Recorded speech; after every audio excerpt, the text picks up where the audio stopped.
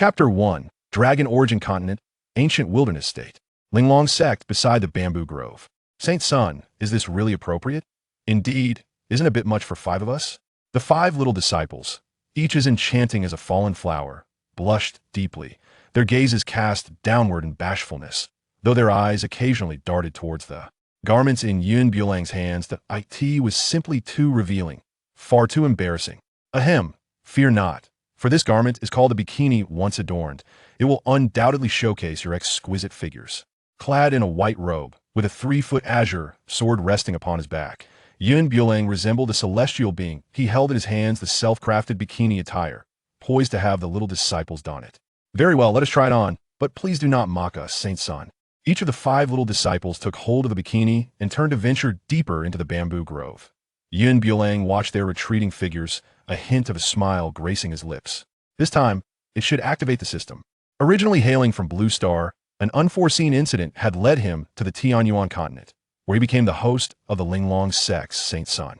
From the memories of his predecessor, he learned that he had 7 extraordinarily talented sisters, each residing upon various peaks of the Linglong Sect. However, they were not blood siblings. He was an abandoned infant, later raised by his 7 sisters. As he pondered, the 5 little disciples emerged from the depths of the bamboo grove, shyly covering their bodies with their hands. Saint Sun, this attire is too. Chu Wan's cheeks flushed crimson as she lowered her head, unable to meet Bulang's gaze. Quite splendid. You will undoubtedly captivate a multitude of cultivators when you step out.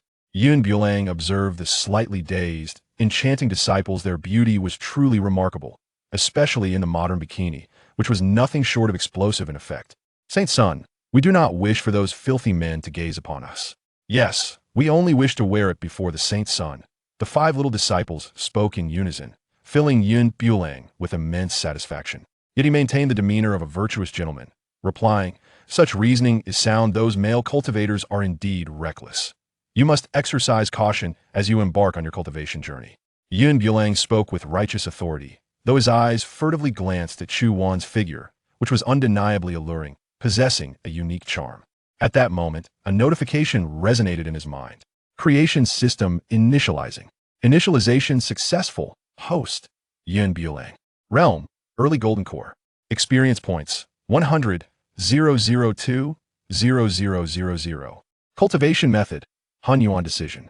Skills, swordsmanship, initial understanding, alchemy. Unexplored, formation unexplored, arts unexplored. Creation points, 5 can be used to enhance experience or purchase items in the shop. Shop unlocked. Host receives initial free rewards. God level comprehension, God level. Talent. Upon hearing the sound of the system booting up, Bulang smiled, finally acquiring 5 creation points after diligently studying bikinis for half a month. As he reveled in his joy, a furious roar echoed from the horizon. "Bulang, you little rascal, what wicked deeds are you up to?" In the sky, a young girl donned in a white dress appeared, her exquisite face marred by frost, wielding a sword imbued with the essence of the wind. Upon seeing the attire of the outer sect disciples, her teeth clenched in anger. "Ha! What kind of clothing is that? It bears no difference from being completely unclothed."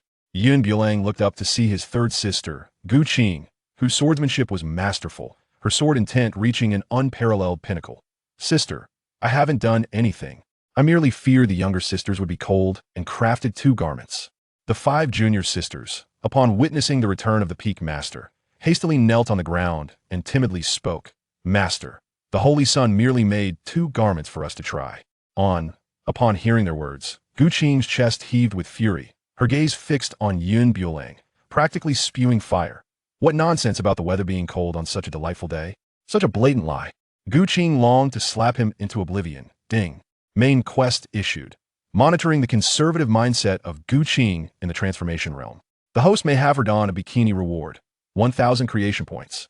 Hearing the system's voice, Bulang resolutely chose to disregard it this moment, persuading his 3rd sister to wear a bikini would likely lead to his demise. This matter required a gradual approach, to be handled with care. You spend your days flirting with junior sisters, concocting such vile things. I hereby impose a penalty. You shall enter seclusion for cultivation. Only when you can master the 10,000 swords returning to one may you emerge. Qing produced a tome of martial arts and flung it into his hands. Bulang glanced at the manual, murmuring, After enduring 9 years of compulsory education, I must now bear the trials of cultivation. What are you complaining about? Qing glared at him, her ire rising. Their sisterhood had reached a bottleneck in cultivation. The previous sect master had been framed, leaving them powerless for vengeance, their hopes resting solely upon Bulang. Yet here he was, preoccupied with flirting and dabbling in trivial matters. Nothing at all. As Bulang opened the manual for the 10,000 swords returning to one, a sudden clarity enveloped his mind. It seemed that merely a glance was sufficient for comprehension. Sister, if I can grasp the 10,000 swords returning to one, does that mean I need not enter seclusion? Of course. In Qing's view, for him to truly comprehend the 10,000 swords returning to one, he would require at least 2 months ample time to focus and diligently cultivate. I have already grasped the 10,000 swords returning to one. At his declaration, a flicker of rage flashed in Qing's eyes. She was no fool. Could one truly comprehend martial arts with just a glance? I think you're itching for a fight. Before Qing could finish her sentence, Bulang grasped the 3-foot azure sword at his back that he wielded, the Qing Feng sword, and the essence of swordsmanship emanated from. Within him, wisps of sword intent swirled around his body, causing the grass beneath to rustle. The sword intent cleaved through the ground, propelling Bulang into the void. Behind him, ethereal images of celestial swords continued to manifest. Qing gazed at the unfolding scene, her eyes wide with astonishment, her cherry lips slightly parted. She held her breath, her heartbeat quickening. This was a sign of successfully mastering the myriad swords returning to their origin. The small junior sister, kneeling on the ground, looked up at Bulang in the void, her eyes reflecting admiration. The talent of the Holy Sun was truly unparalleled across the ages. The celestial swords behind Bulang solidified from the ethereal, and he deftly carved through the air with the Qing Feng sword. The celestial swords coalesced and shot toward the distant mountain peak in an instant. Boom! A muffled explosion echoed as the mountain was blasted open, debris cascading down and dust swirling into the air. Hiss! The small junior sister gasped at the sight of the mountain's gaping wound, her breath catching in her throat. The Holy Sun's power was indeed terrifying. Qing was filled with shock, her entire being trembling. The Linglong Sect was on the verge of producing an extraordinary prodigy. If Bulang devoted himself to his training, he could very well dominate an era. The thought filled Qing's eyes with excitement.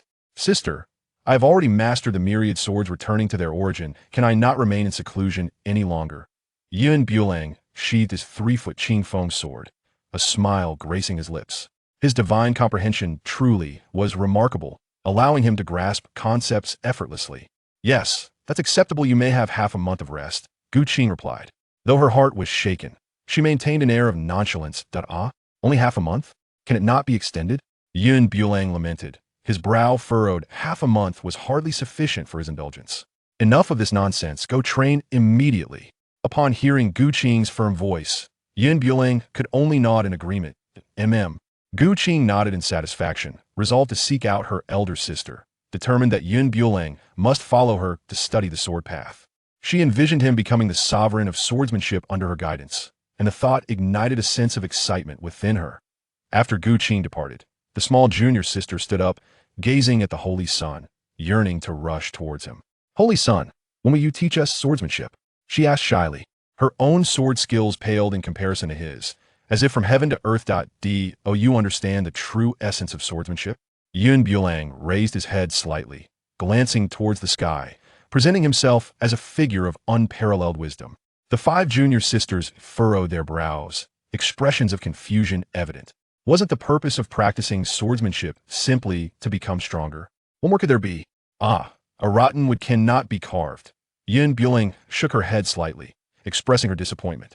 Saint Sun, my junior sisters are rather dull. Could you enlighten us? Indeed, Saint Sun, are you not preparing to don a Lolita outfit? We could secretly assist you in wearing it. They did not comprehend the concept of Lolita, but from the Saint Sun's words, they learned it was a type of garment. In the understanding of the junior sisters, it might be another variation of a bikini. Ahem, since you are so eager to learn, this Saint Sun shall impart to you. You must remember it well. The 5 junior sisters focused intently, ready to absorb the true essence of swordsmanship. Bulang slowly began. If practicing swordplay is not for the sake of display, it is utterly meaningless. Chuan was left in a fog. What did display truly mean? Why, they never heard of it before. Saint Sun, my junior sister is dull. What is display? Bulang sighed and shook her head, exuding an air of disappointment. Display is an ultimate form of swordsmanship, capable of vanquishing countless deities and demons. Hiss! The group's eyes widened, utterly astonished. So display was such a formidable skill that could obliterate thousands. Could it be that the Saint Sun's power had reached such heights? Next, this Saint Sun will teach you a technique. Whether you grasp the sword intent within depends on your innate talent. As Yin Bulang prepared to demonstrate with her 3-foot azure blade, Elder Xiao arrived in the bamboo grove. "What are you doing, Saint Sun?" Upon seeing the attire of her disciples, Elder Xiao's expression shifted slightly. Although she did not comprehend the outfit, its revealing nature led her to wonder if something inappropriate was about to occur in the bamboo grove. "Saint Sun, you absolutely must not engage in lewd activities here. If the peak master discovers this, you shall surely face dire consequences." Hearing Elder Xiao's words, Yin Bulang felt a wave of exasperation. This old woman, despite her age, harbored such impure thoughts. "Elder, the Saint Sun is teaching us swordsmanship." At this moment, Chu Wan interjected from the side. Upon hearing this, Elder Xiao's lips twitched involuntarily. Practicing swordsmanship in such attire was indeed unique. Yin Bulang grasped the 3-foot azure blade and made a subtle slash through the air before sheathing it again. All the myriad sword intents of this Saint Sun reside within that single stroke. How much you can comprehend depends on your own abilities. The 5 junior sisters meticulously sensed the sword intent in the air, exchanging wide-eyed glances. Nearby, Elder Xiao struggled to suppress a laugh.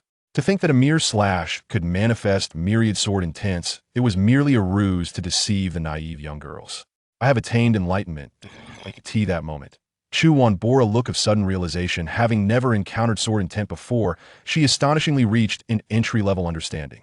Yin Bulang was momentarily taken aback. She had merely made a casual slash through the air. Could it be that Chu Wan possessed the legendary fortune of a prodigy? As long as she stayed by his side, would she be able to master any technique? Indeed, quite impressive, a promising disciple. Upon finishing his words, Yin Bulang turned to Elder Xiao and inquired, "I wonder, Elder Xiao, how have you comprehended it?" The smile on Elder Xiao's face abruptly vanished. What could she possibly comprehend? A mere stroke through the air. What profound understanding could arise from such a gesture? Cough, cough. This old woman has gleaned a vast understanding of the sword path from the sun's sword intent, and it seems I am on the verge of a breakthrough. Though she held the title of elder and possessed a higher realm than Yin Bulang, her status was inferior. Moreover, if a disciple could claim to have comprehended such insights, what did that make her, who had attained nothing? Elder Xiao could only feign ignorance and play along with the sun charade. In hindsight, she regretted coming to the bamboo grove. "Son, I have matters to attend to. I shall take my leave." Elder Xiao was eager to depart, uncertain of what further antics the sun might concoct. Very well. Yin Bulang nodded slightly, and after the elder's departure, proceeded to guide his junior sister in her cultivation with meticulous attention. As the morning slipped away quietly, Yin Bulang bid farewell to his junior sister, preparing to meander through the Beast Tower. The Beast Tower served as a training ground for the Linglong Sect, comprising 8 levels, each corresponding to a particular beast, designed for disciples to experience the trials of life and death. The second elder oversaw the tower, ensuring that every movement within was closely monitored, ready to intervene at critical moments. Meanwhile, in the grand hall of the Linglong Sect, beside Qing sat a woman clad in black, her form accentuated by a perfectly fitted attire that revealed an alluring silhouette. Her face bore no blemish, and her demeanor exuded an air of aloof elegance. This woman was none other than the sect master of Linglong, and Yin Bulang's elder sister, Li Yanran. "Sister, do you truly mean what you say?" Upon hearing her sister's report, Li Yanran's face displayed a flicker of emotion. Her voice, reminiscent of an enchanting goddess, carried a unique allure. Indeed, that little rascal Yin Bulang, with but a single glance at the technique, grasped it entirely. "I witnessed it with my own eyes." Prior to this, Yin Bulang had never studied the 10,000 swords return to one. A subtle smile graced Li Yanran's otherwise icy visage. "If your words hold true, with this rascal Yin Bulang among us, our Linglong Sect shall rise to great heights." A glimmer of excitement flashed in Li Yanran's eyes. The T.O. comprehended technique. At a mere glance she had never encountered such an extraordinary talent. "Indeed, when the time comes, we shall avenge the fallen former sect master." Gu Qing, filled with fury, spoke with fervor. "This matter requires patience until Yin Bulang matures. Our immediate concern is how to motivate him to cultivate diligently." At this point, Gu Qing found herself at her wit's end. When naming him Yin Bulang, the intention was for him to develop cautiously and not indulge in frivolity. Who could have anticipated that he would grow to such heights of recklessness? Why don't we have the Grand Elder disguise himself as an assassin, specifically to target Bulang, so that he may comprehend the terrors of the cultivation world? At this moment, Qing proposed that the Grand Elder take action. If Bulang remains oblivious to the dangers of the cultivation realm, it would be quite challenging for him to devote himself to his training. This method is feasible, but he must not be harmed. Merely a fright will suffice. Tomorrow, the elders of the Tianyuan sacred sect will also come to lead their disciples here, she added. When they brought Bulang back, an engagement had been established with the Tianyuan sacred sect. This matter had been kept from Bulang, as they wished to surprise him. Tomorrow, the elders and disciples of the Tianyuan sacred sect would come to observe Bulang and assess his strength. Rest assured, I will handle this matter with great care, Qing assured. And with that, she turned to leave, preparing to seek out the Grand Elder. At Linglong Sect, on the peak of 10,000 beasts, Bulang made his way towards the Beast Tower, where a considerable number of disciples had gathered. "Greetings, Holy Son," the disciples of the 10,000 Beasts Peak exclaimed, their faces adorned with expressions of reverence. "Holy Son, what brings you to our humble abode? Are you here to conquer the tower as well?" "Dear brothers and sisters," the Holy Son replied, "I have come specifically to observe your progress in cultivation." Bulang gazed at the disciples surrounding him, relishing the treatment akin to that of an emperor, his heart brimming with contentment. Why engage in the troubles of violence? This, indeed, is the essence of life. The disciples, upon hearing Bulang's words, were so moved that tears nearly welled in their eyes. They could scarcely believe that the Holy Son would take the time to express concern for them. As the crowd began to engage in conversation with Bulang, Wang Feifei had already taken notice of him. This little rascal, always indulging in leisure. Wang Feifei, with her sun-kissed skin and a figure that could tempt the heavens, exuded an air of maturity in every aspect. Her long, flowing hair cascaded over her shoulders, accompanied by a beast of the nascent soul realm at her side. The master of the myriad beasts peak, renowned for taming beasts, ensured that each disciple had the opportunity to cultivate a bond with a beast as a companion. Linglong. After a prolonged absence, it is evident that you have grown even more beautiful. Bulang cast a glance at the petite girl before him. Despite her seemingly innocent appearance, she was accompanied by a formidable beast, a bear that truly embodied the essence of a fierce little girl. "Saint, you are so annoying, always teasing me," Linglong exclaimed. Her cheeks flushed with embarrassment as she fidgeted. Just as Bulang was about to tease her further, a sudden cough interrupted the moment. The numerous disciples, upon recognizing the arrival of the peak master, hastily parted to clear a path. "You little rascal, have you come to my 10,000 beasts peak to challenge the tower?" Upon hearing these words, Bulang's expression subtly shifted, and he hastily replied, "No, I merely mentioned how much I missed my second sister, which is why I came to see her. As for venturing into the Beast Tower, absolutely not. Such violent affairs should be left to others." His role was simply to indulge in leisure. However, since he had arrived at the Beast Tower, it was imperative for him to undertake the challenge. Allowing his junior sister to witness his prowess, Wang Feifei, having made up her mind, was determined to put Bulang in his place. If he continued to lounge around, how could he cultivate? How could he lead Linglong Sect to glory? As soon as these words were spoken, several younger sisters began to echo the sentiment. "Holy Son, let us witness your prowess in slaying the beast." The Holy Son's strength was undoubtedly sufficient to conquer the Beast Tower. The crowd chimed in, while Bulang maintained a facade of calm, albeit already contemplating an escape. Clearing his throat, he addressed his fellow disciples. "Although I too wish to challenge the tower, I am burdened by an unspeakable dilemma." Wang Feifei, skeptical of his excuses, retorted, "What unspeakable dilemma could you possibly have? Do share." Upon hearing this, Bulang awkwardly smiled and approached his second sister, saying, "I will confide this matter to you in secret." Wang Feifei leaned in slightly, eager to discern his hidden trouble. The onlooking disciples began to murmur among themselves, with one voicing, "I believe the Holy Son's strength is so formidable that he might obliterate the Beast Tower. It wouldn't be surprising if the Holy Son could destroy the tower with a single strike."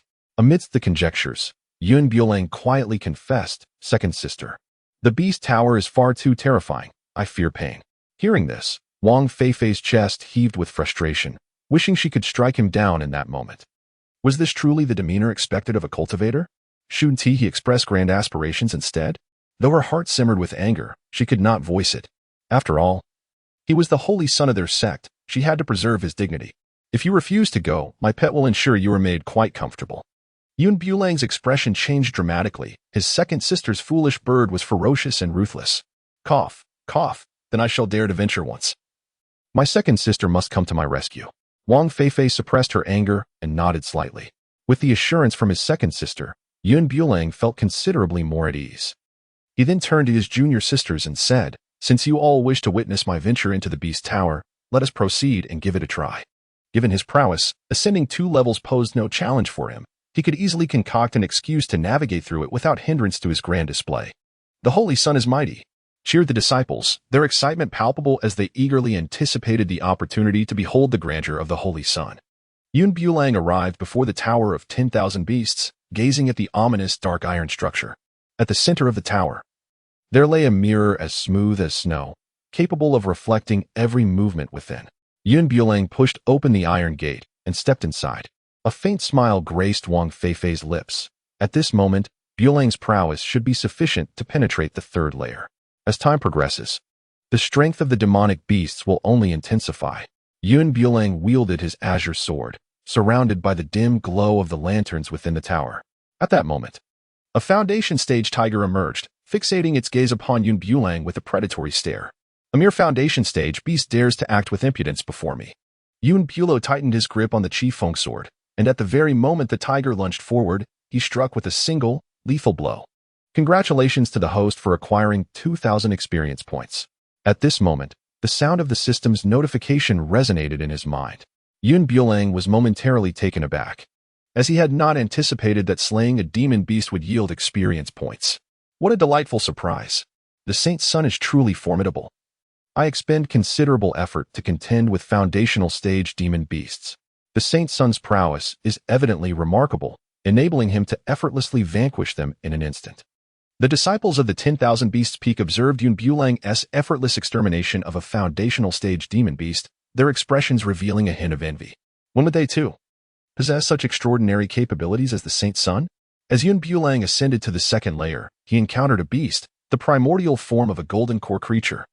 Before him stood a ravenous wolf, saliva dripping from its jaws. The beast's gaze was intensely fixed upon him, as if he were a sumptuous feast. Yun Bulang gazed at the hungry wolf in the early stage of the golden elixir, a sly smile curling at the corners of his mouth. In his eyes, this was a veritable treasure trove of experience points. Yun Bulang, wielding his azure blade, charged forward. In the fleeting moment the ravenous wolf lunged at him. He leapt into the air. The sharp fangs of the wolf emerged, intent on tearing Yun Bulang into shreds. Yun Bulo wielded his sword with a swift motion, the essence of his blade radiating from him. With a piercing sound, he cleaved through the abdomen of the monstrous beast, which let out a heart-wrenching cry. Congratulations to the host for acquiring 5,000 experience points. Yun Bulang grinned as he continued to layer his efforts. Poised to directly transcend into the mid-stage of the Golden Core realm, he advanced to the 3rd level, where he effortlessly vanquished the mid-stage Golden Core beast. At that moment, he successfully broke through and proceeded to the 4th level. The disciples outside observed in astonishment as Yun Bulang dispatched the beast with a single stroke of his sword, leaving them speechless. The power of the Holy Sun is truly formidable. He can annihilate a mid-stage Golden Core beast with just one strike. We, as cultivators, should strive to emulate the Holy Sun. Many disciples nodded in agreement, while Wang Feifei prepared herself to intervene if necessary. The beasts on the 4th level were akin to those in the late stage of the Golden Core realm. Within the Beast Tower, Yun Bulang faced the late-stage Golden Core beast without a hint of trepidation. Instead, a fierce glint shone in his eyes. By slaying this late-stage Golden Core beast, he might just achieve another breakthrough. Yun Bulang emanated a profound sword intent, and a phantom of a celestial sword materialized behind him. He wielded his Qing Feng sword with utmost precision, propelling himself forward with unparalleled vigor. Although he had yet to arrive, the spectral sword behind him surged forth with wild ferocity. Whoosh! Whoosh! The ethereal swords transformed into tangible entities, mercilessly piercing the body of the earth mammoth. Wang Feifei, witnessing his fearless advance, felt her heart leap to her throat. Should she perceive Yun Bulang in peril, she would rush to his aid without hesitation.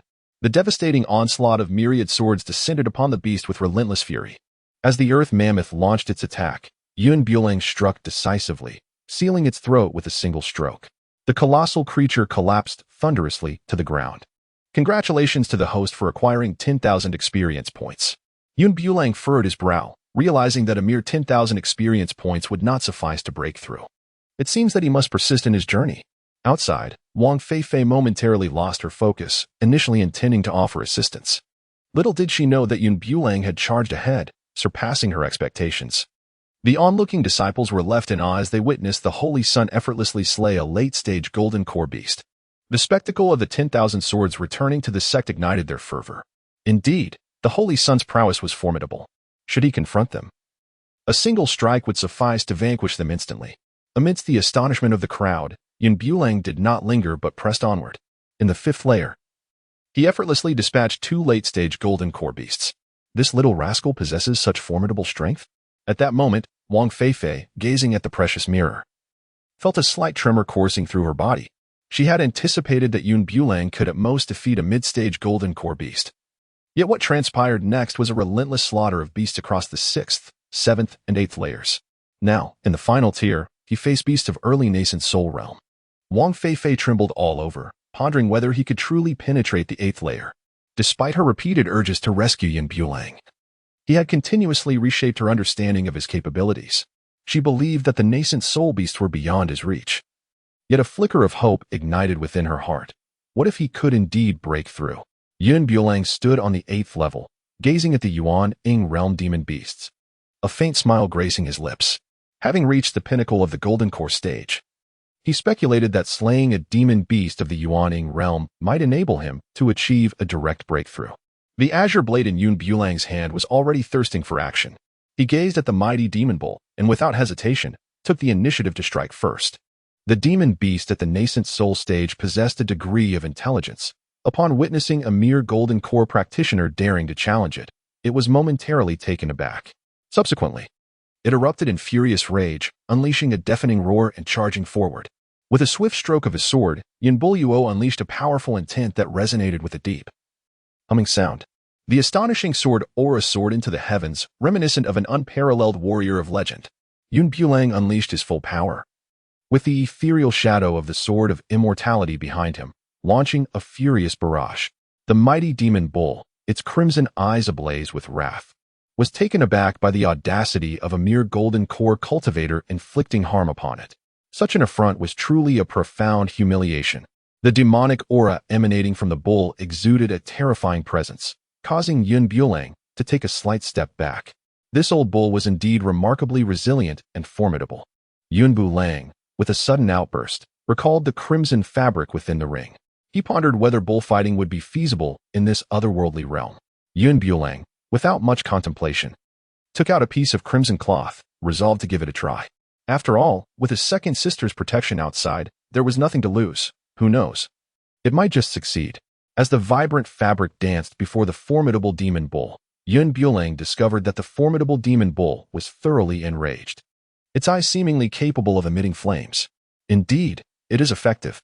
Bulang smiled whimsically, conceiving a brilliant plan. The disciples outside, bewildered by his actions, could not fathom the purpose of the fabric he produced. Could it be a sacred artifact? To my eyes, it appeared to be merely ordinary cloth. Nonsense. What the saintly figure held must undoubtedly be a treasure. A cacophony of voices erupted among the disciples. Yet Wang Feifei understood that this was simply a piece of red fabric. What on earth could this little rascal be up to? Wang Feifei murmured to herself, equally perplexed by his intentions. Within the Tower of 10,000 Beasts, Bulang brandished the red fabric, initiating a bullfight. He waved the cloth before the powerful demon bull, swaying it enticingly. The mighty creature could no longer restrain itself and charged forward. This was precisely the outcome Bulang desired. As the demon bull rushed towards him, he deftly evaded its path. With a speed too great to be halted, the bull crashed into the thick wall. Its horns became ensnared in the structure, rendering it unable to extricate itself for the time being. This was no ordinary wall, but one fortified by the blessings of the sect's esteemed elders, ensuring it was impervious to failure. The cloudless sky revealed a smile as he approached the formidable demon bull from behind, gripping his azure sword tightly. A surge of sword intent erupted fiercely from within him. At that moment, the mighty demon bull suddenly felt a constriction in its core. Yet it was already too late to react. The azure blade pierced through the robust body of the formidable demon bull with unyielding precision. Despite the beast's rugged exterior and thick flesh, he could not believe that such a formidable defense could withstand the relentless onslaught. A pained wail erupted from the demon bull as it collapsed to the ground. The onlookers outside were left utterly astonished. This display was nothing short of extraordinary. The saintly figure had truly redefined their understanding of combat. It turned out that such a method could indeed be employed against demon beasts. Wang Feifei couldn't help but twitch at the corners of her mouth. This little rascal was genuinely exceptional. Yet, beneath her facade, her heart brimmed with exhilaration. The surprise brought to Yun Bulang was indeed immense. Congratulations to the host for acquiring 50,000 experience points. At this moment, Yun Bulang opened the system panel. Host, Yun Bulang Realm, Peak of Golden Core Experience Points, 9,000, 010, 000 Cultivation Method, Primordial Decision, 10,000 Swords returning to the sect. Skills, Swordsmanship, Initial Understanding. Alchemy, Untouched, Array Formation, Untouched, Arts, Untouched. Creation Points, 5, can be used to enhance experience or purchase items from the mall. Mall, Unlocked. Upon seeing that he had only 10,000 experience points left to break through to the nascent soul realm, he decided to leave the Beast Tower first and then utilize the creation points for his breakthrough. Upon exiting the Beast Tower, the onlooking disciples hurried over. Saint, you are truly formidable. Even the nascent soul beasts are no match for you. Your power is indeed terrifying. The junior brothers and sisters chimed in. To which Yun Bulang humbly expressed the need for modesty. At that moment, Wang Feifei approached, striving to calm her emotions. Although Yun Bulang's actions in slaying the beast were somewhat peculiar, his ability to defeat a nascent soul beast had already proven his strength. You little rascal. What realm are you in now? Despite Yun Bulang's unexpected performance, she couldn't afford to show any signs of approval. Otherwise, he might become complacent. I am currently at the peak of the Golden Core realm, about to break through to nascent soul. Hiss. Upon hearing this, a look of astonishment crossed Wang Feifei's face. Just a month ago, Yun Bulang had emerged from seclusion at the early stage of Golden Core. Now, he had astonishingly reached the peak of the Golden Core realm, all while seemingly indulging in leisure. If he were to dedicate himself to diligent practice, it would not take long for him to surpass the transformation realm. Upon witnessing the astonished expression of his second sister, Yun Bulang could not help but utter a single word in his heart, exhilarating. Indeed. You are but a step away from the Yuanying realm. Henceforth, retreat into seclusion to cultivate, and emerge only after transcending to the Yuanying stage. Upon hearing these words, Yun Bulang's lips involuntarily twitched. Had he known earlier, he would have merely mentioned the mid-stage of the Jindan system. How much experience can be gained from a single creation point? In the depths of his mind, Yun Bulang pondered. To avoid secluding himself for cultivation, he resolved to activate a cheat. One creation point could yield 30,000 experience points. Would he like to proceed? The system's mechanical voice echoed, and Yun Bulang readily consented. With a single creation point, he was on the verge of breaking through to the nascent soul realm. Usage successful. As the system's voice faded, Yun Bulang suddenly felt the yuan coalescing within his dantian. Sister, I am about to break through to the nascent soul realm. What? Wang Feifei was momentarily taken aback as Yun Bulang soared into the void. He sensed that the yuaning forming within him demanded vast amounts of heavenly and earthly spiritual energy. Holy Sun, what is happening? Why is the surrounding spiritual energy dissipating so rapidly? They were all cultivators, acutely attuned to the fluctuations of spiritual energy. My heavens! Look at the area around the Holy Sun. Upon hearing Lin Lingling's exclamation, the crowd hurriedly turned their gaze toward the void. What in the world is this? They beheld a scene where the spiritual energy around Yun Bulang surged like a relentless river, wildly rushing into him. What kind of yuaning is being nurtured? Wang Feifei's expression shifted dramatically. The breakthrough to the nascent soul realm among cultivators typically occurred in two forms, the ordinary nascent soul and the transformative nascent soul. Those endowed with extraordinary talent could nurture a transformative nascent soul.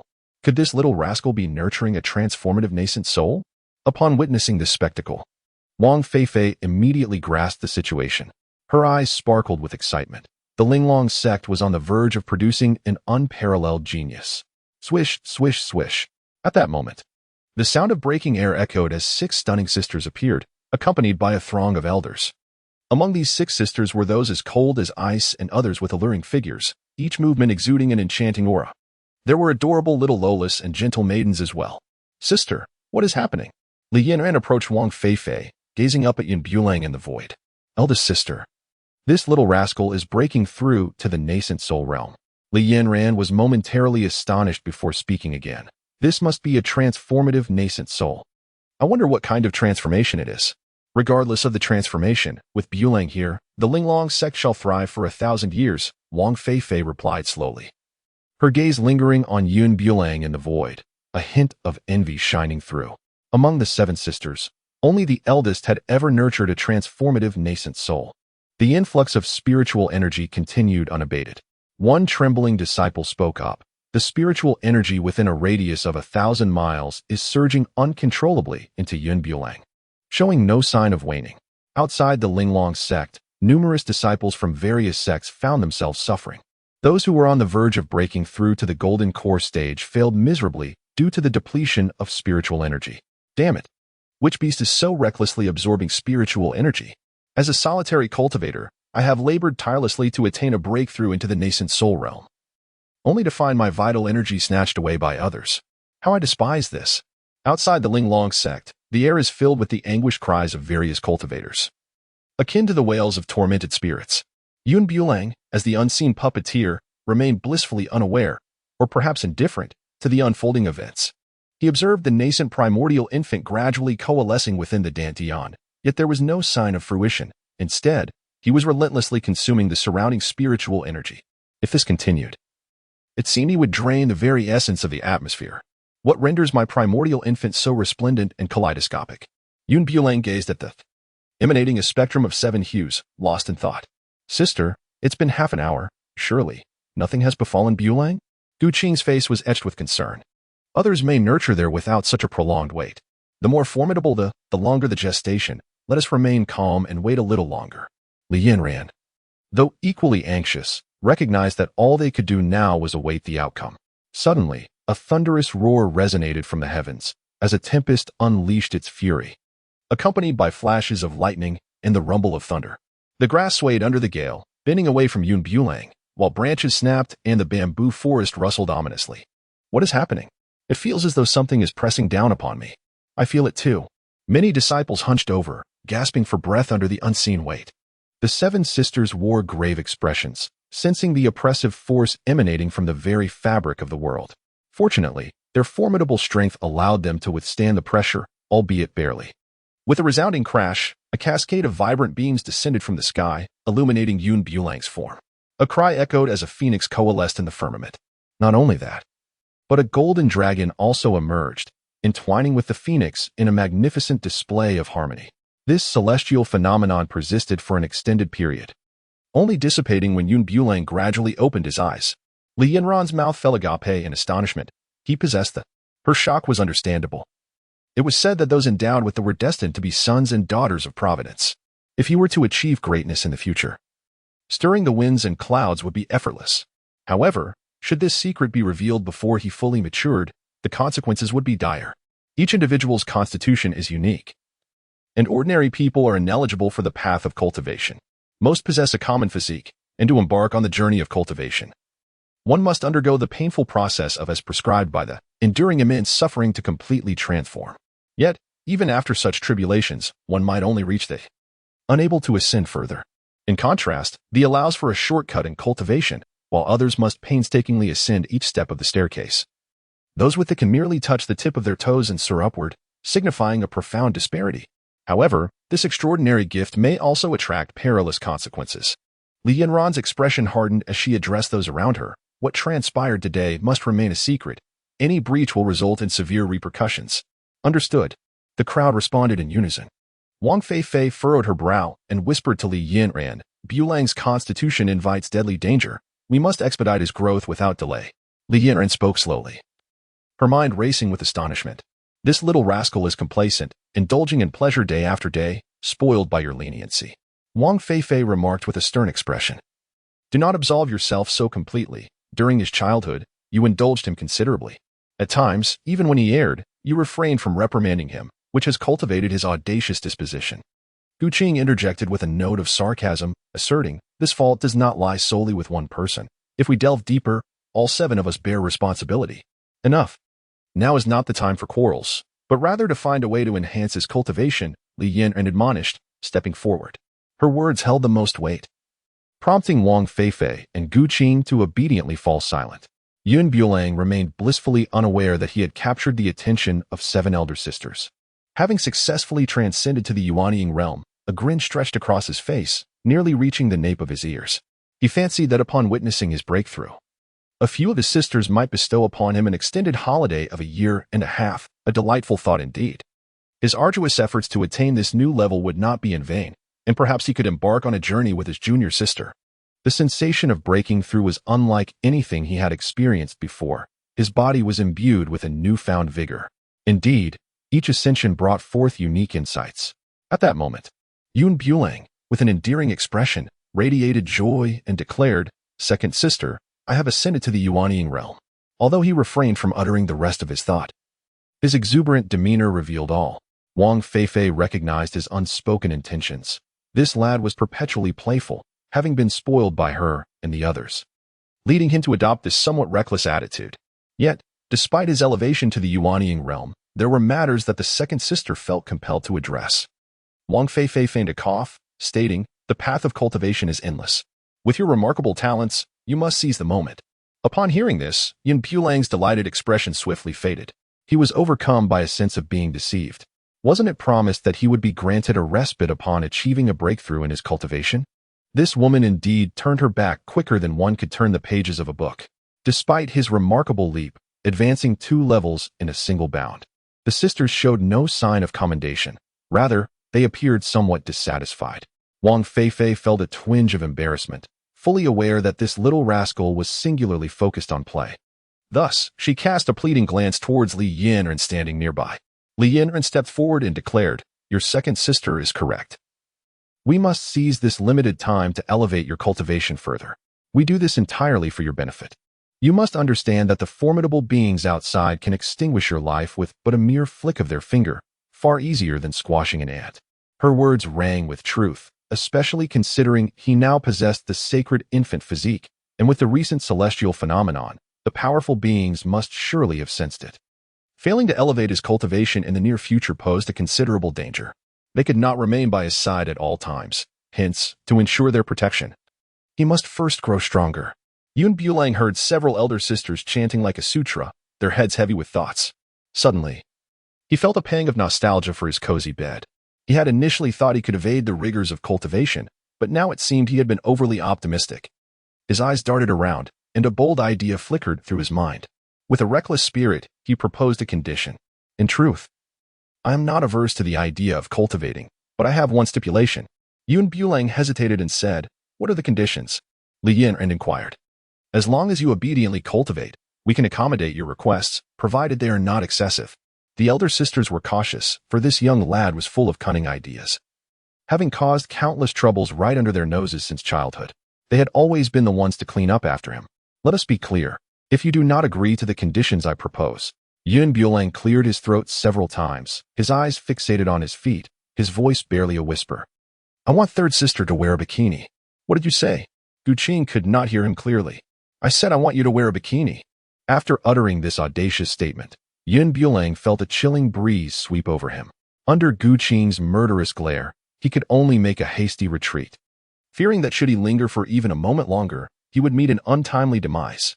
Thankfully, he was quick on his feet. Otherwise, Qing's hand would surely have found its mark upon his face. "The clouds have returned to their abode, bringing an air of profound monotony.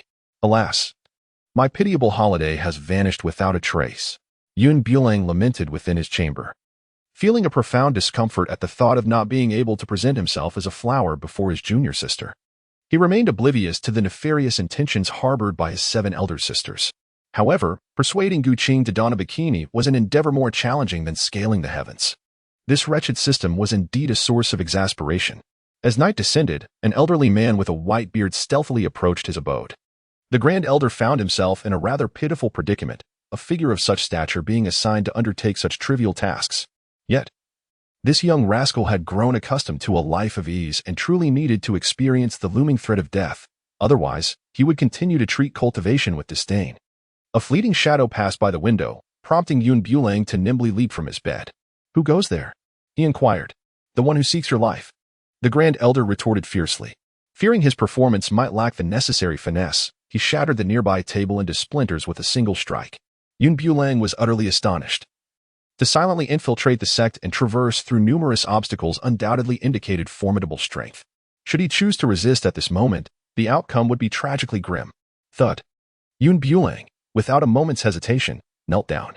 If you desire anything of value, please take it, just do not take my life. When it comes to matters of life and death, pride holds no worth whatsoever. Yun Bulang feigned terror, allowing tears to escape his eyes, resembling a cowardly wretch. Yet, unbeknownst to his adversary, his other hand discreetly gathered an ethereal energy, coalescing within his grasp. He awaited the moment when the old man would let his guard down. Poised to deliver a decisive blow, the Grand Elder, witnessing such a lack of spine, could not suppress the frown that creased his brow, seething with indignation. This wretched creature, so spineless, had the audacity to surrender outright. Infuriating. Truly a disgrace to the sect. This little rascal had driven the elder to the brink. Despite the tempest of fury within, the Grand Elder maintained an outward facade of lethal intent, proclaiming, "Today, your demise is inevitable. Prepare to meet your end." He resolved to unleash a mere fraction of his power to properly chastise this insolent youth, extending his arm to deliver a resounding slap. However, in that fleeting moment, Yun Bulang had long prepared his counterattack, thrusting his fist forward with unyielding force. A wretched scream shattered the silence.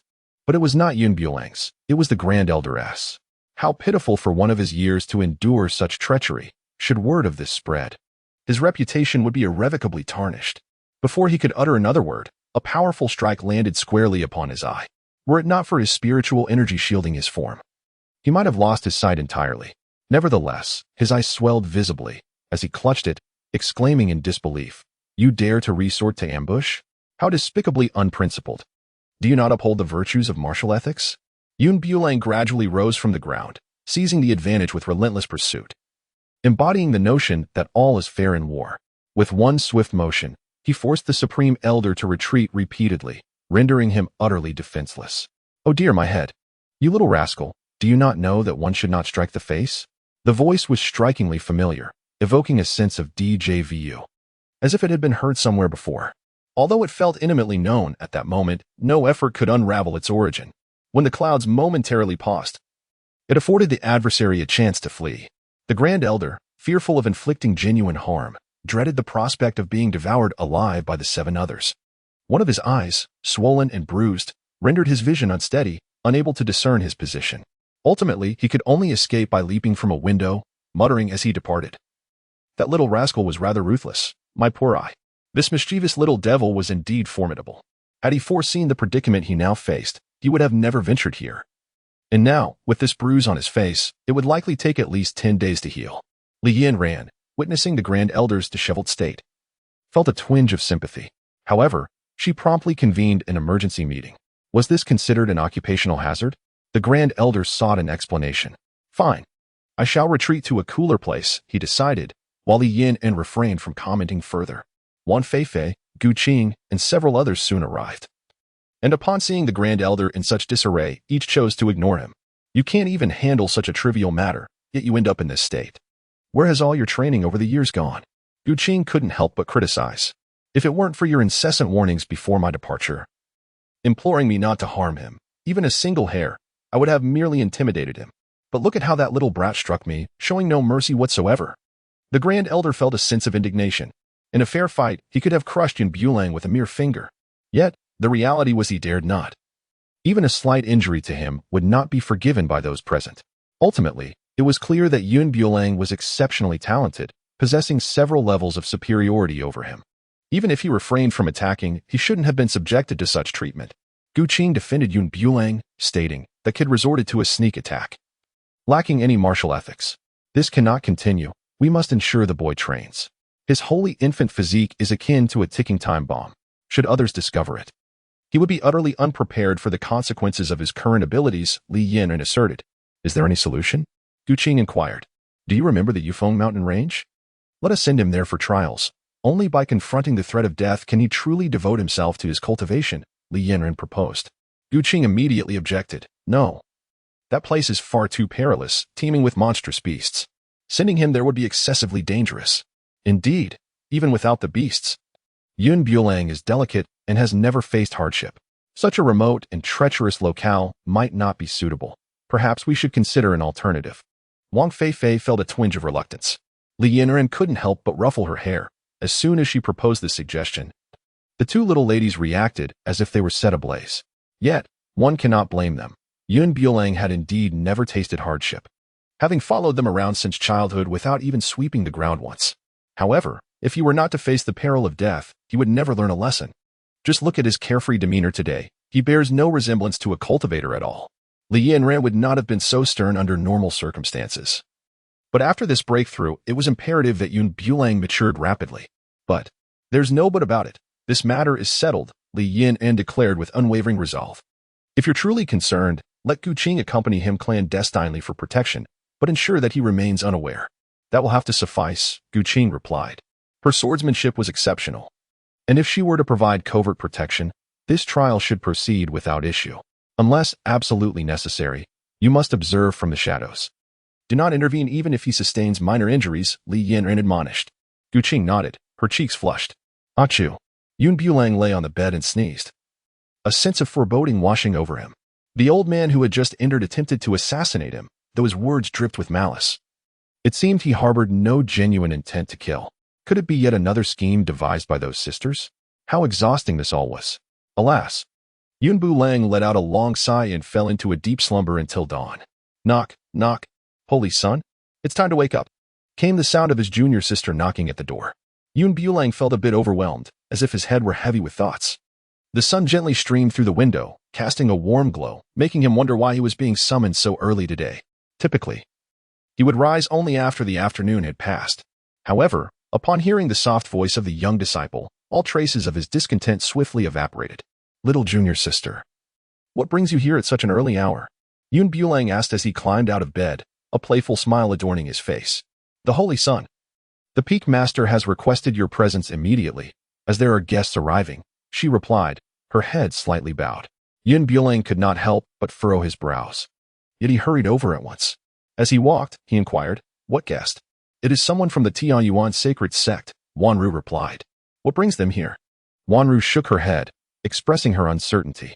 By the time they arrived, Yanran was already standing at the entrance of the living room.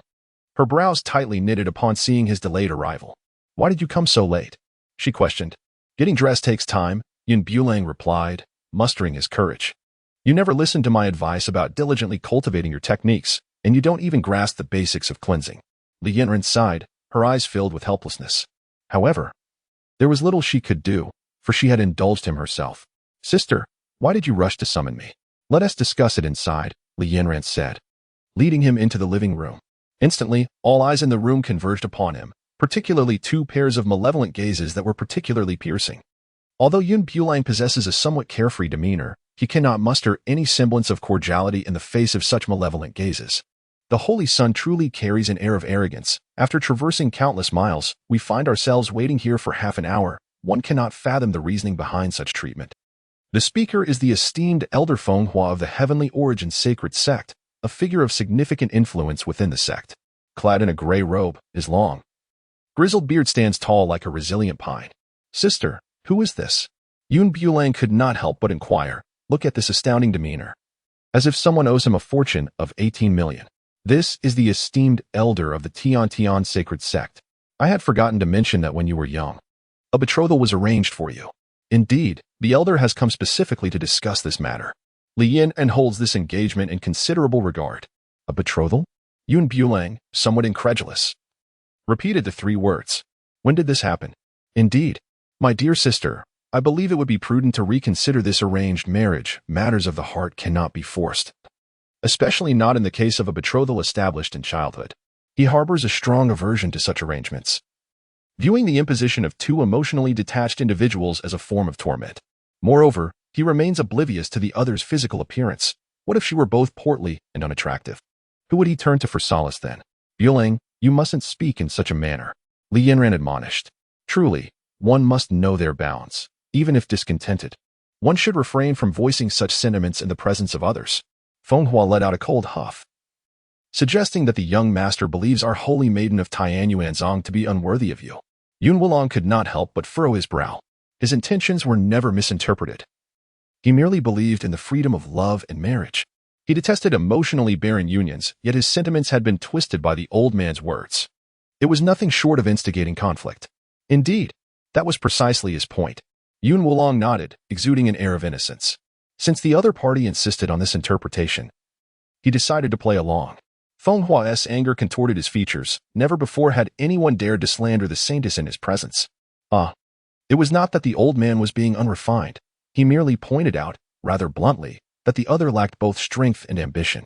Rumors from the outside world suggested that he had little inclination towards cultivation, appearing rather carefree and indifferent.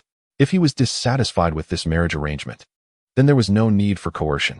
Had it not been for the sect leader's reluctance to breach the agreement, he would not have come to this place. This good-for-nothing, devoid of any scholarly achievements, was unworthy even of holding the saintess's shoes. Without the support of his 7 elder sisters, he might have long since met his demise without a grave. Feng Hua, mind your words. The pressure emanating from Li Yin enveloped Feng Hua, akin to a mountain pressing down upon him. He recognized his words had been overly harsh, yet he could not tolerate the sight of the other as apparent idleness. Feng Hua shot a glance at a companion nearby, who promptly understood and stepped forward from the crowd, proclaiming, "I have long heard of the Saint's son's exceptional talents. Today, upon meeting you, it is indeed true. I wonder if I might have the opportunity to spar with you?" The speaker was Feng Hua's eldest disciple, a remarkable practitioner who frequently accompanied him. Now at the pinnacle of the core formation stage, he was one of his proudest apprentices. "Very well. Since you are so eager for a fight, I shall grant your wish." The words dripped with provocation. Yet, with Li Yanran standing beside, there was no room for dissent. However, merely engaging in a contest seemed rather dull. It would be more exhilarating to place a wager. Yun Wulong proposed. "What wager? If I win this contest, the marriage contract shall be annulled, and I will bear all consequences alone," Yun Wulong stated. "Agreed." Li Yanran approached him, saying, "Let us keep it within limits. Do not reveal too much." Yun Bulang nodded slightly, indicating that he was well aware of the situation. "I am Zhang Hang. Please enlighten me. Prepare yourself." With a flicker, Yun Bulang vanished from sight. Zhang Hang was caught completely off guard, and before he knew it, he received a solid blow to his back. Bang! The resounding impact echoed as Zhang Hang fell to the ground, face down in the dirt, in a state of utter disarray. How could this be possible? Feng Hua sprang from his seat in shock, witnessing his beloved disciple being utterly defeated, with no chance to resist. The disparity between this saint's son and the rumors was staggering. Could it be that someone had meddled? Yet, regardless of his doubts, the truth lay before him. The saint's son exuded an aura of dominance, radiating strength and majesty. Long live the saint's son. Yun Bulang, feeling somewhat bashful, scratched his head and waved his hand at the younger disciples below, signaling for modesty. At that moment, a gentleman clad in blue, seated beside Feng Hua, stepped forward. He pointed at Yun Bulang and declared, "I have heard of the saint's son's remarkable alchemical skills. May I have the honor of competing with him?" The speaker was Yun Qing, one of Feng Hua's most esteemed disciples, who had been studying the art of alchemy under his guidance since childhood. With the elder brother Yun Qing taking the initiative, it seemed that the saint's son was about to face embarrassment. Indeed, as far as I am aware, Yun Bulang, that rascal, has never even ignited a fire, let alone mastered the art of alchemy. Brother Yun Qing is sure to give him a stern lesson. It will be amusing to witness their dismay. The members of the Tianyuan sacred sect wore expressions of arrogance, as if they had already glimpsed the sacred hope ahead. Li Yanran appeared somewhat anxious. She was all too aware of Yun Bulang's capabilities. When it comes to alchemy, he has no connection whatsoever. Not only does he lack the knowledge of alchemical techniques, but he also does not possess his own alchemical flame. The Tianyuan sacred sect is clearly intent on creating difficulties. The saint's son had just undergone a trial and was feeling fatigued. It would be unwise to engage in further combat, Li Yanran interjected. However, the opposing side was relentless, insisting that it was merely a matter of refining some elixirs, with no implications of fatigue. Could it be that the saint's son looks down upon us, unwilling to compete with my disciple? Feng Hua stroked his beard, calmly inquiring. Gu Qing, known for his fiery temper, could only suppress his frustration for the moment. "You have misunderstood my elder sister's words. This competition can occur at any time, and does not necessarily have to be today." Feng Hua remained silent, ceding the opportunity to speak to Yun Qing behind him. "Peak Master, I merely wish to engage in a friendly exchange with the saint's son. I harbor no ulterior motives." "Do you mean to suggest that your esteemed saint's son lacks the courage for such a challenge?" Yun Qing pressed on, his demeanor aggressive. "You old scoundrel. Just because you remain silent, do you truly believe yourself to be a soft target, to be manipulated at will?" The cloud, with a light cough, unexpectedly revealed that it was a contest. Should there not be some wager involved? What do you wish to bet? If you lose, you shall bow your head before me a few times, and I shall overlook the offense you have committed against me. You. Yun Qing's countenance turned a ghastly shade, akin to having ingested a dead fly. Yet, he quickly reconsidered, realizing that this imbecile could hardly be his adversary. Very well, I accept your challenge, should you be defeated. You shall kneel and bow before me, acknowledging that your Linglong Sect is merely a haven for idlers, Yun Qing provocatively declared. Li Yin unclenched her fists but refrained from intervening. Yun Bulo, revered as the holy child, uttered a word that could not be retracted. As difficult to retract as it would be to chase away a team of 4 horses. At this moment, she could not afford to undermine his authority. Preparing the alchemical furnace, the two ascended onto it. With a grand gesture of his hand, a flicker of flame ignited at his fingertips. This was a flame of inferior quality, one that must be captured and refined from the body of a gullah bird, a process fraught with immense difficulty. To possess one's own flame at such a young age marks one as a prodigy, a rare talent on the entire continent. Yun Qing meticulously tossed the herbs into the cauldron, his movements swift yet orderly, fully absorbed in the task at hand, wary of even the slightest error. The flames cast shadows that danced upon the walls, raising the temperature within the room significantly. Truly, he was a prodigy in alchemy. Having already attained the early stages of a second-tier alchemist at such a tender age, his future accomplishments were bound to be immeasurable. Brother Yun Qing surpassed our expectations. Let us observe how that so-called Holy Son meets his demise. Look at what the Holy Son is doing, exclaimed one onlooker. Yun Bulang was leisurely perusing a tome on alchemy, reading each word with deliberation. He then retrieved a candle from the side, found it insufficient, and gathered several more. Positioning them beneath the cauldron before, in accordance with the book's instructions, tossing them in one by one. Gu Qing found this display utterly embarrassing. Though she was not well versed in alchemical practices, she had seen enough to recognize that this was not the art of alchemy. It resembled child's play. Sister, should we not allow that fellow Bulang to come up? This is too humiliating, Gu Qing murmured. The competition has already commenced. To withdraw now would be tantamount to conceding defeat without a fight, which is even more disgraceful, Li Yin replied solemnly. With no alternative, they were left to endure the spectacle, even questioning if those candles could possibly generate enough heat for the cauldron.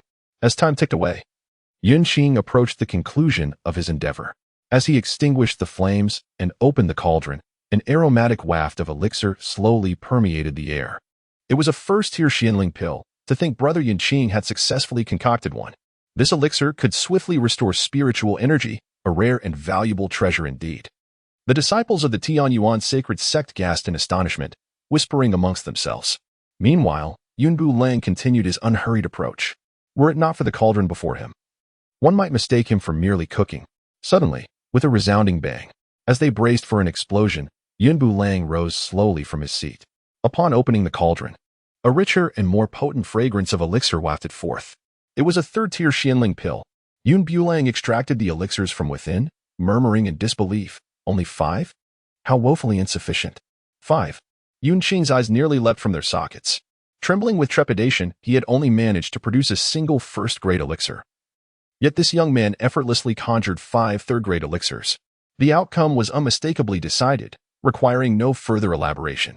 Yun Qing felt a searing pain on his face, as if he had been struck by an unrelenting slap, wishing fervently to disappear into a crack in the ground. He descended slowly, when suddenly, a voice rang out behind him. Stop! Do you think you can just walk away after losing? Have you forgotten the wager we made? Yun Bulang stood up and stretched, realizing that prolonged sitting did not suit him. The audacity of this scoundrel was indeed remarkable. After speaking, he thought he could slip away unnoticed, which was quite delusional. My disciple merely spoke in a moment of candor. His words should not be taken literally, Feng Hua interjected. He had encountered individuals with thick skin before, but never one as brazenly shameless as this. To articulate the phrase playing the rogue with such elegance was truly audacious. So, your implication is that words spoken can simply be disregarded? Might I inquire whether your disciple possesses a mouth or a backside? Yun Bulang replied without a hint of politeness. How dare you use such vulgar language to describe my disciple? Feng Hua's anger boiled within him, causing his heart and liver to ache, yet as a prominent elder, he knew it was unbecoming to engage in a public quarrel. It was exceedingly difficult to contain his frustration. I only know that words spoken hold weight. Only a backside is meant for flatulence. Yun Bulang had successfully infuriated everyone present at the Tianyuan sacred sect, especially Feng Hua, who nearly choked on his indignation. Yun, though reluctant to voice it, recognized that different individuals and situations necessitate varying approaches. Since they chose to act unscrupulously, he felt no obligation to be courteous. Li Yanran maintained her watchful presence nearby. And even if Feng Hua's anger twisted his expression, he dared not overstep. However, should his disciple fail to honor the wager, one could only speculate what might emerge from the mouth of the Holy Sun. Yun Qing. Feng Hua's brow furrowed. Present. Yun Qing felt a foreboding sensation arise within him. Fulfill the wager, Feng Hua commanded. Yun Qing's countenance turned ashen, yet he dared not defy his master's wishes. He could only grit his teeth and kneel down, bowing his head 3 times with heavy thuds. Throughout the ordeal, his face was so dark it seemed as if ink might drip from it. And he nearly ground his teeth to dust. With his master having abandoned the chariot to preserve his own dignity, he had already lost his entourage. Should he fail to recognize the gravity of the situation, he could unwittingly provoke unforeseen troubles. A cloud, drifting through the expanse of space, has unveiled a red envelope. Here. My dear, this envelope is meant for you. Yun Qing departed without a backward glance, striving to diminish his presence amidst the crowd. Yun Bulang gently patted the red envelope, dismissing it with indifference, yet still contemplating purchasing some medicine for you. Just look at your head. It's likely to be disfigured from that fall. Hurry back and get some ointment, lest you find it difficult to marry in the future. And do not place the blame on me. Pooh. Yun Qing, overwhelmed with anger, was on the verge of spitting blood. His eyes rolled back as he fainted on the spot. Senior brother. The disciples of the Tianyuan sacred sect hastily carried him away. Feng Hua, throughout the entire episode, did not cast a glance, maintaining a smile akin to a gentle spring breeze, though his hand trembled slightly around the wine cup. Victory and defeat are commonplace in the realm of martial arts. My 2 disciples have been idly neglecting their training. Now, as the Holy Sun intervenes to teach them a lesson, it serves to instill some much-needed awareness in them. Feng Hua raised his cup and drank it down in one gulp. The clouds, unperturbed, could easily discern the self-aggrandizement of the old fox.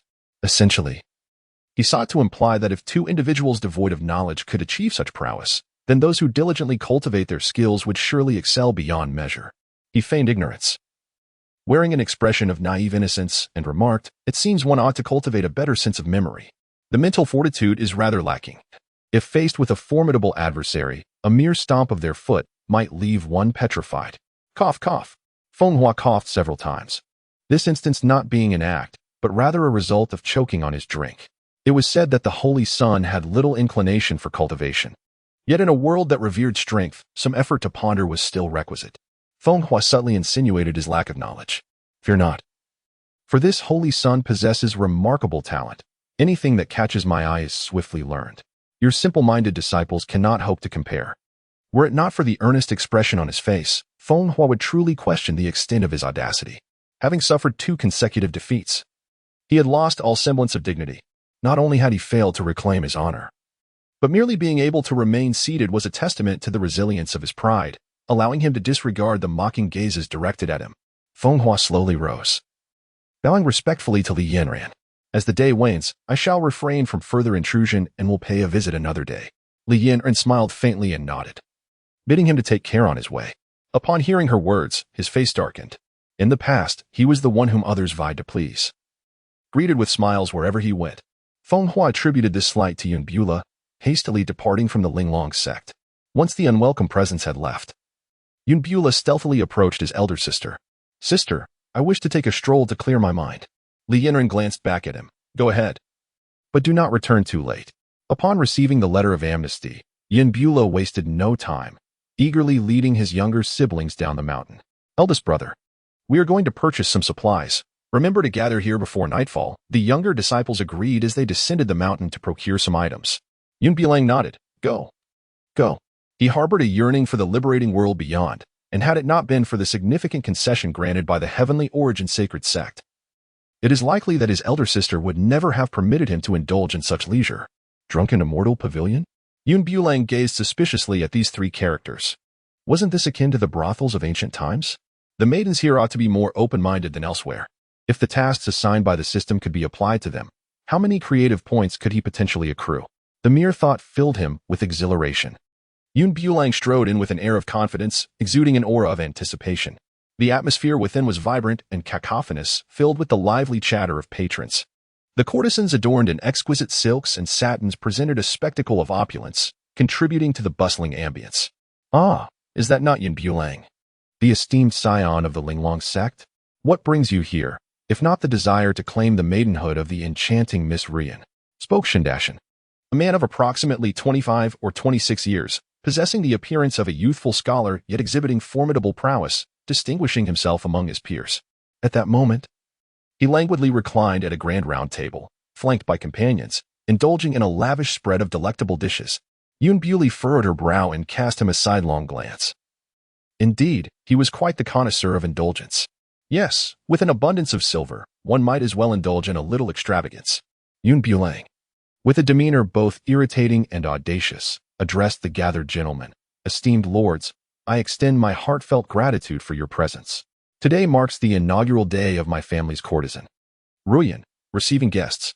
I hold this precious gem in high regard, thus I offer her at the modest price of 100 taels, with the highest bidder securing her services. The matron, adorned in resplendent red, wore a beaming smile, though internally, she wrestled with the pangs of parting with such a lucrative asset. However, with effective promotion, a throng of patrons had arrived, doubling the usual attendance. She remained hopeful of securing a handsome price, at the very least recouping her investment. 150 taels, 180 taels, 200 taels. The matron's countenance darkened, the bidders before her extravagantly dressed, forking over silver as though it were life itself. 1,000 taels. The matron's expression brightened instantaneously. Who among these gentlemen dared to offer such a sum? Gripping her red handkerchief, she trembled with excitement. Shindashan raised his hand, signaling. Huagu, Rian is mine today. None shall contest me. 1,001 taels. Yun Bulang interjected nonchalantly. Upon realizing that the challenger was Yun Bulang, Shindashan's face fell. 2,000 taels. 2,001 taels.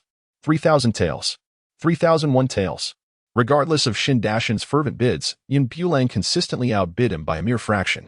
Bang! Shindashan struck the table, exclaiming, What do you mean by this? The highest bidder wins. What is your intent? Yun Bulang, with an air of indifference, shrugged lazily. The matron, overjoyed, announced, 3,001 taels once. 5,000 taels. Shindashan escalated the stakes, inciting a wave of astonishment among the attendees. 5,000 taels could purchase not just a knight, but the entire person. Shindashan regarded Yun Bulang with a smug expression, understanding that one must recognize their own limitations. 5,001 taels. Yun Bulang continued to raise the ante. Shindashan clenched his fists tightly, realizing that 5,000 taels represented all his wealth. He could not muster a single additional coin. Yet, this insufferable individual persistently outbid him by a single tael. In the end, Yun Bulang secured the head courtesan of the Zui Xian Lu by a mere tael. Shindashan snorted, Warning, do not say I did not forewarn you. Should you fail to produce such funds, you will find yourself in dire straits. This was no ordinary pleasure house. The affiliations behind it were intricate and far-reaching. If he could not procure the necessary funds, whether Yun Bulang could exit this establishment unscathed would be in question. After the final bid, the manager approached for payment. Esteemed sir, please proceed to settle your account. I have no money. Yun Bulang stood resolutely still. A wave of astonishment rippled through the assembly. With no money to spare, one dares to frequent the pleasure quarters, ultimately capturing the attention of the courtesan. I must admit, such audacity is not possessed by everyone.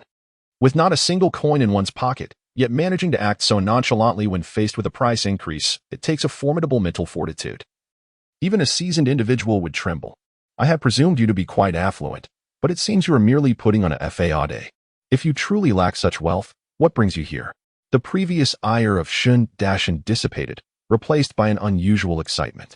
If you bow to me 3 times and proclaim your error loudly, I shall overlook the past and may even consider offering you this price to preserve your life. What do you think? Shindashan spoke in a tone akin to that of a benefactor. Should this sum of money remain unattainable, Yun Bulang was surely doomed. No way. Though I possess no funds, it is not for you to offer charity. Besides, that 5,000 taels must constitute your entire fortune, correct? Yun Bulang surmised. Striking a nerve with his astute observation, the smile on Shindashan's face vanished, taken aback that this young man, even at such a critical juncture, continued to resist. Upon hearing that he could not produce the funds, the manager's expression darkened, his eyes narrowing with menace. Young man, this jest is far from amusing. I am not jesting. I truly have no money. If you doubt me, see for yourself. Yun Bulang symbolically turned out his pockets, revealing but two, even showing the cuffs of his sleeves. Indeed, not a single coin was to be found. Good heavens! These pockets are cleaner than a visage, utterly barren, devoid of anything. The manager, feeling thoroughly mocked, realized that in this vast establishment, he had been outmaneuvered by this young lad. If he did not reclaim his authority today, it would render his entire life a fruitless endeavor. Approaching Yun Bulang, he suppressed his anger and declared, "Either have your family bring money to redeem you, or I shall sever your hands and feet today. Do you believe this place allows for such insolence?" Yun Bulang, with an air of innocence, declared, "I shall choose neither. I possess neither wealth nor the willingness to part with my limbs." The supervisor, having exhausted his patience, realized this young man was truly incapable of producing any funds and deemed it a waste of time to linger on him. With a commanding voice, he bellowed, "Bring this lad to me. I possess an item that could serve as collateral," Yun Bulang casually remarked. "Moreover, I can ensure that your business flourishes beyond its previous heights." The supervisor, taken aback, felt his composure falter at the audacity of the young man's words. He suspected that if he continued to engage this insolent youth, he might indeed face dire consequences. Raising his hand, the supervisor summoned his men, who vanished in an instant. "Is that so?" he queried, intrigued yet skeptical. "One must test the waters, otherwise one risks losing everything." Yun Bulang appeared remarkably unperturbed, displaying not a hint of anxiety. The supervisor nodded, conceding, but warned, "You best think carefully. Do not attempt to deceive me with worthless offerings. Should you dare to employ any more tricks, I shall not hesitate to sever your head from your shoulders.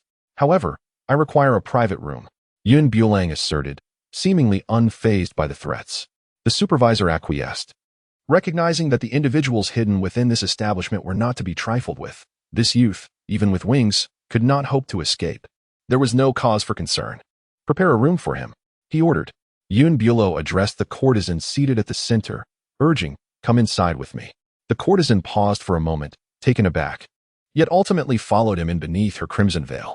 Shindashan observed their departing figures, then raised his cup and drained its contents in one swift motion, exclaiming with disdain, "What a charade!" Within the room, aside from the supervisor, only the courtesan remained. With a deft flick of her wrist, Yun Bulang conjured a striking ensemble of bunny girl attire upon the table, designed to minimize fabric while maintaining elegance. Crafted from the finest materials, he had meticulously refined it through several iterations until it met his exacting standards. "Put this on," he urged, handing the garments to her. Ru Yin, weighing the lightweight attire in her hands, was struck by its fresh design, one she had never encountered before. At the supervisor's prompting, she obediently retreated into a room to don the outfit. Initially distracted, the supervisor was jolted from his reverie when Ru Yin emerged. In that instant, his eyes nearly bulged from their sockets. Though she remained the same person, the transformation wrought by the outfit was nothing short of astounding. Having spent years in this line of work, he had witnessed countless beauties, yet today he realized that beyond mere aesthetics, a tantalizing sensation stirred within him. Nearly overwhelming in its intensity, a warm trickle of liquid began to flow from his nose, pooling on his lips before cascading to the floor, leaving him utterly disheveled. Ru Yin stood at the threshold, a touch of shyness enveloping her, while the outfit concealed what needed to be hidden. Much of her skin was exposed to the cool air, evoking a sense of vulnerability. Gazing into the copper mirror, she marveled at her reflection. Her physique appeared more alluring than ever. She stood there quietly, a vision of beauty, adorned with a captivating smile that danced between allure and bashfulness, her large, glistening eyes brimming with innocence. The dark depths of her pupils exuded purity, and once adorned in this outfit, he found it impossible to look away. It was only when Yun Bulang spoke that the supervisor regained his composure, hastily wiping away the evidence of his distraction, slightly flustered. "Look at you," Yun Bulang chided with a shake of his head. After all, it was merely a bunny girl costume, and he had even more provocative attire yet to reveal. The supervisor's cheeks flushed crimson as he cleared his throat to mask his embarrassment. After 3 to 5 minutes of waiting outside, the tightly shut door slowly creaked open. Look, she's coming out," exclaimed a voice from the crowd. Yun Bulang and the supervisor emerged first, and the expression on Shindashan's face was one of unbridled triumph. Given the circumstances, it seemed likely that this young man would suffer grievous injuries. He sauntered over, holding a glass of liquor and cradling a beautiful woman in his arms, and thought to himself that, considering the young man's apparent lack of funds, it would be better for him to admit fault and address him as grandfather. As a senior, he naturally could not hold grudges against a junior, and he would graciously cover the expenses. A glimmer of arrogance shone in his eyes, as if he could scarcely contain his contempt. Those around them nodded in agreement, although calling him grandfather felt somewhat degrading. It was certainly preferable to facing the prospect of broken limbs. Life is unpredictable, and a true man must possess the ability to adapt. Some onlookers, unable to bear the situation, quietly urged Yun Bulang, "Young man, you are still so young. Do not stray down a misguided path. Simply apologize to young Master Shin and allow him to pay for you. Otherwise, the supervisor may take serious action, and it will not be a trivial matter."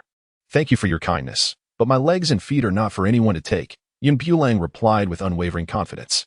However, to Shin Dashin, this appeared as nothing more than stubbornness, a desperate attempt to preserve his pride amidst imminent suffering. "Humph. You should understand that maintaining one's dignity is not as simple as you imagine. I have said all that needs to be said. Since you are so intent on self-destruction, I shall not stand in your way." Shin Dashin chuckled, feeling a thrill at the thought of the young man being beaten to a pulp. The supervisor shot him a disapproving glance and stepped back, distancing himself from this oblivious fool to avoid being tainted by his foolishness. A grown man should use his brain when speaking. Clearing his throat, the supervisor announced in a voice loud enough for all to hear, "From this day forth, I officially declare that Yun Bulang may enjoy free consumption here, effective indefinitely." What? The notion of free consumption sent shockwaves through the crowd. Such a splendid opportunity still existed in this world. If I could partake in free consumption here, regardless of the weather or any calamities, I would surely come every single day without fail, an exuberant man with a scruffy beard exclaimed. A frequent patron, he was well acquainted with the establishment's rules, and upon hearing the supervisor's proclamation, his eyes sparkled with envy, wishing he could be Yun Bulang. What does free consumption signify? Free wine, free food, and perhaps even free companionship. With the possibility of lodging as well, such privileges were typically reserved for emperors alone. Suddenly, the smile on Shin Dashin's face froze in disbelief as he turned his head. Utterly baffled, what treasure has Yun Bulang bestowed upon this brothel that has prompted the supervisor to utter such words? "Supervisor, have you lost your mind? This fellow owes the Zue Xian Lu over 5,000 taels. Not only do you refuse to let him repay his debt, but you also declare that he may consume here for free. Are you perhaps in collusion with him?" Shin Dashin, unable to contain his anger, felt his face flush with rage. It is no wonder he is in such a state. In this establishment, one cannot enjoy lifelong complimentary privileges, let alone fail to pay even a single coin. The patrons here abide by strict rules. If one spends 101 taels, one must pay exactly 101 taels, no less, not a single cent. This explains why the other party had previously inflated the price to 5,001 taels. Though he was furious, he lacked the courage to shout, for the other party would not hold back due to his status. Without the means to pay, no one would show leniency. He simply could not fathom why this fellow was allowed to consume here for free. The supervisor cast a sidelong glance at him and spoke in a grave tone. "Are you attempting to instruct me in my duties? You have misunderstood. It is merely that this lad possesses a multitude of cunning ideas. I fear it would be more prudent to eliminate him now and dispose of him in the wilderness to feed the wolves, thereby deterring anyone from causing trouble here in the future." Shin Dashin quickly shook his head, feeling a chill creep down his spine. The supervisor's identity was complex and far from that of an ordinary brothel manager. He was someone one could ill afford to offend. However, it soon became clear why the supervisor announced that Yun Bulang could enjoy a lifetime of complimentary consumption. A captivating figure dressed in a bunny girl outfit, like smoke, gracefully emerged from within. Her attire accentuated her curves, skillfully revealing what should be shown while concealing what ought to be hidden, leaving those present in a state of stupor. Everyone was astonished. Despite their frequent visits to such establishments, they had never encountered a beauty so striking. The most striking aspect was her voluptuous figure, which, clad in the bunny girl ensemble, appeared even more enchanting. Although they had never seen such an outfit before, it did not diminish their resolve to be captivated. Absolutely stunning. If I could spend a night in bliss with Miss Ru Yin, I would gladly endure any torment. She is simply too beautiful. I have never encountered such a flawless physique, a stark contrast to my own wretched wife, like comparing a swan to a toad. This fellow's fortune and beauty is remarkable. What material is this attire made of? I have never seen anything like it. The crowd gasped in awe, with some individuals obliviously bleeding from their noses. Suddenly, with a thud, those in the center staggered to the sides, revealing several men lying unconscious on the ground. Ru Yin merely lingered for a moment before vanishing from sight, leaving the hearts of those men yearning and restless. Ding. Congratulations to the host for completing the task, earning 50 points. 50 points. Yun Bulo was astonished. His efforts in coming here were not in vain, as he had garnered quite a substantial reward. Should he accomplish the remaining tasks? He could create items that could be exchanged in the marketplace, thus significantly enhancing his fortunes. After Yun Bulang resolved matters here, he swaggered past Shindashan, sporting a rather irritating grin. You must be disappointed. Not only have I preserved my arms and legs, but I can also enjoy a lifetime of complimentary services here. Isn't that infuriating? Without waiting for a response, he swiftly made his way towards the entrance. Even without glancing back, he could feel the seething gaze of anger directed at him, a visage contorted with rage. Yun Bulang had no desire to linger even a moment longer and hurriedly exited the Zui Xianlu. If mere glances could kill, he would have perished 1,000 times over. Shindashan glowered at him, and only when that detestable figure vanished from sight did he slowly retract his gaze. Damn it! Not only did I fail to teach that brat a lesson, but I also allowed him to bask in the limelight. There's plenty of time ahead. We shall see. Shindashan muttered in frustration. Yun Bulo had scarcely stepped out of the brothel when he encountered his junior sister at the corner, accompanied by 2 men clad in azure robes. Little sister, the world is vast, and our meeting is fated. Ahead lies an inn. Why not join us for a moment of respite? Begone. If you don't leave now, do not blame me for my lack of courtesy, Qin retorted, her brow furrowing. Do not be angry, let us converse amicably. I am a disciple of Lingzhou Palace, and I assure you that following me will bring you plenty of delightful experiences. The man persisted, becoming increasingly brazen, even attempting to reach out and touch her. Qin instinctively recoiled, seeking to circumvent him, only to be obstructed. What are you afraid of? I am no villain. Inquire about me, and you will find I am notoriously benevolent. As he spoke, his unwelcome hand reached towards her face. In a surge of fury, Qin, unable to contain herself, delivered a sharp slap across his face. Shindawe was momentarily stunned. You insolent wretch. Do not presume that your looks will spare you from my wrath. This slap will not go unpunished. Come, let us hasten to quench this anger. The 2 men seized her, attempting to drag her towards the inn nearby.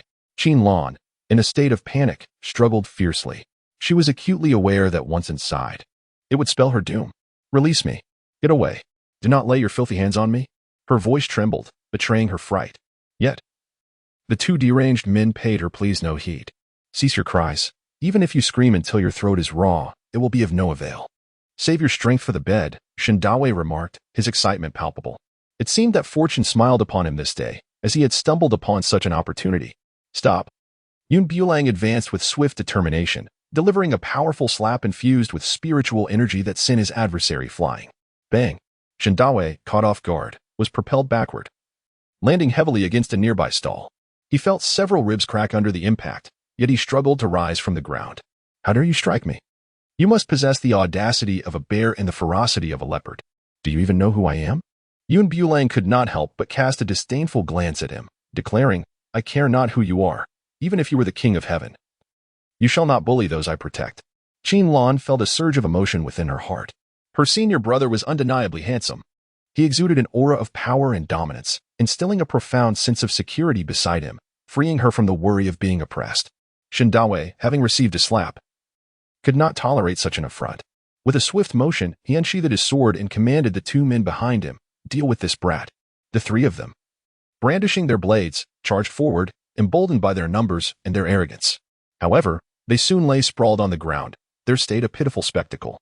Shindawe's arm had been brutally twisted, leaving him no time to react. Upon seeing his deformed hand, a piercing scream shattered the air. What transpired? Shindashan approached with a dark expression. The incident at the brothel had stripped him of his dignity, and witnessing his brother's beating ignited a fiery rage within him. Brother, you have finally come. This scoundrel has ruined my hand. Shindawe raised his arm, revealing a severely contorted wrist, with bones protruding grotesquely. A sight both alarming and distressing. Shindashan's gaze lifted, and upon recognizing the assailant, he found none other than Yun Bulang, the very individual who had previously contended with him over a woman at the brothel, tarnishing his reputation. You, Yun Bulang, who dared to contest me for a woman and now assaults my brother and the disciples of the outer sect. This debt shall be repaid in full. Shindashan seethed through gritted teeth, wishing nothing less than to flay him alive, to extract his tendons and strip his bones. Such insolence was intolerable. Do you truly believe that the people of Lingzhou Palace are easy prey? Today, I shall make you feel the might of Lingzhou Palace. With that, Shin Dashan drew his sword, his figure flashing as he appeared before Yun Bulang. Humph. Yun Bulang scoffed derisively, merely a trivial skill. To him, the opponent's speed seemed as if it were slowed down, nothing more than childish play. Seizing the moment, Shin Dashan thrust his sword down, aiming to strike. But the intended target vanished without a trace. Where did he go? He bellowed in frustration, but aside from the onlookers, there was no sign of Yun Bulang to be found. Right here. Suddenly, a sound resonated from above. By the time he realized what was happening, it was far too late. Crack. Yun Bulang descended from the heavens, delivering a resounding slap to the upturned face before him. The sound of that slap resonated with a crispness that sent shivers of fear through the onlookers, as though the sharp crack had reverberated against their own faces. Shin Dashan's cheek swelled rapidly, constricting his already small eyes to mere slits. A metallic taste of blood filled his mouth. He spat into his palm, revealing a pool of crimson, within which lay his dislodged front tooth. You wretched scoundrel. The absence of that tooth rendered Shin Dashan's speech somewhat garbled, creating a most unseemly spectacle. Aware of his predicament, he chose silence and seized his sword, charging forward once more. Having lost face twice already, he felt compelled to reclaim his honor, for otherwise, he would no longer be able to show his face in this place. A murderous intent surged within him. Yet the disparity in strength between the two parties proved insurmountable. Once again, he was met with a beating, more severe than before, leaving his entire visage swollen and battered. Yun Bulang clenched his fists, declaring that if he lacked the strength, he should refrain from charging forward. Was he attempting to exhaust me to death in this manner? The onlookers couldn't help but add their own jabs. Goodness, such a handsome young man, now reduced to a state where even his mother would fail to recognize him. His front teeth have been lost, and it seems that finding a bride will pose a considerable challenge in the future. A matchmaker with a prominent mole, cracking seeds, recounted the spectacle with delight. Violence is never commendable. This is the consequence. Children should never emulate him. Do you understand? An elderly woman earnestly instructed her grandson, oblivious to the feelings of Qing. The crowd exchanged remarks, entirely disregarding his dignity, as if they were mercilessly trampling upon it. His heart felt as though it were bleeding, yet his adversary stood before him, and he found himself powerless, unable to retaliate or argue effectively. He could only vent his frustration upon the innocent bystanders. Silence. If anyone dares to laugh again, I shall sever their head. Indeed, upon hearing this threat, the crowd obediently fell silent. While the commotion was visually entertaining, risking oneself for such triviality was hardly worthwhile. Yun Bulang gazed upon the visage of his opponent, now grotesquely swollen and bruised, resembling a pig's head, with not a single patch of unblemished skin left untouched. It would be prudent for you to conserve your strength. You are utterly no match for me. Hurry and seek out a pharmacy. Perhaps there is a chance to salvage that face of yours, though time is of the essence. Yun Bulang felt a pang of reluctance as he averted his gaze, suddenly realizing that his strikes may have been excessively harsh, targeting the face with deliberate intent. Shin Dashan, having suffered a significant defeat, could hardly be expected to retreat quietly. The burning pain radiating from his face left his entire head in a daze. Just you wait. He seethed, pulling forth an object from his bosom, uttering a few incantations directed at the square-shaped item. In a matter of moments, a middle-aged man, garbed in identical attire, materialized before Yun Bulang. The hue of the man's robes was darker than that of the disciples. An intricate embroidery adorned his chest, signifying his status as an elder. To Yun Bulang's surprise, this individual, having failed to vanquish him, sought external assistance, prompting him to realize his earlier oversight. Mid-stage of the nascent soul, a slight elevation above his own. Presently, he was at the initial stage of the nascent soul. Should a confrontation ensue, he was not without his chances. The outer sect elder, witnessing his disciple's dismal state, felt an overwhelming sense of shame. Yet, despite his inclination to reprimand, he knew he must first deal with this insolent foe. Is it you who has injured my disciple? The outer sect elder demanded. Yun Bulang, with arms crossed over his chest, stood resolute in the face of the other's aggressive demeanor, unyielding in fear. I did not strike them, they merely brushed against my hands. My hands still ache from the encounter. Such behavior was nothing short of unscrupulous. This was the external elder's definition of him in his heart. Qin felt a twinge of concern. After all, the opponent was a dignified elder, and they found themselves in a precarious position. If they truly provoked the adversary, the consequences could be dire. She cautiously tugged at Yun Bulang's sleeve and spoke in a tone audible only to the two of them. Perhaps we should retreat. They are numerous and have summoned an elder to oversee. We are simply no match for them. Preserving our lives is paramount. We need not fear the absence of firewood while the green mountains remain. Yet, if we falter here today, we may not even comprehend how we met our demise. Bulang gently patted her delicate hand, reluctant to let go, assuring her not to worry. No matter what transpired, the senior brother would stand in front, ensuring that not a single harm would befall them. Senior brother, you are truly wonderful. You are simply my idol. The two younger sisters gazed at him with admiration, having already enshrined him as their beloved idol. Bulo took great pleasure in the gazes directed at her, feeling a sense of elation. The elder, evidently possessing a higher level of cultivation than the youth, made her ponder. If she were in his position, she would have long since retreated. Who could argue against that? It was indeed a pity for such a promising talent to be squandered. This elder belonged to the outer sect of Lingjio Palace, boasting strength that reached the mid-stage of the nascent soul, a force not to be trifled with. It was akin to a fragile egg attempting to clash with a stone, a path to self-destruction. As the spectacle unfolded, the crowd continued to swell. Some, unable to see clearly from below, hurried to the adjacent second-floor tea house for a better view. Elder, this brat not only attacked several of our brothers, but also slandered Lingjio Palace. Claiming that our members are but fools, Shindashan interjected, embellishing the tale. Shindawe quickly nodded in agreement, saying, Master, my elder brother speaks the truth. We had merely introduced ourselves, yet this scoundrel not only dismissed our presence but also escalated his violence, leaving us in this sorry state. He grimaced, clutching his injured face, emphasizing every word. Having been reduced to such a pitiful condition, they felt they must reclaim their honor today. Otherwise, their brothers would surely mock them mercilessly upon their return. Master, I was not this incensed until he insulted you, declaring that the sword techniques you imparted to me were utterly nonsensical. That provoked me to argue with him. And who would have thought it would lead to such a beating? I speak no falsehood. My brothers can attest to this. Shindawe shot a glance at them. The others, realizing the implication, nodded in unison, lamenting their plight. Indeed, we can testify. The outer sect elder, witnessing his disciple in such a wretched state, could hardly contain his fury. The audacity to harm my disciple and insult me is utterly unforgivable. Bulang observed the inner disciple as he incessantly stoked the flames, instantly setting his sights upon him. This masterful performance, coupled with his eloquent lines, clearly indicated that this was not his first attempt at betrayal. The world ought to bestow upon him an Oscar statuette. Otherwise, it would be an affront to his acting prowess akin to that of a cinematic titan.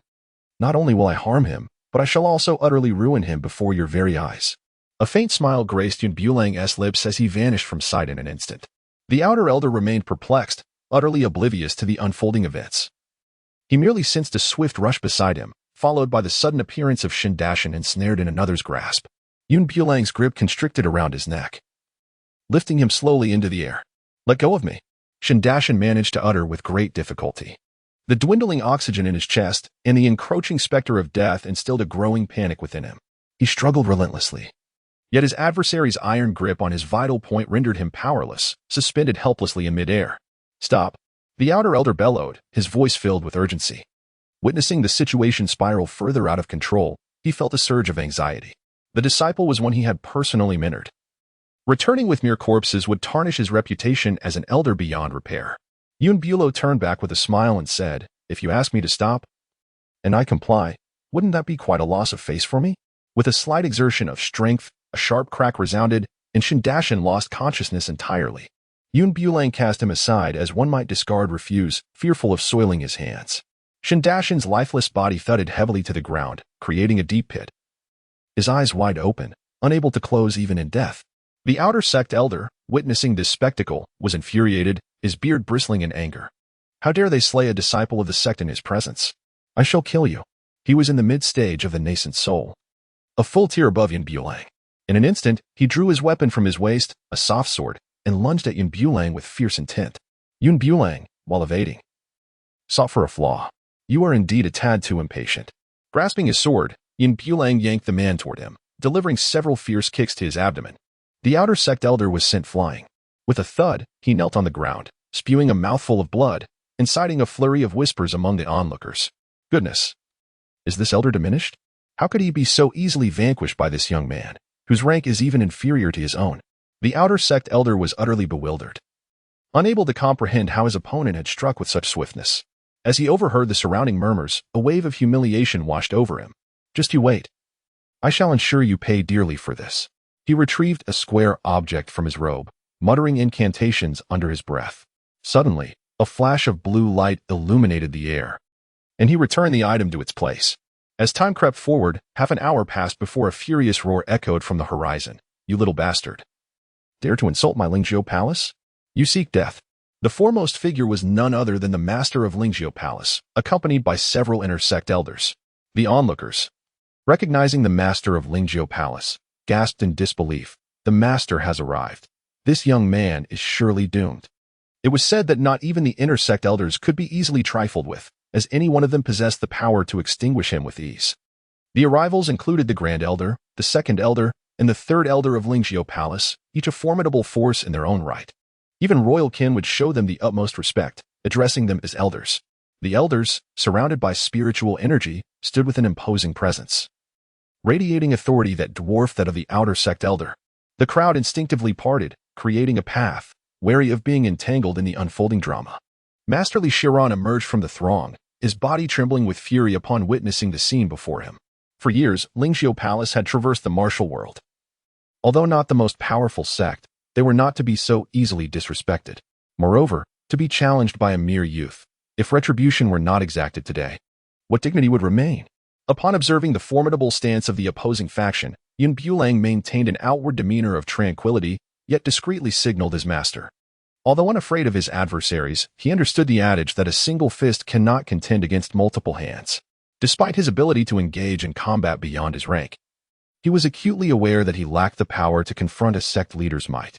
Li Shiran, with a flourish of his sleeve, unleashed an aura of authority, exuding an intimidating presence that conveyed a silent challenge. "Are you here to bully the disciples of my sect?" His formidable strength radiated from him, causing weaker individuals to buckle under the pressure, some collapsing to their knees while stones shattered beneath the weight of his oppressive energy. Bulang was taken aback. This old dog was indeed formidable. The onlookers, witnessing this scene, retreated and began to murmur amongst themselves. "Merely a hint of pressure made me feel as though my bones were about to shatter. This young man would likely meet a grim fate. Enough talk. Let us depart swiftly, lest we find ourselves unable to leave later. When disaster strikes, the innocent often suffer. Hurry." A few managed to rise from the ground, and only after retreating a distance of 3 zhang did they feel their breaths return to normal. Such terrifying power was almost beyond belief. This young man, facing such a formidable foe, was bound to encounter dire consequences. "Today, I shall teach you a lesson, so you may understand that not everyone in this world can be trifled with." Li Shiran waved his hand, revealing a sword that gleamed with a chilling light. Just as he was about to strike, 7 beams of light appeared in the sky, followed by the emergence of 7 stunning women before them. Each exuded a distinct charm, some noble, some aloof, some domineering, and others gentle, some petite, and some delightfully charming. 7 women, each embodying a different allure, yet all possessing breathtaking beauty that was unforgettable at first glance. "How beautiful! I have never seen such lovely women." The woman in red exuded power. The one in black radiated nobility, the green-clad figure was serene, the one in white was icy, the yellow-clad displayed elegance, the blue one was gentle, and the purple one was indifferent. Each woman emanated a captivating allure, yet their noble and chilling demeanor, imbued with an impenetrable resolve, deterred any approach. Li Shiran furrowed his brow and soon regained his composure. "Who are you to him?" Li Yanran replied solemnly, "I am his master." "So you are his master. Your disciple has attacked one of mine, and I demand an explanation," Li Shiran declared, gripping his sword tightly. He felt compelled to seek justice. Otherwise, how could he maintain his authority and uphold the reputation of his sect? Li Yanran, unfazed by right or wrong, simply smiled and asked, "What kind of explanation do you seek?" Noting that they were merely women, and feeling emboldened by his numbers, Li Shiran believed they would not dare to oppose him. Since they inquired about his demands, it implied he could dictate the terms. Clearing his throat, he stood with his hands behind his back, adopting the demeanor of a master. "Since you wish to negotiate, I shall not make it overly difficult for you. This young man has caused this trouble. In my view, severing his hands is the only way to quell the matter. Surely they would not risk offending an entire sect over one disciple." His words incited an uproar among those present. Severing one's hands was a devastating blow, not just for a cultivator, but even for an ordinary person. What does a pair of hands signify? If this pair of hands were to be severed, the individual would be rendered utterly useless. Such an act is more malevolent than taking a life itself. Every onlooker's gaze was fixated upon Bulang, who, at a tender age, faced the devastating prospect of losing his hands, a grievous blow indeed. The disciples from previously attacked sects wore smug expressions, confident that with their leader's intervention, they would finally relieve their pent-up frustrations. Yanran cast a glance at Qing, who instantly comprehended her intent. With a swift motion, Qing unsheathed his sword, his figure flickering as he appeared before the outer sect elder. Before the elder could even register the threat, his life was extinguished. The execution was executed with such swiftness and precision that even Li Xiaoran, the sect leader, was taken aback. Qing returned to Li Yanran's side, who lifted her chin slightly and declared, "This is your explanation." A collective gasp echoed through the crowd. The regal and aloof woman truly exuded an overwhelming dominion. Li Xiaoran felt as though he had been slapped across the face, a stinging pain igniting within him. Did she intend to incite a war between two sects? To dare to slay an outer sect elder before his very eyes was a blatant affront to his authority. Li Yanran, unfazed and composed, retorted, "Should war be desired? We are ready at any moment." "Ready at any moment," echoed the other 6 women in unison. The 7 of them stood tall and resolute like ancient pines, their expressions devoid of emotion, emanating an icy demeanor that was somewhat terrifying. Li Xiaoran, acutely aware of the gravity of the situation, dared not entertain the notion of war. Understanding the peril of his own fragile position, once their adversaries departed, Li Yanran approached and inquired, "Are you injured?" Bulang shook his head, asserting, "No. How could I possibly allow myself to be injured and cause concern for my masters?" Qing jabbed a finger directly at his forehead, muttering, "You always evade my request to learn swordsmanship, yet here you are, thoroughly humiliated and seeking aid." "Second sister, what do you mean by thoroughly humiliated?" Bulang protested. "Although I may not be able to best him, I am not quite that miserable. After all, a true hero does not suffer needless losses." He often found the practice of cultivation tedious and monotonous, which left him with a headache at the mere thought. It was akin to being back in school, staring at the math problems on the blackboard, utterly vexed.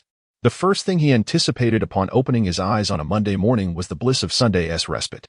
Having narrowly escaped 9 years of compulsory education, being confronted with the intricacies of these esoteric doctrines felt almost like a death sentence.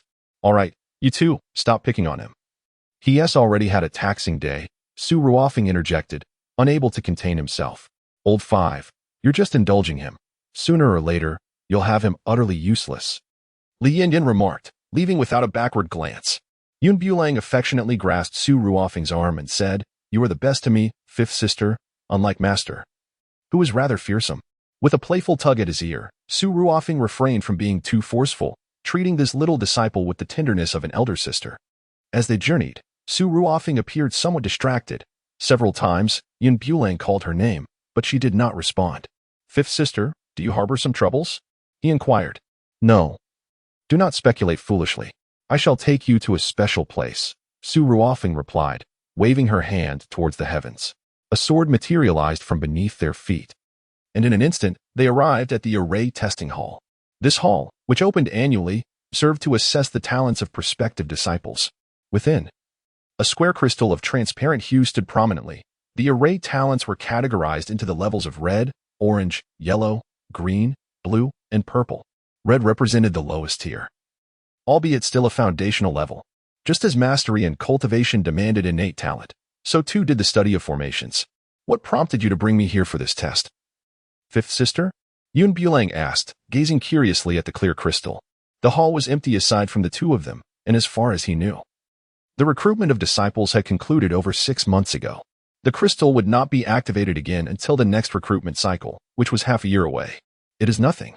I merely wish to see if you possess the aptitude for array cultivation," Su Ruofing replied, a gentle smile gracing her lips, her tone imbued with warmth. Bulang cherished his moments with Sister Wu. Regardless of his misdeeds, she never held grudges, always gently guiding him, melting his heart in the process. "Bulang, place your hand upon the crystal and immerse yourself in its essence, free from distractions," Su Ruofing instructed, tenderly guiding his hand onto the stone. This was his inaugural encounter with such a phenomenon. The surface felt cool to the touch, tinged with a hint of chill. He heeded Su Ruofing's counsel, banishing extraneous thoughts and wholeheartedly merging his consciousness with the crystal. Ding! A fiery red hue illuminated the entire hall, a testament to the promising results he would achieve in his future endeavors with formations. Su Ruofing nodded in satisfaction, but the subsequent spectacle left her utterly astonished.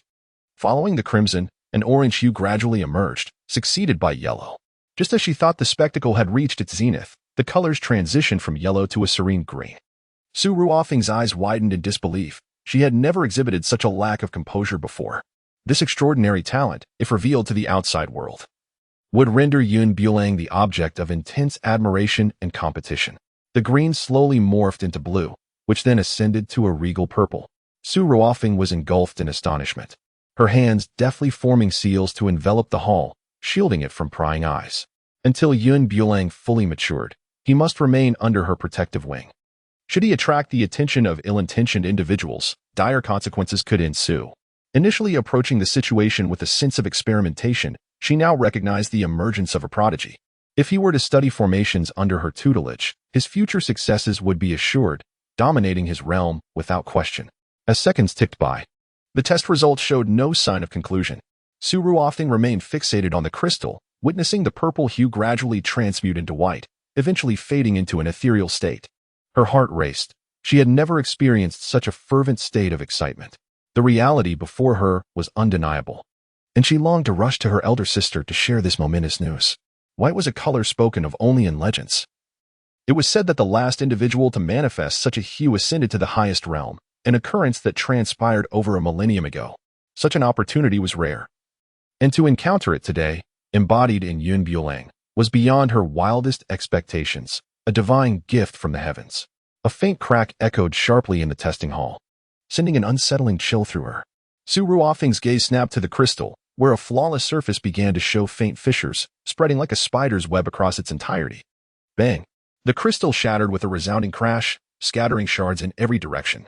Su Ruofeng hurried to inspect, concerned for his safety. "Are you hurt?" Yun Bulang found the situation somewhat perplexing. He had merely conducted a test, yet his master appeared exceedingly anxious. It was merely a shard of crystal. How could it possibly have shattered? Could it be that its prolonged usage had compromised its integrity? Su Ruofeng clutched his hand tightly, his excitement rendering him somewhat incoherent. "You must heed my words. Today's events are to remain strictly confidential. Treat it as though nothing transpired." "I understand," Yun Bulang replied, though the reasons eluded him. Nevertheless, witnessing his master's anxious demeanor, he resolutely nodded in agreement. "Master, how do you perceive my talents?" he inquired with curiosity. "Your aptitude is commendable. You may study formations under my guidance. As long as you dedicate yourself to diligent learning and refrain from frivolous distractions, you are destined to achieve great success." Su Ruofeng composed himself, allowing his previous gentle tone to resurface. "Master, my elder sister wishes for me to accompany her in learning swordsmanship, yet I find myself pressed for time. Moreover, having just returned, I feel quite fatigued and desire a brief respite from my cultivation." Yun Bulang, mustering his courage, spoke up. This was only in front of fifth sister. Had it been in the presence of senior sister, he would not dare utter a word. Nonetheless, he was not lying this time. Upon returning from the mountain, he felt as if his bones might dislocate. All he yearned for was to retreat to his cozy little bed and dream peacefully, wishing to forget everything else. Su Ruofeng gently patted his shoulder and earnestly remarked, "Lango, learn the formation from me. I will speak on your behalf to your second sister." However, Lango hesitated. "There is something my master wishes to extricate you from. I have a slight history with someone, and tomorrow is the day we have scheduled for a competition. However, it will not be a direct contest between us, but rather a competition between our respective disciples." Su Ruofeng patiently and tenderly explained. This was indeed one of the reasons she had urgently summoned him, to test the formation. Now that she was aware of his extraordinary talent, taking him along to the competition would surely guarantee victory. Yun Bulang gazed into Su Ruofeng's gentle eyes, igniting a profound sense of protectiveness within him. He resolutely nodded, assuring, "Rest assured, Master Wu. Tomorrow, I shall surely send that individual reeling." The art of formation differs vastly from the sword techniques of cultivation when wielded adeptly. Annihilating an entire town becomes a mere trifle. Su Ruofeng gestured with his hand, conjuring an exquisite tower-like object. Each formation possesses a focal point, which may be as inconspicuous as common flora or as priceless as rare treasures. With the right application, all may be utilized to one's advantage. Su Ruofeng cast the delicate tower into the air, where it spun gracefully, and soon after, the surrounding elements began to shift. They automatically arranged themselves into a pentagram, encircling the two of them, while the exquisite tower rotated majestically above their heads, establishing a formidable barrier. This barrier, in critical moments, could serve to buy time or preserve life, and with strategic application within this formation, it could also achieve a counterstrike effect. Su Ruofing personally demonstrated this. She plucked a bejeweled hairpin from her hair, reciting incantations softly. The hairpin, seemingly drawn by an unseen force, began to spin in midair. With a swift movement, Su Ruofing exited the formation, her delicate hand revealing a gleaming sword. Brandishing the sword, she thrust it towards the formation, triggering the hairpin within. Had she not been prepared, the pin would have fatally struck her, silently claiming her life. Remember this: formations differ from swordsmanship in that they require meticulous attention. Any flaws in the initial stages render later efforts futile. 1,000-mile dike may collapse due to an ant's nest. The clouds parted slightly, revealing the wisdom in Master Wu's words. The following morning, Su Ruofing led him to the prearranged meeting place, where the other party had long awaited their arrival. "I thought you might not dare to show up," remarked the man clad in black. "Since we made an agreement, I would never break it," Su Ruofing replied, his tone gentle yet laced with a hint of sternness. The black-clad man cast a sidelong glance at Bulang and laughed aloud. "Is this truly the disciple you speak of?" he scoffed. "And what of it?" Su Ruofing countered. "You jest. Not only does he lack high cultivation, but he also appears rather dim-witted. Moreover, I have never seen such a figure by your side. Are you suggesting that he is your apprentice in formations? Surely, he is merely someone you picked up at random to bolster your numbers?" The man in black chuckled uncontrollably, the crow's feet at the corners of his eyes crinkling with mirth. He patted his disciple beside him and confidently declared, "Rest assured, this mere fool poses no threat. A few casual moves will suffice to dismiss him. Master, do not worry. I shall not disappoint your expectations," the young man proclaimed, his eyes gleaming with arrogance. He stepped forward slowly, casting a condescending glance at Bulang. "You dare to challenge me in formations?" "Indeed, that is I," Bulang retorted. "Do you know the minimum time required to establish a formation?" the young man inquired, brimming with self-assurance. Bulang, unable to comprehend the situation, had spent the previous day immersing himself in the study of formations. He grasped a few concepts. Ordinary formations required no time to understand. Does the formation itself necessitate time to materialize? Haha. Master, observe this fool, who seems utterly oblivious to the time required for a formation to take shape. If we were to engage in a contest with him, would it not seem rather unfair? Remarked the man in blue. The man in black furrowed his brow, directing his gaze towards Su Ruofing beside him. "I shall grant you one more opportunity. Select someone knowledgeable in formations. This fool knows nothing and has come merely to amuse us. Understanding or ignorance will only be revealed through comparison." Su Ruofing's demeanor was as cold as ice, his expression grim. "Since you are indifferent to defeat, why should I waste my breath? Disciple, show this young man a lesson." "Yes, master." The duo, brimming with confidence, strode forward with an air of determination. As they reached the contest arena, the man in blue produced several spirit stones and commenced the arrangement of the formation. Bulang stood motionless, observing that individual as he fumbled about on the ground as if playing a child's game, unable to suppress a roll of his eyes. If he were to encounter someone skilled in swordsmanship, a single strike could cleave his head open. How could he possibly remain here for so long? "Your disciple is utterly dazed, incapable even of setting up a formation," the man in black jeered. In contrast, his own disciple acted with reason and purpose, and in no time, a formation was successfully established. Bulang strolled over and picked up a branch, following the few incantations Su Ruofing had imparted to him the previous day. Casually, he traced an arc upon the ground. The branch emitted a faint luminescence as he tossed it skyward, exclaiming, "Rise." Instantly, a formation materialized, and the branch transformed into a humanoid figure. Engaging the man in azure robes in a fierce confrontation, the azure-clad man was utterly bewildered by the sudden turn of events and was sent flying backward. "Do not cast blame upon me. I was not yet prepared," he protested, his indignation palpable, for his formation was tantalizingly close to completion. However, he found himself abruptly expelled from the circle, resulting in an indirect defeat. "You are too slow. By the time you are ready, night will have fallen," Bulang remarked mercilessly. Conclude. A segment of the branch fell to the ground, causing the formation to dissipate. The outcome was clear. The black-clad man glared fiercely at his disciple before offering a slight bow to Su Ruofing. "I take my leave," he stated, leading his apprentice away without a backward glance. Their earlier arrogance was now replaced with palpable embarrassment. "Let us go," Su Ruofing said upon noticing their retreating figures, choosing not to linger further. As he returned, a man in white approached, exuding an air of elegance, standing tall at nearly 6 feet. His captivating phoenix eyes roamed curiously over the master. Su Ruofeng furrowed his brow, clearly unwelcoming. "What brings you here?" The man presented a polite smile, striking a pose he deemed charming. "I have a matter of some importance to discuss," he said, accompanied by several inner disciples who bore an air of haughtiness, heads held high. Su Ruofeng cast a disinterested glance in his direction, dismissing him outright. "If you have nothing of consequence, do not linger here. You are an eyesore."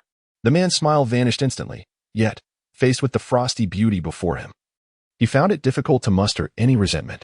He understood that to win the heart of such a proud woman as Su Ruofeng, one must exert considerable effort. Clearing his throat, he lowered his voice and said, "I come bearing a request. I hope that the 5th sect leader might acquiesce." "What is it?" Su Ruofeng inquired. The man adjusted his attire, stepping closer with utmost respect. "My master seeks your hand in marriage. I have brought a few modest gifts, and I hope they meet your approval." Su Ruofeng turned her head, her gaze devoid of any impurities, remaining unruffled by his words. Her demeanor was as untamed as her name suggested, like the wind, free from any constraints. "Have you finished?" she asked softly. The man nodded, awaiting her consent. "Once you have spoken, you may depart," Su Ruofeng replied, turning to leave. The man felt his dignity plummet, with so many inner disciples observing. A failed proposal would leave him utterly humiliated. Moreover, he had boasted to his master that the endeavor would surely succeed. Should this endeavor prove unsuccessful, he must contemplate how to account for it to his master. Thus, success is the only acceptable outcome. Failure is not an option. "I have traveled a great distance to arrive here, and this is how you treat your guests?" The man retorted, asserting that while the Tianqi sect may not be paragons of virtue, they would not be so discourteous. Su Ruofeng, slightly vexed by his inquiry, responded, "What do you desire?" "I require your promise to wed my master." The man, somewhat obstinate, stood beside Yin Bula, who, with a few succinct words, grasped the situation. "This scoundrel seeks to coerce my master into marriage. What audacity! Is there any suitor who adopts such a condescending attitude? Master, let us depart." "Why waste our breath on this scoundrel?" Yin Bula softly suggested. He felt pain to linger even a moment longer in such company. There is no reasoning with such a person. Su Ruofeng understood his sentiment, yet the Tianqi sect was not comprised of virtuous individuals. If this matter were not handled with utmost discretion, it could easily become fodder for gossip. "If you can defeat my disciple, I shall acquiesce to this union," Su Ruofeng stated calmly. Her words, once spoken, implied acceptance of the proposal in the eyes of the Holy Son. Everyone knows that the Holy Son of the Linglong Sect is devoid of skill. He is hardly a match for even the inner disciples behind him, let alone an ordinary person. The Tianqi sect is a place teeming with talent. Those selected as inner disciples are the pride of their families, the cream of the crop. Based solely on this criterion, Yin Bula is unqualified to be a contender against an inner disciple of the Tianqi sect. The Holy Son glanced at those beside him, smiling lightly, and said, "Since the sect master has expressed this sentiment, you may engage in a contest with the Holy Son, but be sure not to injure him." The bystanders erupted in laughter, showing no regard for face. "Rest assured, Holy Son, after today, we shall all be one family, and I will certainly temper my approach." "With your assurance, I feel at ease." The Holy Son nodded, then cast a sympathetic glance at Yin Bula, expressing hope for understanding in light of any offenses.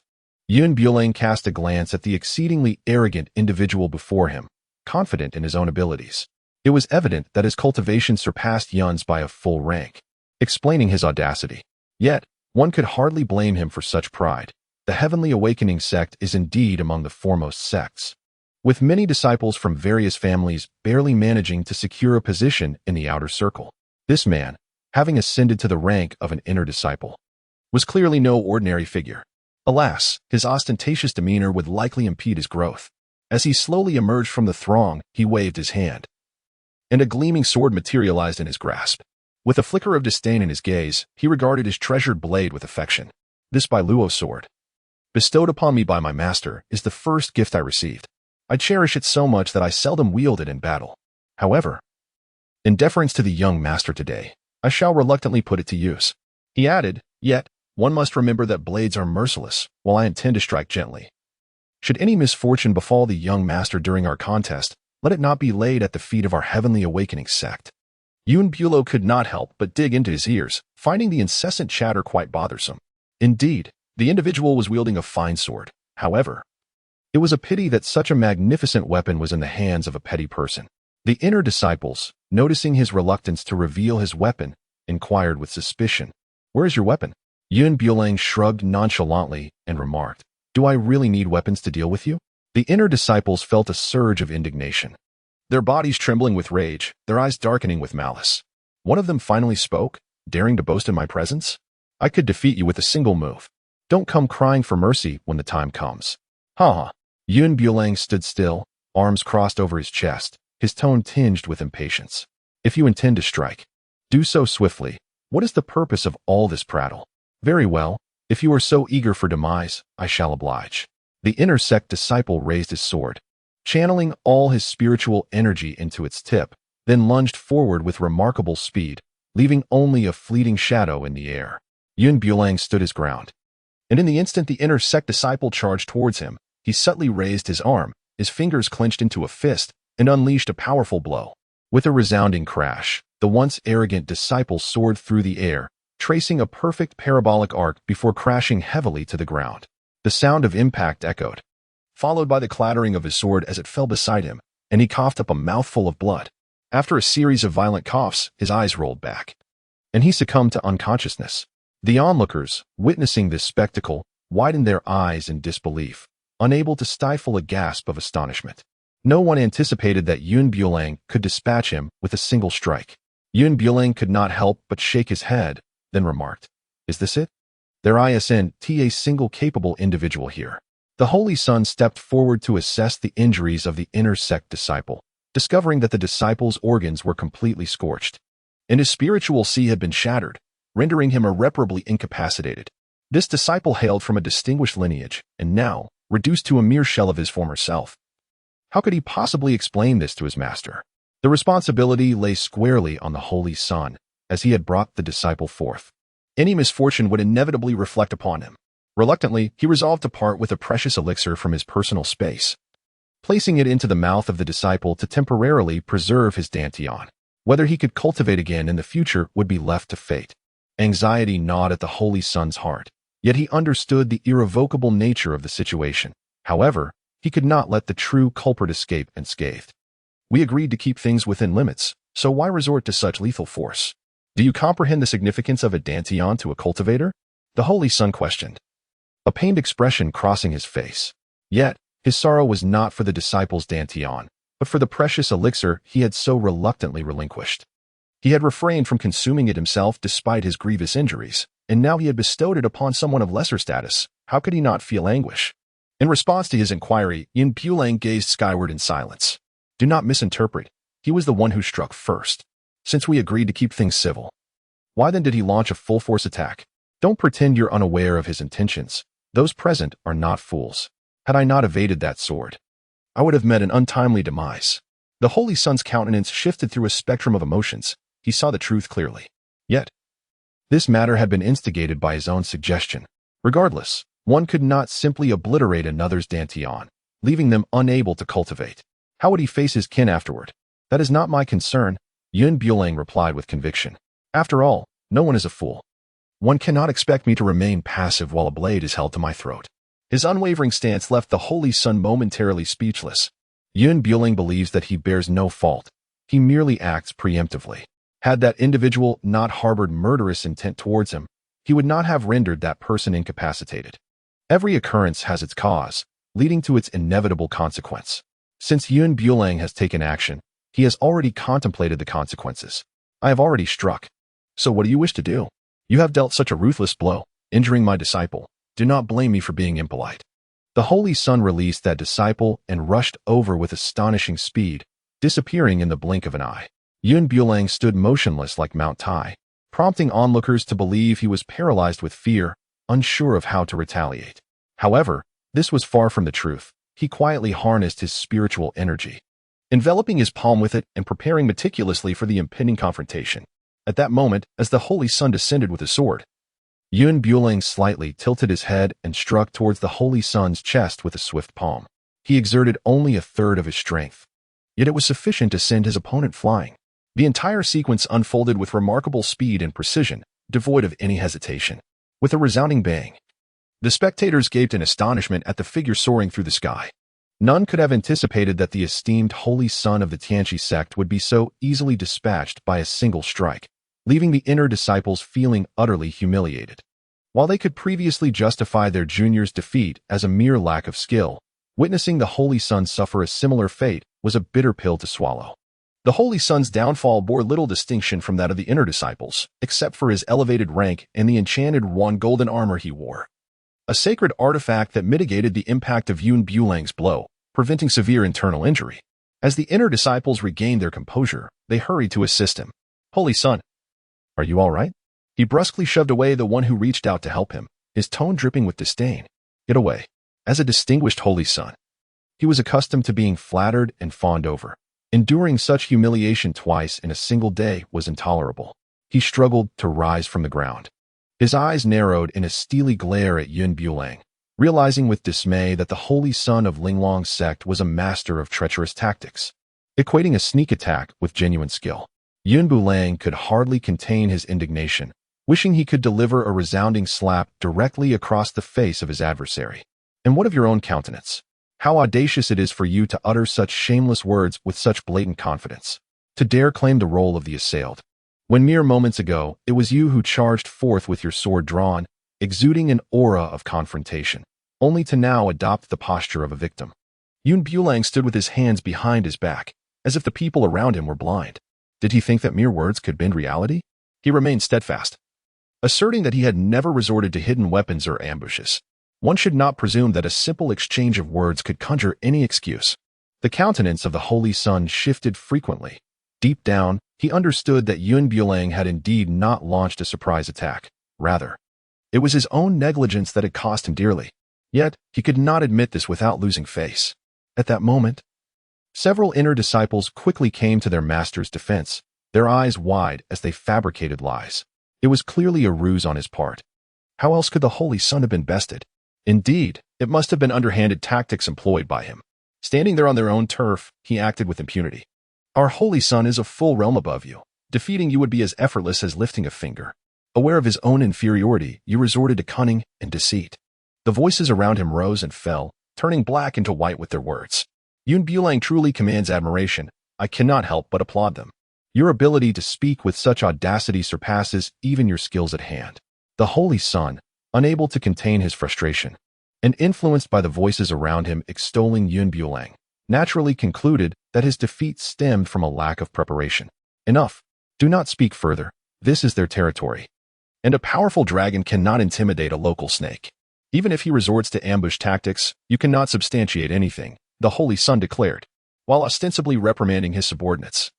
His words subtly cast blame upon the Linglong Sect for all misfortunes. Were it not for Yun Bulang's involvement, one might have been deceived by these individuals' remarkable performances. The inner disciples, brimming with a sense of justice, fervently protested, "We merely speak the truth. The Linglong Sect is not above reproach." Indeed, such minor sects display a lack of ethics, resorting to the dishonorable tactics of ambush, which we, as cultivators, find most disgraceful. Yun Bulang could not help but wave his hand dismissively. "You may as well give it a rest. Have you no sense of shame? How dare you utter such words? Are the members of the Heavenly Enlightenment Sect all masters of deceit?" Upon hearing this, the face of the holy son of the Heavenly Enlightenment Sect turned a shade of green and then pale, revealing his turmoil. Yun Bulang gazed at his indomitable expression and declared, "Facts speak louder than words. If you remain unconvinced, let us engage in battle once more." Within the confines of the cloudless realm, a sword was drawn, and an overwhelming aura of sword intent erupted forth from within. A resonant hum filled the air, causing the grass beneath to bow slightly, as if paying homage to the sovereign of the sword path.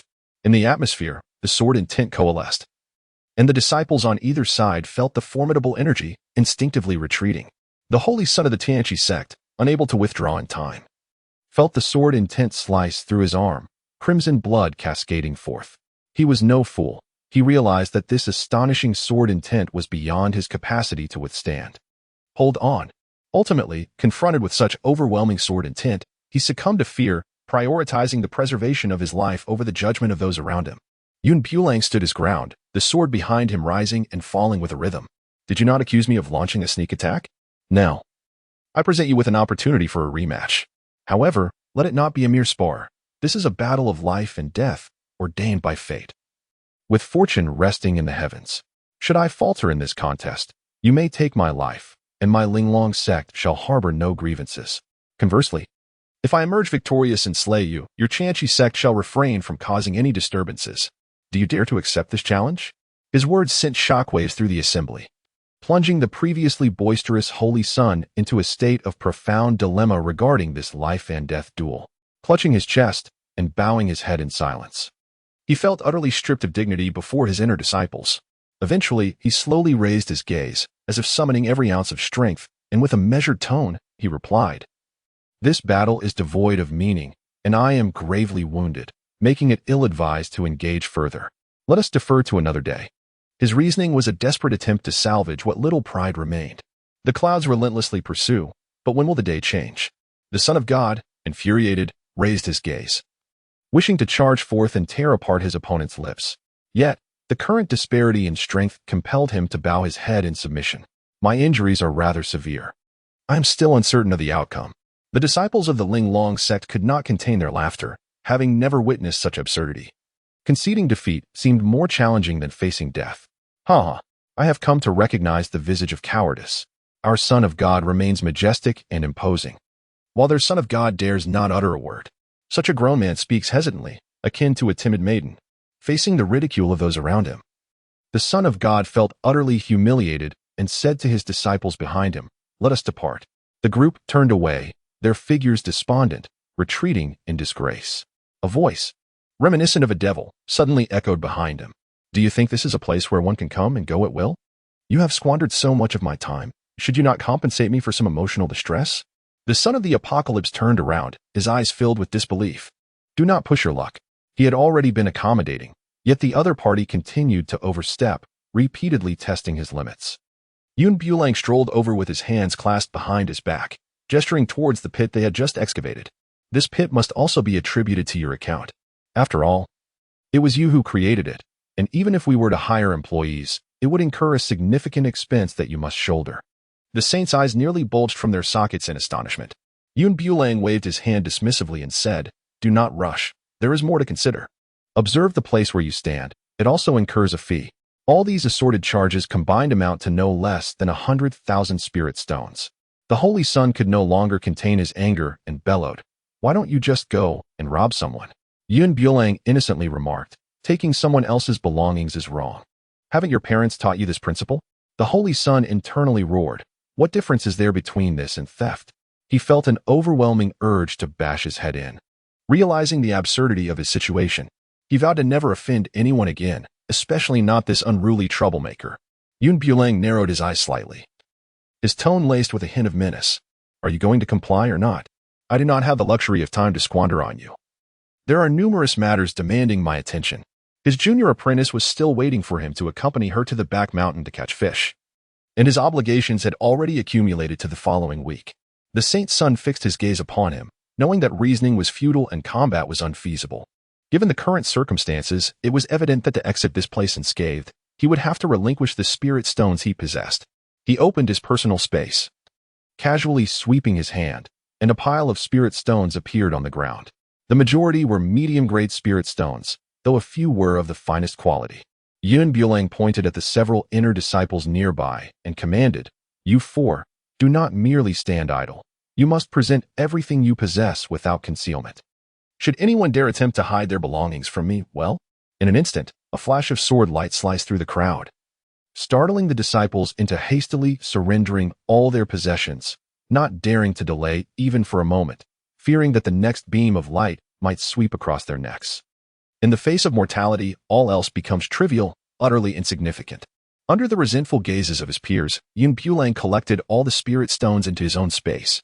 Even the smallest fly is still meat, although the possessions of these inner disciples paled in comparison to those of the Holy Son. Most of them consisted of inferior spirit stones and a few subpar weapons. He eagerly gathered them all into his space, knowing that even if he had no use for them, they would serve well for the disciples of Linglong Sect. The Holy Son, witnessing his painstakingly amassed wealth being stripped away, felt a pang of anguish in his heart, his expression akin to one who has just lost their beloved parents, utterly wretched. He silently vowed that one day he would ensure Bulang met a fate without a burial place, for the resentment in his heart demanded retribution. After surrendering their possessions, the ring now lay empty, devoid of any wealth. All they had was here. Surely, this should suffice to repair that wretched pit, but would it allow us to depart? The Holy Son nearly ground his teeth as he uttered this plea, the flames of fury within him surging uncontrollably, despite the pit being no more than a meter wide. It had cost them a fortune in spirit stones and weapons. Such a grievance was impossible to swallow. Bulang deliberately disregarded the melancholic gaze, commencing a meticulous inventory. The items were quite commendable, truly befitting the esteemed status of the Apocalypse sect. After Bulang finished sorting through his belongings, he turned to the few individuals whose expressions were exceedingly grim and said, "You may take your leave now. I extend a warm invitation for your next visit, though I hope you will bring something of substance. Look at these pitiful offerings you have brought. What use are they?" His lips barely touched. Yet he nearly exasperated those individuals to the brink of fury. However, no matter how much ire they felt, they could only endure it. "Be gone. Your presence here is an eyesore. The longer I behold you, the more my eyes ache." Upon hearing these words from Bulang, the individuals seemed as if they had received a pardon, hastily turning on their heels and departing as if a fierce beast was hot on their heels. Not pausing for even a moment, within 3 to 5 seconds, they had vanished without a trace. After they scurried away, Bulang felt a twinge of boredom. "Master, if there is nothing further, I shall take my leave. My junior sister is still awaiting my return." Su Ruofeng grasped his arm gently and spoke in soothing tones. "No need to rush. Allow me to take you for a test." Bulang experienced a slight headache, pondering why he was once again subjected to testing. He felt akin to a laboratory mouse, endlessly tormented by the 7 sisters, squandering precious time in the process. However, upon meeting his master's resolute gaze, he realized he could not evade this obligation. "May I go out and play once I complete the test?" Bulang inquired, mustering his courage. Su Ruofeng gently nodded, her hand resting reassuringly on his shoulder. "You may." The warmth of her demeanor made it impossible for him to decline. Accompanying them were Master Li Yanran and Second Master Qing, who arrived one after another. The other masters also gathered at the testing hall prior to his examination. Qing questioned, "What prompted this sudden need for testing?" Su Ruofeng recounted the recent competition, having observed it closely. She believed Bulang's potential was far beyond what they had previously realized, prompting her to seize this opportunity to ascertain whether he possessed any additional talents. She had already assessed his previous formations, confirming his status as an extraordinary genius. "Bulang, come here," Li Yanran commanded, her tone icy. Bulo steeled herself and approached, forcing a smile. "Master, what seems to be the matter?" she inquired, as Li Yanran pointed towards the testing stone beside her. Bulang cast a glance, noting the resemblance to the crystal used in the testing formation. Nevertheless, he heeded his master's advice and obediently placed his hand upon it. In an instant, the crystal emitted a blinding radiance, yet fortunately they had established a barrier in advance, preventing such astounding talent from being revealed. Bang, bang, bang. Several beams of dazzling light shot forth, causing the surrounding air to condense and the temperature to plummet abruptly. Bulang appeared to be oblivious to her surroundings, her eyes tightly shut. Suddenly, with a resounding crash, the barrier they had created shattered, causing a stir among the disciples of the sect. "Look, it's the light emanating from the testing hall," someone exclaimed. "It seems our sect is about to give birth to yet another prodigy. Such brilliance I have only ever encountered in historical texts. Not merely a prodigy, but a genius indeed," others murmured, their conversations overshadowing their previous tasks. A few astute individuals hastily abandoned their pursuits, rushing toward the hall to witness the source of such commotion. In mere moments, the area surrounding the hall was enveloped by a throng of spectators, with some arguing over positions as others failed to secure a view. "Could you move aside? Your head is blocking my view. I disdain everything about you," one voice bellowed. "What could you possibly need to see, you good for nothing? I warn you, if I see you again, I shall break your legs." The boys engaged in relentless bickering, while the girls gazed enviously at the hall. As a familiar figure clad in white emerged, the girl at the forefront could not help but be entranced. With a flirtatious glance, she exclaimed, "I knew such an aura could only be emanated by my holy son." "Mind your words, what do you mean by my holy son?" retorted a nearby senior sister, displeased, as the holy son was also a figure of her aspirations. The girl in purple shot her a disdainful look, proudly declaring, "What do you know? The Holy Sun has already promised to take me to the riverbank to fish, claiming he would let me savor his culinary skills. What are you doing here? Intruding on our moment? What do you mean the Holy Sun promised to take you fishing at the riverbank?" The girl in white replied, indignant. "Indeed, what of it?" The girl in purple responded, her expression one of triumph. "He promised me as well," the girl in white interjected. Like a disturbed hornet's nest, the surrounding girls exchanged glances, their voices in unison. "He promised me too. He must have agreed to me first." Bulang had agreed to something unbeknownst to several junior disciples, resulting in utter chaos outside. However, those within were rendered speechless by the astonishing talent he had unveiled. They remained in a state of shock, unable to regain their composure for an extended period. Had Bulang not retracted his hand, causing the white light to dissipate, they would have remained frozen in that position indefinitely. The first to regain her senses was Yanran, a prodigy not only in formations, but also in alchemy. Yanran was utterly astounded. Bulang placed his hands upon 7 distinct crystals, each representing a different martial art. Qing had long been aware of his own prowess in swordsmanship. Yet, in comparison, Bulang appeared to be a prodigy in the art of the sword.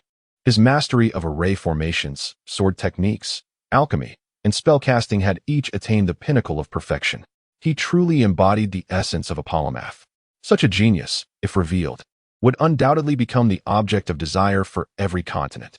Su Ruofeng furrowed his brow and approached his elder sister, asserting, "Bulang should study array formations under my guidance. He is bound to achieve great success." Qing, overhearing this from the side, felt displeased and retorted, "Why should that be? Bulang's swordsmanship is exceptional and he ought to learn from me." The youngest sister, Miao Xiaomeng, chimed in with a sweet voice, "He should learn the art of alchemy. Just as I do, he is sure to excel. Alchemists are highly sought after in the continent. Even the great families treat us like living bodhisattvas." She believed it was the most fitting for him to study alchemy under her tutelage. The 7 masters were unwilling to yield, but there was only one Bulang.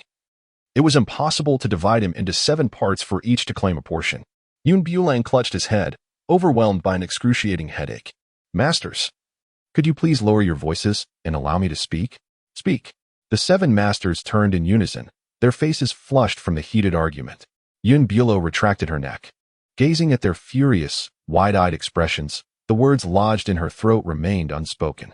Meanwhile, Su Ruofeng, with her gentle demeanor and clear, soothing voice, encouraged her. "Feel free to express any requests. As long as Fifth Sister can fulfill them, I shall comply." Bulang scurried to her side, a mischievous smile gracing his lips. "Do you recall what you uttered before our arrival?" Su Ruofeng was momentarily taken aback, but soon her face blossomed with a gentle smile. Realizing that this child was perpetually immersed in play, "Do return early and refrain from being too reckless." "Thank you, Master Wu." With the special pardon in hand, Bulang vanished in the blink of an eye, leaving behind faint echoes of discontent from the other masters. "Old Wu, you mustn't indulge him so. Fifth Sister, that lad stands there basking in your affection, growing increasingly unruly." Su Ruofeng approached the crystal, her demeanor as tender as ever. "Since Bulang is an all-encompassing prodigy, we must nurture him diligently. However, one cannot attempt to grasp too much at once. We must proceed step by step." Qing nodded in agreement, expressing her thoughts. "I believe he should first learn swordsmanship. With the means of self-defense, who would dare to lay a finger on him?" Miao Xiaomeng disagreed, her small braids being gently caressed as her voice, innocent yet resolute, chimed in.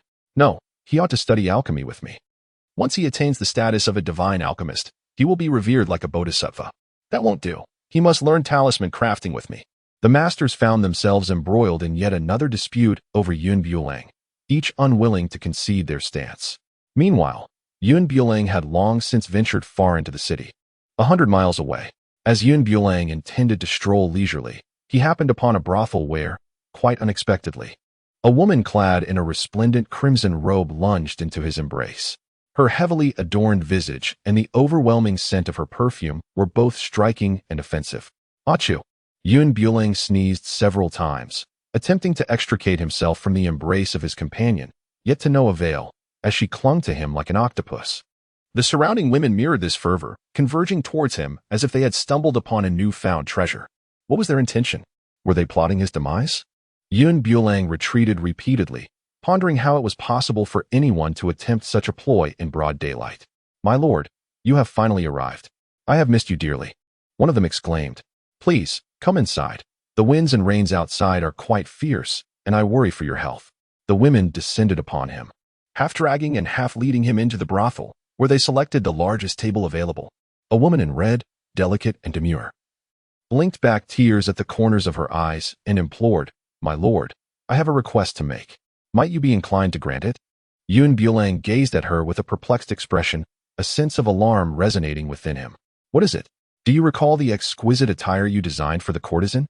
Hunger wishes for a similar ensemble. If you would grant her request, she would be devotedly at your service." The sultry tone of the woman in red sent shivers down his spine. Nearby, several alluring ladies, adorned with graceful figures, swayed languidly beside him, their voices dripping with seduction.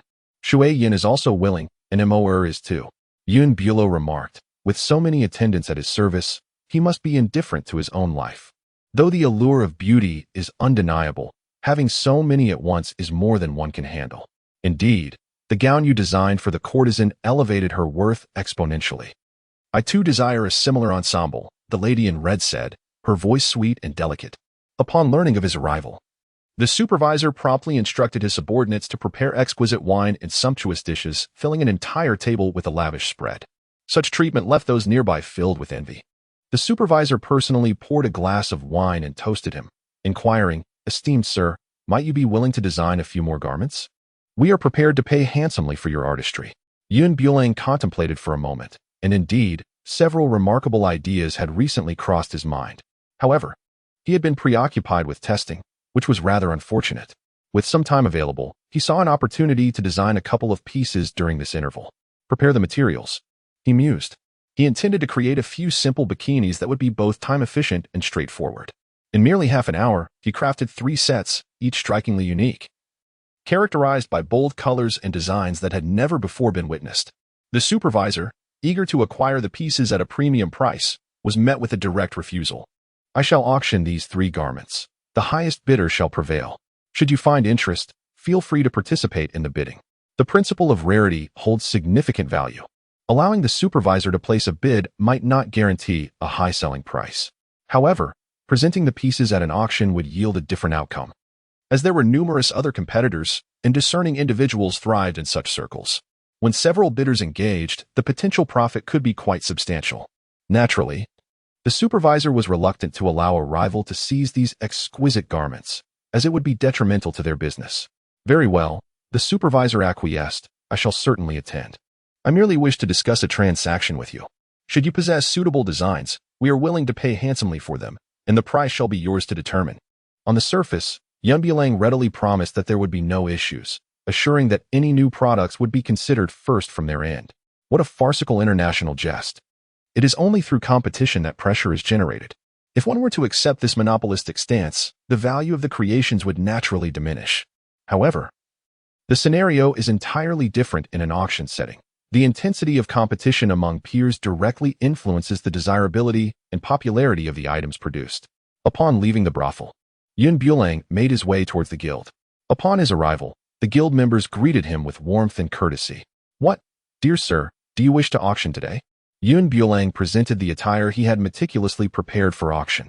This ensemble made its debut, leaving the members of the guild perplexed, yet they dutifully recorded the item. At that moment, Wang Yijuan happened to witness the spectacle and couldn't help but burst into laughter. "Have you lost your mind due to poverty?" I remarked. "How can you, a grown man, shamelessly bring such a disgraceful item for auction? The clouds do not drift, nor do the birds heed him." He spoke to the union personnel, requesting to be informed when the auction commences, reminding them that each of the 3 garments bears a different price, which he had duly noted. "Understood, young master," came the reply. Observing his interlocutor's indifference, Wang Yijuan approached assertively. "Are you deaf? I am speaking to you." From a distance, having yet to inspect the garments closely, he now focused intently, realizing that these were not true garments at all. The scant fabric adorning the body made it akin to wearing nothing. Wang Yijuan remarked to his companion, "Behold, the holy son of Linglong Sect, a talentless wastrel. Now he busies himself with trifles suited for women. I wonder how Master Li would react upon seeing this." The man in black, standing nearby, added, What reaction could there possibly be? Ultimately, he is but a waste. Merely surviving amidst women, their struggles are not to be underestimated.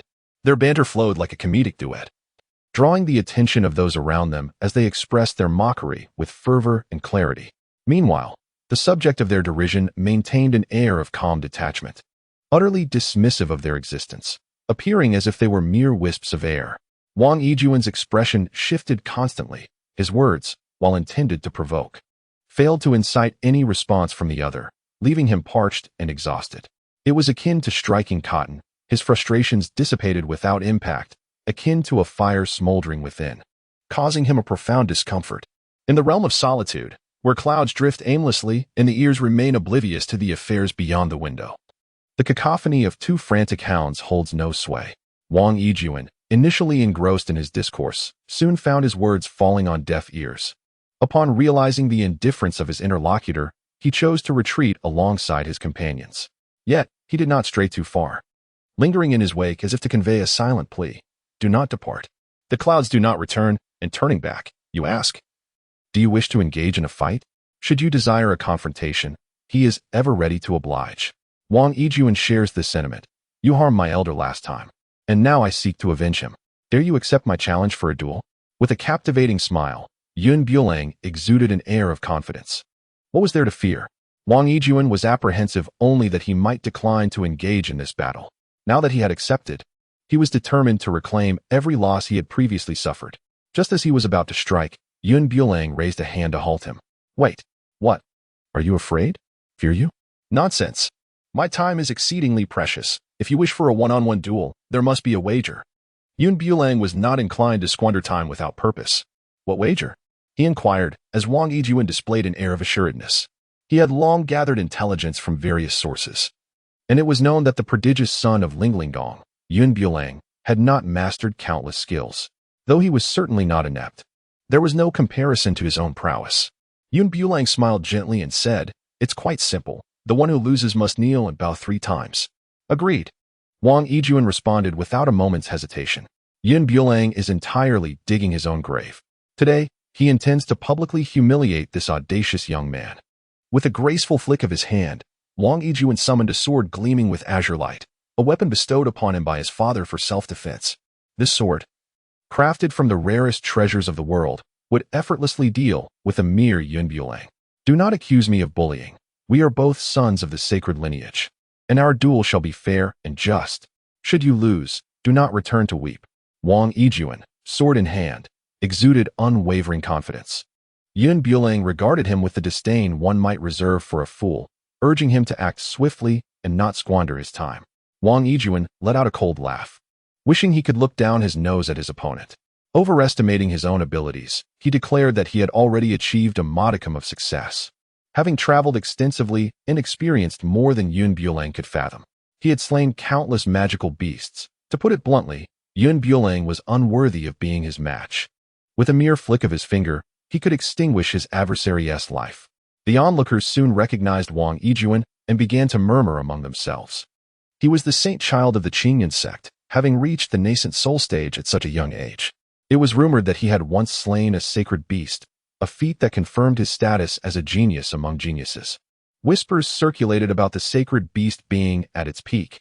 Even a core formation expert might struggle to subdue it. The clash between Wang Yijuan and Bulang was akin to an egg striking a stone. Yet, some argued that Bulang, also at the nascent soul's initial stage, might not necessarily be defeated. Among the crowd, a voice spoke up in support of Bulang, only to be met with collective scorn and well-reasoned rebuttals. It was said that Bulang's current strength was merely the result of consuming pills, superficial and ineffective. His prowess was likened to that of a paper tiger. As his own master had remarked, the voices of these detractors were not quietly spoken, causing 3 lines of irritation to etch themselves across Bulang's forehead. Bewildered by the sources of such slander, their ability to twist the truth was remarkable. Listening to the accolades directed at him, Wang Yijuan bore a victorious smile. Prepare to receive my challenge, he declared, his figure an elusive blur, confidence bolstered by the sword at his side. However, as he thrust his sword downward, the figure that should have remained in place vanished without a trace. Suddenly, a chill swept over him from behind. Before he could turn to investigate, He felt a solid kick land squarely on his backside, propelling him through the air. With a resounding crash, he collided with a nearby stone pillar, face first, leaving his once handsome visage unrecognizable and swollen. The spectators gasped in shock at his disheveled state. How could this be? They murmured. It was utterly incomprehensible. How could Yun Bulang possibly best Wang Yijuan? Despite their disbelief, the evidence lay stark before them. Wang Yijuan struggled to rise, swaying unsteadily as he clutched his swollen face, his gaze still clouded with confusion. His mind was blank until warmth trickled from his nose. A stark reminder that he had just been bested by this insufferable brat. Racked with indignation, he grasped his sword to continue the fight. Smack! A merciless slap resounded, landing harshly against his already bruised face, leaving him utterly dazed. His once swollen visage was now even more grotesque. Wow! The nearby child, upon witnessing the scene, let out a terrified wail and burst into tears. The accompanying adult hastily covered the child's eyes and pulled him away, fearing that something unsavory might invade the child's innocent gaze. Wang Yijuan's face was dark enough to drip ink, his forehead veins throbbing violently, and his hands clenched into tight fists. Enveloped in spiritual energy, he delivered a heavy blow towards Yun Bulang. With a resounding slap, another strike echoed, igniting Wang Yijuan's fury. As the saying goes, one should never strike the face, yet this individual persisted in targeting his visage. Wang Yijuan dared not advance any further. His opponent's speed always exceeded his by a fraction, and approaching would only lead to his own detriment. Dragging his disheveled form away, he was suddenly confronted by Yun Bulang, who had flipped into his path, reminding him of an important matter he had seemingly forgotten. Wang Yijuan understood all too well, yet remained silent, turning to leave. The thought of bowing before this individual was far more unbearable than death itself. Yun Bulang offered a sharp reminder, asserting that one must accept the consequences of a wager. Are you truly intent on behaving like a scoundrel? Or have you lost your ability to articulate, rendering your words meaningless? At this, Wang Yijuan abruptly turned around, veins on his forehead bulging, and clenched his teeth in anger. Do not push your luck, he warned. Push my luck? Yun Bulang retorted with a cold laugh, slowly advancing towards him. When you were gnashing at me like a rabid dog just moments ago, did you consider your behavior excessive? If this is a wager, then one must accept defeat gracefully. Do not make me lose respect for you. You can forget it, Wang Yijuan replied defiantly, invoking the power of his backing. Surely, you would not wish for a trivial bet to jeopardize the peace between our two sections. He placed a heavy burden upon Yun Bulang, confident that he would not dare to create discord. If you fail to uphold your end of the wager, what of it? Even if it angers the entire Qing sect. I care not, Yun Bulang declared with unwavering resolve. Yun Bulang refrained from engaging in further conversation, suddenly seizing his arm and delivering a swift kick to his knee, compelling him to kneel. Wang Yijuan struggled momentarily, only to realize the astonishing strength of his opponent. Let go of me, he exclaimed. Bang! Yun Bulang not only refrained from releasing him, but also delivered a resounding slap to the back of his head. Due to the force of inertia, Wang Yijuan was propelled forward, crashing his forehead against the ground with a resounding thud that reverberated painfully in one's eardrums. In an instant, Wang Yijuan's entire head began to swell visibly. Yun Bulang did not relent. Amidst the astonished gazes of those around, he delivered yet another resounding slap. Bang! The sound echoed with a sharp clarity. Onlookers instinctively shielded their eyes, unable to bear the sight. Wang Yijuan's mind was a blank slate, consumed by a singular thought. Pain. Excruciating pain. Having been raised in luxury, he had never endured such humiliation.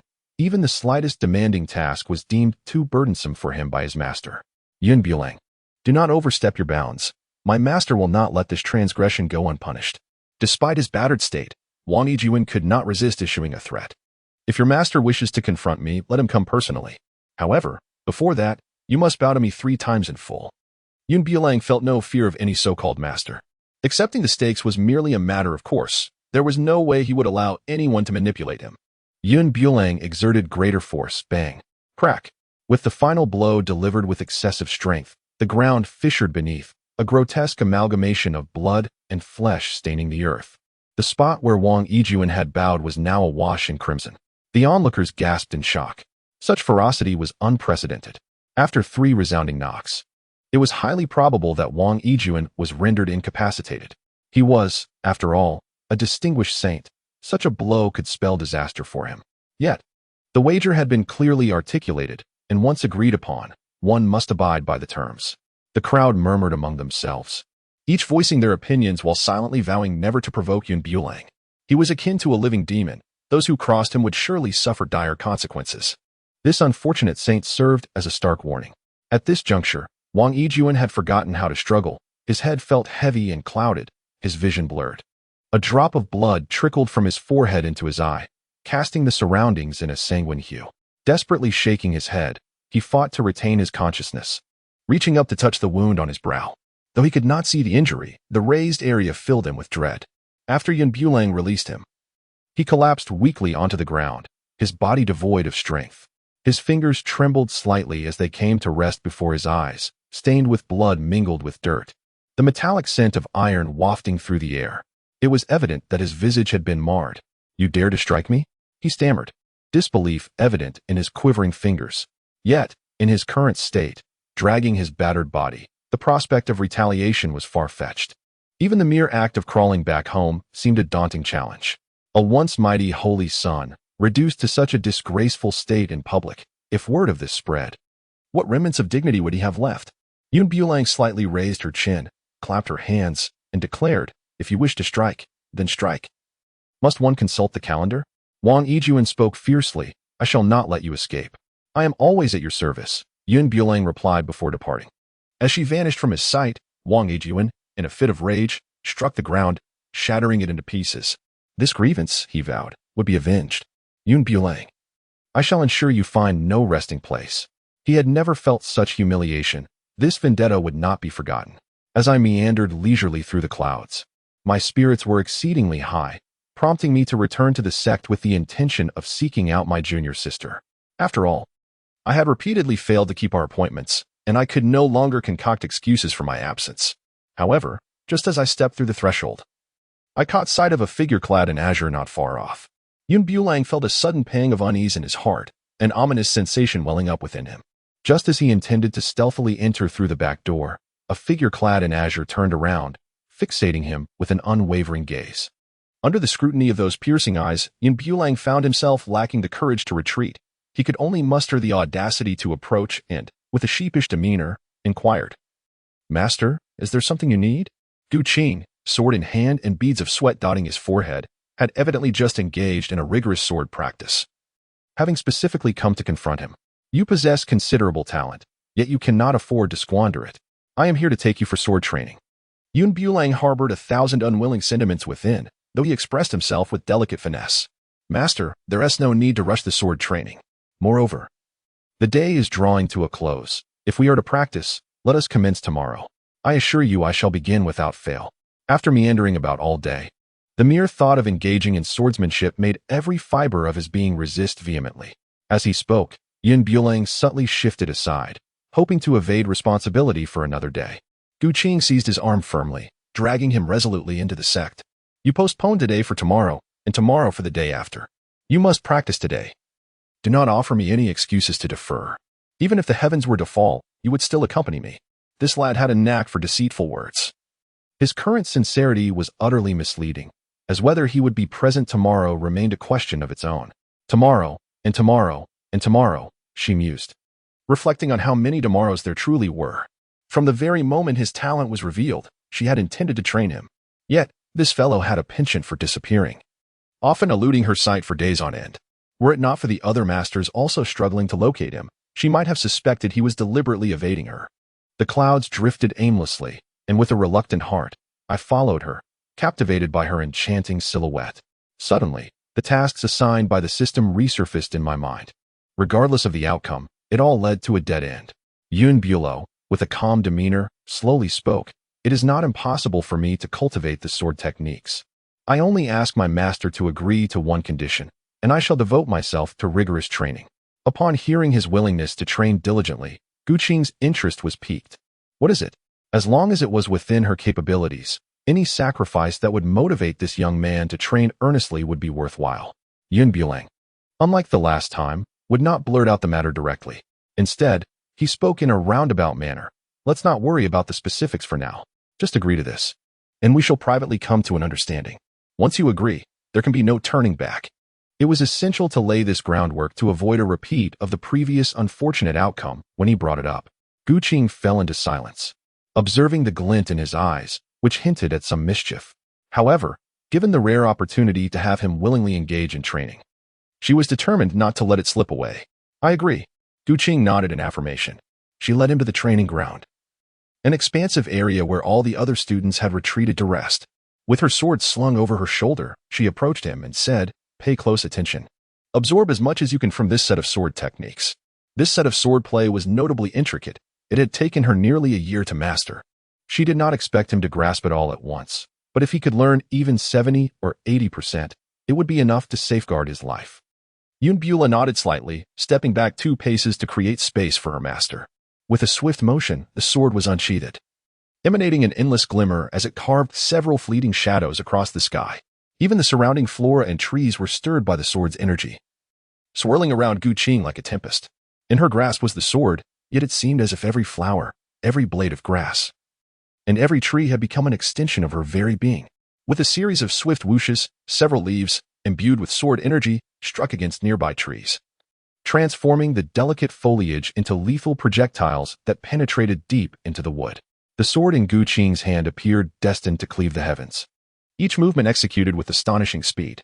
In the span of just a minute, an entire sequence of sword techniques unfolded. Qing soared down from the air, gracefully landing beside him, and extended the sword into his hand, saying, "Now, replicate the sword technique I just demonstrated."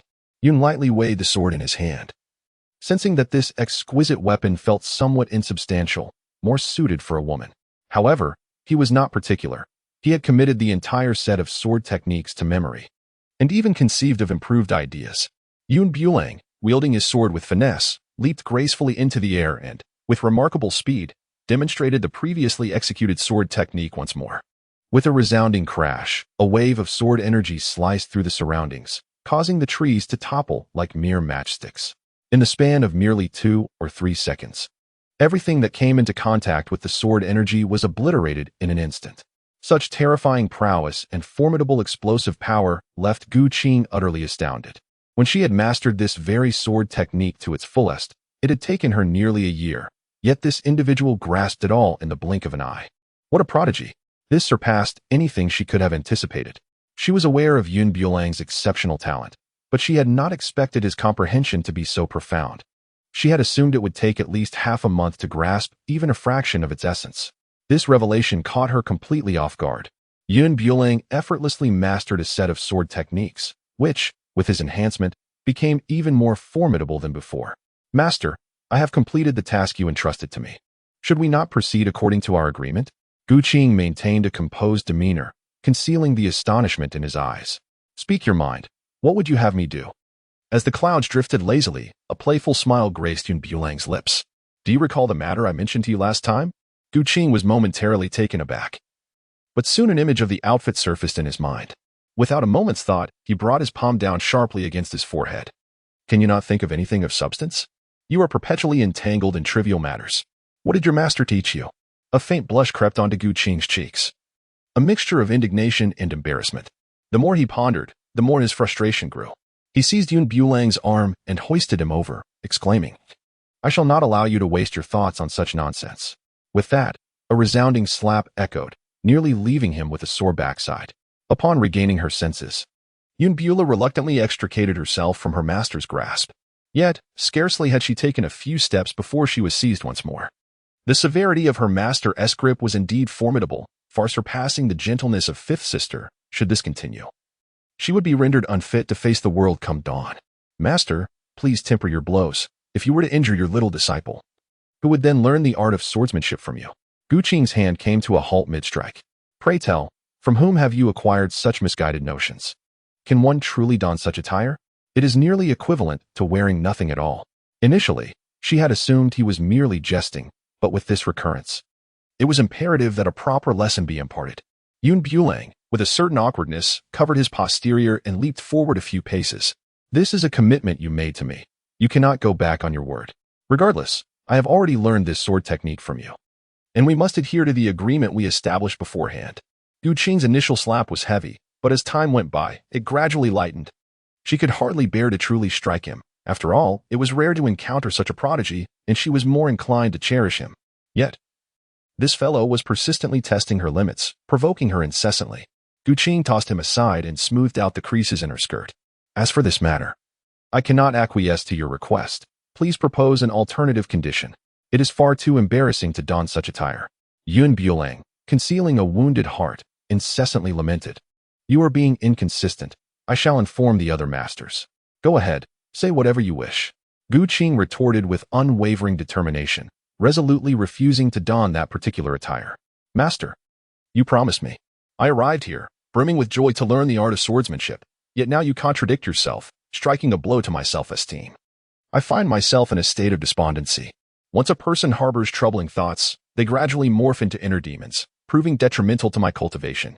Bulang observed her expression as he spoke, noticing a slight softening in her demeanor, prompting him to press on. After today's events, I fear I may lose faith in my cultivation, potentially remaining stagnant at the nascent soul stage, unable to advance further. Bulang appeared utterly dejected, his spirit visibly deflated. Enough, do not speak further, Qing interjected. The more he spoke, the more anxious she became, her gaze growing increasingly erratic as her steadfast resolve wavered. Such a prodigious talent and cultivation should not be allowed to falter under her watch. Failing him would not only disappoint her fellow sisters, but also bring dishonor to the entire Linglong Sect. Observing him, akin to a deflated balloon, she realized that this incident could indeed strike a blow to his self-esteem, potentially hindering his cultivation journey. Confronted with the gravity of the situation, Qing, despite her myriad concerns, could no longer afford to hesitate. She steeled herself and, gritting her teeth, acquiesced. Very well, I concede. After today's events, should you fail to devote yourself to your cultivation, you shall have much to answer for. The cloud, previously drooping its head, suddenly came to life, bouncing in front of her, laughing incessantly. Rest assured, Master, I will undoubtedly carry on the legacy of Linglong Sect and will never bring shame upon you. Bulang, seizing the opportunity, feared that she might change her mind. In the room meant for two, Bulang retrieved the bikini that had been meticulously prepared in advance and said, Master here. The smile on Bula's face could hardly be concealed, as the completion of the task was imminent. With a grim expression, Qing swiftly seized the reward bestowed by the system and entered the room, slamming the door shut with a resounding thud. Bulang waited outside for what felt like an eternity. Approximately 3 to 5 minutes later, the door creaked open. Before him stood a woman with skin as pristine as snow. Sanjia possessed a figure that epitomized the golden ratio, curvaceous where it should be and slender where it ought to be. Adorned in a bikini, her physique reached new heights of allure, with cascading long hair framing her enchanting collarbone, revealing all her exquisite attributes. The sight sent a surge of adrenaline through Bulang, though he had encountered many beauties. Qing was the first to truly captivate his senses.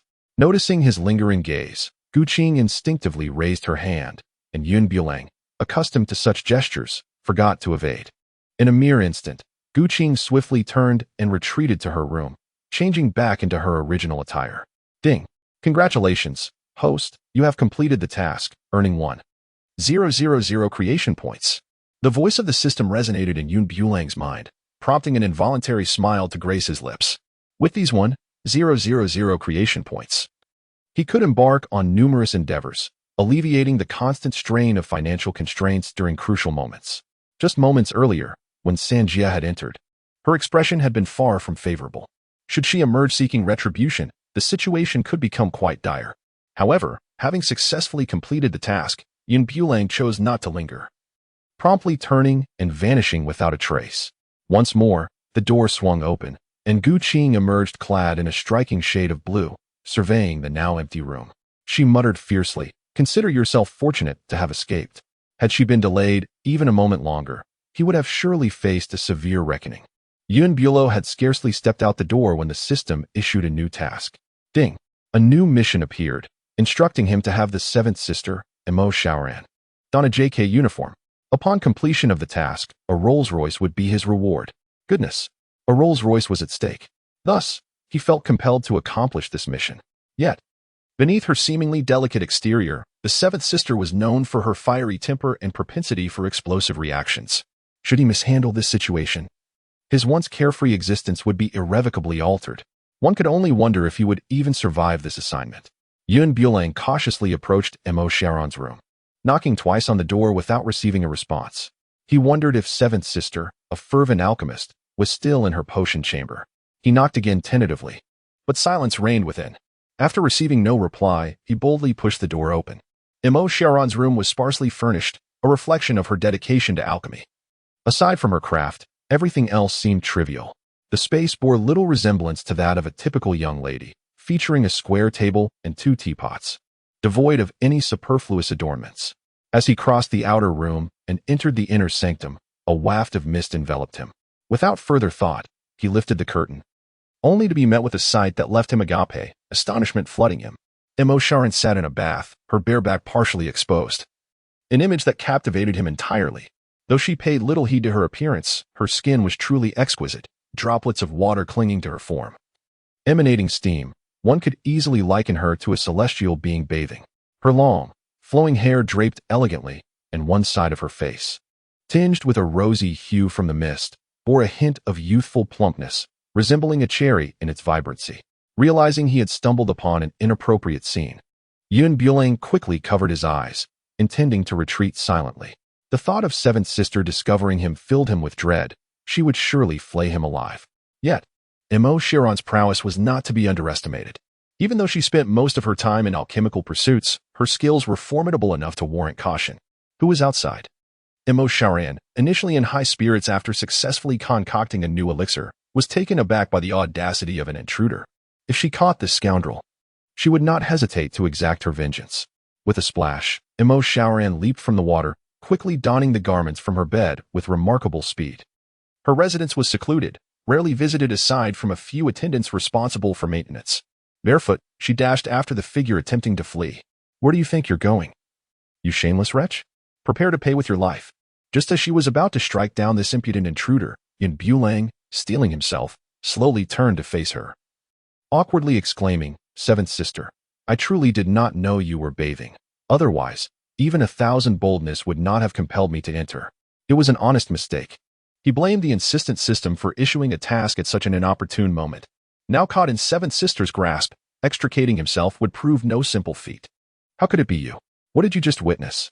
Miao Xiaomeng's expression shifted rapidly, her mind racing as she recalled the earlier moment, her heart fluttering uneasily. I merely passed by and thought to check on you, seventh sister. Yun Bulang felt as though his arm were on the verge of being twisted off. Yet he still had to maintain a smile upon his face, to the point that it caused him pain. Miao Xiaomeng effortlessly lifted him and tossed him onto the adjacent seat. What brings you here? She inquired. This lad often took the opportunity to sneak down the mountain for leisure or, at the very least, to amuse himself with the junior sister in the back hills, leaving even the third sister at a loss. Now, for some inexplicable reason, he had come to her room. Such unusual behavior surely hinted at something amiss. It has been quite a while since I last saw Master, and I find myself missing him dearly. As I pass by here, I made a point to come in and pay a visit. Yun Bulang, bracing himself, dared not utter a single word regarding that set of JK uniforms. In the face of seventh sister's wrath, even the mere suggestion of such a topic could lead to dire consequences. Fabricating lies tends to take on a life of its own. The more one speaks, the more confidence one inexplicably garners. However, Miao Xiaomeng was not swayed by his fabrications. She seized his ear and demanded, "Do you truly believe I would fall for your nonsense?" While it might be somewhat understandable for him to miss those junior sisters, the notion that he could long for her as a mentor was utterly implausible.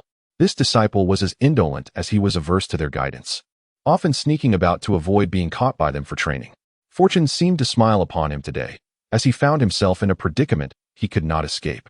"Since you are here, you shall not leave. I shall take you to a place." What place? Yun Bulang was reluctant to go, yet the circumstances left him little choice. "You will know upon arrival. Do not ask so many questions." With a swift motion, Miao Xiaomeng vanished from sight, taking him along with her. When Yun Bulang opened his eyes once more, he found himself inexplicably in his master's alchemy chamber. A flicker of suspicion crossed his mind as he gazed at Miao Xiaomeng. Surely she would not be so vexed as to transform him into a medicinal pill. "Seventh sister, what is the purpose of bringing me to the alchemy chamber?"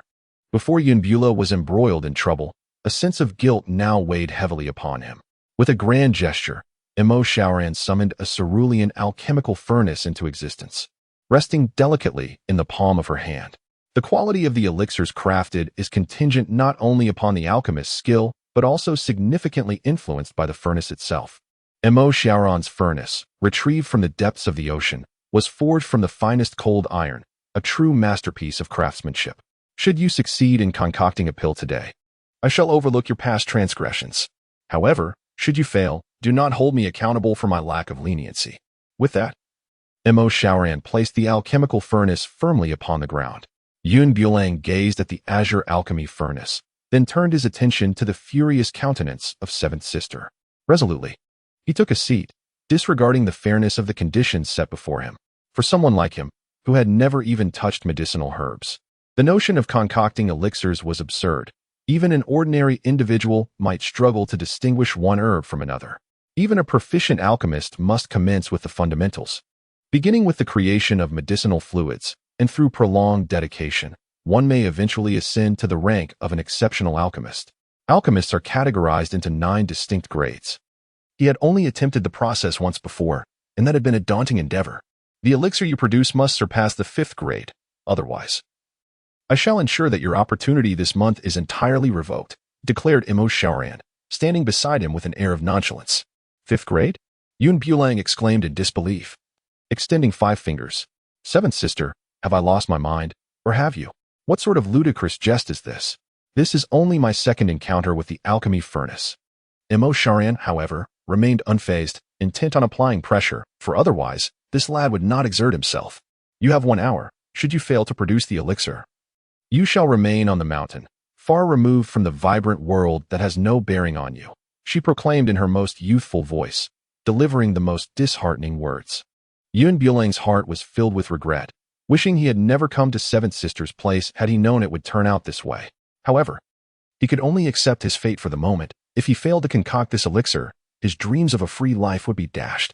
Miao Xiaomen also had her own plans. This lad possessed remarkable talent in alchemy. With proper training, he was destined to become a top-tier alchemist, a figure of great renown in this realm. After all, not everyone is privileged enough to become an alchemist, as the requirements are far more stringent than those for martial artists or spirit masters. During the testing day, it was evident that Bulang's mental prowess was exceptionally strong. To waste such a talent on anything other than alchemy would surely invite misfortune. Seventh sister, what is this? Bulang picked up 2 herbs resembling foxtails, struggling to discern any difference between the two. One was the highly toxic Sangxi grass, while the other was the nourishing Lingxian grass, renowned for its restorative properties. Miao Xiaomen elucidated beside him. Although these 2 herbs appeared quite similar, their effects were worlds apart. A mere mix-up could prove fatal. If you could successfully concoct a pill of 4th grade or above today, I will facilitate your certification as an alchemist with the guild. Miao Xiaomen revealed her intentions. In a moment of resignation, Bulang nodded in agreement. Glancing at the candle beside him, he reached out to retrieve it. What are you doing? Miao Xiaomen questioned, perplexed. I lack the ability to wield fire magic, so if I wish to concoct something, I can only rely on this candle, Bulang replied with a nonchalant demeanor. Miao Xiaomen was taken aback. It was her first time hearing that a candle could be utilized in the art of alchemy. Wait a moment, she said, unable to bear the thought of him toying with the candle. She then made her way to the room and retrieved a small box. This box was no larger than the palm of her hand, and as she slowly opened it, a fire seed, no bigger than a marble, appeared within. This was the nether fire, which possessed sentience and was ranked 3rd among its kind. If one could tame it for their own use, it would greatly enhance their alchemical prowess. Miao Xiaomen extended the box toward him. As Bulang extended his head to gaze upon the ethereal flames of the nether fire, he beheld a mesmerizing glow of turquoise and emerald. When he reached out to touch it, an unexpected warmth did not assail him. The flame seemed to have found a new master, leaping gracefully into the palm of his hand, gradually merging with his entire being. Seventh sister, it appears to have taken a liking to me, he remarked, as a colossal flame hovered in the air, exuding an aura capable of obliterating the world. Miao Xiaomen instinctively retreated a few paces, hastily urging him to contain it. Do you wish to incinerate your seventh sister? This young man's power grew more formidable with each passing day, though his control remained somewhat lacking. The fact that the nether fire could submit to him likely correlated with his extraordinary innate talent. Bulang casually selected various medicinal herbs and carelessly tossed them into the alchemical furnace, a sight that appeared rather reckless. with the enhancement of another fire. Bulang found the process of refining qi pills to be effortless. A resonant hum erupted from the furnace, vibrating intensely. After approximately a quarter of an hour, the lid of the furnace was lifted. Unable to contain her eagerness, Miao Xiaomeng rushed forward to inspect the contents, and upon doing so, her throat tightened in disbelief. 10 fifth-grade Xianling pills. Miao Xiaomen's large, glistening eyes widened in astonishment. How could this be possible? This young man was defying the heavens. An exceptional alchemist could typically produce only 2 pills at a time, a feat regarded as extraordinary and highly coveted by various families. The more precious the elixir, the rarer the herbs required for its concoction. To produce so many at once significantly reduced costs. Should this be discovered by other families, it would likely invite dire consequences. Bulang observed the astonished expression of his master and glanced at the elixirs he had concocted. What could possibly be amiss? Was there a misstep in my refining process that resulted in such a meager yield? With only 10 pills per furnace, how long must I toil to achieve lasting success? Upon hearing his query, Miao Xiaomeng nearly gasped in disbelief. If any of their peers were to overhear, they would surely leave him battered and bruised. Despite her own extraordinary talent and years of experience in alchemy, she had only ever produced a maximum of 3 fifth-grade Xianling pills in one session. Quickly suppressing her astonishment, Miao Xiaomeng adopted an expression of indifference. You must intensify your efforts. Your technique appears rather unrefined. Practice diligently and refrain from seeking immediate results. One should undertake endeavors commensurate with their abilities. Bulang nodded slightly, acknowledging the statement. I understand, Master. Now, allow me to escort you to the Alchemist Guild for registration. Please follow me, Miao Xiaomeng declared, deftly dropping a few Xianling pills into her hand as she led him out of the alchemy chamber. Each day, numerous individuals flocked to the Alchemist Guild to register as new alchemists, including many from prestigious families, who brought along their newly promoted apprentices to formalize their alchemist identities. Every person arriving at this esteemed place exuded immense pride. Once their status as alchemists was officially recognized, they garnered even more admiration than the spiritual masters outside. Oh, is that not the illustrious alchemist Miao Xiaomeng? What brings you to the Alchemist Guild today? A middle-aged man, exuding an air of ethereal wisdom, stood quietly a short distance away. Behind him lingered 3 youthful men, each possessing an air of superiority as they followed their master. The speaker was none other than Miao Xiaomen's arch-rival, Qing, who, like Miao Xiaomeng, was a 9th-grade alchemist. Their equivalent status had compelled Qing to secretly vie with Miao Xiaomeng for supremacy. On this continent, Qing aspired to be the first to attain the rank of 10th-grade alchemist. However, the path to advancement in alchemy became increasingly arduous, and both had remained stagnant at their current levels for decades, with neither making any headway. Upon seeing them both, Qing's disdain was palpable. How many years has it been since you last visited the Alchemist Guild? Have you come to register your identity as an alchemist alongside the Holy Sun? It makes sense, considering your lackluster apprentices have yet to surpass the 3rd grade, correct? His conjecture was not far from the truth. Miao Xiaomeng was indeed devoted to the art of alchemy. Aside from a handful of disciples, she had not taken on many apprentices. Unfortunately, those few disciples remained stuck at the 1st grade level, despite her substantial investments in rare herbs and treasures to facilitate their breakthroughs. This predicament had been a source of considerable frustration for her, often providing fodder for Qing's mockery. However, fortune favored her in the form of an exceptionally talented apprentice who exuded newfound confidence. Indeed, my apprentice has just successfully concocted a 5th-grade elixir. I brought him here specifically to authenticate his status as an alchemist. Qing chuckled slyly, patting his eldest disciple on the shoulder. This is my apprentice, Shangwan Rui, who has already mastered the art of crafting 5th-grade Xianling pills at the tender age of 18. He possesses even greater potential. He does not need to seek this certification. We simply happen to have the time today, unlike you, who made a special trip for it. She perceived the mockery in her rival's gaze, and it was no wonder this old fool felt so triumphant. 5th-grade alchemists were not exceedingly rare. It was merely the youth of his apprentice that gave him an edge. At merely 18, Shangwan Rui's youth hinted at even greater achievements to come. As his master spoke of him, he proudly lifted his chin, basking in the astonishment and admiration of those around them. An 18-year-old alchemist was indeed a prodigy among prodigies. If my son could possess even half of his talent, it would be a divine blessing from our ancestors. Please refrain from mentioning your foolish son. A mere 18-year-old alchemist. What a remarkable concept. There are hardly any across the entire continent that can be counted on one's fingers. Yet again, we witness the rise of a master alchemist, endowed with such terrifying talent for cultivation. It is feared that he may break through to the 6th rank before reaching the age of 20. This could well be the youngest 10th rank alchemist in our history. The voices surrounding me grew increasingly animated. Qing's face radiated unmasked joy as he strode confidently towards Miao Xiaomeng, his gait steady and deliberate. Raising his voice, he proclaimed, "It has been some time since we last met. Since these two young individuals are both 5th rank alchemists, why not let them engage in a little friendly competition? It would be beneficial for them to learn from one another." Though his apprentice may only concoct 5th rank elixirs, the ability to produce 2 in one go is nothing short of genius, utterly overshadowing that so-called holy sun. Today, he shall ensure that Miao Xiaomeng loses face in front of all, leaving her with no pretense of superiority in his presence thereafter. At this moment, Shangguan Rue also stepped forward, cupping his hands in a gesture of respect. "It seems we all may have offended." Bulang gazed calmly at the ostentatious individual before him, pondering the extent of his desire for attention. The master had yet to give his approval, yet he had already taken it upon himself to leap forward. Miao Xiaomeng, unperturbed by his bravado, seized the opportunity to allow her disciple a chance to hone his skills. With a graceful flick of her wrist, the alchemical furnace reappeared within the sight of the onlookers. The surrounding crowd instinctively drew back, yet none wished to depart, their eyes widening in anticipation, fearful of missing even the slightest detail. Upon witnessing Bulang's lack of an alchemical furnace, Shangguan Rue could not suppress his derision, exclaiming, "Are you truly a 5th-tier alchemist? How can you not even possess your own equipment? Surely you are not attempting to inflate your image here." Bulang, devoid of any avian companions, merely retrieved a selection of medicinal herbs from his spatial pouch, which had been stored for an indeterminate number of years. Although his speed was not particularly swift, he executed his tasks with commendable precision.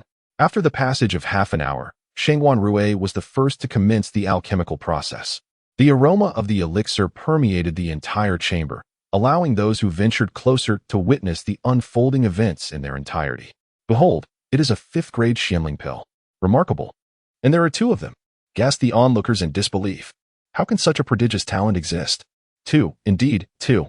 The atmosphere was rife with astonishment, as each individual struggled to comprehend that a young alchemist could produce 2 pills in a single batch. Shangguan Rue proudly lifted his chin, reveling in the adulation of those around him, his face radiating satisfaction. Qing approached and patted his shoulder, offering encouragement. "Continue to strive diligently, aim for 3 pills. With your innate talent, it is entirely feasible." Upon hearing his master's affirmation, Shangguan Rue felt an overwhelming surge of confidence. "Yes, master." Meanwhile, Bulang had also completed his endeavor. The moment the alchemical furnace opened, the fragrance of the Ziyanzan swiftly eclipsed that of the Xianling pill. Indeed, it was a 5th-grade Ziyanzan. Pills possess both grade and quality distinctions. A practitioner capable of crafting 5th-grade elixirs may struggle to produce even a 1st-grade Ziyanzan. Yet, this young man had effortlessly concocted a 5th-grade Ziyanzan. As the name suggests, the Ziyanzan ensures that its user's appearance remains unchanged for a significant duration, leaving no trace of the passage of time, an object of desire for all women. With the emergence of the Ziyanzan, the outcome of the contest became increasingly apparent. Qing, skeptical of Bulang's ability to produce the Ziyanzan, approached for a closer inspection. Upon discovering that there were 11 meticulously arranged pills within, his mind reeled in disbelief, akin to a string that had snapped. How is this possible? How could you possibly yield 11 pills? Even I, a dignified 9th-grade alchemist, have only managed 5 at most in a single endeavor. Initially, he believed Shangguan Rue to be a genius, but now, in comparison, he felt utterly diminished. Shangguan Rue, upon hearing his master's words, approached to investigate, his heart sinking as he stammered defensively, "Impossible. You must have practiced alchemy since childhood." His heart raced, unwilling to accept the reality of his defeat.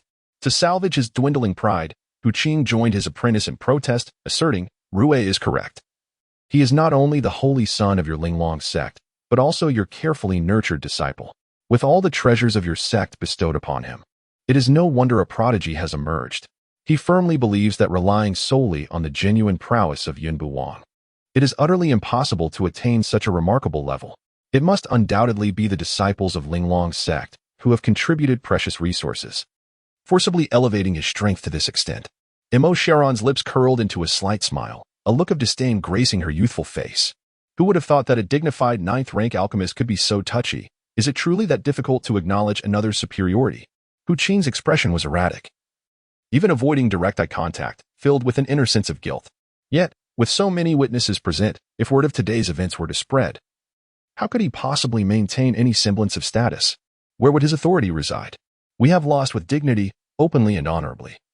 Yet my disciple achieved the rank of fifth-rank alchemist through sheer effort. I cannot speak for the Holy Sun, Qing stated with an air of composure. What do you mean by that? Miao Xiaomeng inquired. Qing cleared his throat. My meaning is quite simple. We are here for the guild's certification, where instruments for testing talent are available. Talent cannot simply be accumulated through the use of postnatal elixirs.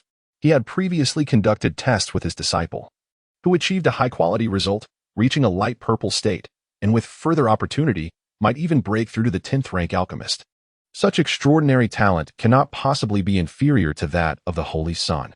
Suddenly, the confidence that had faded from Shangwan Rui inexplicably returned. During the talent assessment, the master had once mentioned that whether one can transcend the 9th-rank alchemist threshold hinges upon their inherent talent. For those with average endowments, no matter how fierce their initial training, they will inevitably stagnate at a fixed point in the later stages. Shangwan Rui stepped forward, exuding confidence as he proclaimed, "If you harbor no misgivings, do you dare to join me in the test?" With a smile that danced upon her lips, Yun Bulo exuded confidence, daring to face any challenge. Qing's scheming had come to fruition, his smile unwavering. Should his disciple's aptitude surpass his own, he would reclaim his standing, proving that this young man's ability to concoct longevity elixirs stemmed solely from an accumulation of rare herbs and treasures. In a flurry of excitement, he rushed towards the testing hall, a throng of spectators trailing behind him. Shangwan Rui, brimming with self-assurance, placed his hand upon the crystal, gradually channeling his spiritual energy into it. A flash of white light enveloped the room, and the crystal gradually transformed into a delicate shade of lavender. The crowd buzzed with speculation. Heavens! If it has turned lavender, he may very well become a 10th-grade alchemist. Many were unaware of this Holy Sun's alchemical capabilities, suspecting that he had perhaps been granted some enhancement by the Linglong Sect, allowing him to exhibit such prowess. It is widely acknowledged that strength derived from potions is akin to a paper tiger, impressive in appearance yet devoid of substance, regarded as the most contemptible of practices. Shangwan Rui, brimming with confidence, withdrew his hand and approached his rival, generously proclaiming, "If you lack the confidence, you may choose to forego the test. I shall treat today's events as if they had never transpired. However, in the future, should our paths cross, you will do well to take a detour. For I harbor no tolerance for impurities and refuse to associate with refuse." The cloud towered above him, looking down with a condescending gaze, and remarked, "With your diminutive nose and eyes, coupled with that narrow-mindedness, what can you possibly comprehend?" Yun Bulang refrained from engaging in idle chatter and, with a swift motion of his sleeve, approached the testing crystal. This crystal was considerably larger than that of the Linglong Sect. With a clear mind and focused intent, he placed his hand upon it. After a few seconds, the crystal remained unresponsive. Shangwan Rui erupted in hearty laughter. "Could it be that you possess not a shred of talent? Only those utterly devoid of alchemical aptitude would fail to stir the crystal." He was immediately reminded of the earlier contest, where everyone had witnessed Yun Bulang's lack of even the slightest alchemical skill. The rejuvenation elixir he had just concocted might well have been pre-prepared. To secure a victory that was of little consequence, he resorted to such despicable means. His disdain for Yun Bulang deepened. As his thoughts spiraled, everything seemed to fall into place. The onlookers, swayed by his provocations, gradually began to believe that Yun Bulang's triumph was merely a result of his deceit. Instantly, ridicule filled the air, and faces turned long with disapproval. "TSK, TSK, TSK. How disgraceful for a Holy Sun to resort to such underhanded tactics," they remarked. One should consider the caliber of his opponent, the exceptionally gifted Shangwan Rui. The pressure he faced is understandable. Yet, regardless of the circumstances, employing such duplicitous methods to garner attention is a disgrace to our alchemical practitioners. You are mistaken. The shame he brings does not reflect upon us alchemists. After all, he is a mere lad lacking even the innate talent for alchemy. He cannot be deemed an alchemist.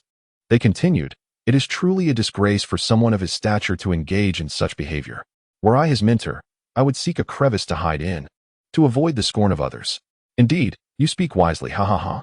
Just as the crowd engaged in unrestrained speculation, a subtle rumble began to resonate from the surroundings, piercing and sharp, causing discomfort to the eardrums. Buzz, buzz, buzz. All the alchemical furnaces in the vicinity erupted with a resonant sound, each levitating from its original position as if celebrating with exuberance, momentarily imbued with sentience. Each furnace seemed to leap with joy, as though reunited with a long-lost master. The sky was shrouded in dark clouds, yet the crystal emitted a dazzling light, blinding those nearby. Suddenly, from within the clouds, a dark furnace emerged, its form obscured by shadow, rendering it unrecognizable as an alchemical furnace.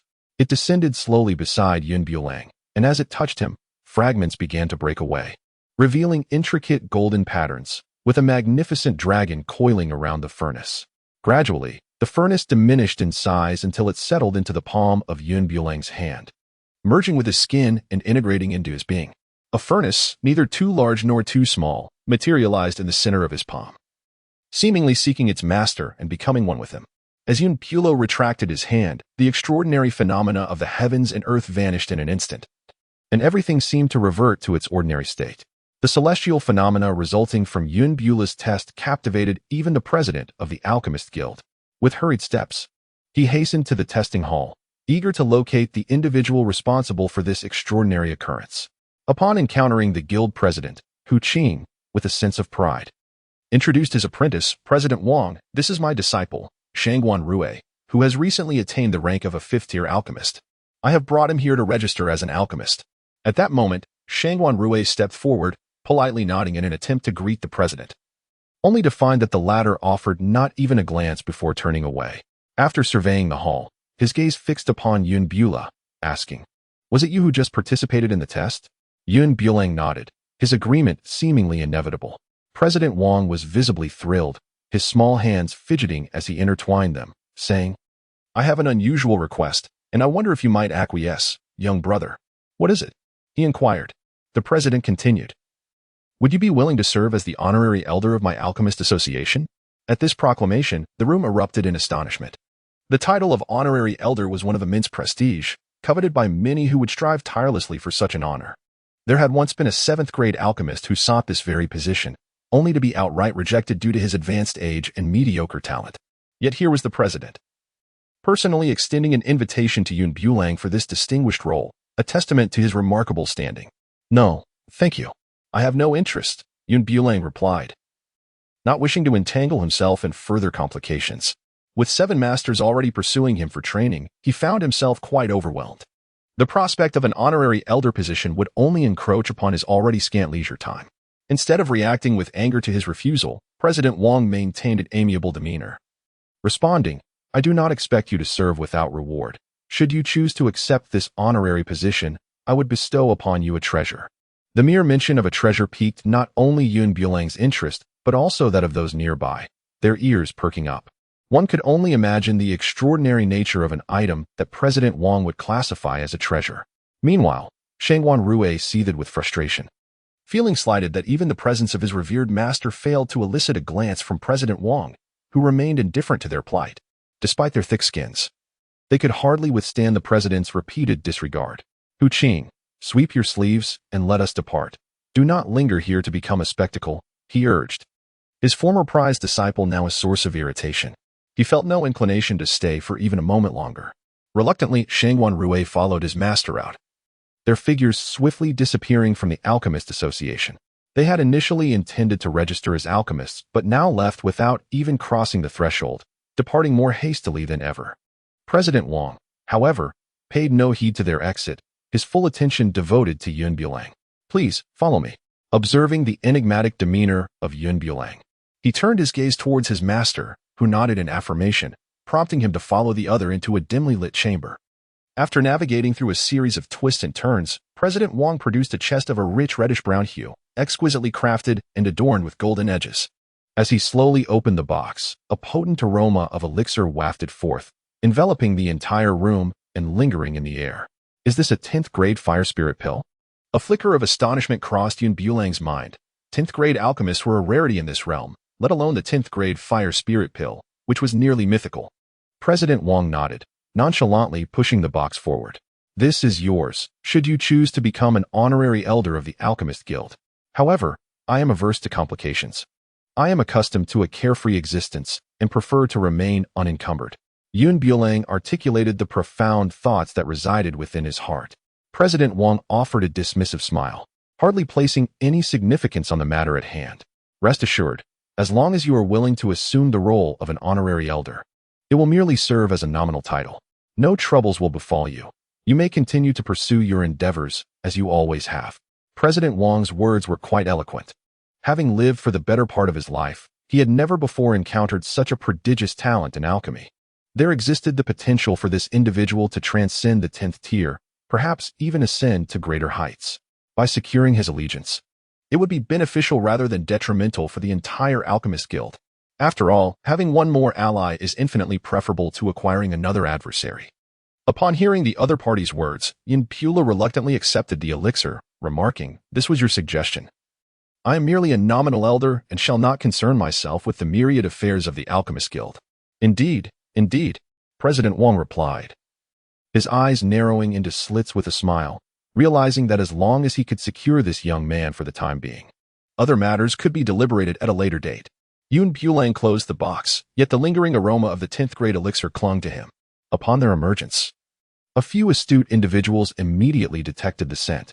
However, he was now an honorary elder of the Alchemist Guild, a status that transcended the mere identity of the Linglong Sect child. The Alchemist Guild held a significant position in this land, and an honorary elder was someone who could not be trifled with. Miao Xiaomeng caught a whiff of the scent emanating from him. "Did he give you the 10th grade elixir?" "Indeed," Miao Xiaomeng affirmed with a nod, appreciating his discernment for not taking advantage of her youth and inexperience by presenting her with subpar trinkets. For this, she held him in higher regard, as well as the president of the Alchemist Guild. "May I inquire about the purpose of your visit?" President Wang asked politely. "I brought him to register as an alchemist," Miao Xiaomeng replied candidly. "Since he is already an honorary elder of our guild, there is no need for formal registration.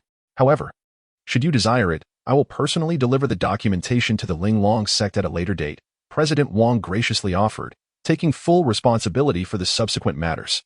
This revelation left those around them astonished, for President Wang was notoriously known for his tempestuous temper, often leaving a trail of destruction in his wake. Yet, in the presence of this young man, his demeanor softened, doubling the creases of his smile, and he bore none of the airs typical of a president. After completing the registration, Miao Xiaomeng led him back to the sect, though everyone appeared tense. As they approached, an outer sect disciple rushed forward. "7th Peak Master, you have returned at last. The sect master of Lingjio Palace is waiting outside. What brings this old fox here?" Miao Xiaomeng dared not linger, swiftly vanishing from sight. As she made her way, several outer sect disciples plummeted from the sky, landing beside her. Linglong, accompanied by the sect's disciples and elders, surged in. Upon spotting Miao Xiaomeng, he raised a hand to halt the throng behind him. "I have but one intention today, to demand Bulang's surrender. I can overlook past grievances. But should you refuse, do not blame me for unleashing a bloodbath upon the Linglong Sect." Linglong's voice was steady and commanding, his oppressive aura gradually descending upon them. At his feet lay an outer sect disciple, bloodied and battered, a testament to his ruthless methods. Miao Xiaomeng glanced at the injured disciple on the ground and administered several elixirs to alleviate their injuries. These disciples were gravely wounded, their dantians shattered by the person before them, rendering their future cultivation bleak. "Linglong, you possess a boldness to harm others within my Linglong Sect. Do you seek death?" Miao Xiaomeng retorted. "I have made my demands clear. Hand over Bulang, or do not expect me to show mercy." Linglong's eyes narrowed slightly. Today, she was determined to handle this matter with elegance and efficiency. Otherwise, how could a revered holy son allow himself to be bullied without uttering a word? Such a tale would surely elicit derisive laughter. Today, she was eager to witness how unrelenting her adversary could be. Yanran descended from the heavens alongside several of her sisters, landing gracefully before Bulang. The 7 sisters, each embodying a unique style, shone more brightly than the rainbow in the sky, their beauty captivating yet their gazes chillingly fierce. "If you are unwilling to surrender Bulang, then we shall declare war. After today, there will be no Linglong Sect left in this world." Linglong brandished her sword, and the elders behind her unveiled their own treasures. Every member of the clan possessing any level of cultivation rallied behind her. The air was thick with the scent of impending conflict, as the battle loomed ominously. Yanran, undaunted, declared, "Let the battle commence. What have I to fear?" Qing, gripping her treasured sword, dashed into the fray, disrupting the enemy ranks with a flurry of lethal movements. Chaos erupted around them, while Bulang, undeterred, dispatched numerous inner disciples with singular ferocity. He was a force to be reckoned with, striking down anyone who dared to cross his path. To the onlookers, he was a prodigy, yet in this moment, he proved utterly invincible, as if playing with mere chicks, kicking them aside with glee. His reckless actions soon caught the attention of one of the elders, who became a formidable opponent. An elder at the peak of the nascent soul stage unleashed his power, shattering nearby trees with a mere gesture. "Today, I shall avenge our holy son. Prepare to pay with your life." What could he blame but his own inadequacies? Bulang scoffed, dismissing the elder entirely. Despite their superior cultivation, he had not anticipated that his adversary would dare to seek revenge so boldly. But considering the circumstances, it was only natural.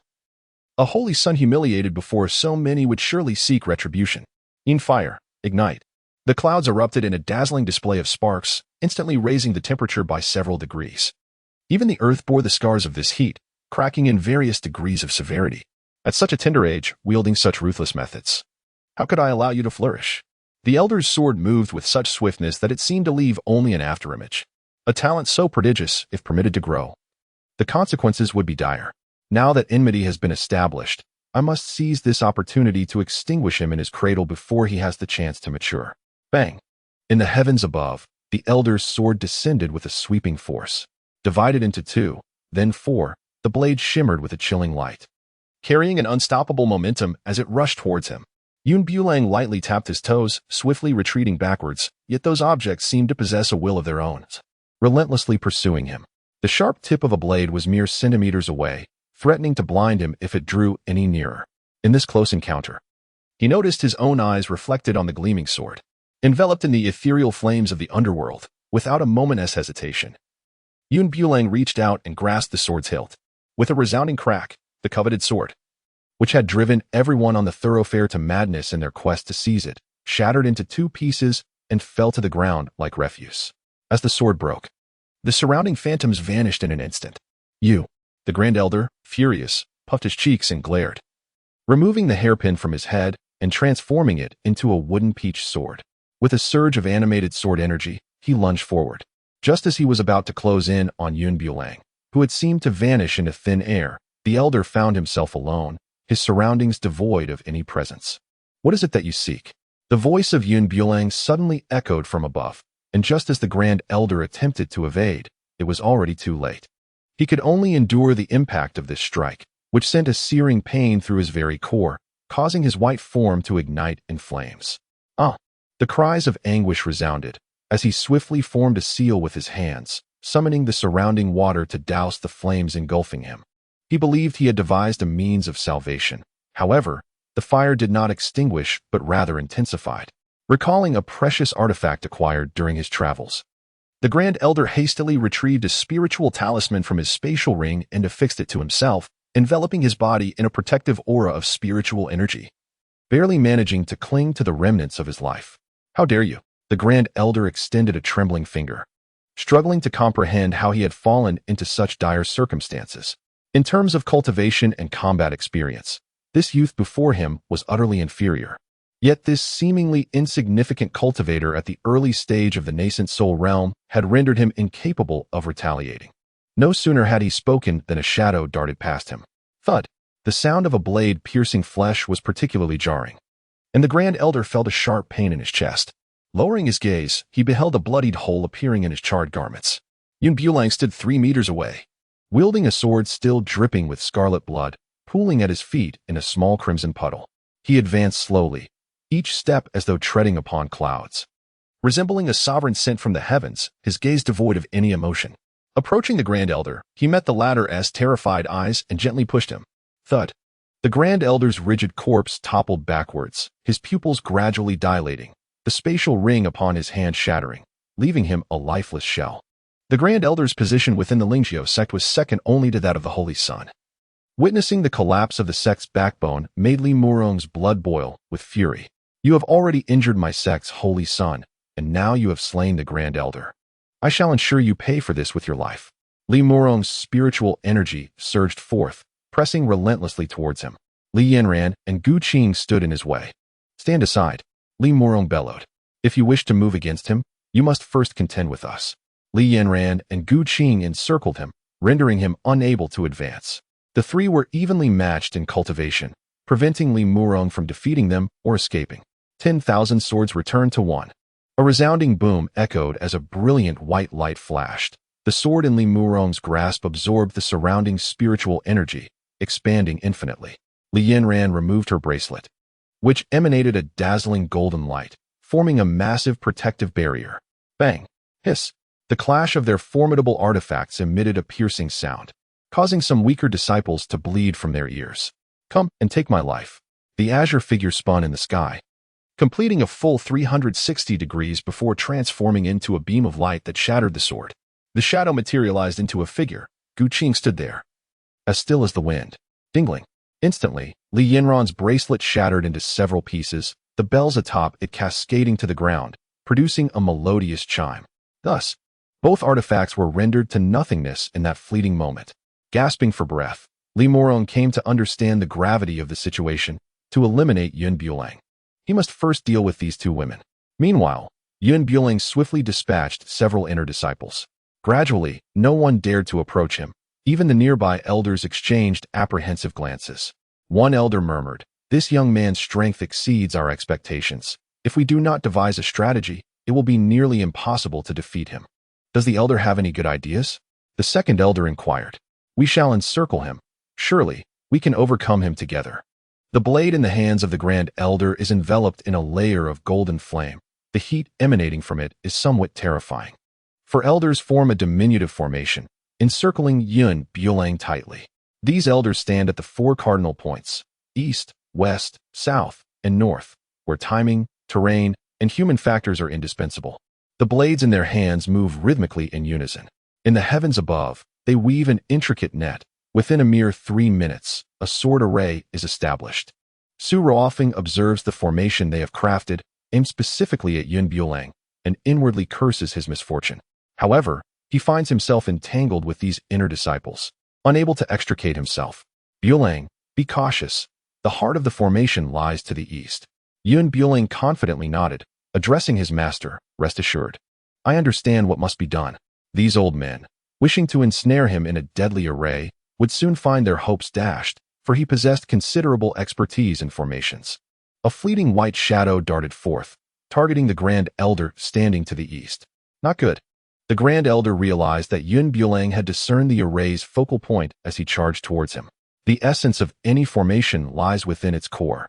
Should this youth approach, all their meticulous planning would be rendered futile. Utilizing the illusory phantom steps, the Grand Elder's figure shifted incessantly, an intricate blend of reality and illusion, making it difficult to discern truth from deception. Yet, his shadow betrayed his true location. The other illusory Grand Elders lacked shadows beneath their feet, mere phantoms without substance. Break! Yun Bulang bellowed, delivering a powerful strike to the Grand Elder's chest, sending the unprepared elder hurtling to the ground, creating a deep crater upon impact. With a cough, the Grand Elder spat blood onto the earth, his gnarled hands trembling as he pointed a quivering finger at Yun Bulang. "How did you discern it?" "That is of no concern to you." With a swift motion, blood gushed forth, and the Grand Elder lost his life. Once the formation was shattered, the remaining elders fared no better, each falling one by one under Yun Bulang's relentless assault. If the elders met such fates, the inner disciples were even less formidable, proving to be mere trifles in comparison. As the battle raged on, the inner disciples, though encircling him from a distance, dared not make a move. As the saying goes, the bird that stands out gets shot. Anyone who rushed in would only be courting disaster. "Charge!" shouted the seventh elder, compelling the others to press forward, albeit reluctantly. However, their fate was grim. They were swiftly dispatched, their throats cut before they could even retaliate. Gradually, some began to waver, their blades in hand, retreating step by step.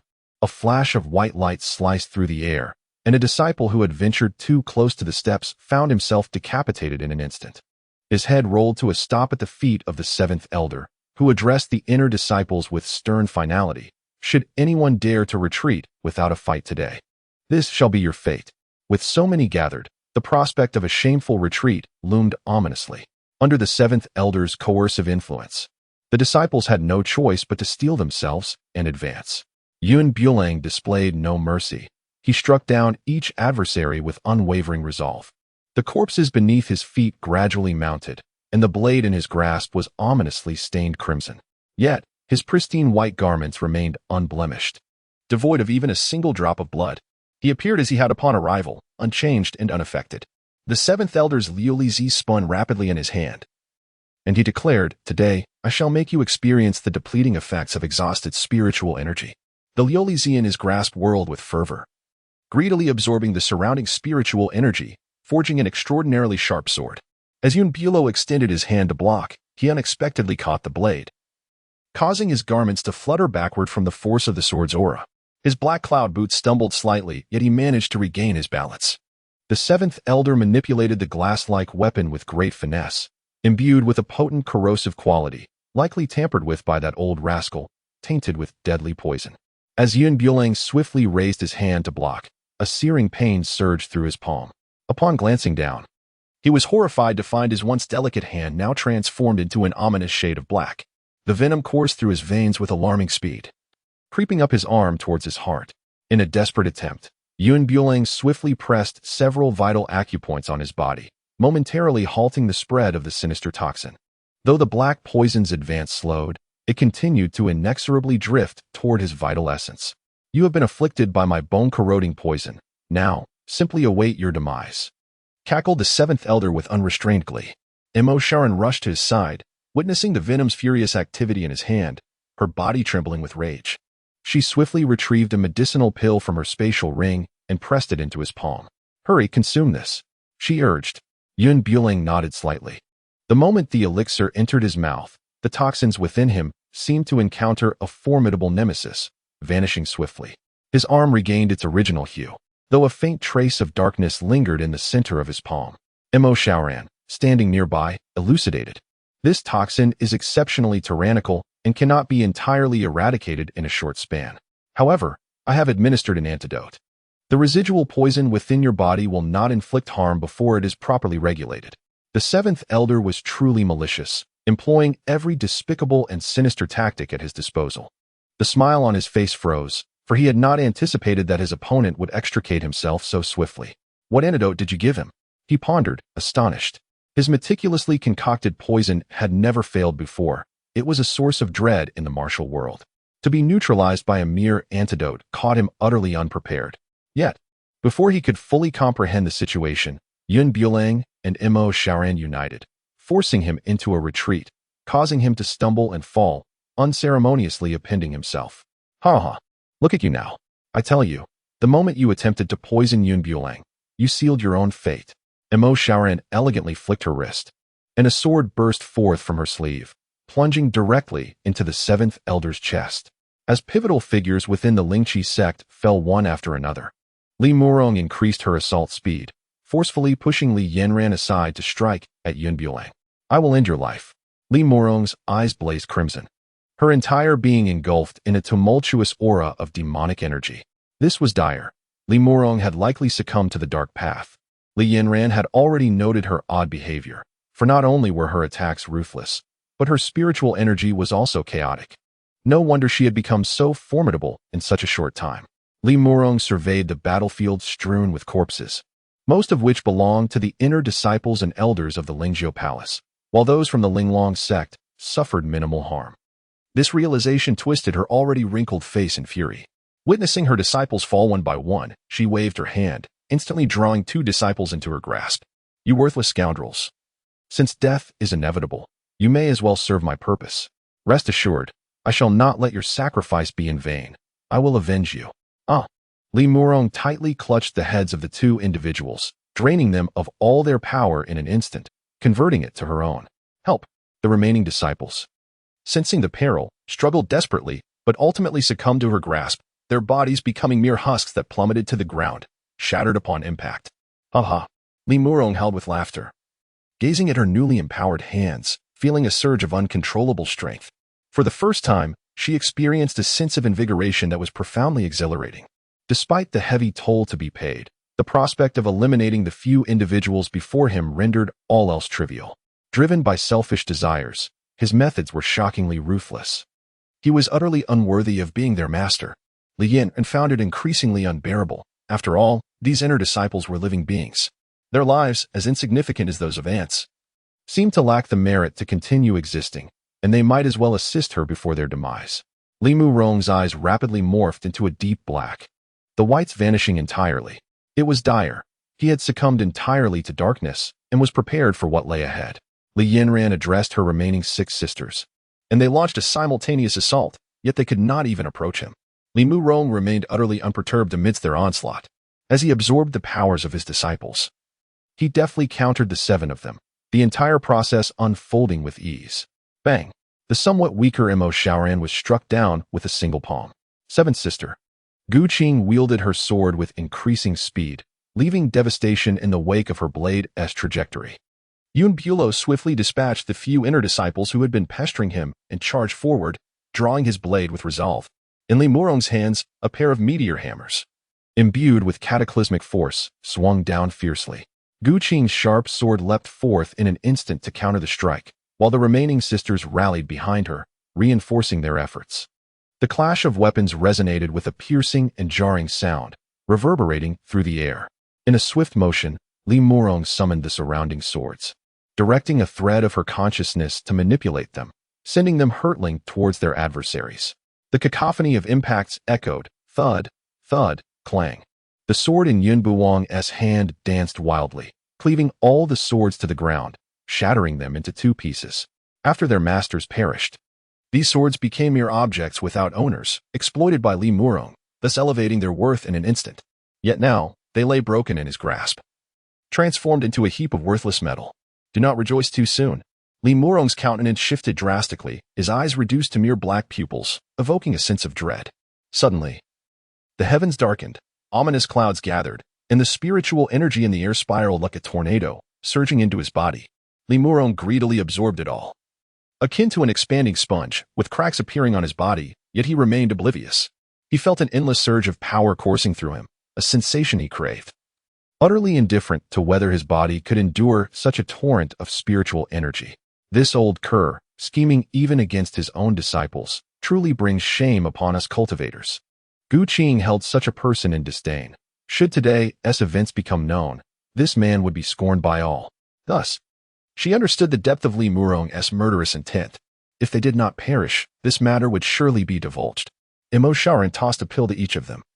These pills were enhanced, posing no harm to their bodies, capable of swiftly augmenting their strength in a short span. These were rare 9th-grade spirit-gathering pills, and had it not been for the dire circumstances, she would have been reluctant to use them. After all, every herb she had refined was an exceedingly rare treasure. Once the 8 of them consumed the pills, their power surged instantly. Bulang ascended directly from the initial stage of the nascent soul to its peak, a transformation that significantly enhanced his prowess. No wonder this old dog is so infatuated with these spiritual energies, to the point of neglecting his own physical ailments. Li Murong found himself encircled, emanating a dark aura, unwilling to yield. Master, his flaw lies in his right hand. Seize the opportunity. Bulang addressed Li Yanran. Noting that Li Murong had absorbed an overwhelming amount of his disciple's spiritual energy, rendering his corporeal form unable to endure any longer, his right hand stood as the sole vulnerability. Li Yin too discerned this flaw. The man's right hand was marred by numerous fissures, yet he remained oblivious to it, marking it as his fatal weakness. The 7 individuals worked in perfect harmony, and with Bulang providing cover. Even though Li Murong had succumbed to a state of demonic transformation, he was still unable to subdue them.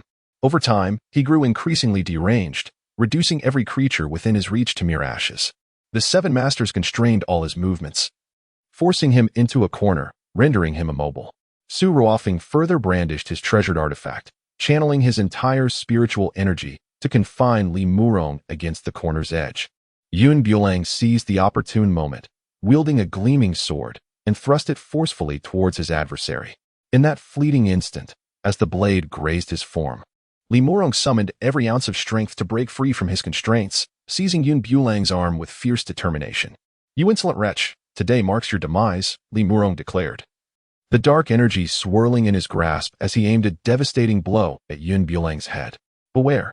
Li Yanran swiftly propelled her silken ribbon towards them, yanking Yun Bulang back just in time. Bang! Li Murong's palm struck the ground with a hollow thud, sending plumes of smoke billowing into the air. As the haze gradually dissipated, the area was devoid of any trace of their presence. The 7 masters exchanged glances, huddled together back to back. Suddenly, a shadow emerged from the sky.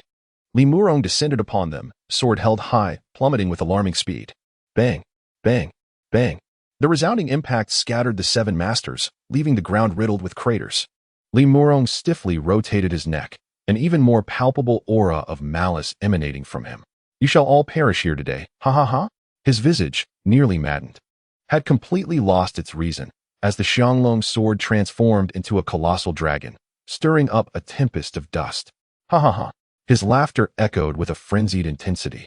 And upon turning to survey the scene, he realized his target had vanished. Yun Bulang, come forth. The architect of all his woes was none other than Yun Bulang. Were it not for this individual, he would not have fallen into such despair. Now, with the disciples of his sect lying dead by his hand, the news of this calamity would surely incite wrath against him. Even in death, he would ensure that someone else bore the brunt of his fate. The cloud conceals itself in the shadows, patiently awaiting the opportune moment. This old dog has succumbed to madness. Confronting him head-on clearly lacks wisdom. He beckoned to the elder sister, and in an instant, Li Yanran appeared before him. Master, she said, this individual has completely lost his sanity. In my opinion, we should lead him to the back mountain before taking action to eliminate him. Yun Bulang suggested that the desolate area on the back mountain was the most suitable place to act. If they continued to battle here, it was likely that before the demon perished, their Linglong Sect would be reduced to mere ruins. Li Yanran nodded in agreement and then appeared before Li Murong, challenging him to follow if he possessed the skill. Her figure vanished without a trace, and without a moment's hesitation, Li Murong took off in pursuit. Several others swiftly made their way to the back mountain, surrounding him completely. Yun Bulang led him to the back mountain with his own intentions in mind. The ethereal flames in his hand ignited swiftly, enveloping the entire sky. These otherworldly flames possessed the power to incinerate all things, second only to the flames of the Golden Crow. Vast swathes of the ethereal fire surrounded him. Li Yanran, along with several of her companions, trapped him within this sea of flames. Do you truly believe that with these flames, you can bring about my demise? Such a delusion. Li Murong's powerful form quivered as he ascended into the air, seemingly on the verge of escaping the fiery circle. Unperturbed, Yun Bulang soared upwards and forcefully kicked him back into the inferno. In the fleeting moment that Li Murong fell once more, he grasped tightly onto his foot, pulling him entirely into the flames. If we are to perish, let us do so together. Yun Bulang delivered several forceful kicks, realizing that his opponent was resolutely determined to ensure his demise. The darkened nails clutched tightly at his pant leg, and the two engaged in a fierce struggle within the fiery circle. Be careful, Bulang, Li Yanran exclaimed, her brow furrowed with concern as she leaped into the fray. The master and disciple united their efforts, causing Li Murong to gradually falter. Clang, clang, clang. The sound of swords striking his body resonated like blades against rigid iron, producing a jarring echo. This adversary had succumbed to madness, completely consumed by his own demons. Master, cover me, Yun Bulang implored. What are you planning to do? Li Yanran asked anxiously. During my earlier encounter with him, I discerned a vulnerability. There is a wound on his left shoulder, which may serve as our point of attack. Yun Bulang replied. Even in his demonic state, Li Murong was acutely aware of the injury on his left arm.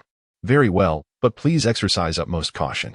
With that, Li Yanran's sword lunged forward, drawing Li Murong's attention. All of Li Murong's focus shifted entirely to her, leaving him oblivious to the presence of Yun Bulang behind him. While Li Yanran held him at bay, Li Murong turned to face his pursuer, but found he could only strike with his left hand. As Yun Bulang gazed upon the scene, he instantly recognized this as a once-in-a-lifetime opportunity, transforming in an instant into a radiant aurora. With a swift motion, a resounding thud echoed. Ah! A gaping wound appeared on his hand.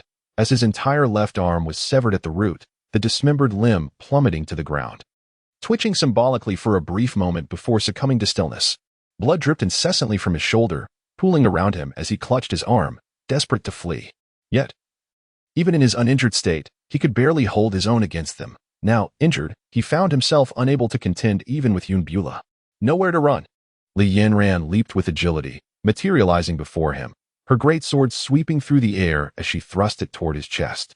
Li Murong, still regaining his balance, felt a sharp pain in his heart. Looking down, he saw a blade protruding from his back, piercing through to the front.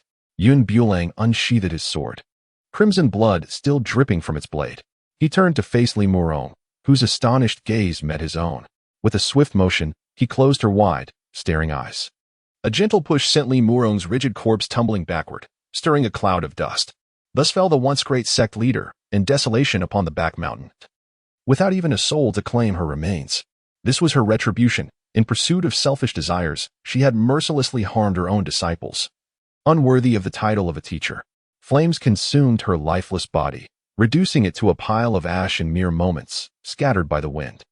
While they emerged victorious from the fierce battle, significant structures lay in ruin.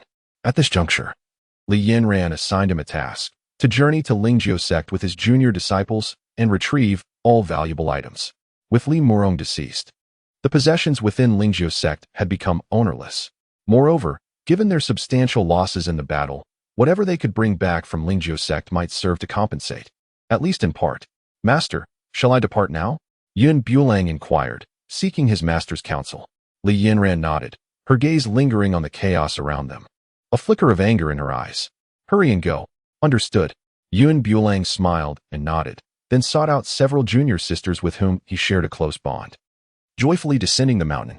Holy Son, we owe our survival this time to you.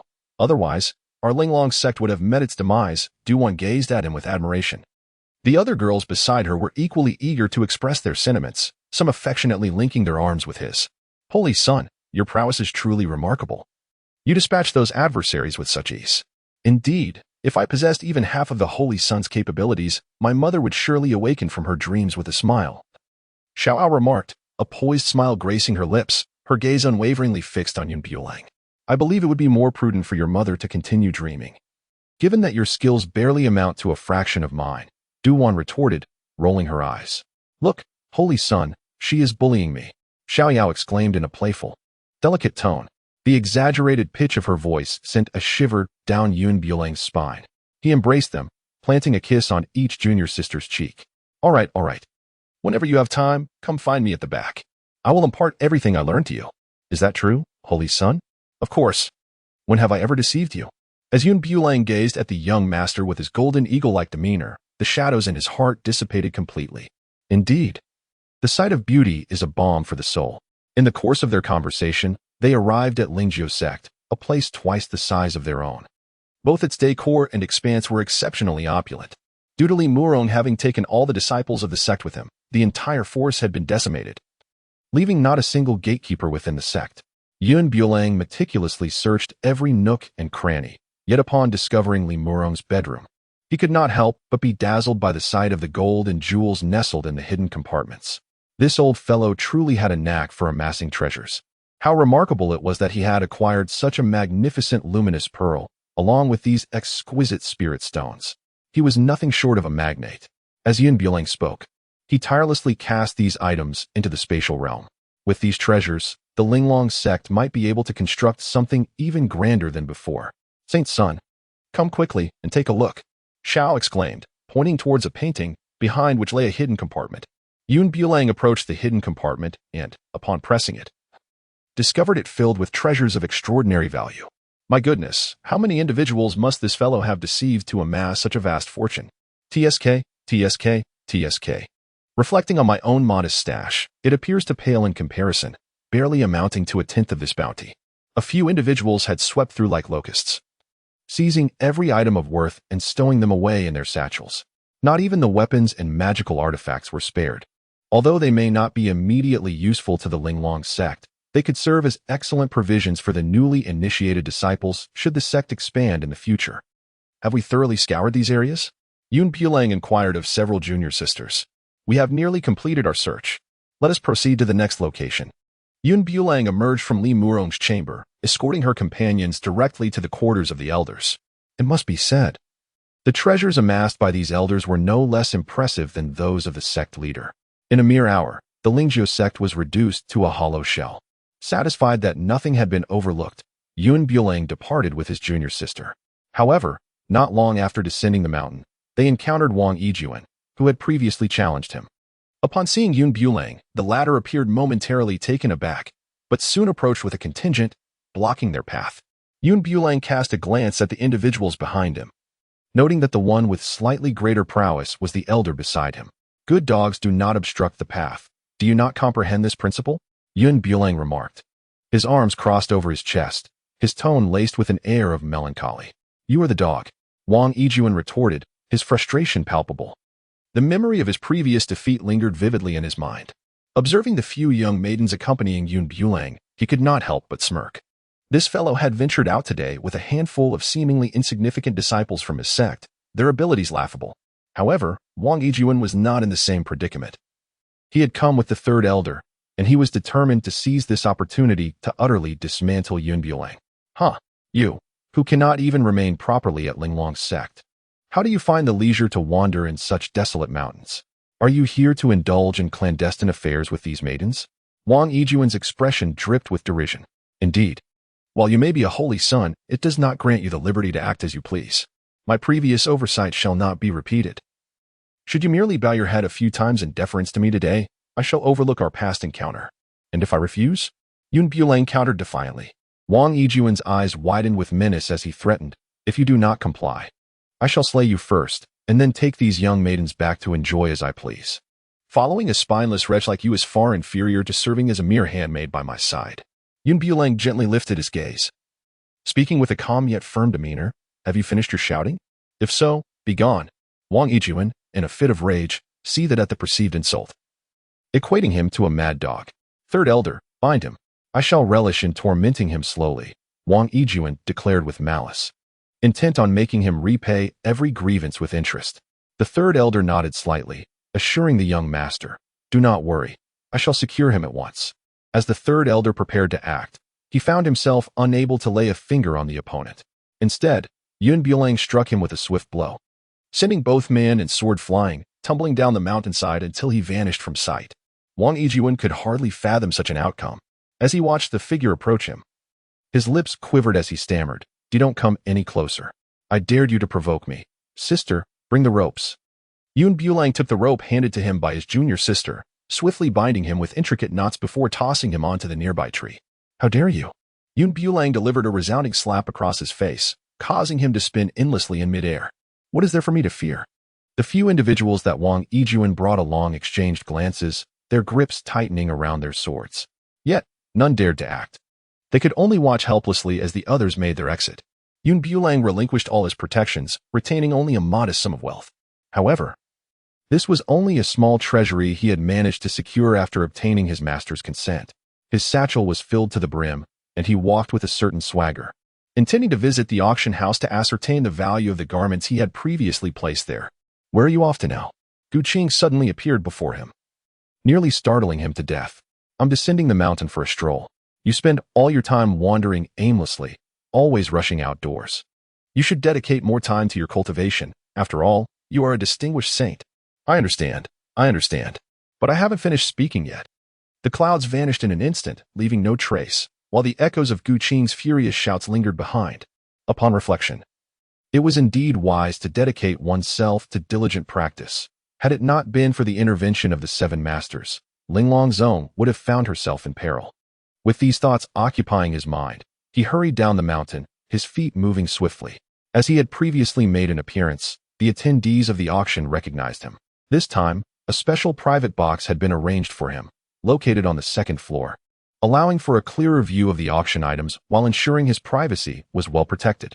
Gazing down from the second floor, he observed numerous courtesans on the first level, clad in revealing attire, huddled closely together. Although they were courtesans, each one bore a peculiar expression, clustering in small groups.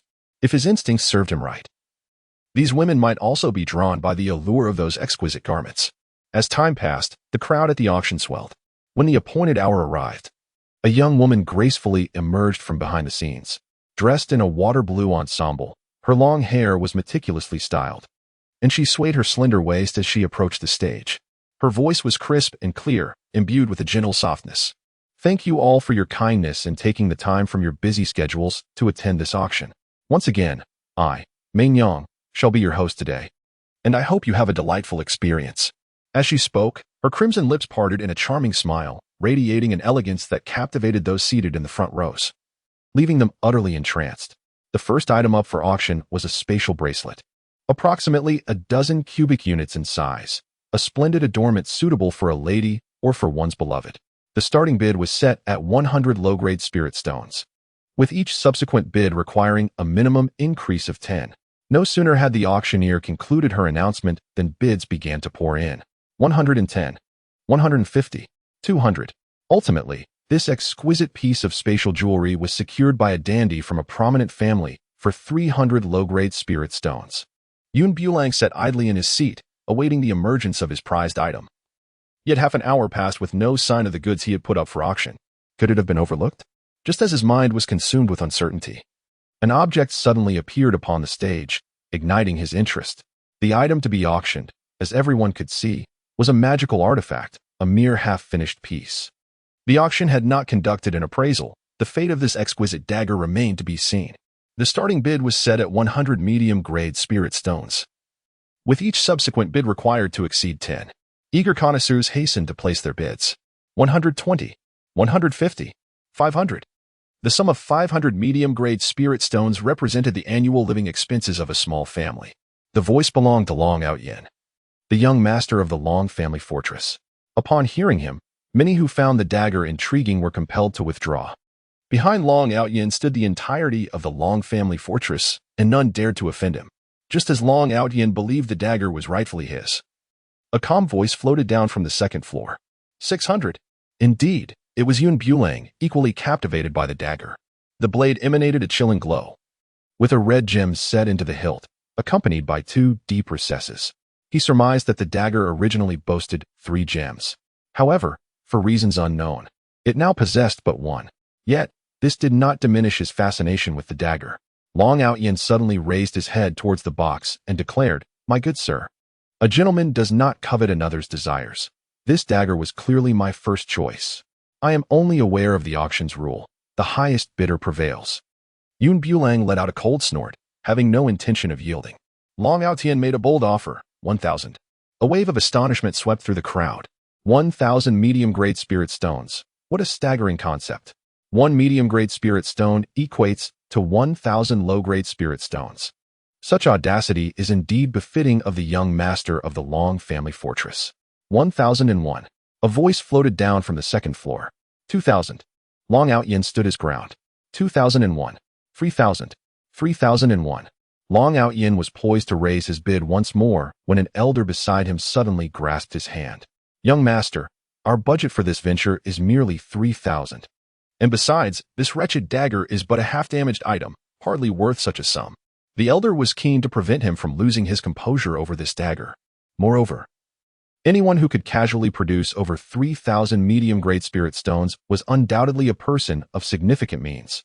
"Uncle Zhong, if this matter is simply brushed aside, where would that leave my reputation?" Long Yin felt a pang of humiliation, though he did not necessarily desire the dagger. In a fit of anger, he shouted towards the upper floor, "You may not be familiar with the auction's rules, but should you fail to produce such an amount, the consequences will be dire. You need not concern yourself with that." Bulang, in a state of serene contentment, remarked casually. His modest treasury was quite substantial now, having recently plundered a considerable number of spirit stones from the Linglong Sect, including over a dozen premium spirit stones. The auction proceeded with decisive finality. Once no one raised their bid, the host personally delivered the dagger. Moments later, 4 superior spirit stones appeared on the tray, and the host's grin was impossibly wide. The young master in the private booth was extravagantly generous, declaring that the remaining amount was merely his tip. He mused that his companion, Mignon, must have accumulated immense virtue in her past life to encounter such a benefactor. 1 superior spirit stone equated to 1,000 medium spirit stones, casually bestowed as gratuity. Such lavishness was beyond the reach of even the most affluent. Spending money with such abandon, without a second thought, was truly astonishing. Long Aotian seethed with envy. Yet he could only swallow his pride, as his pockets were not nearly as full, making his words less resolute. Due to the substantial tip, Mignon put forth even greater effort in her performance, swaying her slender waist as she unveiled the red cloth covering the garments. Next, she introduced a rather unique piece of clothing, one she had never encountered before in her life. Blushing, she she extracted the attire, allowing the audience a clearer view. The onlookers, with eager eyes, seemed ready to press their faces against the garments. In the corner, a formidable figure struggled to contain the aura emanating from within, inadvertently creating an awkward tension in the air. It was only when a nearby companion patted his shoulder that he returned to his senses. What manner of clothing is this? Having lived for millennia, I have never beheld anything like it. A cultivator in the concentration stage was filled with curiosity, akin to countless tiny pricks in his heart. Unable to quell his excitement, merely gazing upon these garments ignited an insatiable longing within him. And he could hardly fathom the effect they would have if worn by Meinyang. Though her face flushed, Meinyang steeled herself to continue her presentation, for it was her duty to fulfill. The predatory gazes from the audience made her feel somewhat insecure. Now, let me emphasize the wearing method of this garment. We have specially invited a model for demonstration. The so-called model was a courtesan procured from the vicinity. One such courtesan ascended the stage, taking the garment backstage, only to return in a matter of minutes. Her alluring figure was accentuated by the clothing, showcasing all her exquisite attributes. At that moment, the temperature in the auction hall surged, leaving the audience feeling unbearably hot. Suddenly, a voice from the crowd erupted in a curse. "Damn it! Your nosebleed has splattered on my clothes. Can you not be more careful?" As the youth emerged from the throng, a mere trace of blood adorned his garments. The individual beside him, visibly embarrassed, nodded in apology, covering his nose with one hand while hastening to a nearby open space. Initially, the sight of the attire had evoked a sense of restraint, yet upon witnessing the living embodiment of it, an electrifying fervor surged within the crowd, rendering them utterly uncontrollable, as if currents of electricity coursed through their veins, entrancing them beyond escape. The smile on Meinyang's face widened at such an effect.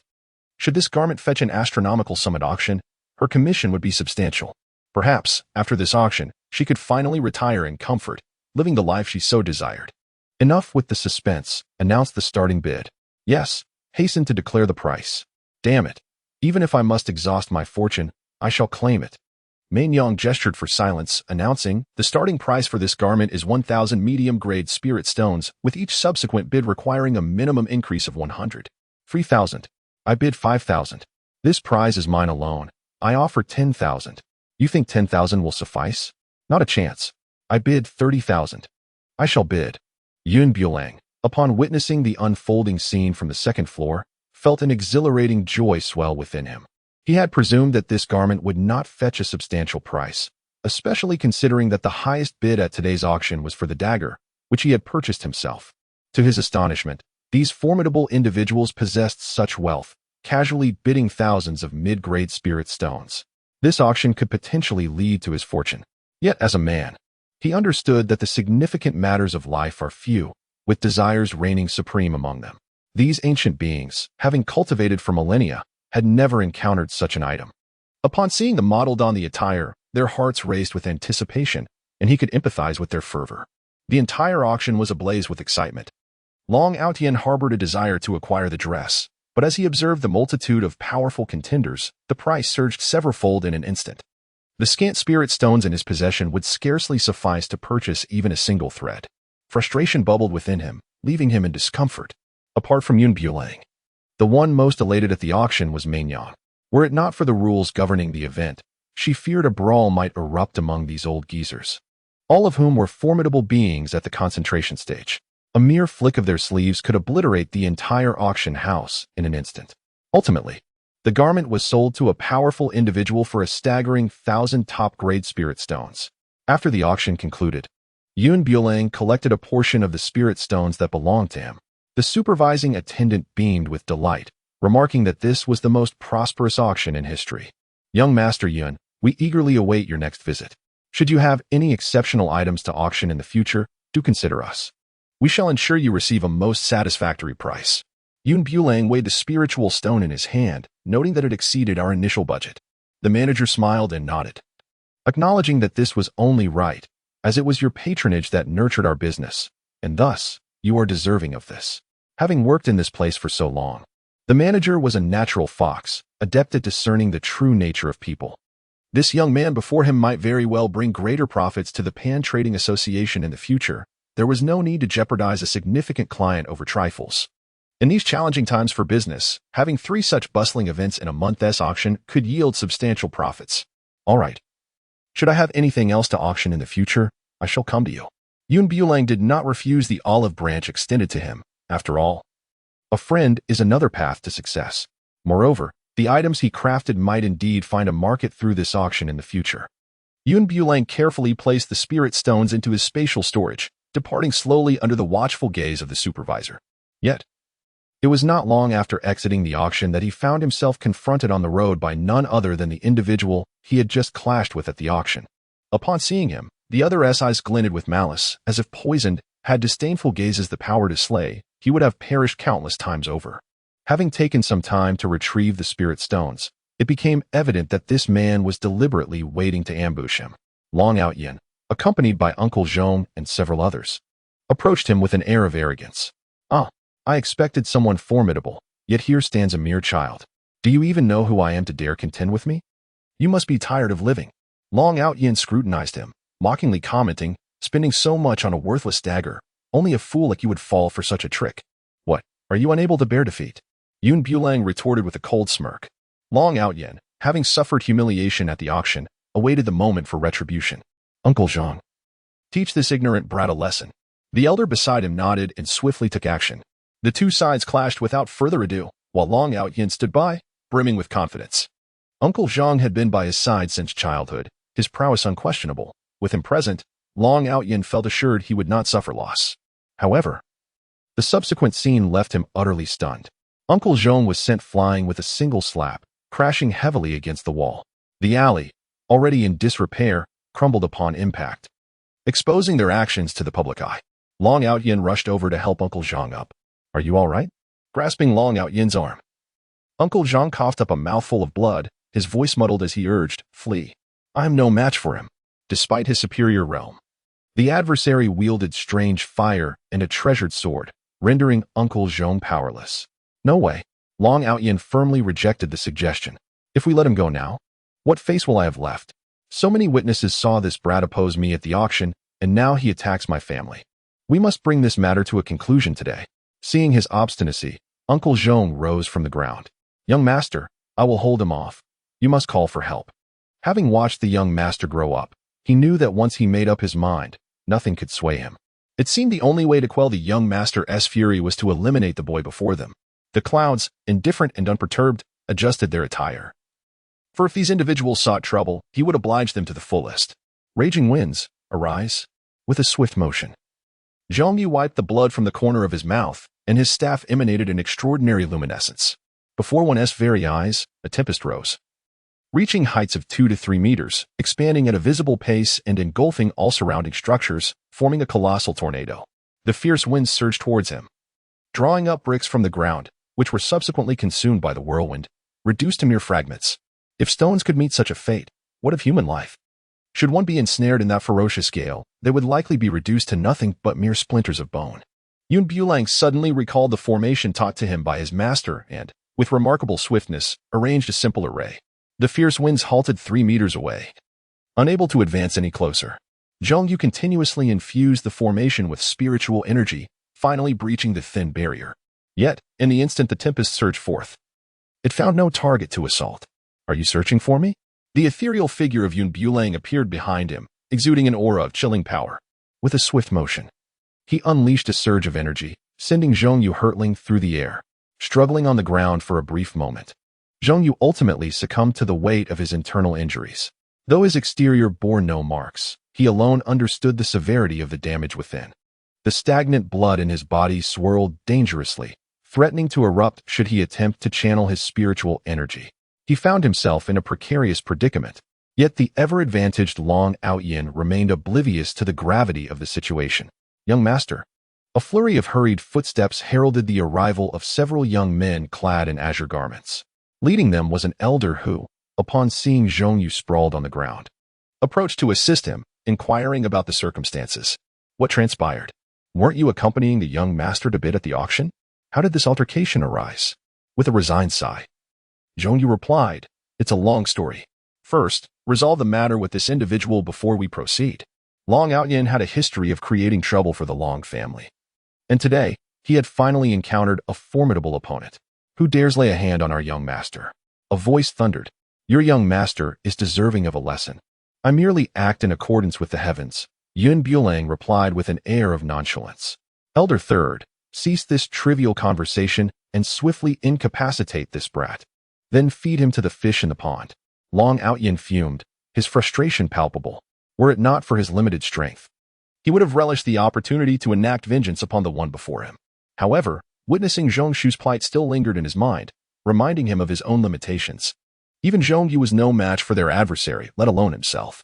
Elder Third, on the other hand, had recently ascended to the spirit condensation stage, surpassing the youth by 2 realms. In the presence of the strong, the weak had no right to protest. Boy, if you kneel down and sever your own legs now, I may spare your life, he declared ominously. Long Outyin, sensing Yun Bulang cornered, was filled with exhilaration. Yet, Elder Third's brow furrowed at the provocation. The young master was not to be underestimated. Though the elder was unaware of the specifics, he suspected that the young master was primarily at fault. Long Outyin's triumphant smile faltered when he witnessed Elder Third being tossed aside like a rag doll, his face morphing into one of sheer shock and horror. How could this be possible? If his previous defeat of Zhongyu had seemed serendipitous, what explanation could there be for Elder Third's downfall? With 2 formidable opponents subdued in rapid succession, Long Outyin felt as though he were ensnared in a surreal dream. Are you also eager to exchange a few blows with me? Yun Bulang strode menacingly toward him, sending a jolt of terror through his adversary, who stumbled clumsily, tumbling several times before bolting to the mouth of the alley. I assure you, today's events are far from over.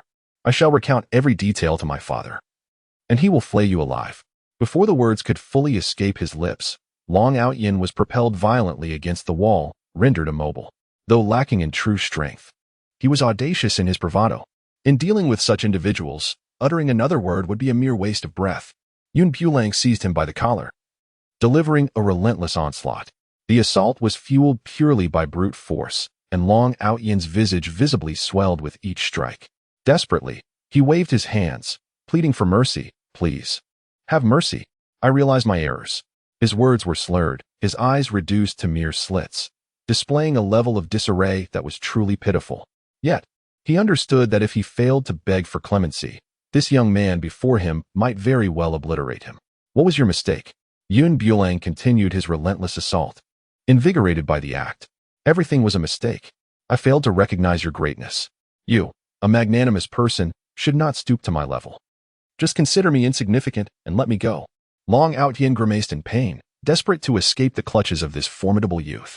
With a painful hand from the strike, Yun Bulang forcefully kicked the opponent far away, commanding them to roll and never show their face again.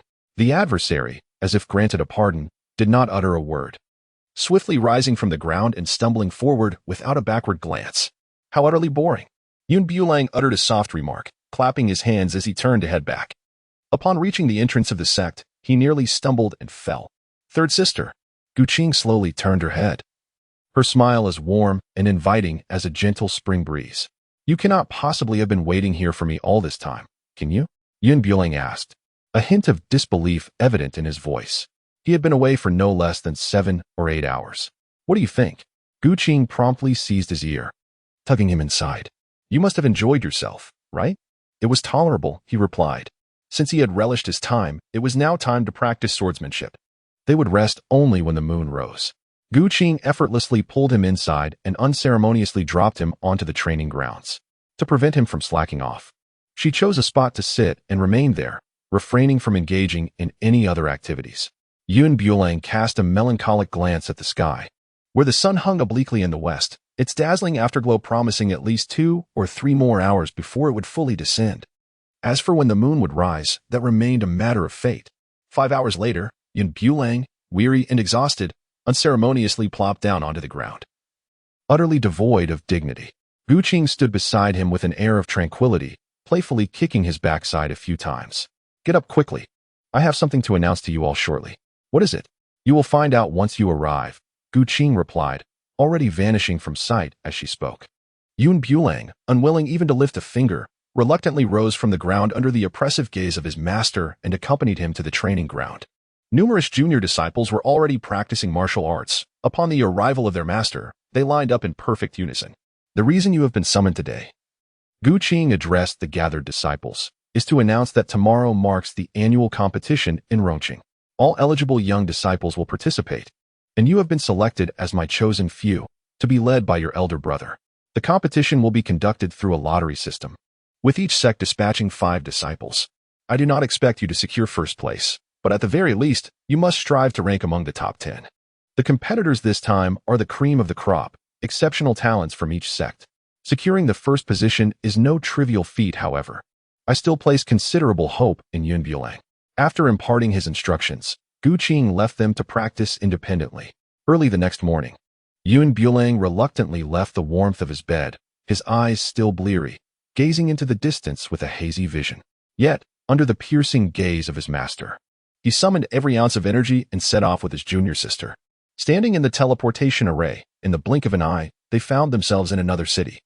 This place was far more prosperous than Linglong Sect, as evidenced by the architecture alone. Having prearranged accommodations, Yun Bulang ventured out to explore. Elder brother, where are you heading? Long Outyin approached him with curiosity. Just out for a stroll. Would you like to join? Yun Bulang inquired with a smile. Dujuan nodded eagerly, trailing closely behind him like a devoted shadow. Observing this, Xiaoao immediately set down her belongings, her face beaming as she chimed in, Elder brother, wait for me. I wish to join as well. The trio engaged in lively conversation, their curiosity about Rongqing piqued by the street performers and vendors selling candied fruit, along with an array of whimsical toys. At a stall selling hairpins, both Xiaoyao and Dujuan halted simultaneously, reaching for a blue hairpin, only to be outpaced by a lecherous hand. Boss, wrap up all these hairpins. They are a gift for these 2 young ladies, declared a man dressed in fine silk, flanked by several attendants. It was evident that the individuals around him held him in great fear, retreating against the walls as he passed. Dujuan and Xiaoyao quickly concealed themselves behind Yun Bulang, casting a disdainful glance at the lascivious figure before them. Upon seeing our young master, why are you hiding? Come forth and serve him. One of the sycophants barked. The man shot him a glare, then, with a disingenuous smile, remarked, one must be patient with beauties. There's no need to be so fierce. My intentions are sincere, dear lady. Should you choose to accompany me, all your desires shall be fulfilled. As the onlookers witnessed the scene, they shook their heads in sympathy for the 2 beautiful young ladies. Today, encountering the son of the city lord was indeed a stroke of misfortune. Murongyu, fixated solely on meeting the lovely maidens, felt his expression plummet upon seeing Yun Bulang obstructing his path. How can you be so oblivious? Can't you see you're blocking this young master? He exclaimed. These 2 girls are under my protection. If you harbor any ill intentions towards them, you might want to consider your own frail stature. Ah, that was the most amusing remark I've heard today. Do you have any idea who I am? This entire city belongs to my father. And what are 2 insignificant girls to me? Since his birth, no one had ever dared to defy him. With the privilege of being the young master, he was accustomed to indulgence and had never encountered an obstacle he couldn't overcome. I will count to 3. If you do not step aside, do not blame me for being impolite. 1, 2, 3. Before he could even extend a finger, he was launched through the air in a parabolic arc. Even his henchmen were taken aback. A resounding thud echoed as he hit the ground, shaking the earth thrice. Only then did they rush to assist Murongyu. Young master, are you unscathed? Murongyu, shoving his aides aside, adjusted his crooked hat, his face flushed with anger. What are you all standing around for? Break this scoundrel's legs. Yes, young master. The group charged forth like ravenous wolves, only to find themselves in a predicament far worse than their masteress, clambering to his feet. Murongyu was incensed at the sight before him, his face crimson as the blood within him boiled. You useless wretches, get lost. He had nurtured these men for 1,000 days, only to find them ineffectual in a moment of need. What a disgrace. Young master, do not be angered. This individual possesses considerable strength. We are not his match. Perhaps it would be prudent to let this go? One of the lackeys tentatively suggested. A resounding slap echoed. Crisp and sharp. I did not spend so much silver to bring you here for you to enjoy yourselves. Murongyu felt his eyelids twitch with fury, his heart aching from the frustration. The individuals surrounding him were mere fools, unable to assist him in times of trouble, and now contemplating retreat. After today, these imbeciles would surely be replaced. One of the lackeys gingerly assessed his foot, certain it was fractured. Being able to stand was already a stroke of luck. Hurry and call for help. Murongyu bellowed, sending chills down the spines of those nearby, leaving them in a state of shock. Yes, yes, yes. The sycophants nodded repeatedly, exchanging furtive glances with one another, and in an instant, a more agile individual vanished into the throng. Morong Yu patted the imprint left on his chest, vowing to make those responsible pay dearly for today as humiliation. Throughout his life, he had never suffered such a significant loss. Those who had wronged him were long since entombed, and these present individuals would not escape a similar fate. Within a mere few minutes, a cacophony of footsteps echoed from outside, prompting the gathered townsfolk to part, creating a clear path. A mounted general, wielding a trident and clad in silver-gray armor, approached with an air of haughty disdain. The onlookers gazed upon him with palpable fear, as though he were not a man but a fearsome specter risen from the depths of hell. As he neared Murongyu, the rider dismounted nimbly from his white steed, respectfully calling out, "Young master." The crowd gasped collectively. Even he had been stirred, suggesting that bloodshed was inevitable in the day's unfolding drama. This was Pei Min, the youngest general of Rong City, renowned for countless victories in battle and nicknamed the living king of hell. Anyone who caught his eye was destined for demise or disfigurement. His formidable prowess was matched only by his cunning intellect. Should these three young individuals fall into his grasp, their fate would surely be grim. Upon recognizing his ally's arrival, Morong Yu's arrogance surged as he boldly pointed at the two young women behind Yun Bulang, declaring, "Spare these two. I shall exact my own retribution upon them. Should you dare to harm a single hair on their heads, I will flay you alive. As for this man, simply stab him to death with 3 blades and 6 wounds." The sight of such striking beauties rendered him momentarily entranced. To mar their exquisite faces would spell disaster. It was unlikely that one could find many such remarkable beauties in all of Rong City. Pei Min observed their attire and recognized them as outsiders, a hint of caution flickering in his eyes. "Young master, may I await my subordinate's thorough investigation?" "Absolutely not," Morongyu retorted decisively, scrutinizing Pei Min with an authoritative gaze infused with menace. "I demand that you make this man disappear at once, or it will be you who vanishes." Pei Min clasped his fists and replied, "I shall obey."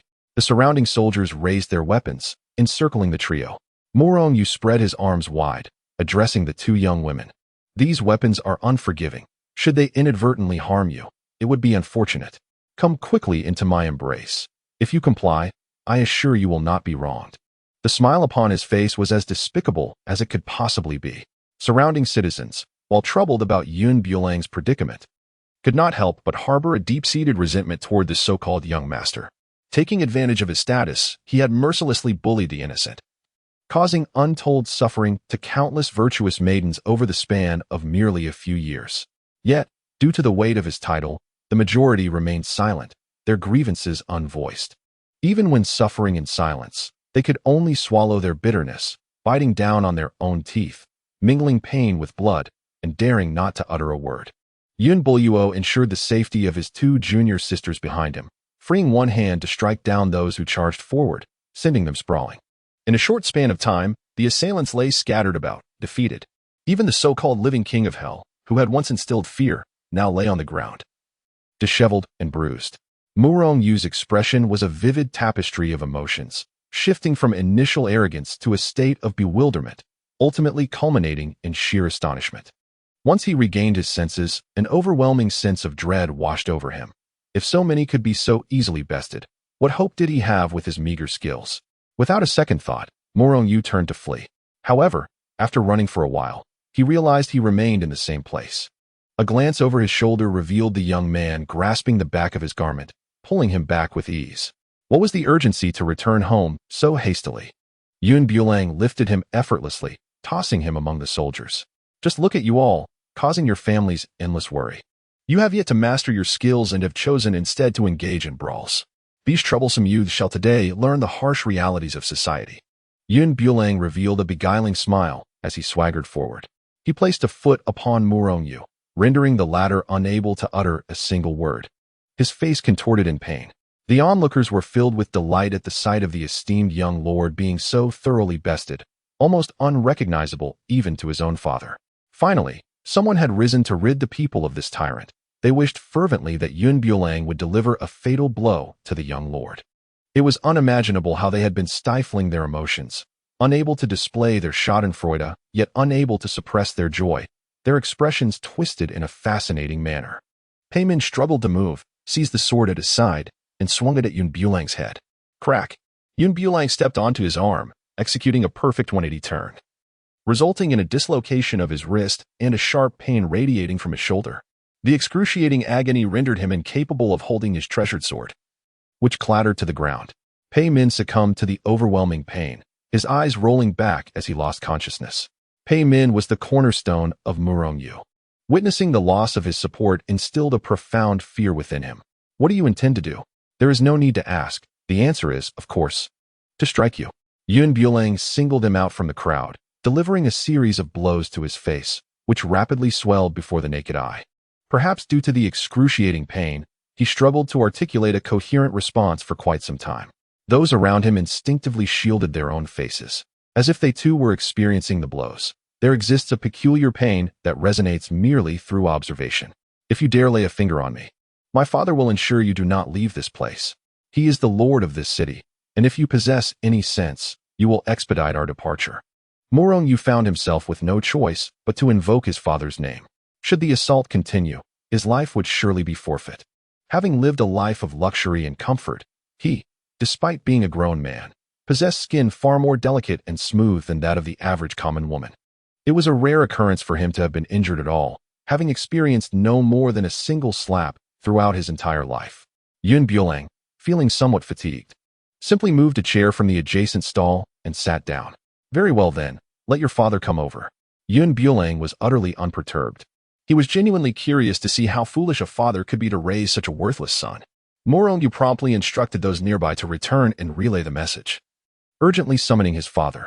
Upon hearing that his precious son had been assaulted, Murong rushed over in a frenzy. He was acutely aware that his son lacked any meaningful skills and had a penchant for causing trouble, yet he had never allowed anyone to lay a hand on him. He had never even touched a finger on him throughout his life. Now, however, an outsider had struck him. The nearby shopkeepers seized the opportunity to close their stores. Hiding inside, trembling with fear, the city lord was alarmed, and this young man before him seemed destined to face dire consequences. A well-meaning elderly woman attempted to intervene, urging him to leave quickly lest he find himself unable to escape later. But her own children pulled her back, warning her not to meddle, and shut the door. When Murong arrived, his eyes widened in disbelief. Had he not recognized the clothing and the jade pendant at his son's waist, he might not have identified the battered figure before him as the cherished child he held so dear. Father, you have finally arrived. If you hadn't come soon, someone might have beaten your son to death. Murong, now in his 20s, still wept like a child, exhibiting a demeanor far from mature. Murong examined his son's injuries, gasping in horror. In addition to extensive external wounds, the internal injuries were exceedingly grave. Merely surviving was a miracle. His gaze then fell upon the unconscious Pei Min sprawled on the ground, and he could not help but frown.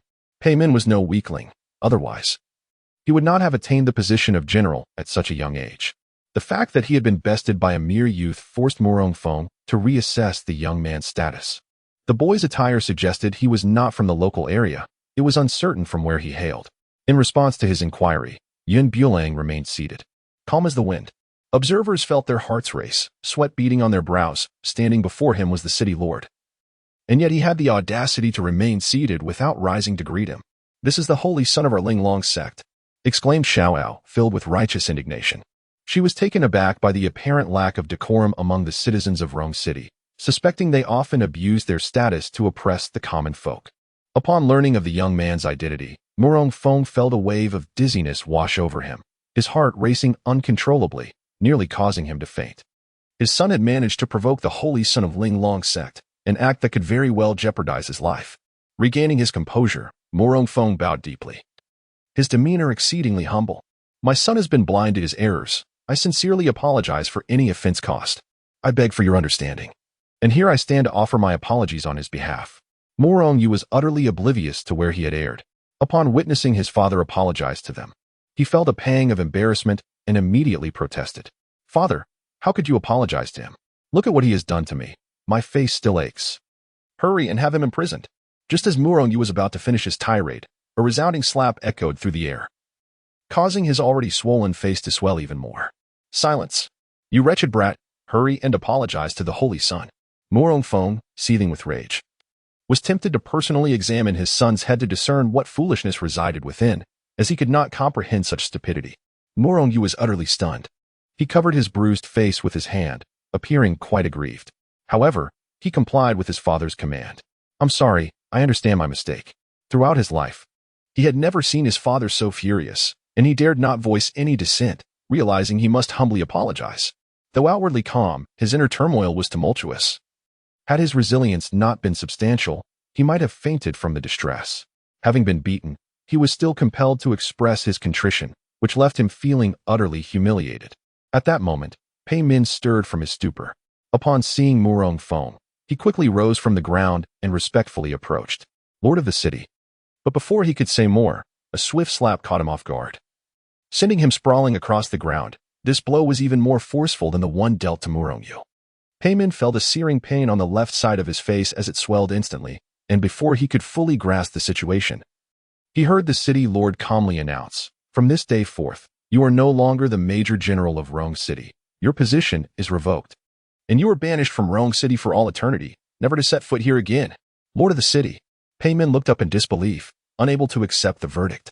He had served here for many years, and while he may not have achieved great deeds, he certainly had endured hardships. Moreover, the principal fault in this matter did not lie with him. If it were not for Murongyu's provocations, he would never have been embroiled in this conflict. There was no need for further discussion. Murong Feng's stance was resolute, leaving no room for negotiation. Frustrated, and with old injuries resurfacing, Pei Min coughed up blood. His vision blurred as he fainted once more. In the end, it was his subordinates who could no longer bear to watch and stepped forward to assist him. The onlookers surrounding the scene were left in stunned silence, their mouths agape in shock. What was happening? If you ask me, I'm just as bewildered. Pei Min was the city lord's right-hand man. How could he be stripped of his position so abruptly? You may not comprehend this, but it is known as sacrificing the pawn to save the king. Pei Min has now become a mere pawn, devoid of any significant role. The surrounding discussions ebbed and flowed, occasionally casting a few remarks into Yun Bulang's ears. Indeed, to attain the position of a city lord is no trivial feat. This farce concluded entirely upon the arrival of the city lord. As the city lord, Yun Bulang was reluctant to press the matter too hard. There were things he could overlook for the sake of appearances. Due to the nature of this competition, sects from various regions were expected to arrive several days in advance, resulting in inns being filled to capacity. Had they not made reservations ahead of time, they might have found themselves sleeping on the streets. Early the next morning, Qing knocked on his door. After everyone had gathered their belongings, they set off directly towards their destination. Do not underestimate this competition, especially the Qing sect. There are past grievances with my master, so be wary of their underhanded tactics. A total of over a dozen sects were participating in this competition, which also served as a means of mutual reconnaissance. I understand, master, Yun Bulang nodded, following closely behind his mentor. Each sect had designated positions, and this competition would determine opponents through a drawing, alongside an additional team event. The team competition, as the name suggests, involved disciples from each sect, lasting for 10 minutes, with those remaining on the stage declared the ultimate victors. Additionally, there was an individual competition where each sect would send forth 3 carefully selected representatives to draw lots for their opponents. The final victor would be awarded an unparalleled sword. I did not expect you from the Linglong Sect to dare participate.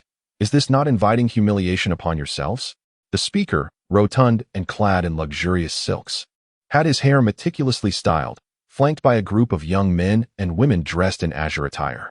These were members of the Qing sect, who also bore a grudge against Yun Bulang's master. Why should we not come when you all are present? Qing showed no intention of rising, speaking from his seated position. Coincidentally, the Qing sect's placement was arranged right beside the Linglong Sect, making it a case of look up and see. Look down and not miss. The competition venue was set at Tiantan, covering an expanse of nearly 10,000 square meters, with each sect assigned to specific positions. The Linglong Sect found themselves seated at the back, while the more formidable sects occupied the front rows. The city lord oversaw the entire competition. Seated next to his disappointing son, the bruises on his face, treated with ointment, had faded, and after enduring a severe beating, his arrogance had diminished somewhat, though his insufferable demeanor remained unchanged. The city lord displayed favoritism, seating the more powerful sects at the front, with a smile plastered on his face that could crush a fly. Before the competition commenced, the team event was scheduled, with each sect participating with a team of only 10 members. After 10 minutes have elapsed, the one who stands victorious in the arena will be deemed the ultimate champion. The team from Linglong Sect, Yun Bulang, did not participate, Instead, Linglong Sect selected several students of decent capability. Once everyone was prepared, the referee ignited the incense nearby, marking the commencement with a single stick of incense. What followed was a chaotic melee, and within less than a minute, all members of Linglong Sect were eliminated. Haha, this is truly amusing. Are you from Linglong Sect here to entertain us? Kong Xiaoyang, the leader of Qingyun's sect, laughed heartily, unable to contain his mirth. The elder beside him nodded in agreement, echoing the leader's sentiments. Indeed, who could argue? They refrained from participating in previous years, and now one wonders what madness has compelled them to bring this pitiful group to the competition. Perhaps they merely seek to fill the numbers. Had I not witnessed them today, I might have completely forgotten that a place called Linglong Sect even existed. Their ridicule captured the attention of many nearby. However, to be eliminated within less than a minute of entering the arena is undeniably pathetic. Gu Qing's expression was equally dismal. After all, these were her carefully nurtured disciples. Yet, their potential was lacking, and with Linglong Sect's continued obscurity, even those families with a modicum of strength were reluctant to send their disciples here. These few were already considered to possess commendable talent. Linglong Sect lacked sufficient resources for cultivation, and for them to reach this level through sheer effort is truly commendable. The disciples, bearing injuries, lowered their heads amidst the collective derision, wishing they could vanish into the ground. Lift your heads. Gu Qing rose slowly, her voice clear and commanding. The surrounding disciples were initially taken aback, but gradually they raised their heads. Victory and defeat are commonplace in battle. Losing is entirely normal. It does not matter this time. Return and cultivate diligently. There is no shame in this. Kong Xiaoyang stroked his chin with a smirk. This is all you can tell yourself. With disciples so lacking, one can only imagine the capabilities of their master. If you had been willing to marry me back then, you would now be the mistress of a sect. Spared from the scorn of these onlookers, Kong Xiaoyang recalled the events of years past, a surge of indignation welling within him. While he may not have possessed striking looks, his esteemed lineage and status were more than sufficient to merit a union with Gu Qing. However, when he approached to propose, he was unceremoniously cast out by the disciples of Linglong Sect. The mortifying scene from that day remained vividly etched in his memory. He had since sought opportunities to reclaim his dignity. Yet, Gu Qing was utterly devoted to the path of the sword, immersing herself in her craft and seldom venturing beyond her abode, rendering any attempts to confront her futile. Gu Qing cast him a disdainful glance. Engaging with such a person was a sheer waste of breath. Given the dismal performance of their team in the tournament, it would be wise to forego the individual competition. After all, the stakes were dire, as a life-and-death contract had been signed. Losing his cherished disciple in the arena would be a tragic loss indeed. Observing the current situation, Kong Xiaoyang felt an overwhelming sense of relief. 10 minutes later, only disciples from two sects remained on the platform, Linglong Sect and Yaoqi Sect, both of which were among the foremost factions. Qingyun Sect was not far behind Linglong Sect in prowess, with Linglong's disciples being the first to be eliminated, closely followed by those from Qingyun. The impending individual competition would feature 5 disciples from Qingyun, each a direct protege of Kong Xiaoyang, all skilled in swordsmanship, collectively known as the Qingyun 5 Young Masters. Bulang, accompanied by his 4 disciples, stepped forward to draw lots and determine their opponents. The onlookers, upon catching sight of their attire, cast a myriad of peculiar glances their way. Some were eager spectators, others scrutinizing, some derisive, and a few dismissive. The disciples of Linglong Sect should not even bother to show up. They are merely wasting everyone's time. Indeed, with such meager skills, they ought to return home and play in the mud. Voices rose and fell around them, and Bulang could not help but shake his head. It was fortunate that these scoundrels lacked any rotten vegetables to throw. Otherwise, given their overly animated reactions, they might have found themselves subjected to a deluge of spoiled produce. This was truly an affront. No wonder the master was reluctant to accompany them. Merely witnessing the countenance of these individuals was more than enough. The city lord, however, retained a flicker of respect in his eyes, for the events that transpired at the city gate remained vividly etched in his memory. This holy son was no ordinary individual, and those who underestimated him were likely to face dire consequences in the future. Bulang casually drew a slip, its signature adorned in crimson, perfectly matching another slip held by a different saint. It is indeed true that foes are often drawn together. Kong Xiaoyang, witnessing this scenario, felt a surge of excitement within, eagerly anticipating the commencement of the match. The arena boasted numerous platforms, allowing multiple contests to unfold simultaneously, eliminating the need for delay. Kong Xiaoyang beckoned to his eldest disciple, offering meticulous guidance, instructing him that his opponent was Yun Bulang, and once on the platform, he was to vanquish him without hesitation. Understood, master. Kong Chen nodded in affirmation. As it was a directive from his mentor, he was determined to fulfill it with utmost dedication. Having followed his master since childhood, a rescued orphan, all of his accomplishments were attributed to his master's diligent tutelage. Anyone who stood against his master would not be spared. The duration of the match was merely the time it takes for an incense stick to burn, yet prior to entering, participants were required to sign a death warrant, absolving any responsibility for unforeseen events during the contest. The disciples of Linglong Sect faced immense pressure as the competition commenced, with their adversaries unleashing an overwhelming aura, swiftly defeating them one by one, executing each strike with precision and ferocity, leaving no room for retaliation. Haha, this Linglong Sect is utterly laughable. A bunch of useless individuals daring to compete, it's akin to courting death. Perhaps they merely seek to make an appearance, never intending to win. Indeed. Your words resonate with truth. I concur. How could Qing, a renowned sword saint, possibly produce such inept disciples? Ah, you may not know this. But as the saying goes, teach the disciple and starve the master. It seems they harbor their own secrets. Thus, it is no wonder that the prominent families are reluctant to entrust their disciples for training, unwilling to impart genuine guidance. Who would wish to be the fool? The greatest malice in this world arises from the speculations of the human heart. Despite their ignorance, such individuals remain undeterred in their malicious conjectures. Throughout the ordeal, Qing remained uncharacteristically silent, seated like a frozen statue. Many assumed her silence indicated anger, yet she hardly cared. As she would put it, winning is winning. Losing is losing. There is nothing remarkable about it. One must learn to accept both. Should her disciples emerge victorious, she would naturally rejoice. However, if they faltered, she would take it in stride. Presently, only Yun Bulang stood upon the platform, with all hopes resting on him from the Linglong Sect. Eldest brother, you must prevail. If you fall, we, the Linglong Sect, shall be utterly humiliated. Xiaoyao's gaze was fixed intently on the slender figure on the stage, the throbbing pain in her arms causing her to furrow her brow. Their strikes were excessively ruthless. Eldest brother, press on, you must win. Du Wan's eyes brimmed with tears, her face flushed with a mix of shame and anger, lamenting her own lack of strength. Even if I were to risk my life, I would still be unable to remain on the stage. To be ridiculed by these shameless individuals and to bring shame upon my master is unbearable. The sword in Kong Chen's hand remained sheathed. There was no need to draw it against such people. You are the holy son of the Linglong Sect? Indeed. I am your grandfather. Do you dare to take advantage of me? I apologize, but even if I were blind, I would never harbor any affection for you. Nor would there be any question of taking advantage. You are being unreasonable.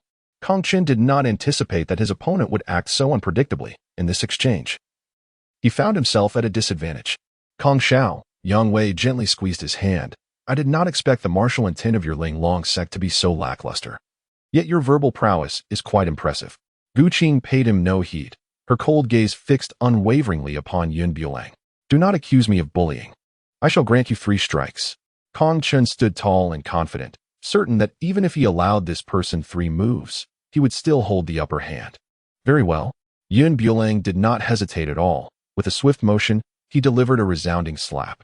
The sharp sound echoed, leaving Kong Chen dazed. While Kong Xiaoyang's heart raced in his throat, his prized disciple had no chance to retaliate, being unceremoniously sent flying off the stage by a single blow. Upon hitting the ground, Kong Chen felt a dizzying disorientation and a stinging pain across his face. It was only when his fellow disciples came to assist him that he began to grasp the gravity of the situation that had just unfolded. The onlookers were left in a state of shock, unable to comprehend what had transpired. Was this truly the end? This must be the swiftest battle in history, having concluded before it even began.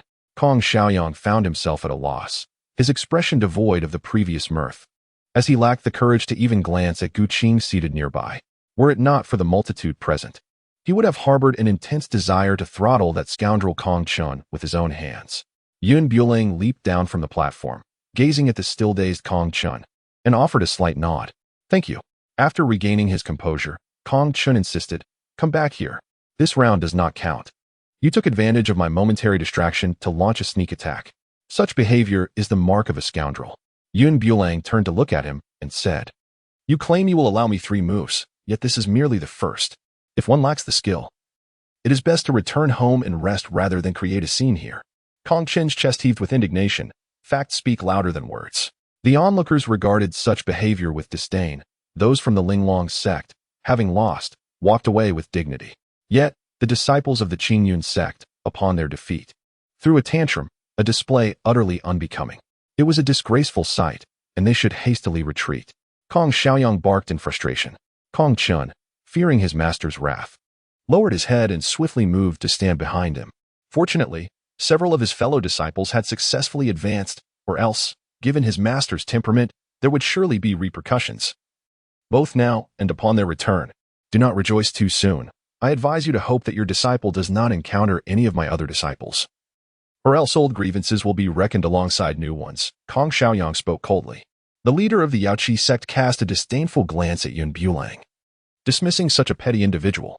It was merely a stroke of luck. With such arrogance, he would inevitably face dire consequences one day. Indeed, the leader speaks wisely, chimed in an obsequious follower nearby. The competition continued, and the second round of draws commenced. Due to an uneven number of participants, one individual was destined to be left out of the matches. Bulang is the fortunate individual who has drawn a bye. His luck seems extraordinarily favorable, having managed to secure this 1% chance. Even if he were to progress to the final stages, it is essential to remember that as the competition advances, the caliber of opponents intensifies, leaving one to fear the manner of their demise. You are indeed correct. Such fortuitous fortune is not something everyone can bear. The onlookers engaged in fervent discussions, yet most of their comments were trivial and insignificant. Kong Chun, however, was markedly different. He nearly ground his teeth in frustration. His prowess was considerable, and he had ample potential to breach the top 10 rankings. Alas, due to a moment of carelessness, he found himself stagnated, without even a position to his name. Prior to this event, he had confidently assured his junior sisters that he would at least secure a place among the top 10. Now, he was at a loss as to how he would face them after the competition concludes. The root of all his misfortune lay in Bulang's hands. With Bulang absent from the fray, he had chosen a shaded spot to observe the unfolding drama, much to the irritation of some, who couldn't help but wonder what formidable disciples could emerge from such a mediocre place as the Linglong Sect. It seemed that Bulang had merely stumbled upon this stroke of luck by drawing the bye. The competition would conclude in 10 minutes, leading into a new round of draws. For reasons unknown, the crowd instinctively directed their gaze towards Bulang. Bulang casually drew a stick, its tip glistening white, and once again found himself exempted from the competition. Were it not for the decorum of the Linglong Sect, they would have ample reason to suspect a collusion with the city lord. What merit did this young man possess to warrant such extraordinary fortune? Indeed, his strength paled in comparison to mine. In the end, he would surely meet a more tragic fate. At least we managed to preserve our lives, while it is likely this lad will be reduced to nothing but bones. Several individuals who had lost the match seethed with indignation. Had they been blessed with such luck, they could have at least maneuvered through the chaos to make a final push. Securing a commendable rank would bestow upon them a sense of pride. Time and again, Bulang found himself fortunate enough to evade competition. Even the city lord began to question their own relationship with him. The leader of the Yaoqi sect furrowed her brow and beckoned the city lord over. The city lord hurried to her side, eager to please. The Yaoqi sect leader whispered softly into the city lord's ear, who nodded repeatedly, a broad smile gracing his face as he departed. Wang Jie of the Yaoqi sect requested to challenge 2 opponents at once, and the group leader granted this request with special approval. Bulang furrowed his brow slightly, as it became apparent that many in the audience were dissatisfied with him. They were discontented with his consistent victories by default, thus resorting to such a conclusion. Wang Jie's reputation resonated throughout the venue. Among the younger generation, none were unaware of him. He had once single-handedly vanquished a sacred beast and subsequently comprehended the art of swordsmanship, leading his disciples to soar in strength under his guidance. Over the past 3 years, his fame had become ubiquitous. In this competition, everyone believed that the eventual victor could only be Wang Jie. With a celestial sword beneath his feet, he gracefully descended upon the arena. Opposite him stood 2 disciples from rival sects, each possessing formidable strength. Yet, in his presence, they were somewhat unsettled, leading them to forfeit without a fight. I concede. I too concede. While surrendering without a battle is undeniably humiliating, it is far preferable to the loss of one's life. A subtle smile curled on Wang Jie's lips as the figures before him vanished. Swish, swish. In an instant, the two who had stood rooted to the spot found their heads severed. Their rigid bodies fell heavily to the ground, carried down by the gentle breeze. The bloodied sword in Wang Jie's grasp dripped ominously, his entire being exuding an aura of menace. Their concession was unacceptable to him. Thus, two prodigies met their untimely demise. Wang Jie, you have gone too far. My disciple has already surrendered. Why must you take his life? Wang Jie, with a bloodthirsty smile, retorted that since they had signed a death agreement before ascending the platform, life and death were no longer his concern. The two sect leaders were infuriated, yet dared not voice their anger. The strength of the Yaoqi sect was undeniable, and perhaps the combined might of the two rival sects did not even amount to half of theirs. As the competition progressed into daylight, a break was called. Time and again, the matches had directly eliminated dozens of participants, and Bulang emerged as a dark horse, unexpectedly advancing into the top 10. If his earlier successes were attributed solely to luck, then his subsequent performance undeniably spoke to his formidable strength. He had become a focal point of eager discussion among the spectators. As Bulang was about to rise from his position, a sudden shadow materialized before him. Upon lifting his gaze, he recognized it as Wang Jie, who had just been competing against him, with his sword clasped firmly in both hands. Wang Jie regarded him with a look of disdain. Should we cross paths, I shall spare your life, but I will sever your limbs. Wang Jie uttered coldly before turning to vanish. He held Bulang in contempt, viewing him as a mere opportunist who had survived through cunning. Thus, he resolved to ensure that Yun's demise would be all the more tragic. Bulo, disinterested in offering explanations, leisurely approached Qing. Master, my fortune seems rather favorable. Does it not? Qing nodded in affirmation. Indeed, your luck is quite commendable, yet it has also incurred the ire of many. What relevance does that have to them? Bulang felt somewhat speechless. Though he claimed not to participate in the competition, it was still a testament to his own skill that he had drawn a bye. In any case, he cautioned, one must be vigilant in the upcoming matches. Qing furrowed her brow slightly. The previous instances of Bulang drawing buys had already incited the ire of many, while a single occurrence might be overlooked. Had it not been for the clever stratagem devised by the Lord of Yaoqi, who could say how long it would continue? It was indisputable that he had earned his place through merit, yet the object of their resentment remained Bulang. Master, I understand. Bulang's face radiated a defiant smile. In the ensuing draw for the competition, he selected a blue slip, corresponding to Yang Fan, the sole disciple of Kong Xiaoyang from the Qing sect, who had managed to persevere until the end. Yang Fan's cultivation level surpassed Bulang's by 2 entire realms. Just before ascending the stage, Kong Xiaoyang grasped his arm and whispered, "Cripple his hands and feet. I want him to live a fate worse than death." The anticipation for this battle was palpable. Everyone yearned to witness how Bulang would be mercilessly defeated and brought to his knees in supplication. A riveting spectacle was about to unfold. It was no small feat for a mere early-stage nascent soul cultivator to reach this level. The competition had progressed to the daytime. With only 10 disciples remaining from various sects, and the seemingly inconspicuous Linglong Sect had but one member left, struggling to hold on, Bulang. Upon his arrival, Yang Fan wasted no time. Having learned from his senior brother's mistakes, he unleashed his ultimate technique as soon as the match commenced. Raging waves. As an exceptional water mage, he summoned a colossal wave, yet instead of retreating, Bulang shot forward like a bolt from a crossbow, vanishing from sight in an instant. After Yang Fan completed his skill, he found the stage empty and assumed he had knocked Bulang out of the arena.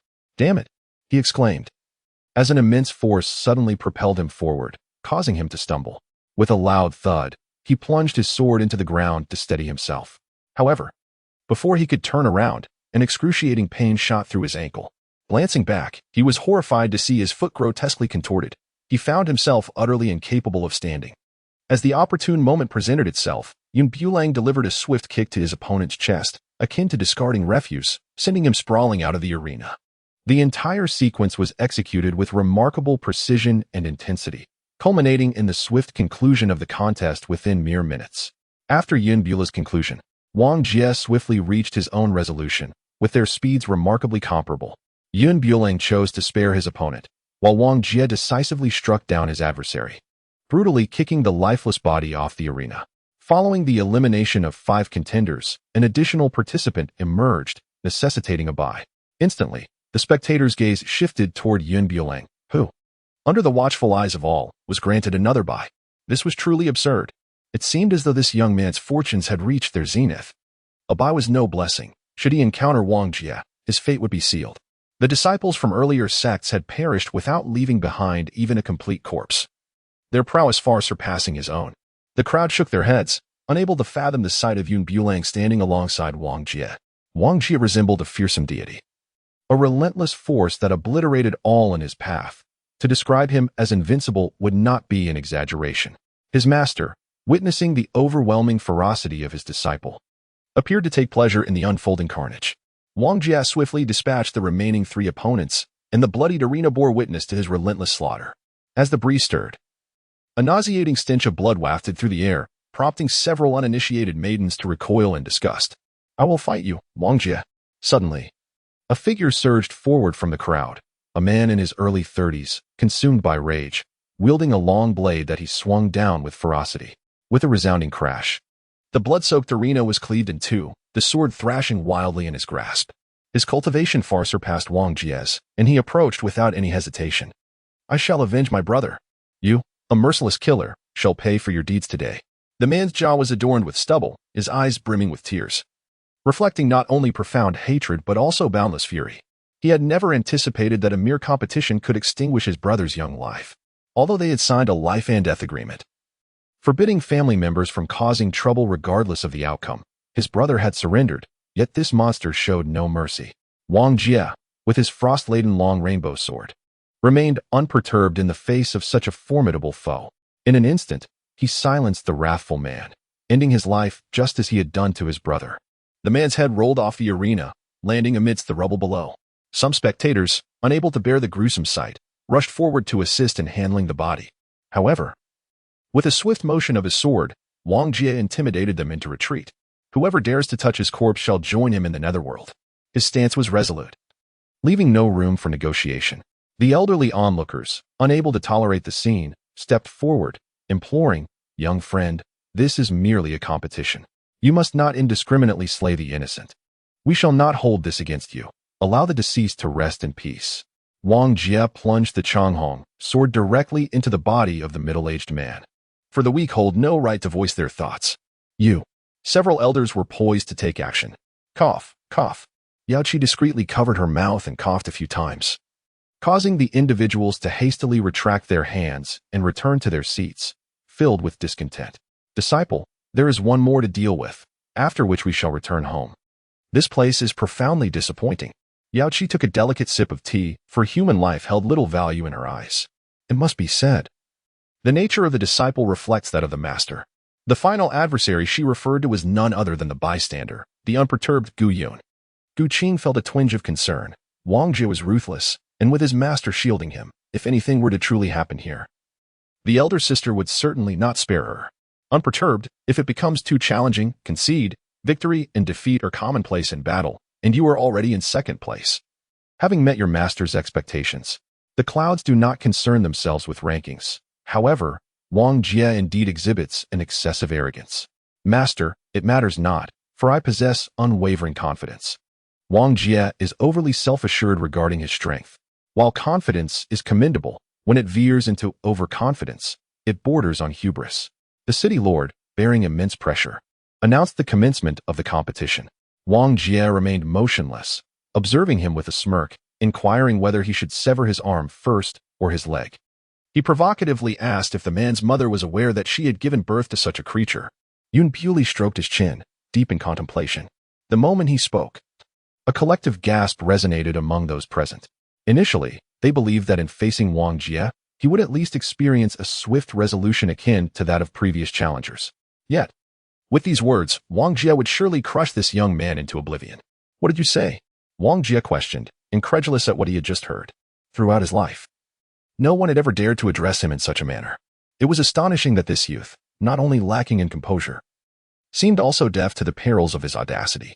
"I shall not engage in combat with one so impaired, lest it be perceived as an act of bullying." Clouds drift lazily as one turns away, yearning to depart from the arena. Wang Jie, in a fit of rage and confusion, lost all sense of direction and charged forward with his sword drawn. Yun Bulang's lips curled into a subtle smile. The fish had taken the bait. Suddenly, a tremendous force propelled Wang Jie far away. Had he not reacted swiftly to grasp the edge of the arena, he would have lost the battle. What are you still struggling for? Wang Jie lifted his gaze, only to see that infuriating face magnified before him. In the next instant, a sharp pain shot through his wrist, and he found himself rolling off the stage. According to the rules of the competition, falling off the stage equated to defeat. Even though his prowess surpassed that of Yun Bulang by several levels, the moment he tumbled off the arena, he was defeated. Yun Bulang stood upon the arena, observing the host, who appeared utterly stunned, and let out a whistle in her direction. The results of the competition had been announced. Were you not planning to declare them? With this nudge, the host slowly regained her composure. I hereby announce that the champion of this competition is Yun Bulang. Wait a moment. Yao Qi rose slowly, evidently displeased with the outcome. Suppressing her anger, she descended step by step, turning to face the host with a voice chilling enough to instill fear. Does a sneak attack count? According to the rules of the competition, stepping off the stage constitutes a loss. The host, somewhat rigid in her judgments, was reluctant to alter her established decision. Yao Qi was infuriated, nearly grinding her silver teeth to dust. Her prized disciple, in terms of both cultivation and combat experience, surpassed the so-called Yun Bulang by several tiers. If not for the underhanded tactics employed by Yun Bulang, her disciple would have never faced such a challenge. At this moment, Qing approached, waving his hand dismissively, and remarked bluntly, "Are you implying that Fairy Yao Qi cannot accept defeat? The results have been declared. Does Fairy Biyuan intend to contest them?" Yao Qi, of course, was loath to accept this verdict. She had the opportunity to secure first place, yet had been unceremoniously relegated to second. Anyone in her position would be displeased. If sneak attacks are permissible, then perhaps it would be better to forego the title of first altogether. The implication was clear. She refused to acknowledge the outcome of the competition. The referee cast a weary glance at the city lord, who subtly shook his head, signaling him not to intervene. It was understandable. One represented the Linglong Sect, while the other hailed from the Yao Qi sect. Both were formidable forces, and defending either would be unwise. Wang Jie stood beside his master, his face a mask of indignation, dusting off his garments. Should his master speak, he would disregard the rules of the competition and seek retribution against that shameless individual. It was no wonder that his senior brother had fallen before him. It was equally unsurprising that he had reached the final stages, relying on such despicable tactics, be it through sneak attacks or sheer luck. He felt nothing but disdain for such individuals. Winning is winning, and losing is losing. If you cannot bear to lose, then you ought not to participate. Qing uttered a sharp retort, his expression one of utter contempt. How could he stand idly by while his treasured disciple was bullied? Qing, your words lack substance, Yao Qi shot back.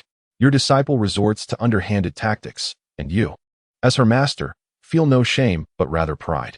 Do you truly believe that a victory obtained through deceit is worthy? With a slight gathering of spiritual energy in her hands, Yao Qi suddenly directed her ire towards Yun Bulang. Yun Bulang furrowed his brow and swiftly retreated. Despite his rapid response, the opponent's strength was undeniable. He narrowly evaded a fatal blow, yet still sustained a strike to his shoulder. Yao Qi sought to strike again but was intercepted by Qing. You members of the Yao Qi sect are simply too brazen, Qing exclaimed, her frustration boiling over. It was utterly shameful for a sect leader to resort to such underhanded tactics, ambushing a disciple of lesser prowess. What are you so anxious about? I was merely testing his abilities, not intending to harm him, Yao Qi remarked, unfazed by her actions, casually retracting her hand. She dismissed her previous deed with a nonchalant air. Though her exquisite garments were now slightly disheveled, an irritation lingered in her heart. We refuse to acknowledge the outcome of this competition. Anyone with eyes can see that Yun Bulang's strength is not even remotely comparable to that of my disciple. So what? Qing inquired, her voice low and serious. If such a person could claim first place, would it not invite ridicule from the world? City Lord, would you not agree? Yao Qi's gaze fixed on the City Lord, causing him to shudder involuntarily. Caught in a dilemma, he felt like a wooden post, neither nodding nor shaking his head, ensnared in an utterly awkward situation. As the ruler of the city, should he not uphold justice at such a moment? The oppressive aura emanating from Yao Qi nearly brought the City Lord to his knees. Wiping the sweat from his brow, he could only stiffly nod in agreement. Do you consider this competition valid? Yao Qi posed the question directly to him, under immense pressure. The City Lord shook his head, stating it did not count. Although the rules were clear, anyone knocked out of the ring lost. The final 3 words came out as faint as a mosquito's buzz. Who could fathom the weight of his current predicament? He had intended to offend neither side. Yet Yao Qi had thrust the question upon him. Recalling the decisive Wang Jie and Yao Qi's fierce demeanor, he realized that crossing either of them would undoubtedly lead to dire consequences. Yun Bulang wore a cold expression, perceiving that the fairy of Yao Qi was merely leveraging her influence to bully others. In light of this, he resolved to ensure that she would concede wholeheartedly. Since the fairy of Yao Qi expressed her dissatisfaction with the current competition, he thought, why not propose another contest? However, this forthcoming duel could very well result in the loss of one of her cherished disciples. The fairy of Yao Qi felt elated upon hearing Yun Bulang speak. She had been fretting over a lack of opportunity, and even Gu Qing had discerned her intentions and chosen to remain silent. It seemed this foolish lad had unwittingly walked into her trap. If he sought his own demise, she could hardly be blamed for her disciple's ruthless actions. Disciple, do not show any mercy this time. The fates on the arena are predetermined, the fairy of Yao Qi said languidly. Wang Jie nodded solemnly and replied, Master, rest assured. I shall not allow this brat to leave the arena alive. I will avenge the treachery of his previous ambush. The fairy of Yao Qi had orchestrated this unforeseen development, reinstating a match that had seemingly concluded. This delighted certain onlookers. Kong Xiaoyang, who had initially planned to exit, returned to his seat with renewed vigor upon hearing the announcement. He regarded Yun Bulang with disdain, finding fault in everything he did. When news broke that Yun Bulang had claimed first place, he was seething with rage, prepared to slink away, only to be taken aback by the addition of another match. Wang Jie's prowess was well acknowledged, and many believed that if Chu Tianxing had not resorted to underhanded tactics, he would have never been able to approach Wang Jie. While this added match might seem somewhat unjust to Chu Tianxing, it did not deter the spectators' eagerness to witness the unfolding drama. It had been made abundantly clear before the match commenced that this encounter would disregard life and death, with both participants having signed a contract acknowledging the fatal nature of their duel. Whatever transpired on the stage would not be subject to scrutiny afterward. With a swift motion, Wang Jie brandished his weapon, which emanated a faint black aura. Heavenly sacrifice, he declared. The weapon in his hand was none other than the fabled heavenly sacrifice. Those with discerning eyes immediately recognized the legendary sword, once belonging to a master at the pinnacle of the celestial king realm. Following the demise of the celestial king, a hidden realm was left behind, along with a surviving blade. Many had sought this sword, but it had long since faded into obscurity, forgotten with the passage of time. The younger generation barely recognized the blade, with only the older folk aware of its storied past. Wang Jie's strength was already formidable with the sword's augmentation. Even battling opponents of higher rank would pose little challenge, especially when pitted against someone of a lower tier like Yun Bulang. Even before the match had commenced, the outcome seemed predetermined in the minds of the spectators. To perish beneath this treasured sword would indeed be a stroke of fortune. Wang Jie's voice was chilling, his eyes shrouded in an overwhelming gloom, the dark pupils glinting with a murderous intent. Enough with the idle chatter. If you intend to strike, do so swiftly. Do not forget the opportunity this competition presents. Yet, your master clings obstinately, resorting to unscrupulous tactics to gain an advantage. Puff! Yun Bulang's voice resonated strongly, and as his words fell, the crowd erupted in uncontrollable laughter. The actions of the Yao Qi fairy had always been domineering, embodying a spirit of bullying and capriciousness. This fact was well known, yet no one dared to voice it in such a public forum, lest they risk their own safety. Cough, cough. The Yao Qi fairy's face turned an ashen hue, and after feigning a few coughs, the raucous crowd finally subdued their demeanor. Wang Jie's expression also darkened, for it was his master who had been insulted.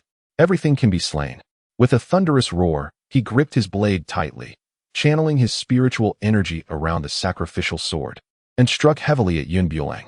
With cataclysmic force, the arena crumbled, reduced to mere rubble. As the dust settled, a solitary figure emerged from the debris, none other than the derided Yun Bulang. Beneath his feet lay a figure, the previously imperious Wang Jie. A sharp dagger, the very sacrificial sword he had so proudly wielded, was lodged in his back. The blade had pierced through his chest, and dark blood dripped from its tip. He resembled a puppet frozen in time, kneeling silently, blood flowing from the corner of his mouth, pooling on the ground into a small crimson stain. How could he be this powerful?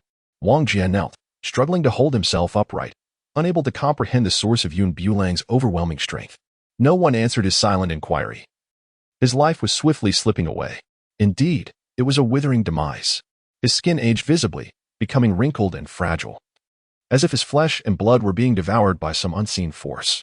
The sacrificial sword, having absorbed his blood and flesh, grew darker and more formidable. An eerie black aura emanated from its tip. Buzzing, the sword emitted a thunderous sound, as if it had gained sentience. Each divine sword possesses its own consciousness. Although Wang Jie was a formidable cultivator, the previous wielder had been of celestial king caliber.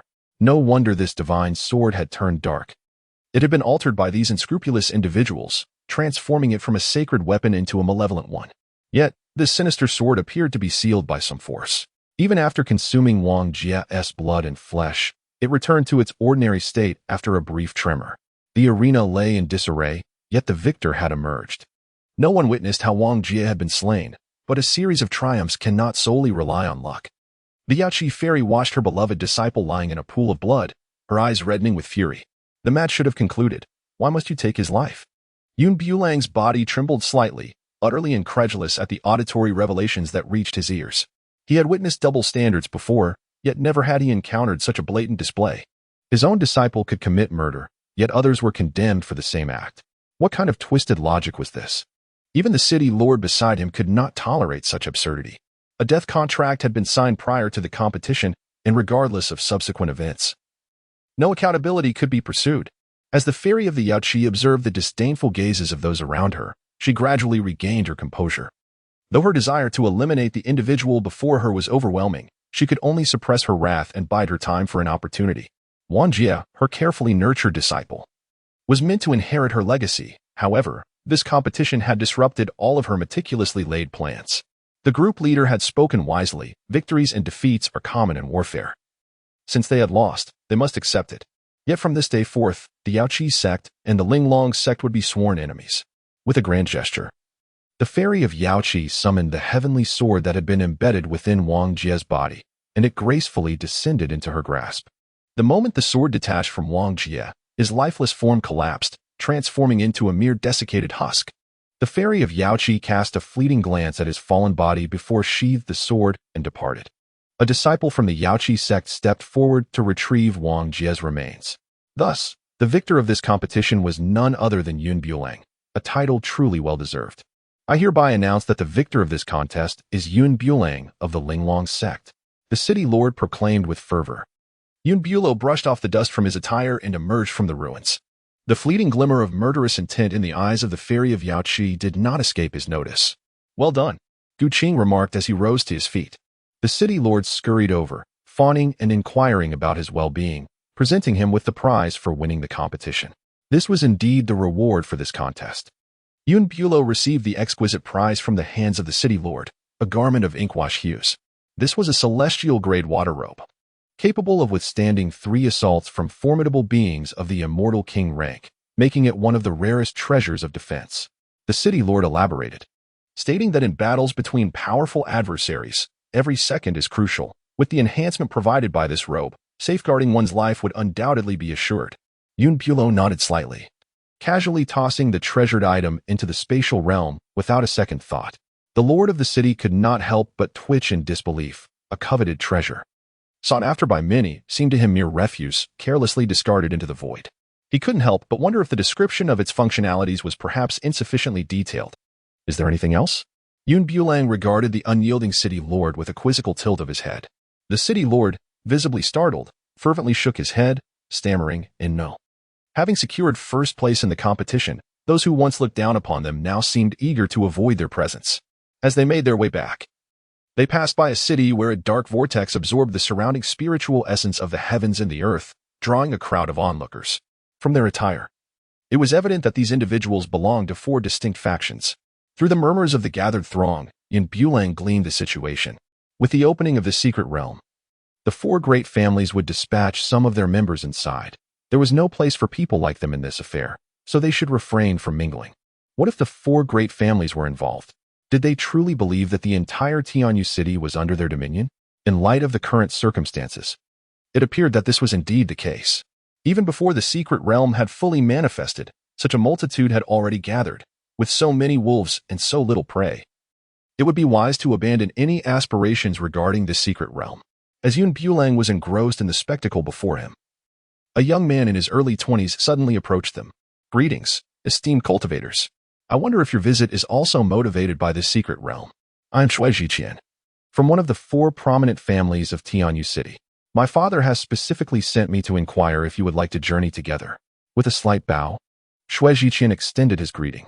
We are merely passing through, seeking a bit of excitement. Bulang declined his invitation, unwilling to become embroiled in the disputes of the 4 prominent families.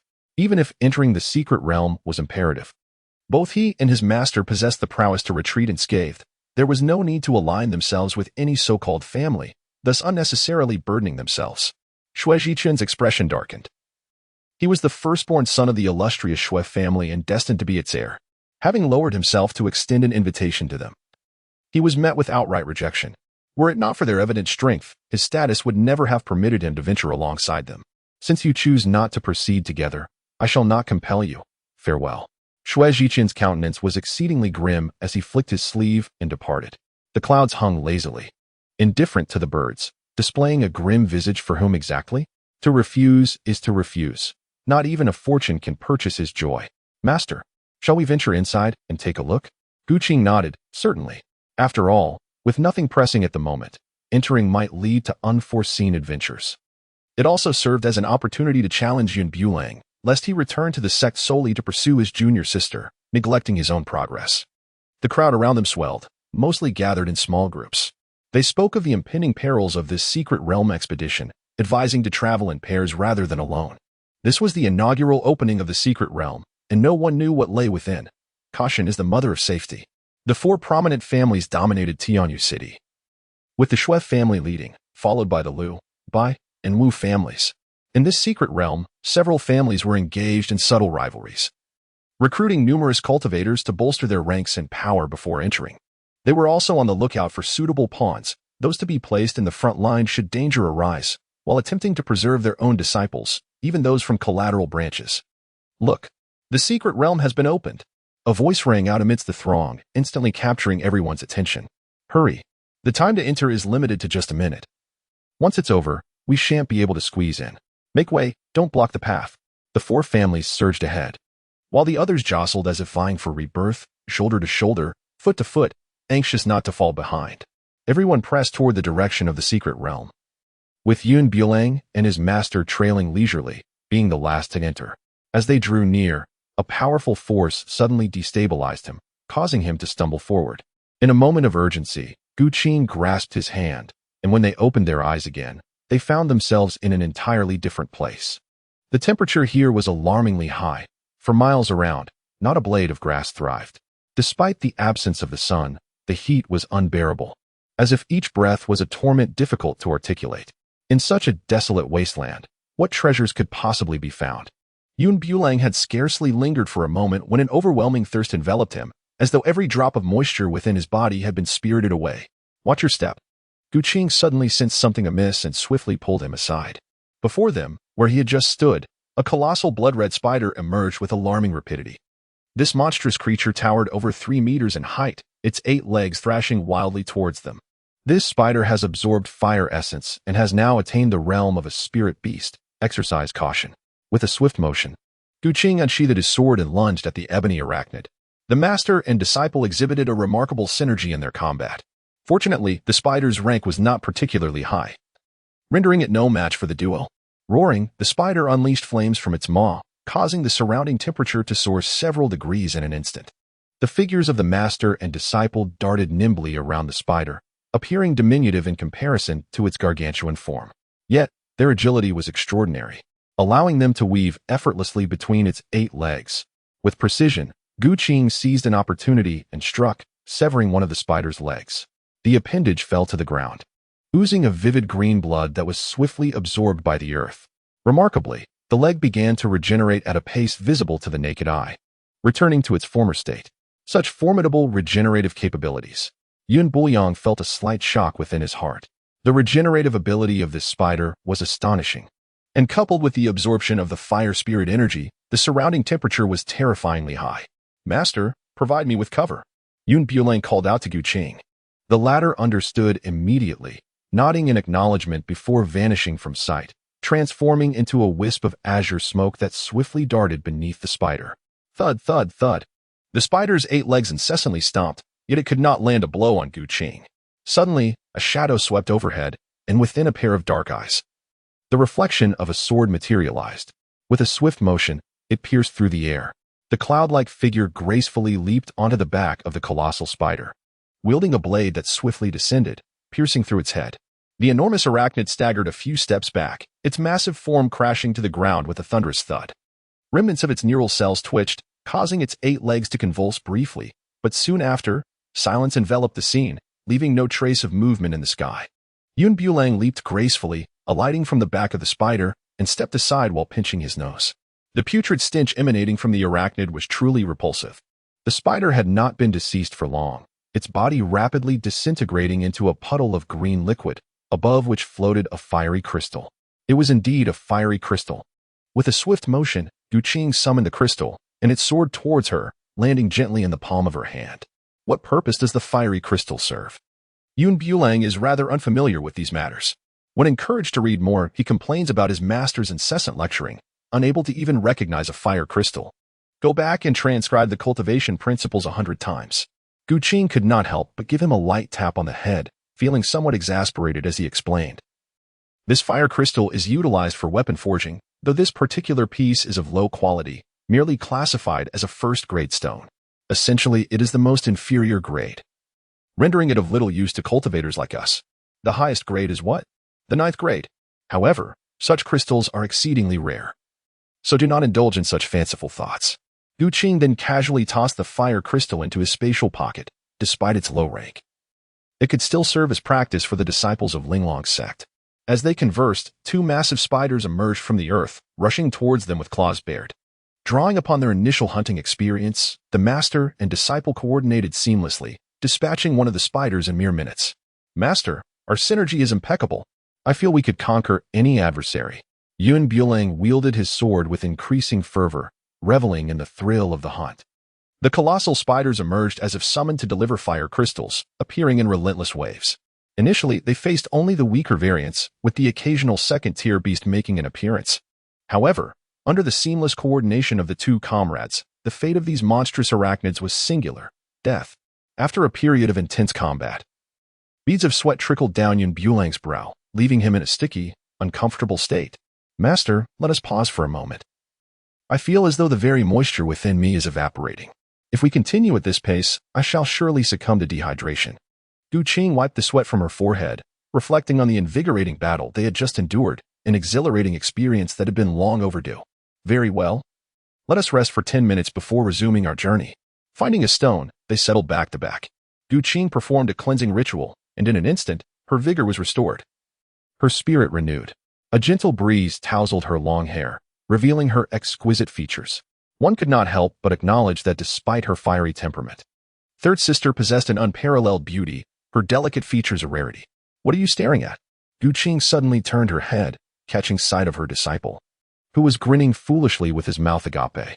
Bulang was caught off guard and instantly withdrew his gaze. Master, how have you been resting? Qing nodded slightly, and in just 2 or 3 minutes, she restored her vibrant spirit. She rose to her feet and said, "It is almost time." As Bulang nodded, preparing to depart, a sharp reprimand echoed from behind. "You there, halt." Turning to face the source of the voice, he beheld a well-organized group of a dozen individuals standing across from them. At the forefront stood a man in his early 30s, his eyes glinting like those of a wolf, fixated upon the 2 with an intensity that seemed capable of piercing through them. "Hand over the treasures you have obtained, and I may consider sparing you. Otherwise, do not blame me for my lack of courtesy," declared the bearded man. The clouds lazily curled at the corners of his lips, and he initially believed he had encountered someone of significance, only to discover it was a group of robbers. He was, after all, the progenitor of all robbers. Encountering him was indeed a stroke of ill fortune for these individuals. "What if I refuse?" The bearded man paused momentarily, then erupted into hearty laughter. "Huh, truly. The audacity of youth knows no bounds. You must understand, you currently lack the standing to utter such defiance." With a swift motion, the man brandished his large blade, commanding his band of ruffians behind him. "Charge forth and ensure this little brat is dealt with first." Humph. Those who dared to speak back to him would inevitably pay the price. As the figures rushed towards Bulang, he brandished his knife and charged forward. engaging in combat with the group. Qing also advanced to lend assistance, and the duo exhibited remarkable synergy. The strength of this group was rather mediocre. Their audacity to challenge the two stemmed merely from their numerical advantage, akin to ants attempting to gnaw at an elephant. Unfortunately for them, they were destined to encounter a formidable obstacle today. Thud, thud, thud. One after another, the multitude fell to the ground without exception. A few unfortunate souls even collided headfirst with the stone, losing consciousness on the spot. The bearded man had never anticipated that these seemingly frail individuals possessed such formidable strength. Had he known of their prowess, even 1,000-fold of courage would not have compelled him to provoke them. They sought to prey on the vulnerable. Yet these two were not soft targets. They were, in fact, akin to two iron clumps. Splash! As the clouds drifted by, in an instant, Puzi knelt down with a thud. What are you doing? It is neither a festival nor a holiday, so why are you bowing to me? Bulang embraced himself with his arms crossed, gazing down upon him from a lofty height. The bearded man forced a rigid smile, his lips stretched grotesquely. As he cast a glance at the fallen comrade behind him, whose limbs had contorted into unnatural shapes, he could scarcely fathom the agony that must have ensued. The bearded man looked at the youth before him, swallowing nervously, his lips quivering slightly. I realize my mistake. I should not have harbored intentions of taking your belongings. All the blame rests upon me. As he spoke, he struck his own face relentlessly, each slap delivered without mercy, causing his visage to swell rapidly. The bearded man was astute enough to recognize that inflicting harm upon himself was far preferable to the severing of limbs. Yun did not harbor any intent to kill, rather. His gaze fixated upon the spatial rings they held, a cruel smile curling upon his lips. When it comes to robbery, I am the very progenitor of plunder. Why must you provoke me, of all people? The younger one, filled with remorse, shed 2 streams of regretful tears. At this moment, he lamented deeply, wishing he could turn back time. Even with 800 lives, he would not dare to provoke the person before him. Empty your spatial rings and reveal their contents. No item may be concealed. Consider it the price for your lives. Bulang spoke with a gentle smile. As soon as he uttered those words, several individuals who had been knocked to the ground swiftly revealed everything contained within the space. Not even a tattered sock was left concealed. They laid everything bare without exception. After enduring such a thorough search, no one dared to hide anything. They could only hope that this young tyrant, after taking what he desired, would show them mercy, and they would be eternally grateful for that. Bulang, with a hint of disdain, sifted through the items scattered on the ground, casting a suspicious glance at the individuals before him. They were dressed rather appropriately, yet their destitution was strikingly evident. Among the possessions lay scarcely any treasures of value, and the useful items were exceedingly few. It was a mystery how these individuals managed to survive. Bulang used a stick to poke at a foul sock and unceremoniously tossed it onto that person's face. Do you hold such a stinky sock in high regard? How absurd it is that you have even placed it into your personal space. The individual, bruised and battered, wore a sorrowful expression as he silently removed the sock from his face and discreetly stowed it into his pocket. This was personally stitched by my mother. It holds profound significance, he murmured softly, retreating into a corner. After a few minutes, Bulang sifted through the useful items and distilled his findings into a single word: impoverished. No wonder he contemplated resorting to robbery as a shortcut. You have already counted the items. We indeed have nothing to hide. We were in the wrong regarding this matter, and I sincerely apologize, the bearded man remarked, scrutinizing his demeanor. Leave. Yun, with an air of impatience, waved his hand. Those capable of movement swiftly rose from the ground, dragging along the unconscious individuals as they retreated, quickly vanishing from sight. As Bulang and his master advanced further, they noticed the surrounding temperature rising steadily. Upon raising his hand, he observed a delicate layer of white granules forming on the surface of his skin, indicating that the salts within his body had been evaporated. There were no distinguishing landmarks around. Only an endless expanse of desert stretched before them. Suddenly, a colossal shadow enveloped Bulang. Turning around, he found a gigantic spider, drooling menacingly, standing imposing in his upper left. Bulang was startled by the sudden appearance of the spider, nearly stumbling to the ground. It was a 3rd-tier demon beast, undoubtedly possessing a 3rd-grade fire crystal within. Qing stood nearby, analyzing the situation. Typically, such demon beasts gain intelligence after reaching the 3rd tier. Upon noticing the pair of master and disciple, it launched a frenzied assault.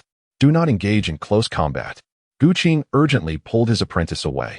This spider was far more formidable than the lower-tier creatures they had encountered, and engaging it up close would only lead to disaster. Together, the master and disciple fought valiantly. Although they could not vanquish the spider in one swift strike, they managed to inflict numerous wounds upon it. The spider's appendages lacked pain receptors, and its regenerative capabilities were remarkably potent. Consequently, the injuries they inflicted barely affected it in the slightest. This course of action could not continue. Qing leaped into the air, aiming to deliver a decisive blow to the colossal spider. If they continued to expend their spiritual energy at this rate, they would soon find themselves utterly depleted. The cloud-like creature attracted the entirety of the spider's wrath, while Qing successfully landed upon the spider's back. With her Qi Feng sword in hand, she summoned all her spiritual energy and delivered a forceful thrust into the spider's back. The creature writhed and struggled for a moment before its massive body collapsed to the ground with a thunderous crash. Green blood oozed from its wounds, and Qing, with a hint of disdain, extracted her sword. The spider's form dissolved into a pool of verdant liquid, revealing a third-grade fire crystal within. With a gentle flick of her hand, the fire crystal soared into her grasp. A splendid find indeed. It would serve well for forging a mid-grade spiritual sword. Coincidentally, Linglong Sect was in need of a new batch of weapons, and this opportunity was perfect for preparing an ample supply. Qing mused with a smile. The Linglong Sect was continuously expanding, necessitating an increasing arsenal. This was a fortuitous occasion to procure more, especially since the secret realm's opening was not an annual occurrence. Nor did luck always favor them. As the master and disciple traversed the desert, they encountered numerous low-tier demon beasts, all of which they subdued one by one. The quantity of fire crystals within their spatial realm grew steadily, and before they knew it, the surrounding temperature and environment intensified. Strangely, they gradually began to perceive grasslands and forests. In such high temperatures, these plants appeared to thrive even better than those outside. However, Qing sensed something amiss. Just moments ago, the area was barren, and what now lay before them was likely an illusion. To confirm her suspicions, she cast her sword into the air. Whoosh! The sword sailed through the forest, seemingly falling into an ethereal shadow. After a brief circle, it returned to her hand. The scene before her was but a mirage. Bulang wiped the sweat from his forehead, breathing heavily. "Shall we continue onward?" he inquired. "Never mind, let us retrace our steps." Qing sheathed her sword, her resolve to venture deeper dissipating. Though she yearned for the fire crystal, she could not disregard the peril that loomed over them both. An unsettling sensation enveloped the forest, as if it were an illusion. The two wandered in circles for quite some time, only to realize they could not find their way out. "Alas, we are ensnared within an illusion," Qing murmured, swallowing hard. The prolonged dehydration left her feeling somewhat dizzy and disoriented.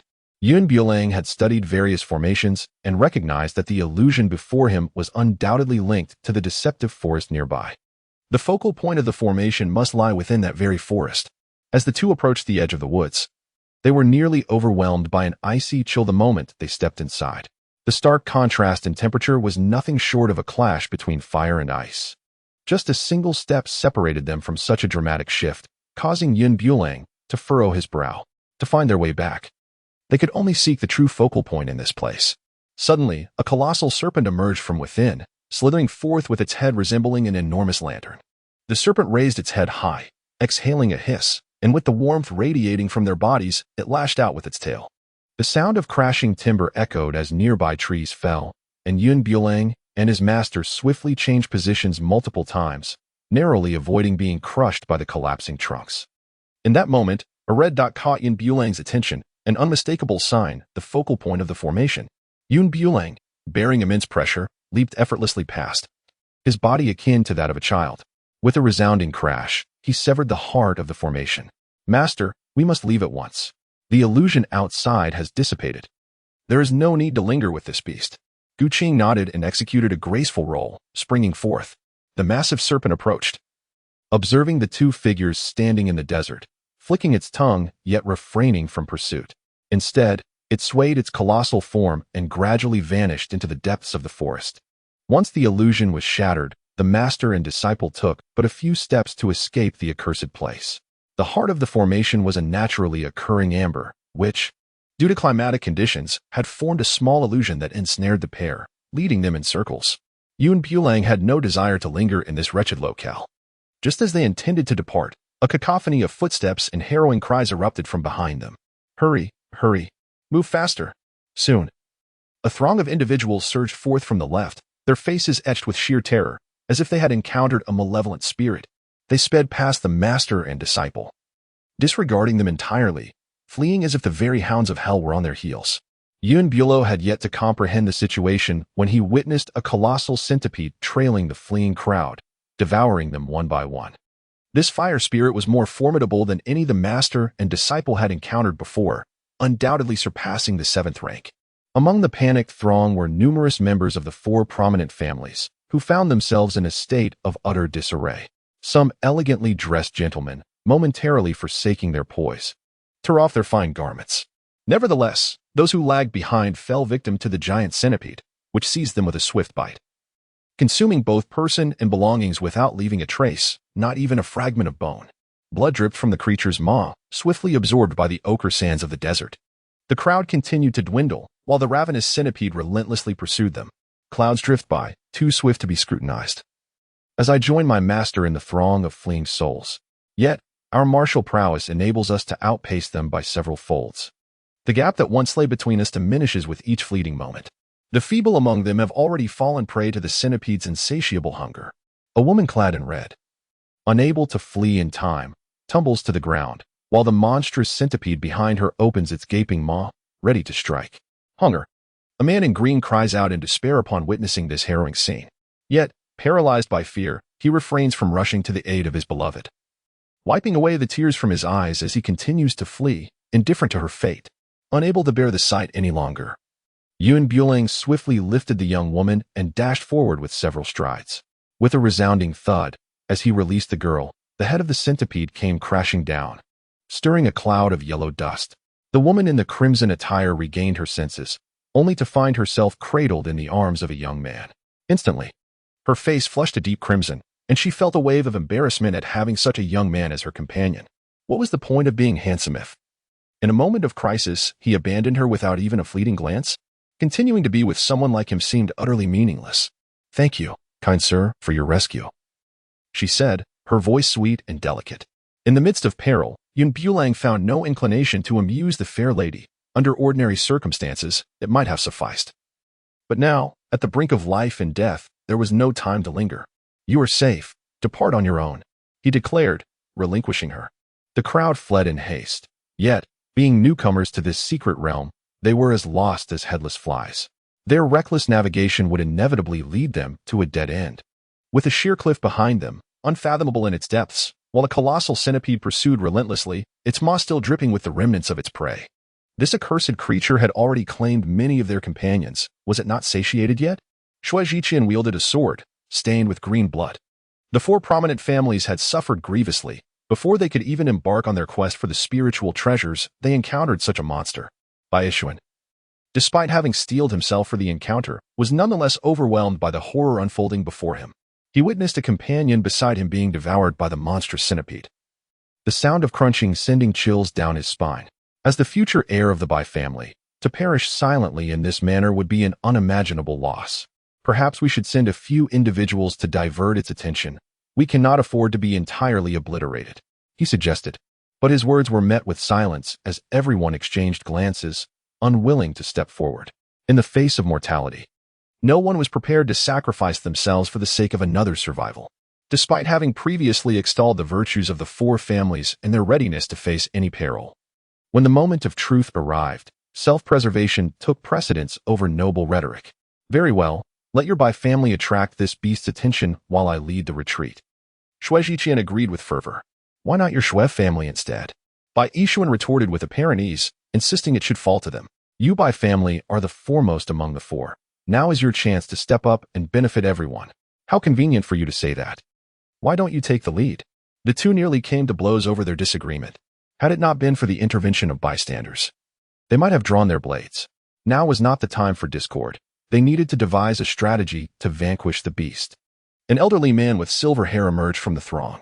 "Avoidance will not suffice. We have no path left to escape. This creature is at least of 7th rank. How could we possibly contend with it?" Before a fight even commenced, Bai Ishuan felt utterly deflated, devoid of confidence. As they retreated further, They beheld the monstrous centipede advancing menacingly, with no escape route behind them. Ah! A piercing scream echoed from behind, as a man lost his footing and plummeted into the abyss below. It was at this moment that the others, belatedly aware of the danger, halted in their tracks. Do not retreat any further. There is no path left. The sound of crunching echoed ominously as a colossal centipede casually seized an unfortunate soul, devouring him slowly. The horrifying sound of crushed bones sending chills down the spines of those present. Even the smallest of creatures strive to survive. How much more so for those who are vibrantly alive? Bulang was the first to draw his weapon. Shouting at the timid individuals behind him, "Let us fight with all our might. Perhaps there remains a glimmer of hope. If you cower like this, you shall merely await your demise." The young man spoke with conviction. In this dire situation, there was no choice but to take a leap of faith. At worst, we would perish together. Joining forces with this brave soul was preferable to languishing in fear. As he suggested, we should carve a path through blood.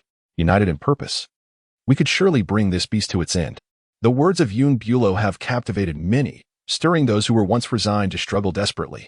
My brother fell victim to its grasp, and today I shall seek vengeance for him.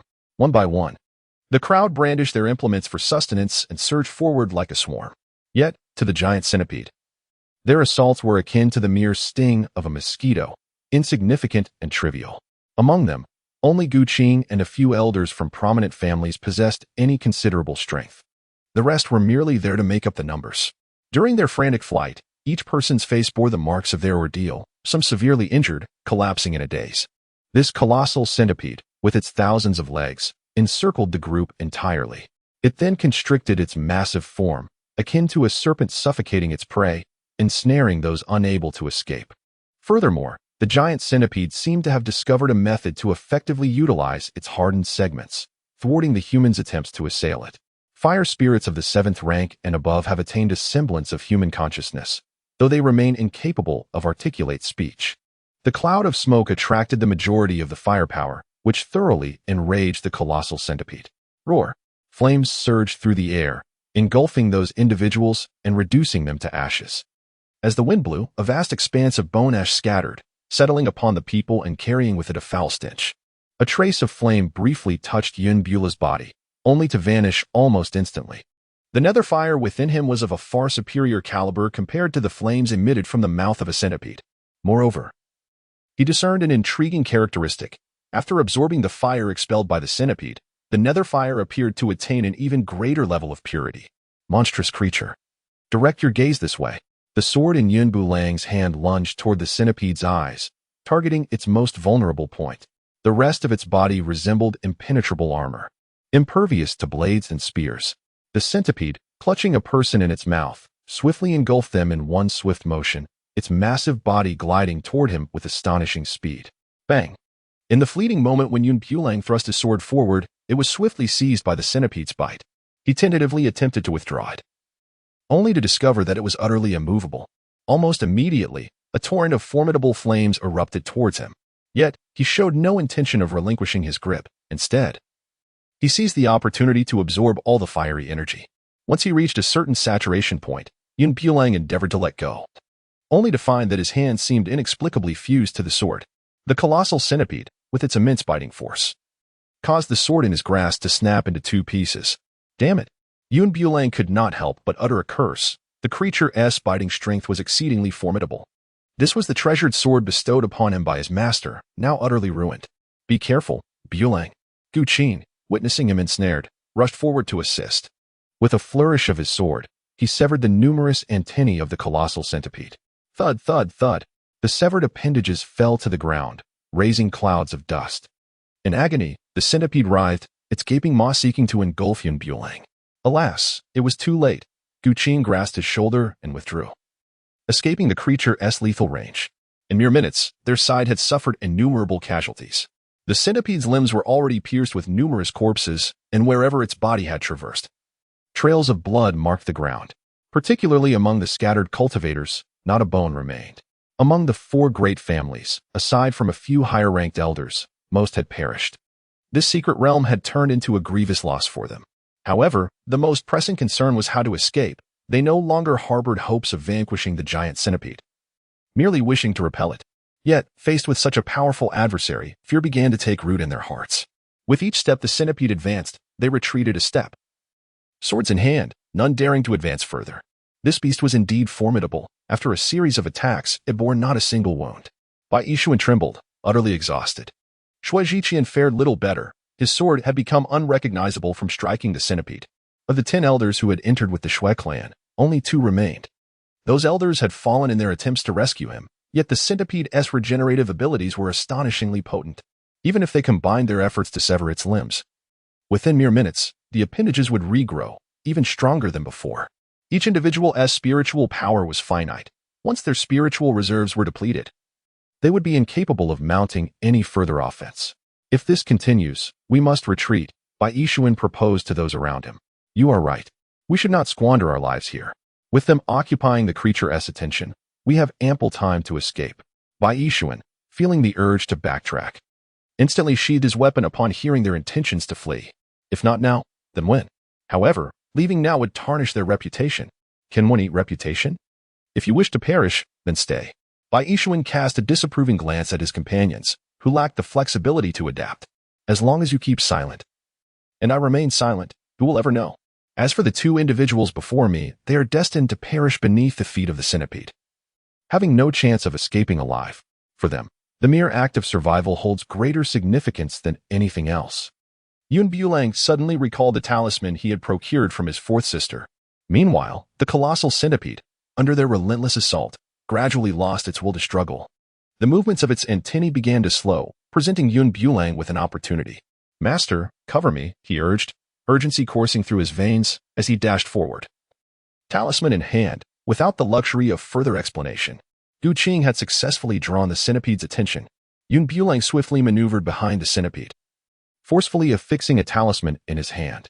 In an instant, the talisman, enveloped in azure electricity, made contact with the centipede, resulting in a resounding explosion. The creature's head burst apart, revealing a fiery crystal nestled within, which promptly fell into Bulang's grasp.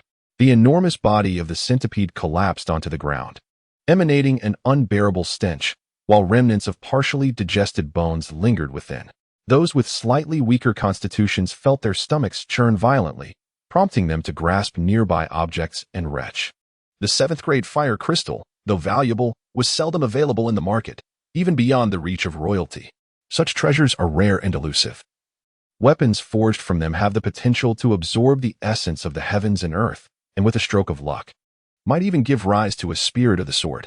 Thus, the moment Bulang grasped the crystal, countless pairs of eyes, like ravenous wolves, fixated upon him. Why do you all gaze at me so? Bulang cast the fire crystal into the void, his demeanor far from amicable in the presence of these ill-intentioned individuals. Bai Yi stepped forward, asserting, "This centipede was slain through our collective effort. How can you claim the fire crystal for yourself alone?" Su Zhiqian also interjected, "Indeed.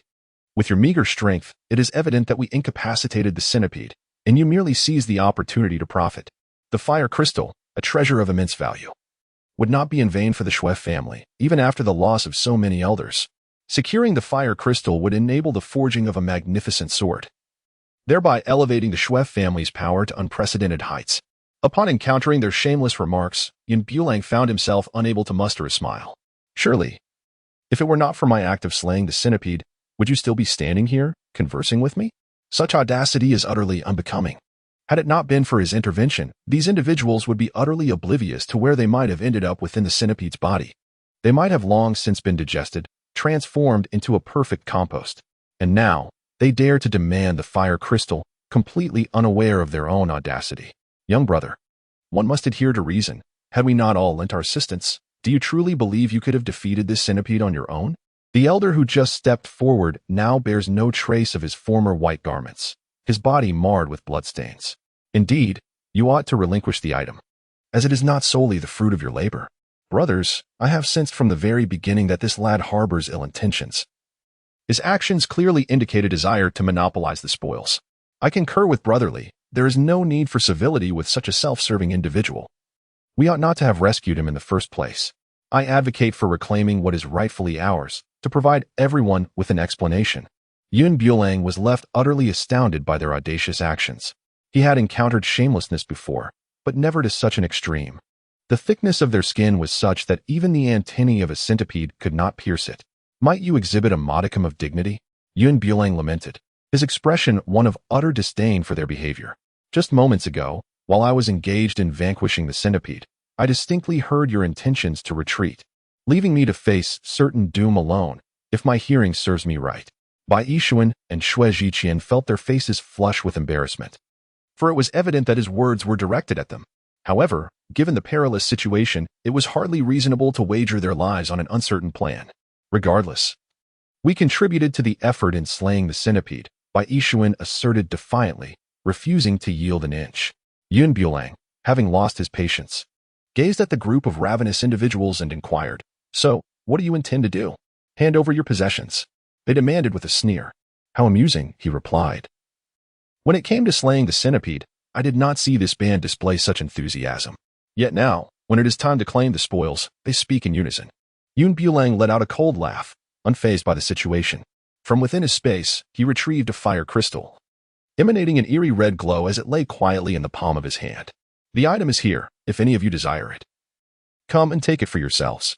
The members of the four great families were the first to charge forward, and a fierce clash ensued between the two sides. Yun Bulang showed no mercy, swiftly dispatching several individuals with ruthless precision. Just moments ago, they had been engaged in a grueling battle against a centipede, leaving everyone utterly exhausted. Unlike them, the vast reservoir of spiritual energy within him surged back to life within mere minutes. Seizing upon his earlier weakness, these men attempted to take advantage of the situation, though they regrettably chose the wrong target. In an instant of carelessness, Bai Yi found one of his ears severed, eliciting a grimace of pain. Almost immediately, a flash of white light cut through the air, followed by the sensation of warm liquid trickling down his neck. A quick touch revealed the source, blood from a gash in his throat. He attempted to staunch the flow, but blood seeped through his fingers. With a single, decisive strike, he was silenced, falling lifeless to the ground. The remaining assailants were gripped by sheer panic. If Yun Bulang dared to slay a member of the Bai family, one of the four prominent clans, what hope did they have as mere powerless individuals? The fire crystal remained securely in Yun Bulang's grasp, yet in that moment, none dared to advance. "What is this? Were you not all eager for the fire crystal? I have presented it. Why do you not come forth to claim it?" The atmosphere was light and carefree, as if the person who had just exhibited such cold-bloodedness was not the same individual. He cast a sweeping glance over the crowd, and seeing no one step forward, he casually tossed the fire crystal into his spatial pouch. "Since you all have no interest, I shall claim it for myself." At that moment, no one dared to utter a single word of dissent. The allure of the fire crystal was undeniable, yet when weighed against their very lives, it paled in significance. The crowd began to turn away, but Yun Bulang swiftly obstructed their path. "We have no further use for the fire crystal. What do you intend to do?" The elder's eyes widened in fury, his blood-stained visage rendering him even more menacing. The others exchanged apprehensive glances, fearful that Yun Bulang, in his rage, would not spare even them. "Naturally, I mean to rob you. Surrender all valuables you possess." Yun Bulang's lips curled into a mischievous smile, exuding an air of defiance that nearly sent the elderly man into a fit of exasperation. Not only had he failed to seize the fiery crystal, but his painstakingly accumulated wealth was also on the verge of being thoroughly overturned. The clouds do not linger, neither does he concern himself with their trivialities. Just moments ago, he exerted considerable effort to vanquish a centipede and procure a fire crystal. These individuals are indeed aggressive. Had he not prepared for contingencies, he might well be the one enduring torment now. Since they covet his fire crystal, how could he allow them to depart unscathed? Every action must incur a cost, otherwise, how would they learn their lesson? "You shall not succeed," the elder exclaimed, his voice filled with fury. His eyes were wide and menacing, unwilling to relinquish the treasures contained within his spatial ring. Those possessions represented a lifetime of savings, not something to be surrendered lightly. In the next moment, his lifeless body fell rigidly before the crowd, his eyes wide open, forever unclosed in death. Instantly, all others abandoned their resistance, surrendering every valuable possession they possessed. Yun Bulang was quite pleased with their speed, standing quietly by as they unloaded everything. Within just a few minutes, a small mound had formed on the ground. Indeed, they were wealthy individuals. The amassed treasures nearly reached the height of a person. "The items have been handed over. May we depart now?" The crowd, filled with a mix of anger and fear, simply wished to leave this place as swiftly as possible, perhaps hoping never to encounter Yun Bulang again. "Begone!" Yun, with an air of impatience, waved his hand dismissively, showing no intention of further entangling himself with these individuals. The surrounding fire spirits were numerous, however. The foes encountered subsequently were of no elevated rank. They were dispatched with remarkable ease, aside from the spoils obtained from their plundering. Within a mere span of half an hour, the treasures they amassed towered like a small mountain. This should suffice, one would think. As Yun Bulang observed the accumulation of items in the space, he mused that if all of it were converted into currency, he would be free from the worries of sustenance for the remainder of his life. As he walked further, did you not notice the diminishing heat? Gu Qing's forehead was no longer beaded with sweat. He felt a gentle breeze caressing his face, which was remarkably pleasant. It seemed indeed to be the case. Yun Bulang surveyed the surroundings, which had transformed. It was no longer a desolate desert. The two continued their journey, sensing a shift in temperature. From the initial unbearable heat, it gradually transitioned to a refreshing coolness, as a brisk breeze slipped through their sleeves, sending shivers down their spines. Clouds enveloped the surroundings, sending shivers coursing through their bodies. Even the breath they exhaled manifested as vapor, a testament to the plummeting temperatures they endured. After a brief journey, they beheld a majestic snow-capped mountain, its peaks adorned with soft, feather-like snowflakes, starkly contrasting the scene behind them. At the mountain's base, a group of individuals was valiantly engaged in combat against an ice spirit, a pristine white nine-tailed fox. At this moment, the fox had already grown 3 tails. Legend had it that once a 9-tailed fox attained all 9 tails, it could transcend to a divine form. With 3 tails now sprouted, its might was not to be underestimated. The group, battered and bruised, clearly found themselves outmatched by this formidable ice spirit. Upon sighting the 2 passers-by, they appeared as if they had seen a beacon of hope, imploring the newcomers for assistance. Kind souls, we traverse this land and have encountered this beast, which we cannot contend with.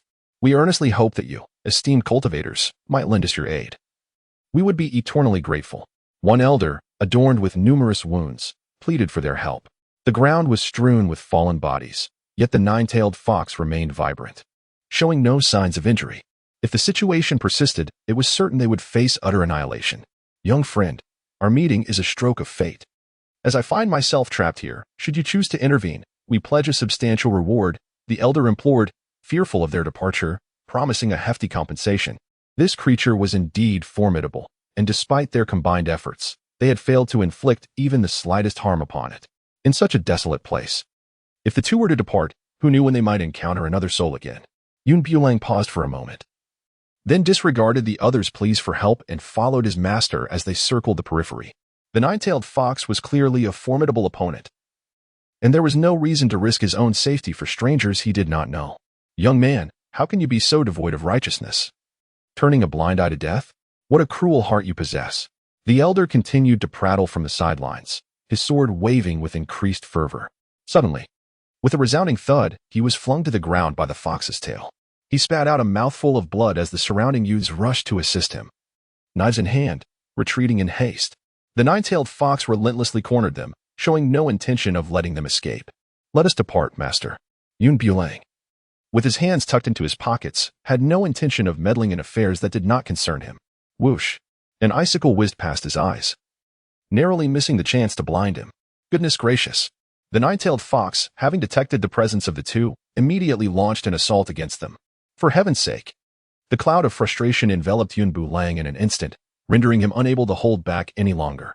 The true prowess of the 9-tailed fox lay not in its rank, but in its swiftness, as rapid as the very wind. Its sharp claws became its most formidable weapon. With bared fangs, the 9-tailed fox lunged forward to bite him. Yun Bulang had long been prepared, wielding his sword as it gleamed menacingly towards the creature's head. The synergy between the master and disciple was remarkably harmonious. Thus, despite the swift agility of the 9-tailed fox, it found no advantage against them. Moreover, after a series of maneuvers, the fox's stamina was nearly depleted. With bared fangs, its body visibly swelled in size, growing from a mere half-human height to a towering 3 meters. Whoosh, whoosh, whoosh.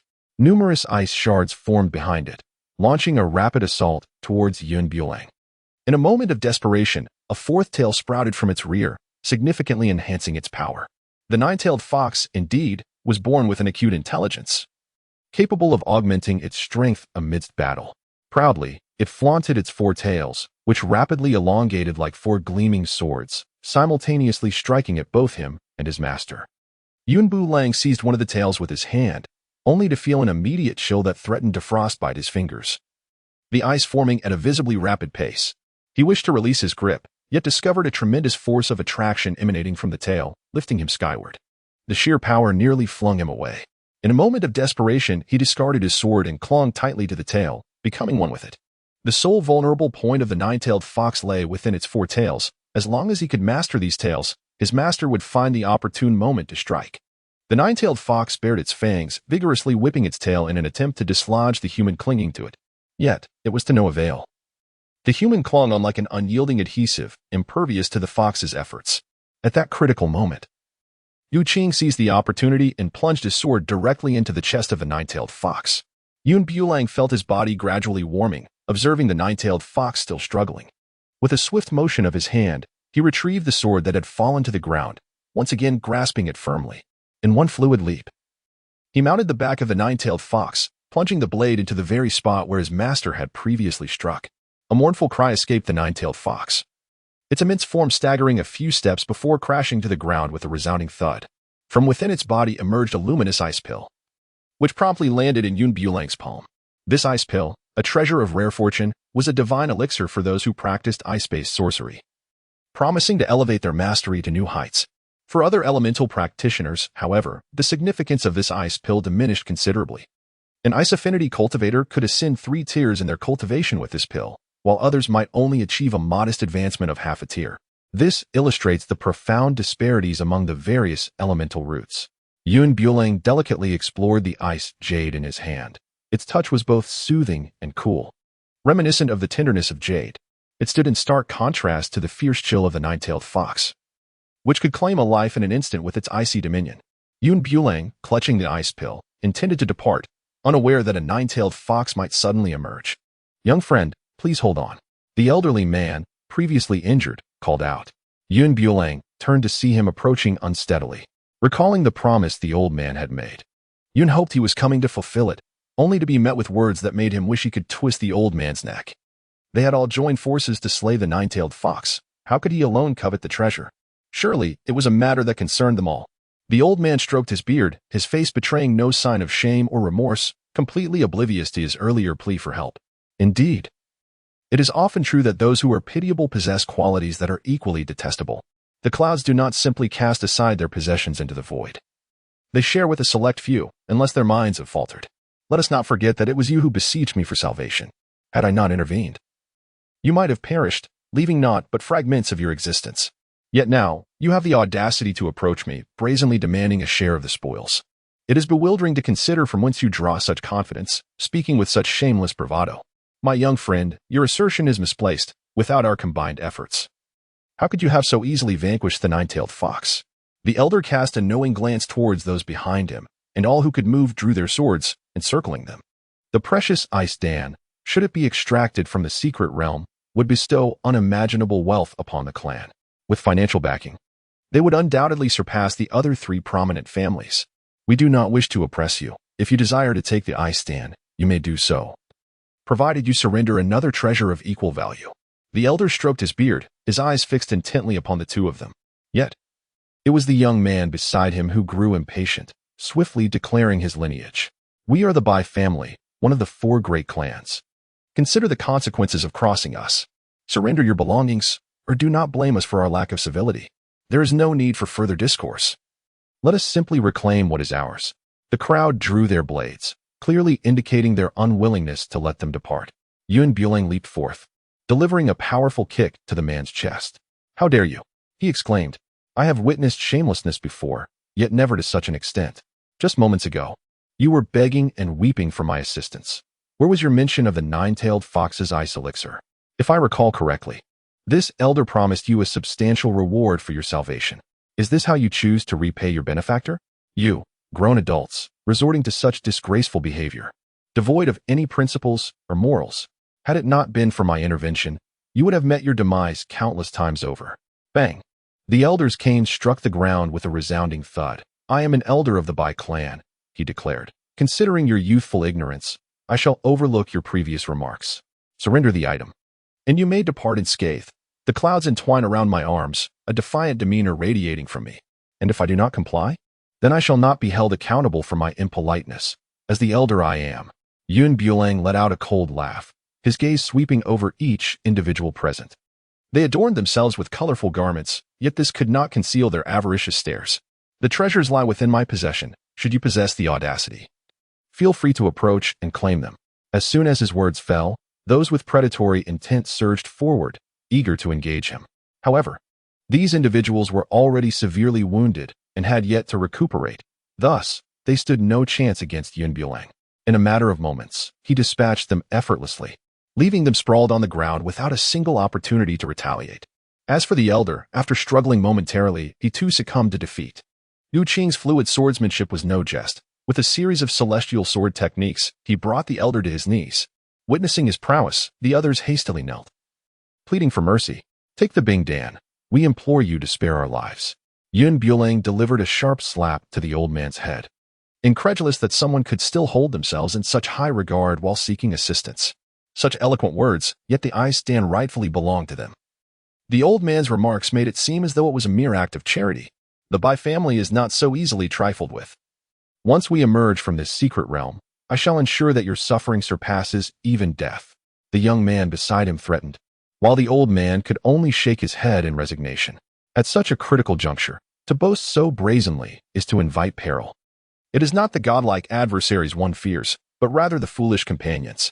Yun Bulang approached the young man who had uttered menacing words, donning an innocuous smile. Without uttering a word, he produced a pill from the ether and unceremoniously thrust it into the young man's mouth. What have you made me consume? The young man exclaimed, clutching his throat in an attempt to expel the substance. Yet, the pill dissolved upon contact, having already descended into his stomach, vanishing without a trace. Even if he were to slice open his abdomen at that moment, it would be of no avail. Rest assured, what I offered you is indeed a fine remedy. Otherwise, it would be a disservice to your foul-mouthed utterances. Yun Bulang let out a cold laugh and retrieved other elixirs from the void. The phrase "everyone gets a share" rang out like a sarcastic taunt, delivering merciless slaps to their faces. After distributing a poisonous pill to each individual, Yun Bulang clapped his hands and stood before them, ready to elucidate the properties of this particular elixir. I possess a singular flaw, an innate kindness that prevents me from inflicting harm upon you. Should you consume this pill and refrain from channeling your energy, it will pose no threat to your health. One young man, seemingly oblivious, innocently inquired, what if we do channel our energy? When Yun Bulang struck the adjacent snow-capped mountain with a mighty blow, it erupted with a resounding explosion, leaving no trace behind. Much like the snow itself. Upon hearing this explanation, a collective shock swept through the crowd. Some, defying reason, attempted to harness their spiritual energy, only to meet their demise on the spot. This served as a poignant demonstration, rendering the few survivors utterly stupefied. In a realm where strength reigns supreme, the inability to wield spiritual power renders one no better than a useless being. Furthermore, being trapped in a secret domain without the capacity to utilize such energy is akin to awaiting death with bated breath. How can you be so cruel? Lamented the elder, his heart heavy with sorrow. Such an outcome was a fate worse than death at the hands of the nine-tailed fox. For at least that would grant one the honor of dying in battle. Yun, with a playful smile, expressed his gratitude. Thank you for the compliment. He then departed with his master, leaving behind a few individuals as mere fodder, which he regarded as his utmost benevolence. The remaining souls, on the brink of tears, could only fervently wish for this expedition into the secret realm to conclude swiftly, for being rendered incapacitated was far preferable to losing one's life. As he followed his master onward, the chilling temperature surrounding them was truly petrifying. Goodness! As Yun Bulang extended his hand to tug at his sleeve, he discovered that it had solidified into a block of ice. Instantly, he rubbed his face, which was on the brink of freezing. The temperature was alarmingly low, and what made it even more perilous was the chilling silence that accompanied it. A mere pinch of his sleeve would likely shatter it into icy fragments. Master, the temperature in this place is significantly lower than that of an ordinary winter, he remarked. Qing nodded, her vigilance heightened by the surroundings. Though her strength surpassed Yun Bulang's, her attire had not escaped the encroaching frost, albeit it had not frozen as severely as his. Exercise utmost caution. Do take note of the ground. Upon heeding his master's counsel, Yun Bulang swiftly turned his gaze, only to behold a vast expanse blanketed in snow. where numerous footprints densely dotted the terrain.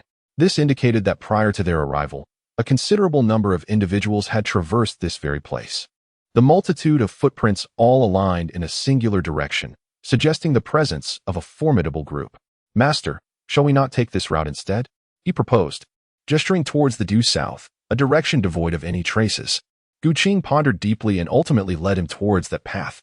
However, after merely a few steps, the chaotic sound of footsteps echoed behind them. A contingent of approximately 20 individuals emerged, obstructing their passage. "Surrender everything you possess," commanded Wu Yu, the scion of the Wu family, one of the 4 prominent clans, and the current head of his household. Now at the pinnacle of the nascent soul stage, he stood as a paragon among the younger generation. "Be swift, for I have no time to dally with you here." Bulang found himself at a loss for words. It seemed that one after another, they had set their sights on him and his master, driven by sheer boredom. Yet, he understood a fundamental truth: one ought to pick the soft fruit to squeeze. He and his master were merely 2 individuals forming a team. And to the eyes of outsiders, it was as though the words "easy prey" were inscribed upon their foreheads. Their adversaries numbered over 20, thus holding a significant advantage in sheer numbers. "The goods are in my possession. If you possess the audacity, come and take them," he declared with bravado, vowing to demonstrate the consequences of arrogance devoid of strength. Wu Yu let out a cold chuckle, dismissing the 2 of them entirely. He commanded those behind him, "Eliminate these 2. Whoever claims this brat's head shall be rewarded with a residence from me." The promise of such a reward instantly invigorated those present. As though they had struck a fortune of 5 million, every cell in their bodies brimming with exhilaration. After a chaotic melee, Wu Yu and his followers knelt in unison, their faces battered and bruised, scarcely recognizable even to their own parents. This young man had a remarkable knack for targeting the face. While he refrained from unleashing his full fury elsewhere, he had his own designs in mind. Otherwise, these ruffians would not have even been afforded the opportunity to kneel here in repentance. "Do you still wish to rob me of my possessions?" Bulang, with a bemused expression, inquired. "Pray tell, how is it that you, with such feeble fists, boast so grandly? You dare to covet my very life? What manner of intellect resides within that head of yours? I had envisioned you as formidable, yet with such trifling skills, you presume to engage in robbery? Truly, you are ignorant of the very notion of mortality." Forgive me. Wu Yu grinned sheepishly. "I was merely jesting with you. Please, do not take my words to heart." He realized that should the altercation continue, his own head would surely suffer greatly. Yet here he stood, merely at the nascent stage of the nascent soul, possessing such remarkable prowess. He, a peak nascent soul practitioner, had indeed drawn the short straw by encountering these 2. As the saying goes, a wise man does not suffer immediate losses. If he could but survive this encounter, he would settle the scores in due time. Why must you persist in this folly? The clouds drifted through the expanse, uncovering previously neglected elixirs, distributing 1 to each individual. I counted to 3, warning them that should the pills remain in their possession, I would sever their heads. As soon as I uttered the first number, they promptly complied, consuming the potions. Even if they were poison, they possessed no grounds for defiance. History has always favored the victors. Excellent. From this moment forth, you shall heed my commands. Every 2 hours, I shall provide you with an antidote. Should any of you harbor treasonous thoughts, prepare to meet your demise. To neglect the opportunity for free servitude would be sheer folly. Will you see that with resentment, his teeth grinding, yet his fists were no match for their strength? Any words would be futile. He could only toil diligently, leading the way. And in the face of danger, he would be the first to charge forth. The most unfortunate aspect was the thankless labor. Despite their efforts in hunting down the icy beasts, the spoils reaped would not belong to them.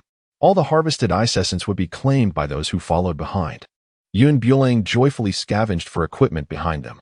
Had he discovered this trick earlier, his arduous hunts alongside his master would have been vastly diminished.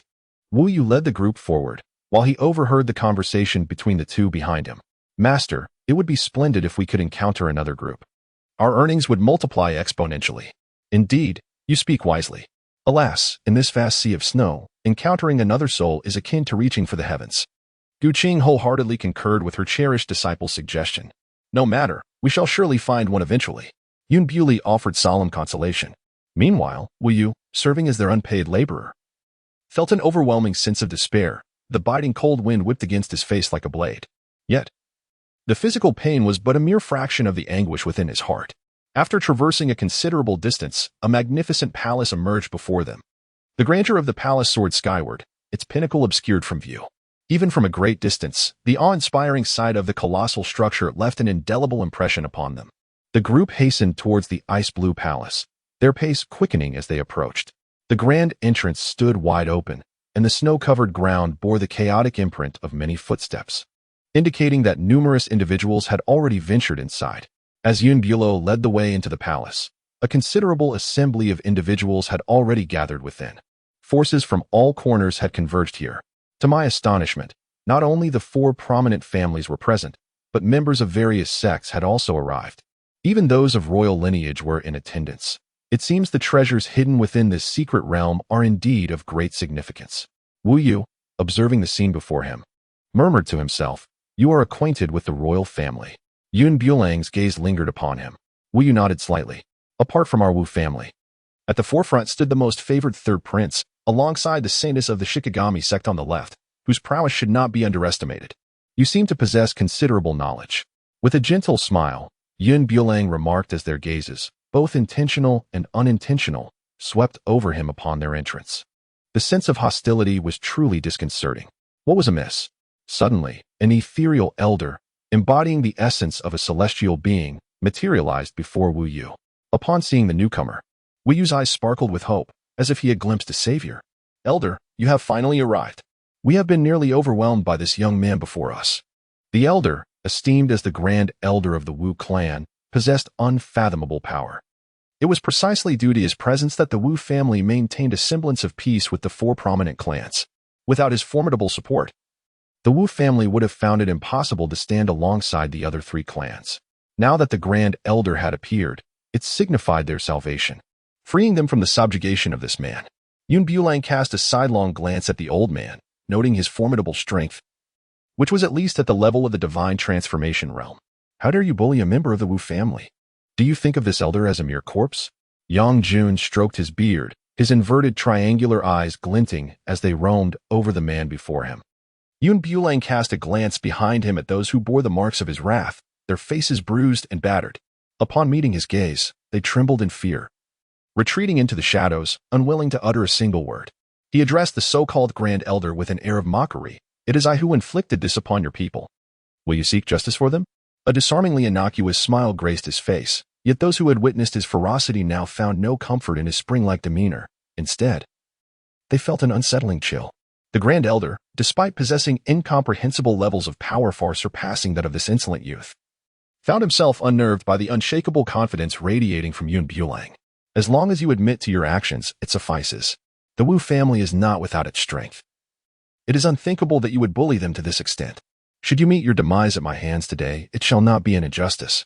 Yang Jun, with his right hand subtly brushing against his ring, summoned forth a sky-blue iron orb that materialized in the palm of his hand. Gasps of astonishment rippled through the onlookers at the sight of the weapon he revealed, for it was none other than the long-lost Iron Water Army. This young man had undoubtedly sealed his fate by provoking Yang Jun, the grand elder of the Wu family. Why must he provoke such a figure? Is he not digging his own grave?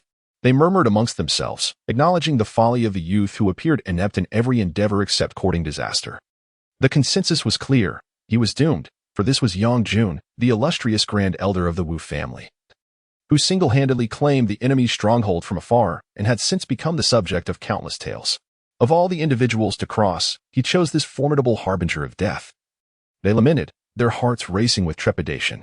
Should you wish to strike, then do so without hesitation. There is no need for this incessant prattling. Yun Bulang possessed no fear whatsoever, even if his strength surpassed that of others. What of it? Humph. The grand elder scoffed coldly, as the molten iron in his grasp instantly dispersed into countless droplets, absorbing the spiritual energy from the surrounding air, transforming it into his own power. Those nearby, apprehensive of the impending danger, instinctively retreated. Yun Bulang stood motionless, yet he was discreetly channeling his spiritual energy, preparing to deliver a fatal strike to his opponent. The disparity in strength between the two was evident. Prolonging the confrontation would serve him no purpose. To the onlookers, his demeanor appeared utterly dazed, leaving them at a loss for how to respond. Suddenly, a resounding crash reverberated as a formidable force surged toward him. In the full glare of the crowd, he astonishingly managed to catch the full force unleashed by the Grand Elder. How could this be? This young man actually withstood it. The astonishment among the spectators was palpable, and their surprise was entirely justified. The prowess of Yun Bulang pales in comparison to that of the Grand Elder. Yet, instead of being utterly crushed, he remarkably withstood the force of the strike. In a flash, as swift as a thief silencing a bell, he vanished from his original position, only to reappear behind the Grand Elder. Before the Elder could react, he received a forceful kick to his rear, sending him tumbling forward in an utterly disgraceful manner. His face met the ground first, a misfortune for his aged visage, which scraped along the surface.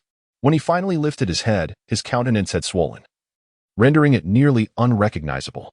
The entourage of the Grand Elder, witnessing their leader's humiliation, charged forward without hesitation.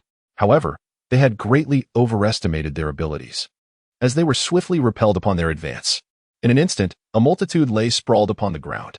Those who had previously boasted now found themselves silenced, retreating hastily as they understood the caliber of the adversary they had provoked. "Please, no," Yang Jun exclaimed, shielding his face as he struggled to rise from the ground. While others may have been oblivious, he was acutely aware of the events that had just transpired. He alone comprehended the gravity of the moment. "Weren't you seeking to avenge your family, the wuss?" "I dare not." Yang Jun, cradling his swollen visage, no longer bore a trace of arrogance.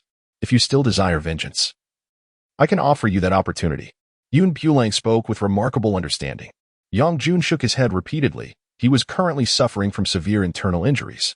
Not only was he unable to confront the person before him, but he would also struggle against an ordinary individual. Just moments ago, he had been blinded by wealth and had failed to recognize the gravity of the situation. "Please do not hold this against me, I assure you. I shall never act so recklessly again," Yang Jun expressed with utmost sincerity. Were it not for the sight of his previously arrogant demeanor, it would be exceedingly difficult to connect the person he had been with the individual he was now. Cloud stood up, feeling utterly bored. With such ineptitude, he ought not to emulate others in engaging in brawls. Following this altercation, the Wu family members found themselves thoroughly subdued, voicing not a single complaint. Their prior arrogance had transformed into profound dejection. They now slinked away, tails firmly tucked, no longer daring to utter a word of dissent. Wu nearly bowed his head to the ground, wishing fervently to find a place to hide. It was only when a piercing gaze fell upon him that he felt a shiver run down his spine. With a somewhat ingratiating grin, he stammered, "It was merely a misunderstanding. I had no ulterior motives." "Misunderstanding?" Yun Bulang gazed at him, his smile as gentle and carefree as a soft breeze. Yet, such a smile sent chills down the spine of his counterpart. "I truly acknowledge my error. Those earlier remarks were mere misunderstandings." The esteemed elder had, in the course of a battle, inadvertently sustained an injury to his head, resulting in his somewhat peculiar demeanor. Wu Yu, with a mere flick of his lips, rendered the elder's words utterly baseless. He dreaded that Yun Bulang's ire might inadvertently fall upon him. Although Yang Jun was seething with anger, he dared not utter a single word in rebuttal. He could only obediently remain in the corner, even reducing the frequency of his breaths in an effort to diminish his presence, fearful of drawing the attention of that little demon lord. It was a lamentable plight for his aged bones, enduring such constant trepidation. After tidying up the mess left by the clouds, he gazed at the imposing gate before him. He had been waiting here for nearly half an hour, yet the gate showed no signs of opening.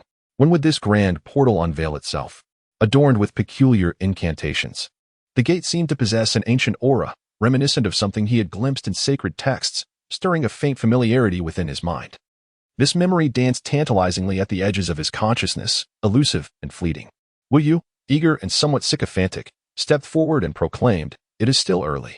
To unlock this gate, a substantial amount of fire crystal is required. Once sufficient heat is generated, the gate can be melted, allowing us entry." His demeanor was almost comical. Completely disregarding his earlier humiliation, Yang Jun stood nearby, his eyes nearly rolling into oblivion. He had never realized Wu Yu harbored such latent potential for obsequiousness. Just moments ago, he had been utterly defeated, yet now he wore a grin, shamelessly ingratiating himself. This audacity left Yang Jun feeling somewhat inadequate. To melt this formidable gate, an extensive supply of fire crystals was indeed necessary. Wu Yu patiently elaborated, his face swollen and disfigured.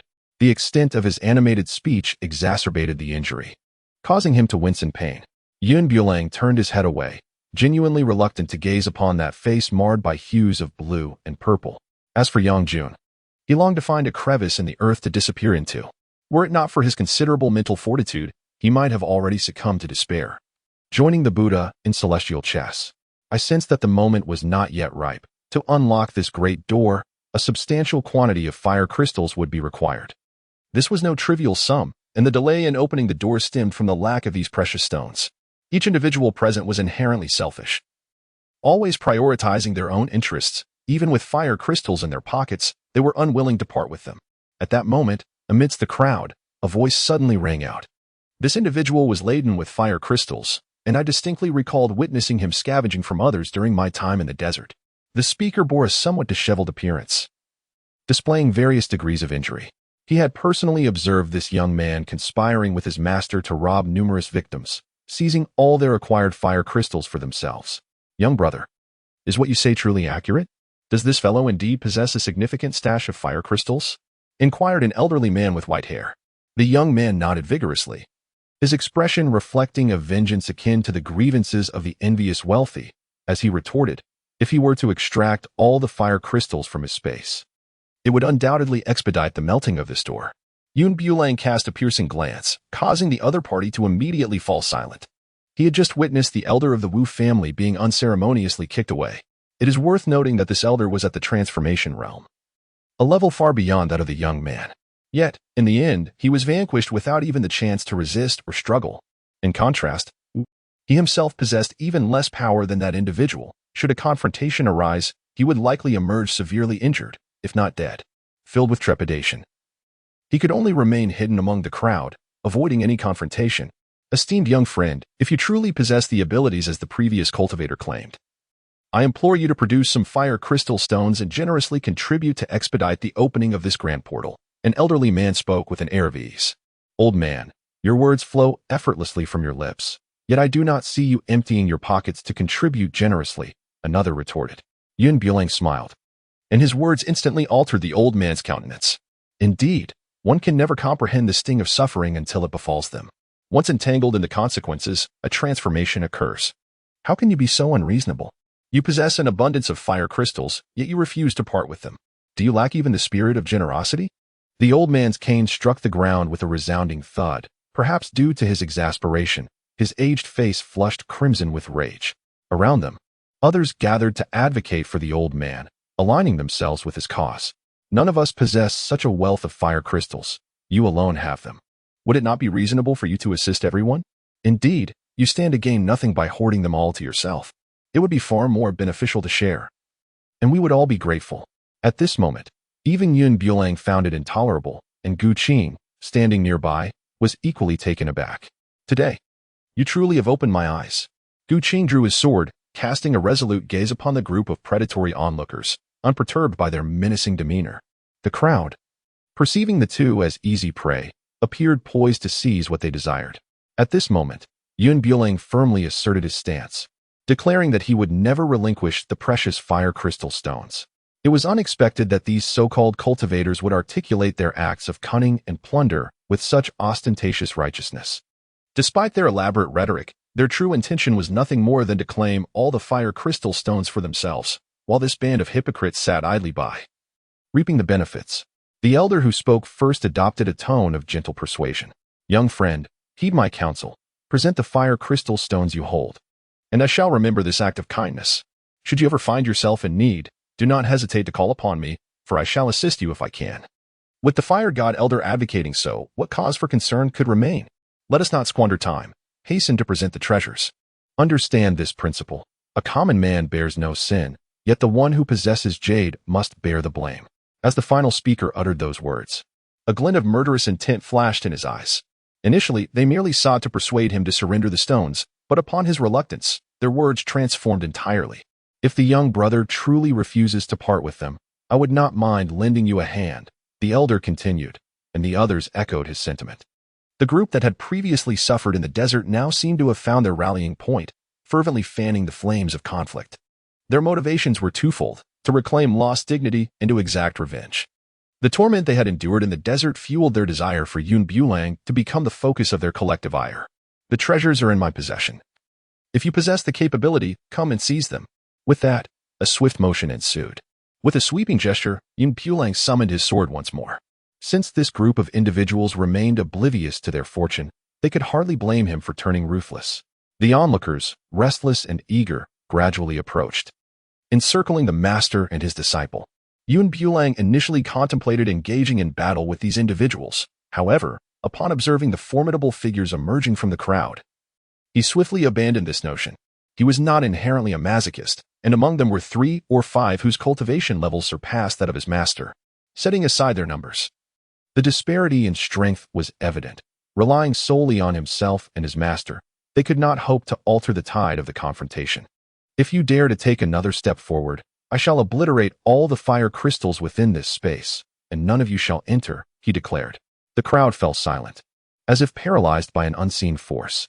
The destruction of the fire crystals would signify an utterly fruitless venture for them. After all, they had finally unlocked access to this hidden realm, and none wished to squander such a rare opportunity. Please, do not act rashly. We merely seek a dialogue. It is not our intention to compel you to relinquish your crystals.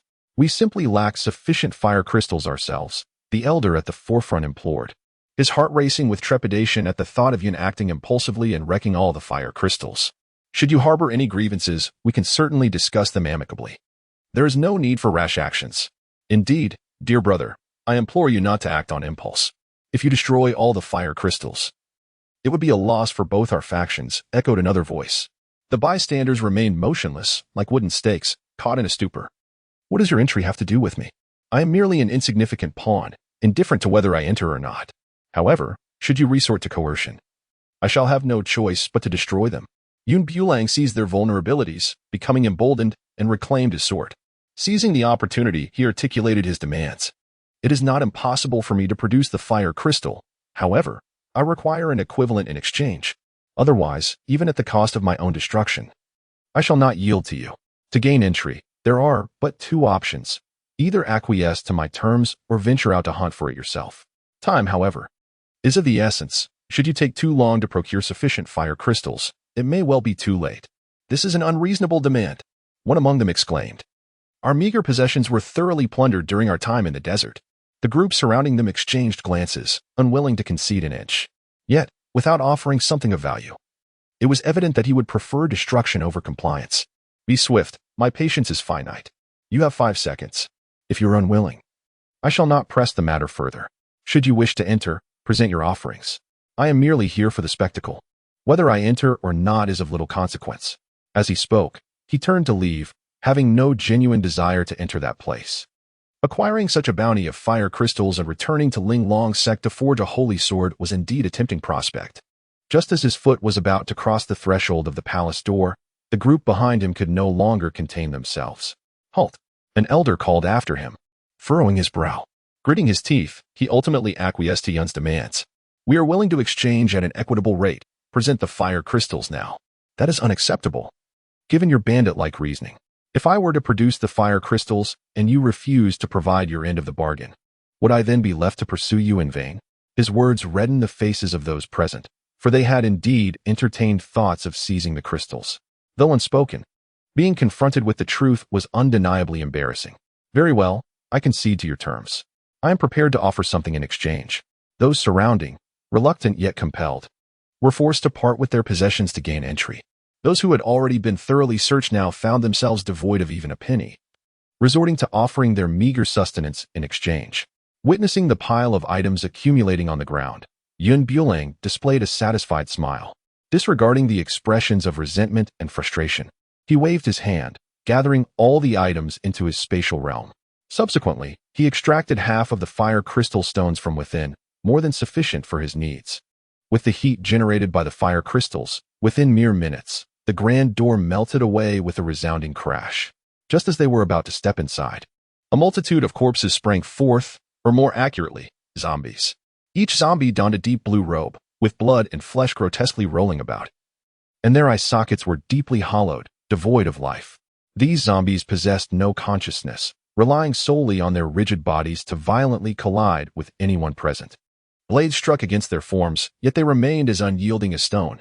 In a matter of moments, those gathered had fallen to the ground in disarray. Master, be cautious. These creatures are devoid of pain. Bulang was aware of the vulnerabilities of these zombies. Their weakness lay within their hearts. Fire was their nemesis. Following his timely warning, the surrounding fire mages swiftly ignited flames, reducing the zombies to mere ashes scattered on the ground. "Be cautious," Qing exclaimed as he hurled his sword with precision. The cloud, oblivious until the last moment, plunged a sword directly into the heart of the zombie, pinning its lifeless body against the wall. "Thank you, master." The ethereal fire of the underworld ignited in Bulang's hand, casting a solemn glow that drove all the zombies into a corner. Fortunately, these zombies were of a low rank and did not inflict significant casualties. In just a matter of minutes, those that charged forth had suffered heavy losses. Although these zombies seemed invulnerable, they shared a common trait, a profound fear of flames. The ethereal flames wielded by Bulang serve as their greatest nemesis. Although devoid of divine consciousness, they instinctively harbor a fear of this fire. Within a radius of 10 meters surrounding Bulang, no zombie dares to venture any closer. The onlookers gradually begin to grasp the essence of the situation, while those unfamiliar with fire-related spells cower in the corners, trembling in trepidation. "Master, bring those few stragglers over here." "All right." Qing nodded, wielding the dragon bone whip in hand, striking those zombies with precision. Bang, bang, bang. The zombies were instantly propelled forward, mindlessly colliding with the walls. Seizing the opportunity, Yun did not hesitate to ignite the ethereal flames of the underworld, confining them to a corner. With a resounding crash, the bodies of the zombies fell one after another. Amidst the roaring inferno, they were reduced to mere ashes. A nauseating odor lingered in the air. Gradually, the situation was brought under control, and the initial chaos of the crowd transformed into a semblance of order. At last, with every last one annihilated, it seemed that such malevolent entities would no longer haunt this place. As the clouds loomed overhead, unable to restrain their disdain, a sudden eruption occurred. Just as the crowd breathed a sigh of relief, a formidable zombie emerged from behind them, one of a far superior rank than any they had previously encountered. Zombies possess varying tiers of existence. Those they had faced before were mere lowly creatures, devoid of any consciousness, mindlessly colliding with their surroundings. However, the one now before them bore a grotesque visage, its decaying flesh forming a thick protective layer. Its eyes glowed a deep crimson, and its temples were sunken, causing the very ground to tremble with each of its movements. "What manner of beast is this? We must hasten our departure from this place." A cacophony of screams erupted as the appearance of this zombie signaled its ascension to the realm of flying zombies. Not only did it possess its own awareness, but it also demonstrated an immunity to both bullets and flames. As the crowd attempted to flee, it was already too late. With a resounding crash, the doors slammed shut, as if the castle itself sought to test their resolve. Roar. The zombie's visage twisted into a horrifying grimace as it unleashed a terrifying roar, its razor-sharp teeth glinting menacingly, exuding a chilling aura that froze the very air around it.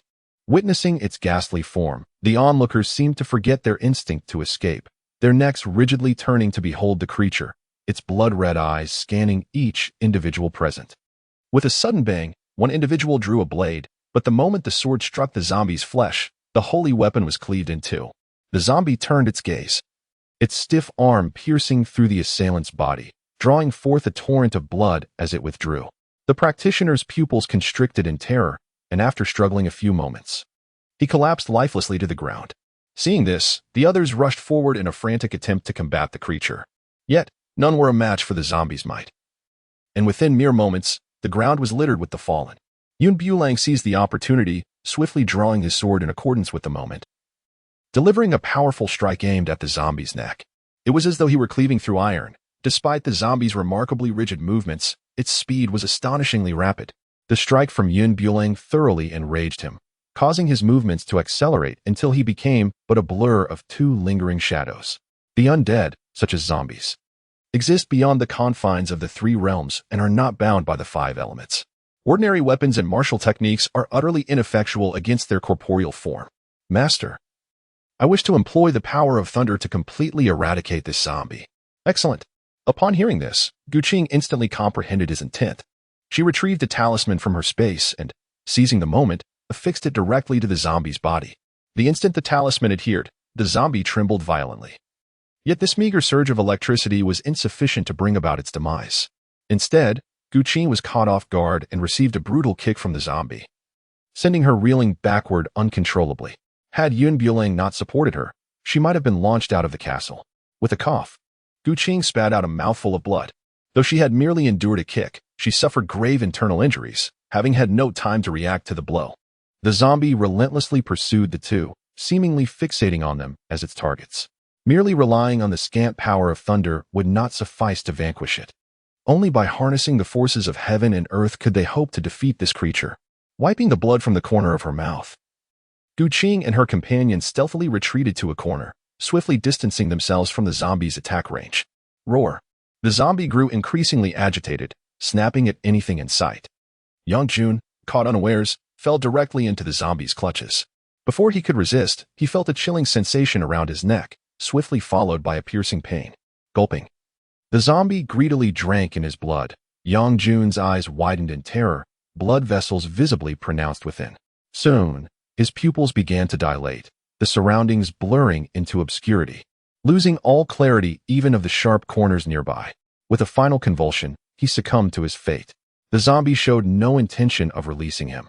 Its flesh and blood swiftly evaporated, leaving only a mere heap of bones and a withered skin.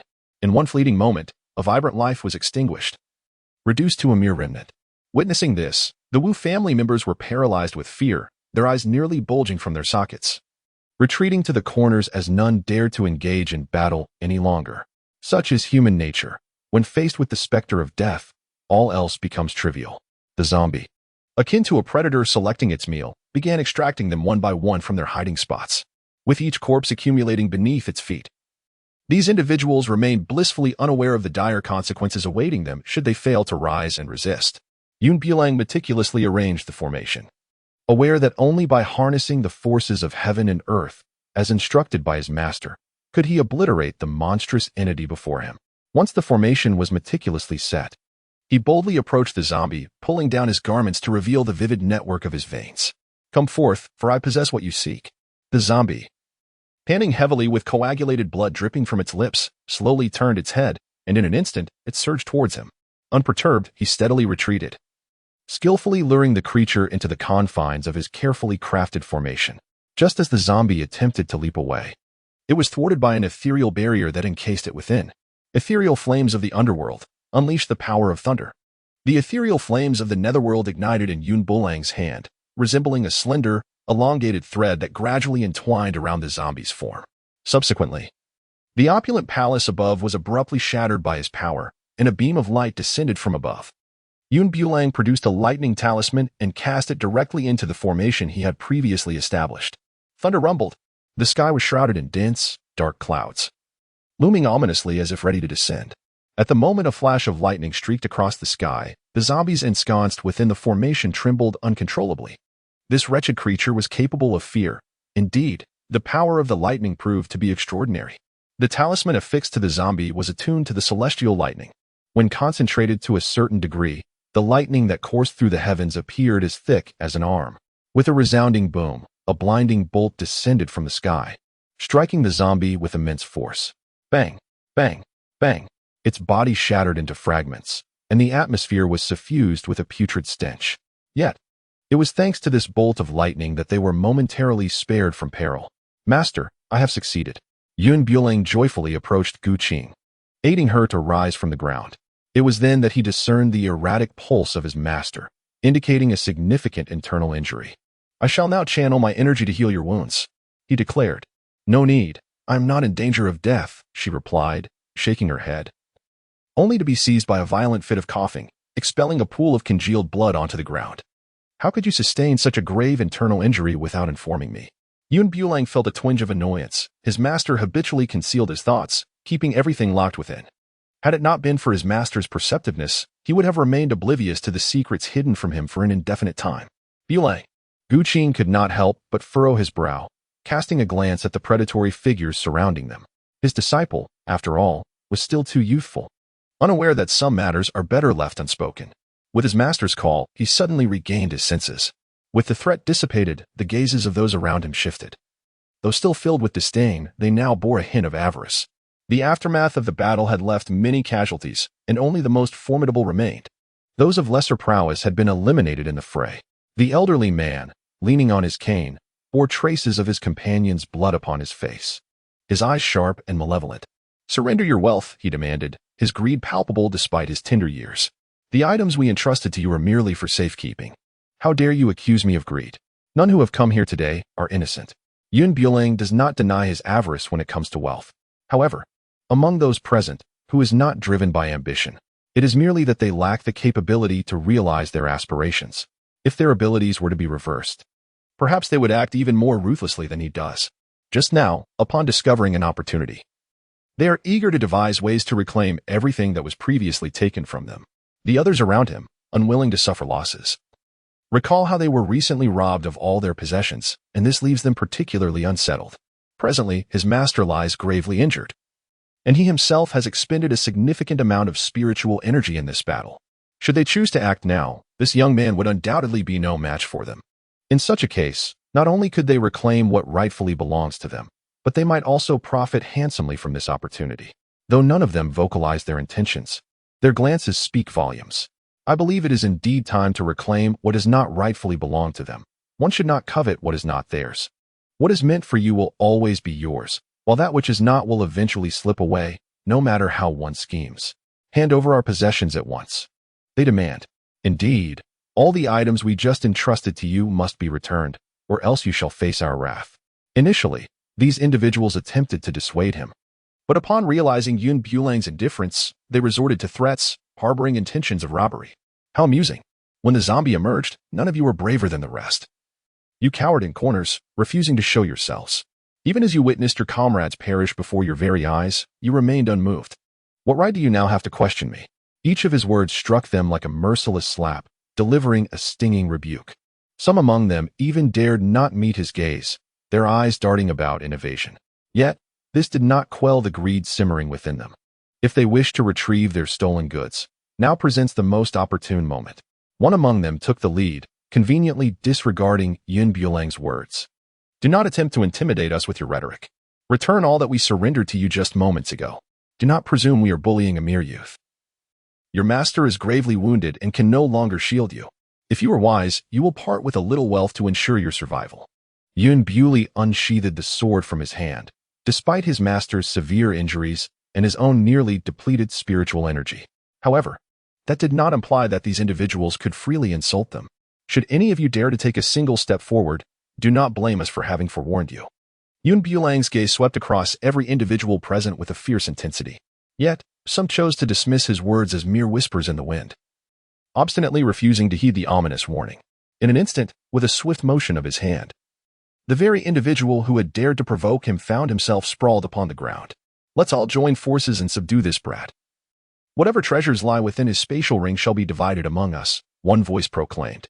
Indeed, the surrounding crowd, emboldened by one another, directed their blades toward Yun Bulang. The wealth contained in his possession ignited their covetous desires. As they surged forward, their greed appeared even more terrifying than that of the previously encountered zombies. However, they gravely underestimated Yun Bulang's prowess. Even with his spiritual energy nearing depletion, he effortlessly dispatched them one by one. After incapacitating the multitude, Yun Bulang chose not to silence them. Why do you fail to recognize the reality before you? How much suffering must you endure before you learn your lesson? Yun Bulang was no longer as merciful as before. He wielded his blade and swiftly dispatched those instigators at the forefront. Remember this. Should anyone possess the audacity to provoke me, this shall be their fate. A gentle breeze caressed his long hair, while the blood cascading from above appeared even more vivid. Those who had previously stirred trouble all met their demise beneath his blade. Spare me, Wu Yu pleaded, his insides churning with regret for having heeded their words. The figure before him was no ordinary individual, even in a state of depleting spiritual energy. He could single-handedly confront such numbers. Was it not too late to seek mercy now? Yun Bulang gazed at him, her eyes chillingly cold. I truly recognize my error. I have been blinded by greed, and I shall never dare again. Wu Yu wore a mournful expression. If granted another chance, he would undoubtedly refrain from succumbing to avarice. The clouds of uncertainty loomed as Yun, wielding a knife, directed it towards each individual present. Those targeted recoiled, their necks shrinking in fear, too intimidated to utter another word. Who among you still wishes to seize what resides within my domain? There is no need for such modesty. Where has that fervor from earlier vanished? Silence enveloped the room, as not a single voice dared to break the stillness. What an absurd jest it would be to encounter this harbinger of death. To merely preserve one's life in his presence is a stroke of extraordinary fortune. My dear friend, we acknowledge our prior missteps. Please do not stoop to our level. Indeed, the paramount objective now is to navigate this space. If we descend into infighting, what greater calamity might we invite upon ourselves? Each person forced a strained smile, entirely neglecting the contemptuous demeanor they had previously exhibited. Bulang sheathed his sword, having mercilessly eliminated all those present, a notion both impractical and ruthless. Abandon your unwarranted thoughts and refrain from encroaching upon my limits. Otherwise, you shall deeply regret your existence in this world. Certainly not. Absolutely not. The onlookers shook their heads in unison, lacking the audacity to continue provoking him. After being subdued by his hand, they adopted a demeanor of utmost humility. Their speech markedly more courteous than before. They recognized that his true prowess was far beyond their capacity to contend with. Faced with the inability to overcome a singular foe, they ceased their futile struggles. As they entered, Bulang initially intended to depart, but having arrived at this juncture, he deemed it prudent to explore further. Qing retracted his sword, having regained a significant amount of spiritual energy after a brief period of recuperation. Well, since returning early bore no particular significance, he decided to linger a while longer. Bulang nodded slightly. Since his master wished to enter, they would venture inside to explore. Is your body truly all right? He still harbored concerns regarding Qing's internal injuries. If the wounds were severe, he would be reluctant to enter, regardless of the treasures that might await them inside. I am fine, Qing replied, shaking her head. The internal injuries had largely subsided. After expelling the congealed blood, the situation was no longer as dire as before. Once the master and disciple followed the crowd inside, they discovered the space brimming with celestial treasures. Each item, should it be taken outside, would be priceless, igniting a frenzy of excitement among the people. Even a modest spatial ring held considerable value. Among the treasures were numerous cultivation manuals and extraordinary weapons. Each item incited wild enthusiasm. These treasures are mine. No one shall contest me for them. With such an abundance of riches, all were entitled to a share. As each individual scoured the area for treasures, they stuffed everything they could grasp into their satchels. In that moment, humanity's greed was laid bare, as the acquisition of one item only fueled the desire for more. So engrossed were they in their plunder that they failed to notice the surrounding changes. Suddenly, with a resounding bang, the great door slammed shut. The crowd snapped back to reality, only to find the entrance firmly sealed. Darkness enveloped them, rendering visibility to naught. The interior, already shrouded in deep shadows, relied solely on the meager light filtering in through the door to discern their surroundings. Now, with the door closed, panic surged among the crowd. What is that appearing in the corner? The throng stirred as ethereal specters began to materialize in the air. Most of these phantoms lacked a corporeal form. While their lethality was relatively low, they proved far more challenging to confront than the zombies outside. At least zombies could be seen and touched, whereas these apparitions were mere wisps of gas, invisible and intangible. Swish, swish, swish. The specters moved with astonishing speed, weaving through the crowd and toppling those clutching treasures to the ground. Yet, despite this chaos, the individuals clung tenaciously to their prized possessions, unable to spare a hand to fend off the phantoms. Qing found herself struggling against the specters. Her earlier injuries had been quite severe, and though she had just regained her composure, she had yet to return to her peak condition. Otherwise, these insignificant spirits would pose no challenge to her. Bulang shielded his master behind him, freeing his hands to engage in battle. However, he soon discovered a group of individuals huddling in the corner, resembling a flock of ostriches. As the storm approached, they believed that burying their heads in the ground would grant them immunity from the impending chaos. Although these apparitions lacked physical form, the human adversaries proved no match for them. Countless spells struck their ethereal bodies, as ineffective as blows against cotton. These spirits, being incorporeal, posed a grave threat. Should this continue, we would perish from exhaustion before they even faced death. One of the cultivators exclaimed, brandishing his sword towards a ghostly figure. Yet, instead of inflicting harm, the sword seemed to be drawn into a black hole. When he finally withdrew it, the blade had broken into 2 pieces. The number of apparitions multiplied exponentially, surpassing their own ranks by several folds. One spirit opened its gaping maw and bit down on Bulang's leg. Despite its intangible nature, the pain was all too real. As he kicked the specter away, he noticed a bite mark on his foot. Cursed be this situation. At this rate, we are bound to meet our end here. The specters were unique energy entities, impervious to conventional attacks. Only by confining their energy in one location might we have a chance to annihilate them. I conceived a plan, but I require your protection. Bulang addressed those individuals. Very well, you must hasten. We cannot afford to linger for long. The others, with no alternative, could only place their hopes upon him. Bulang promptly utilized the available resources to establish a miniature array. He then instructed the others to lure the specters into the barrier, effectively gaining control over them. Thud, thud, thud. The phantoms incessantly battered against the barrier, and the hastily conjured array began to show numerous fissures. This formation could only contain them for a mere 3 to 5 minutes. If no solution emerged, it was conceivable that they would break free in the next instant. My young friend, your strategy is futile. It may restrain them temporarily, but not indefinitely. I had hoped for a more ingenious plan from you. These specters will inevitably break free. Your array cannot withstand for long. We find ourselves with no viable escape route, even if we manage to confine them. There is nowhere to flee. Complaints echoed from every corner, yet Bulang paid them no mind. Their words were far more eloquent than their actions. Had they the capability to resolve the situation themselves, why would they place all their hopes upon him? Bulang extracted a talisman from the depths of space and cast it directly into the formation. The lightning emanating from the talisman causing all the phantoms to vanish in an instant. It was fortunate that he had brought a life-saving talisman, otherwise, it would have been quite troublesome. After witnessing the resolution of these specters, those who had previously voiced dissent fell silent, their faces flushed with embarrassment. To their astonishment, he truly possessed remarkable skill, managing to ensnare these apparitions and eliminate them all within a brief span of time. The execution was seamless and fluid. Such mastery requires genuine prowess, for grasping the intricacies of timing is indeed a formidable challenge. Did you think he would merely cower like an ostrich, immobilized and rendered helpless, waiting passively for fate to take its course? Yun, with a disdainful sneer, remarked that if they were to rely on such individuals, the grass atop their graves would likely reach 2 meters in height, let alone escaping from this place. The others, rendered speechless and flushed with shame by his words, dared not respond. They were unable to retaliate and could only choose to remain silent.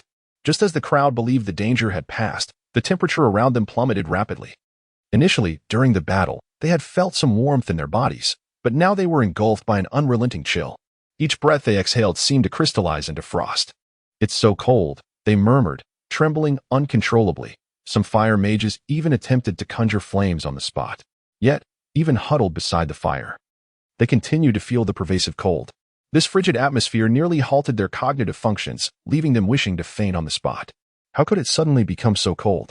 They rummaged through their belongings and donned winter clothing, wrapping themselves tightly, but still, no warmth penetrated their bodies.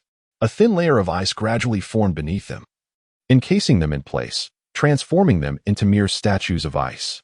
Among them, even several fire mages found themselves unable to withstand the biting cold, ultimately succumbing to the inevitable, their breaths fading slowly into the void. Bulang trembled uncontrollably, his gaze fixed on the rigid figures frozen in place, while the flickering flames of the fire pit danced before him. If the cold were truly so severe, it would be impossible for them to feel no warmth whatsoever. Thus, only one explanation remained. They were ensnared within an illusion, and everything unfolding before their eyes was but a fabrication. "Master, this is an illusion," Qing nodded in agreement. Having discerned the truth long ago, it was inconceivable that a fire mage could succumb to the chill, while an ice mage, unperturbed by the cold, would be transformed into mere ice sculptures. All of this pointed to the reality that the events taking place here were not genuine.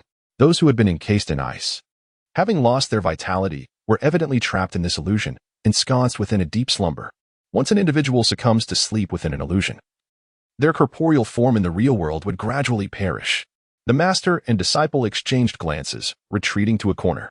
They slowly closed their eyes, clearing their minds of distractions. And when they opened them once more, the ambient temperature had returned to normal. Yet before them lay a multitude of corpses, each contorted in a state of despair at the moment of death. Undoubtedly, they had perished in their own imaginings, frozen alive. However, their physical bodies in reality remained unscathed by ice. Aside from the two of them, a few other adept individuals with considerable strength had managed to extricate themselves from the illusion. Emerging from the shifting realm, they were drenched in sweat. Their brows furrowed as they beheld the lifeless bodies on the ground, retreating several steps in trepidation. A chilling sound echoed through the air, resonating ominously within each person's mind. Inescapable, it seemed as though a colossal entity loomed behind them, yet when they turned to look, nothing was there. Just then, they all gazed upwards, witnessing a vast trap descending from the heavens, its numerous sharp needles poised to strike. Should it land upon a person, it would surely bring about death or grievous injury. The group united to confront the threat, yet Bulang stood motionless, offering a timely warning. What you are experiencing now is also an illusion conjured by that entity. Should you fail to liberate your consciousness, you will become a part of this illusion. This spectral being was indeed formidable, capable of crafting such an intricate deception. He had previously believed himself free from the illusion, yet now it seemed he had harbored naive assumptions. With his admonition, the group finally managed to once again break free from the illusion. Yet this time, the toll was far more devastating. Those of lesser strength had all collapsed, never to awaken again. A massive apparition materialized in the air, the architect of all the illusions they had encountered. Kikik echoed its sinister laughter. The specter gaped with a gaping maw, not launching an attack upon them, but exhaling a plume of white gas that ensnared them in yet another illusion. This new phantasm presented dangers that surpassed all prior experiences. Blades and weapons sliced through the air, leaving the victims in a state of utter dismemberment, their blood cascading down their arms. The room was saturated with a metallic scent, and some individuals, overwhelmed by terror, succumbed to fright, perishing in their own panic. Bulang understood that as long as this specter remained alive, they would perpetually be ensnared within the realm of dreams. This colossal apparition possessed a modest offensive capability. It merely conjured illusions that left them utterly defenseless. The very fact that it could manipulate the entities within the dreamscape and launch assaults upon them indicated that this ghost was, in fact, situated within the illusion itself. It was the sovereign of this phantasmagoria. As Bulang surveyed his surroundings, he discerned a formidable surge of spiritual energy emanating from a corner. If his conjecture held true, the specter was likely concealed therein. While he deftly fended off the ethereal blades assailing him from the illusion's surrounding, he quietly concentrated his spiritual energy in his palm. Seizing the moment when the ghost was unsuspecting, he unleashed a powerful strike. With a resounding thud, the relentless blades that had been attacking them vanished into thin air. The atmosphere around them fell into an extraordinary stillness, so profound that the faintest sound of a pin dropping could be distinctly heard. Yun, though somewhat anxious, finally relaxed upon realizing that no unexpected situations had arisen. "Master, are you unscathed?" Bulang observed that his master's complexion was somewhat pale, stirring a sense of concern within him. His master was deeply wounded and had yet to fully recuperate. The specter that had just attacked employed illusions. Qing shook his head, recalling how he had struggled to breathe while ensnared in that phantasm. However, after the specter perished, the oppressive force that had enveloped them seemed to dissipate. "Master, please consume this elixir. It will greatly aid in your recovery." Bulang retrieved a spirit-gathering pill from the depths of space and presented it directly to his master. Qing did not decline, and at the moment he consumed the elixir, the spiritual energy within his body began to gradually replenish. Although he had not returned to his peak condition, he was nearly restored. "If you are feeling unwell, we shall return." Bulang had little understanding of those treasures. "It matters not," Qing remarked. Was the specter truly dead? Some were uncertain, their weapons trembling slightly in their grasp, still reluctant to lower them. The specter was inherently cunning. If this was merely a feigned death or an illusion, then laying down their arms would leave them with nothing but the finality of death. Bulang nodded thoughtfully, exhaling a long sigh. "It has perished. Had this specter not been vanquished, the surrounding illusions would never have dissipated." The onlookers, gripped by trepidation, finally sheathed their swords. "It is truly dead." The number of supporters who had entered had been halved, and they had scarcely begun. Who knew what other dangers awaited them ahead? Many had already reconsidered their resolve, yet driven by avarice, they chose to press onward, steeling themselves against the uncertainties. As they ventured deeper, they encountered a lengthy corridor, comprising no less than 100 steps. Each step appeared deceptively tranquil, yet when the first individual ascended, they triggered concealed mechanisms, instantly reducing them to a mere sieve. The others hesitated, wary of making a misstep. One individual, wielding a sword, found their weapon effortlessly severed into countless fragments. Upon reaching the second step, those inattentive would scarcely perceive the slender, white thread that lay in wait. This thread, a harbinger of peril, was as fine as a hair, yet among the most formidable weapons known to man. A careless soul might find themselves cleaved into numerous pieces by its wickedness. Had it not been for Brother Lao's earlier trial, it could have been not his blade that snapped, but rather our very heads. The speaker was an elder of the Bai family, one of the 4 prominent clans.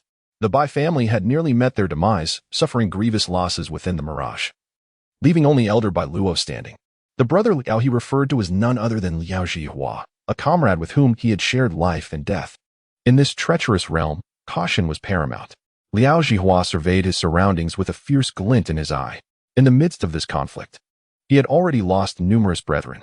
When the secret realm was unveiled, he had 3 companions. Now, he stood alone.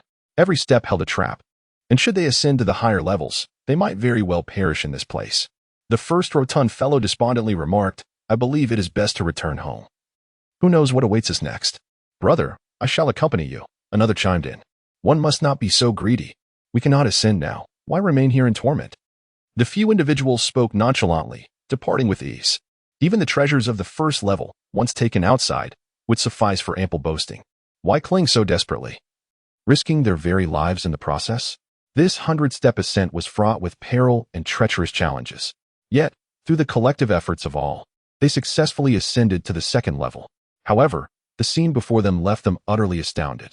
They found themselves in an entirely different realm, one devoid of any signs of life. The expansive ground was littered with a multitude of corpses, both human and monstrous.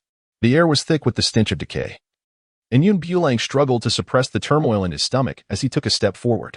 To his horror, the lifeless bodies that had once lain still upon the ground began to rise slowly, contorting into grotesque postures.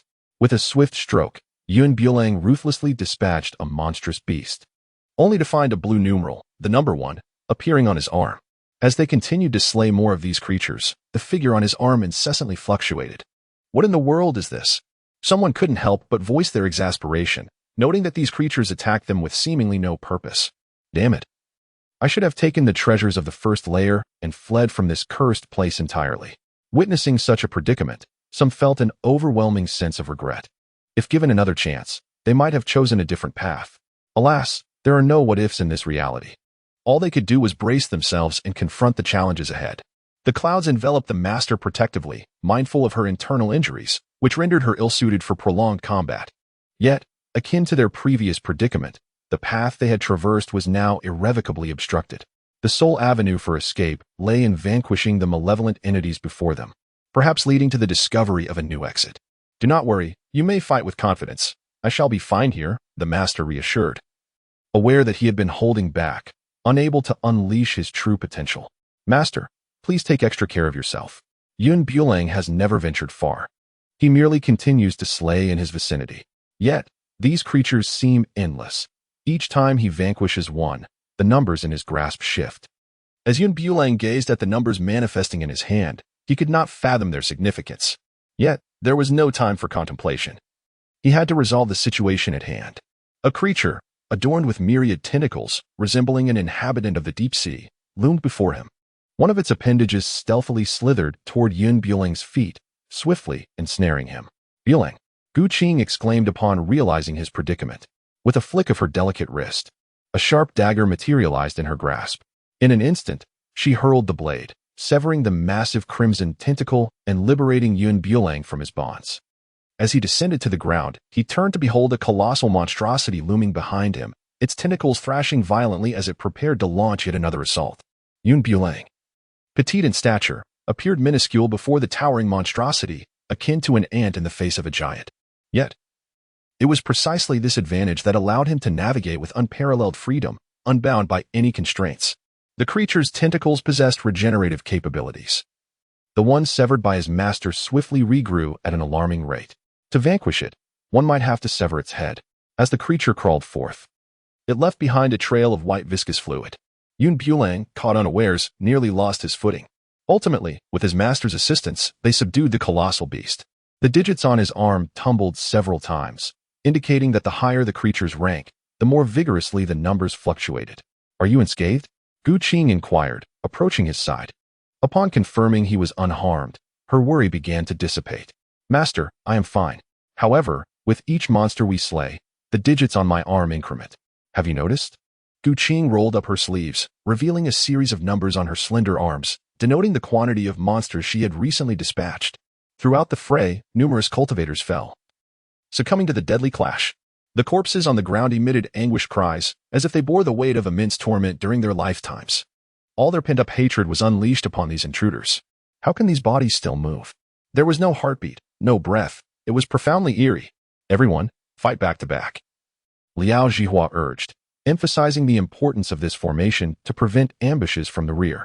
With his rallying call, the lethargic individuals quickly gathered, entrusting their backs to one another. In the face of danger, they became temporary allies. Though this back-to-back stance indeed reduced casualties, some still fell amidst the onslaught, forcing the group into a corner with no retreat. Fear not, for we are already without escape. Let us carve a bloody path forward.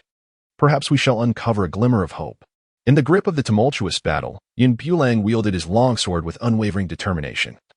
As the bodies beneath his feet multiplied in grim abundance, with no retreat left, he resolved to fight with all his might, perhaps uncovering an alternative escape. Let us heed this young brother's counsel. Rather than waiting here for our demise, we should charge forth, he declared. Ultimately, death awaited them regardless. So they might as well strive valiantly for a chance. After a brief yet earnest deliberation, they formed a coalition.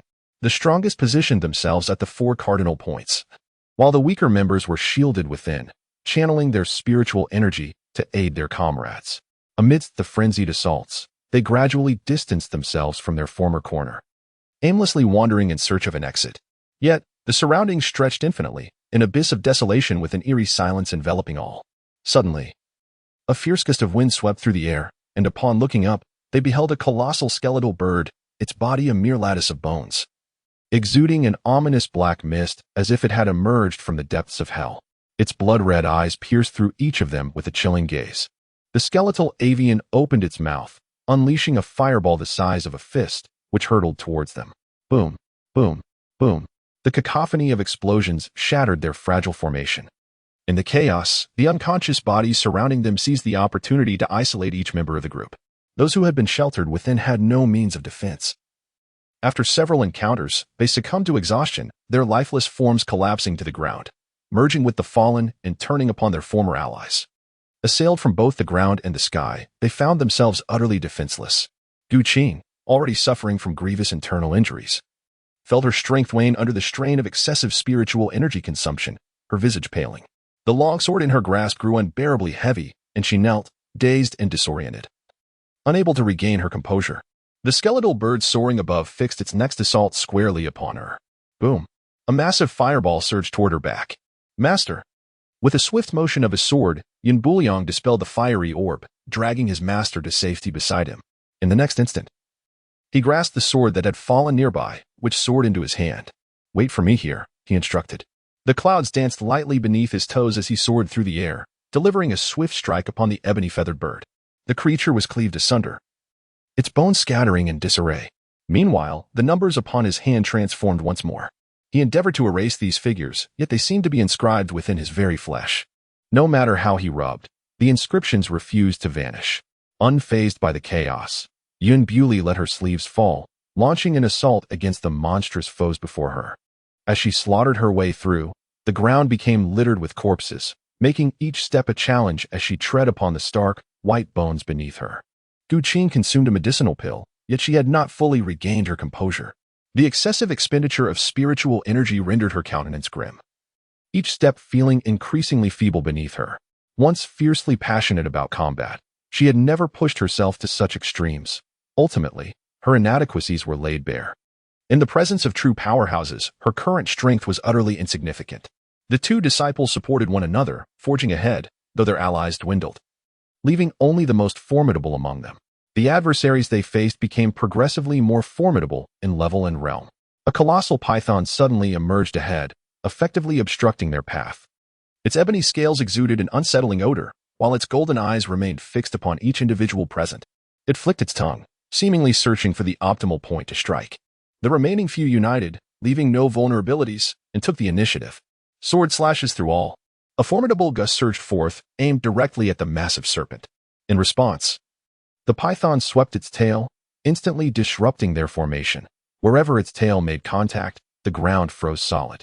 The temperature around them plummeted several degrees, revealing the creature's icy nature. With a thunderous crash, the tail's sweep reverberated through the earth.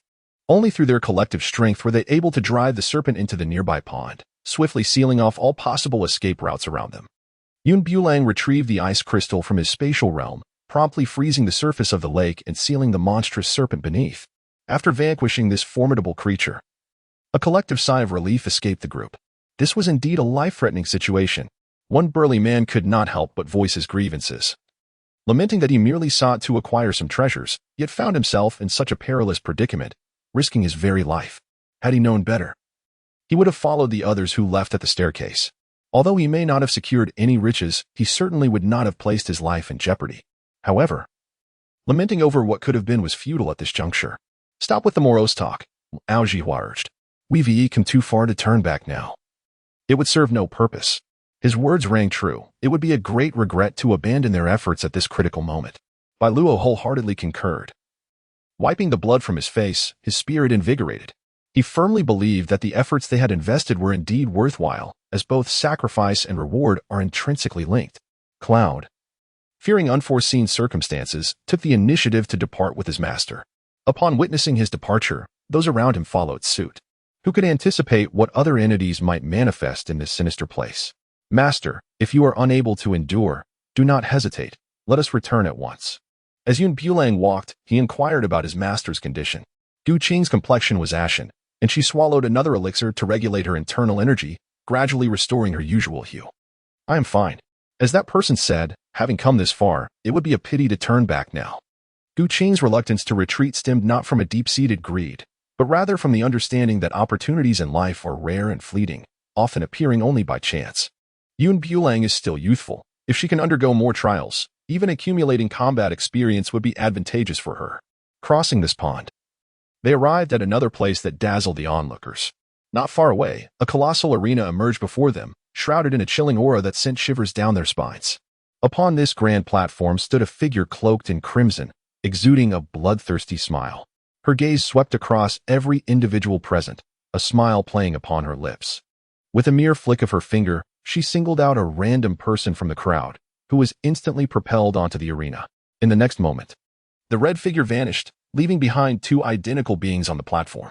The two figures exchanged no words, immediately engaging in a fierce battle, resulting in one being obliterated, while the other swiftly disappeared. This sequence left the audience utterly bewildered. Subsequently, several more individuals were selected, and upon ascending, they too encountered identical counterparts. Those who triumphed would receive a splendid reward, while failure would lead to total annihilation. Bulang sensed that all of this was premeditated. Yet he remained oblivious to the identity of the mastermind behind it all. Soon, the woman clad in red pointed her finger at him. He found himself uncontrollably advancing towards the arena. Upon the stage, a figure emerged, one who bore an uncanny resemblance to him, even mirroring his swordsmanship. The fire of the underworld shall draw the line and incinerate all. A bizarre, ethereal blue flame materialized, encircling the figure opposite him. In swift succession, the individual mirrored his every move, executing techniques that surpassed his own in potency. No matter the technique he unleashed, the figure across from him responded in kind. Bang!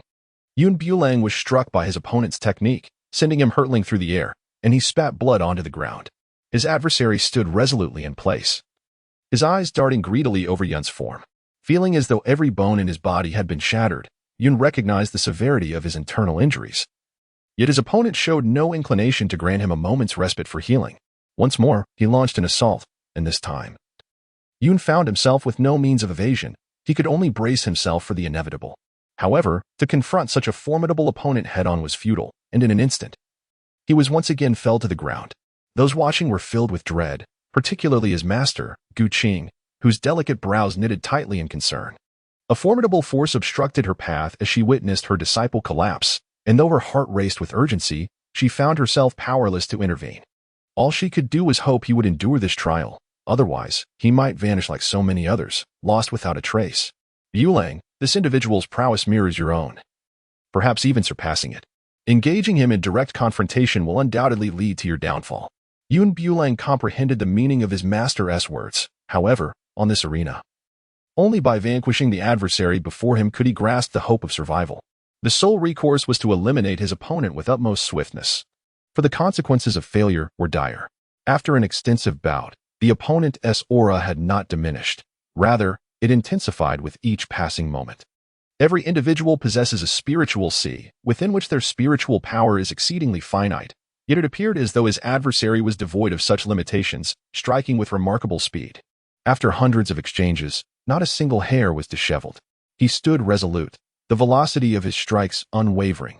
Yet, after several skirmishes, his body bore the marks of relentless combat. A substantial wound marred his right arm, deep enough to expose bone, with flesh grotesquely torn asunder.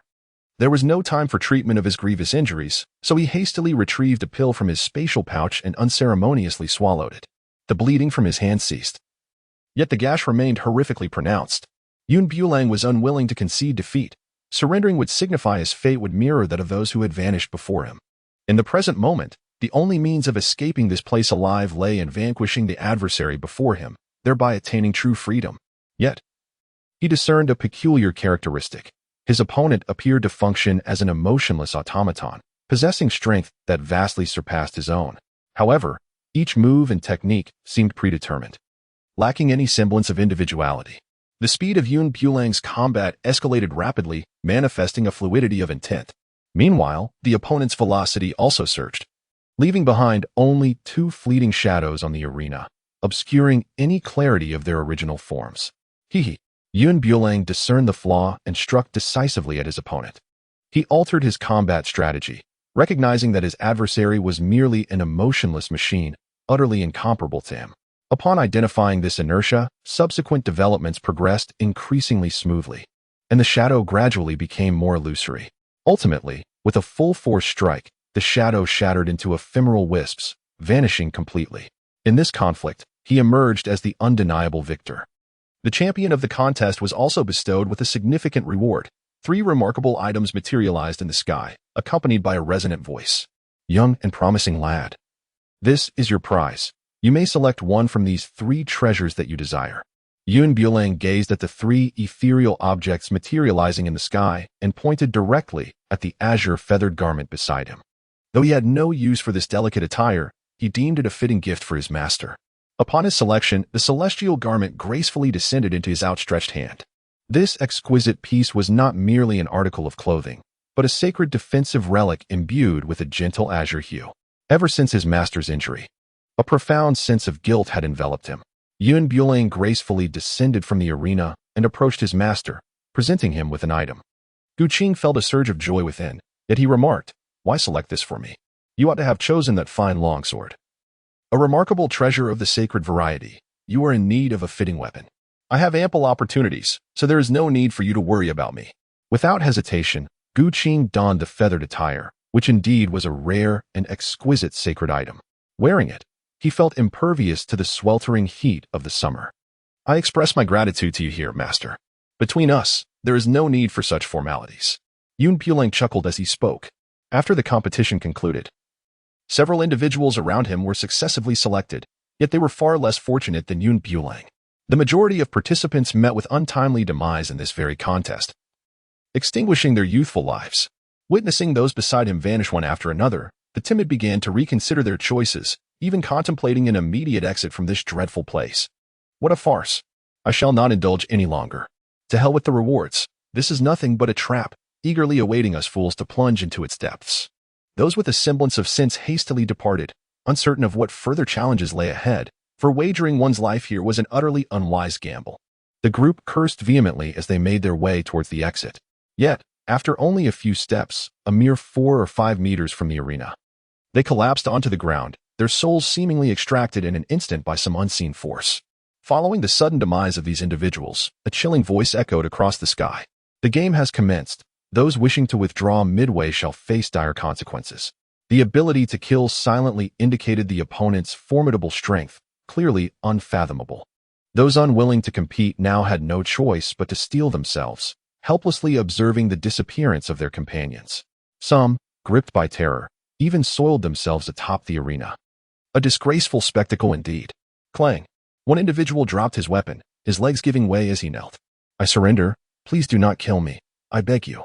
He mindlessly repeated these words.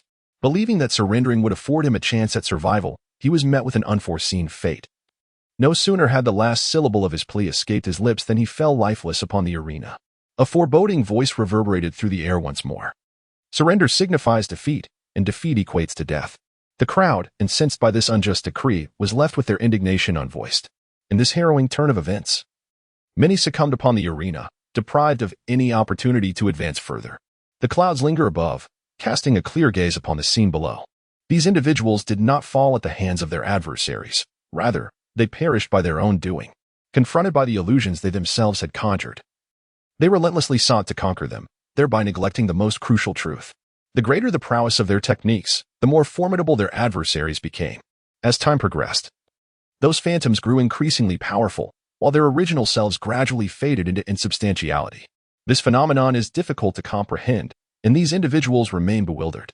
Thus, the inevitable conclusion for them is singular, death. An hour later, those who remained steadfast in their positions were all exceptional martial artists with superior intellect. Despite the fact that their numbers had halved in that brief span, the competition continued unabated. Once again, an ancient voice resonated through the heavens. In the forthcoming contests, rewards would be magnified, as would the consequences. Victors would receive a mysterious grand gift, while the vanquished would have their souls seized, condemned to an eternal existence devoid of reincarnation. Bulang gazed in astonishment, his eyes wide with disbelief. The very right of reincarnation was to be stripped away, a reality far graver than they had ever envisioned. The death of a mortal was one matter, but the complete obliteration of the soul was an excessive punishment. Numerous voices rose in protest, decrying the injustice of it all. This is unfair. By what right do you manipulate our lives? Others echoed. If you possess the courage, step forward and speak. Do not hide like a coward in the shadows, for that only earns our disdain. They implored the elder to make an appearance, for such furtive behavior tarnished his esteemed reputation. Yet, their words seemed to dissipate into the ether, falling upon deaf ears, as the unseen figure lurking in the darkness paid them no heed. Although it appeared that no one was present, the reality was that anyone wishing to depart from this place would find the path barred. The woman in crimson upon the arena re-emerged, this time selecting 2 individuals at random to engage in combat. The victor would be rewarded with a mysterious grand prize, while the vanquished would face the grim fate of having their souls forcibly extracted, much like those earlier souls who yearned for escape. Bulang faced a formidable opponent in this battle, a warrior skilled in close combat, wielding an axe, with muscles quivering across his entire physique. He positioned himself firmly on the arena, his biceps rivaling the size of ostrich eggs. The clouds beside him appeared even more diminutive, with strength that could uproot mountains and rivers. The man wielded 2 axes, their edges striking against each other, creating a whirlwind of ferocity that surged forth in an instant. Bulang did not engage in a direct confrontation, as his opponent was a powerhouse. Faced with such formidable aggression, he could only opt for a temporary retreat. However, his adversary, well-versed in close-quarters combat, left him no opportunity to evade. With each failed strike, another would swiftly follow.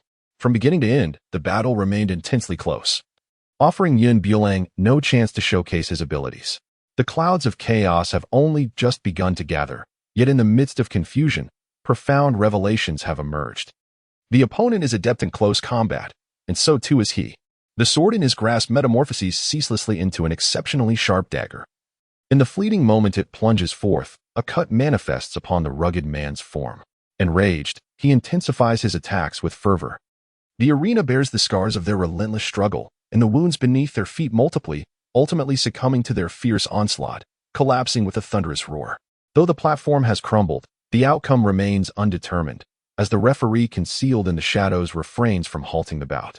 Bulang bore numerous injuries on his body, and coupled with his failure to adjust his breath earlier, he appeared somewhat disheveled. However, he did not concede defeat.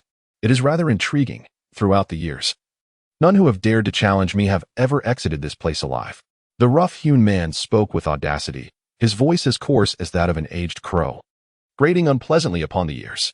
Bulang smiled faintly, wiping away the traces of blood at the corner of his mouth. Despite his current disheveled state, the brilliance in his eyes remained undiminished.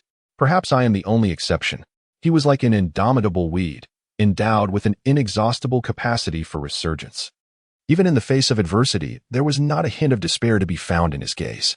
Throughout a series of ascendant battles, he gradually learned to adapt to his opponent's movements, step by step engaging in combat. From the initial evasion to the final confrontation, he seamlessly transitioned, taking a mere 5 minutes to acclimate to this contest of strength. The rugged man, though somewhat experienced, gasped heavily, his chest rising and falling with each breath. Who permitted you to mimic my style? Observing Bulang's peculiar movements, which bore a slight resemblance to his own, he felt not only a sense of unease but also a surge of anger. Is it possible that all combat techniques under heaven belong to your family? Bulang, with a tone of derision, expressed that even if his actions were merely imitative, it mattered not, for he had not plagiarized the opponent's techniques. Instead, he had independently grasped a unique set of combat skills. Unlike his adversary, who resorted to brute force to subdue his foes, he employed a harmonious blend of rigidity and flexibility. Utilizing the principle of leverage, he effortlessly toppled his opponent to the ground. The burly man crashed to the floor. Incredulity etched across his face. How could this be? How could this youth possibly rival him? Surely something was amiss. In their close-quarters combat, he refrained from casting spells. It was a true test of physical prowess. The opportunity for spell casting was never afforded to him. What was happening here? No one answered his unspoken queries. Seizing the moment, Bulang pressed his advantage, and after several exchanges, it was invariably the robust man who lay vanquished on the arena floor. The outcome was unmistakable. The fact that he had not ended the man's life was a testament to his mercy. Yet the burly man, unwilling to concede defeat, swung his arms with even greater ferocity. Driven by an overwhelming desire to win, he failed to strategize effectively. With each mighty swing of his axes, he seemed to summon the very strength of mountains and rivers. However, these two strikes drained him of all his spiritual energy. His complexion turned ashen as he sank to the ground, gasping for breath and struggling to rise, only to collapse once more upon the arena floor. His feeble breaths extinguished any hope of opening his eyes.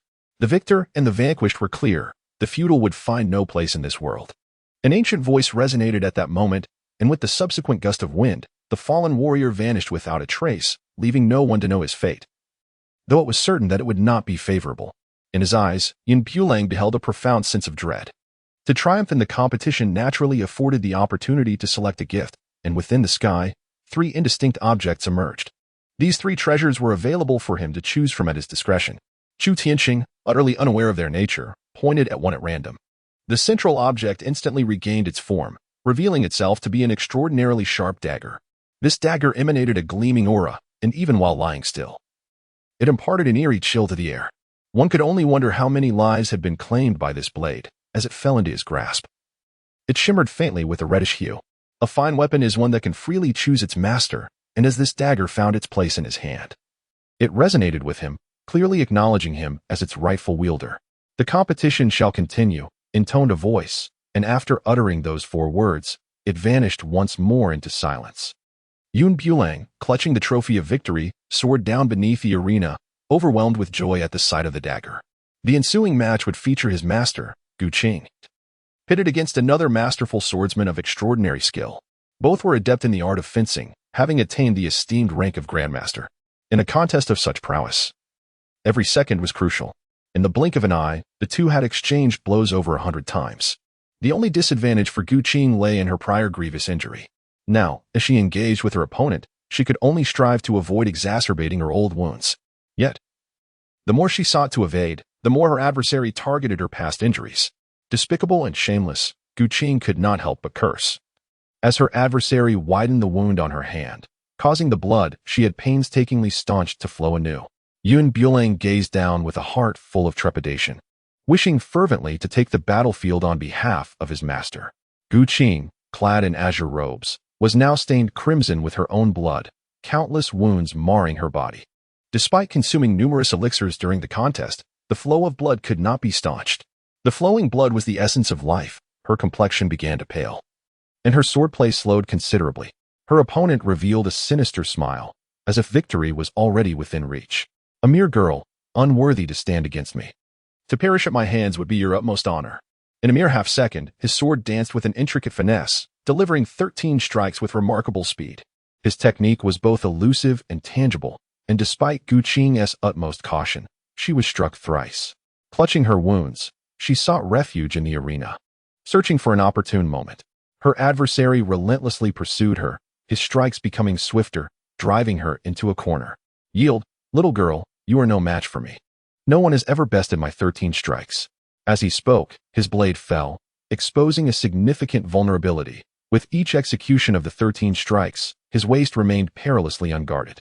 With a composed mind, Qing regulated her breath, and as he unleashed his 13 strikes once more, she feigned several attacks before launching a direct assault on his waist. In the blink of an eye, he was severed in two. He did not immediately succumb to death. Wide-eyed as he glanced at his lower half and then at his sword, before closing his eyes in terror, his body soon vanished from the arena, leaving not a trace of blood behind.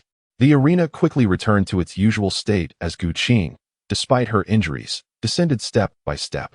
"Master, allow me to assist you in healing." Qing, not one to be stubborn, merely nodded, and the master and disciple made their way to a nearby clearing. The subsequent matches unfolded, but Bulang remained indifferent. The fates of others held no significance for him. Qing's injuries were severe, and Bulang staunched her bleeding, gradually channeling his own spiritual energy into her spiritual sea. The energy coursed through her body, mending her wounds, and as it surged into her depleted spiritual sea, a refreshing chill enveloped her. Qing's pallid complexion began to regain some color, and her trembling hands steadied as she slowly opened her eyes. Exhaling a breath of stale air, she abruptly grasped his hand, subtly shaking her head. "This competition unfolds in rounds. Yours will be next.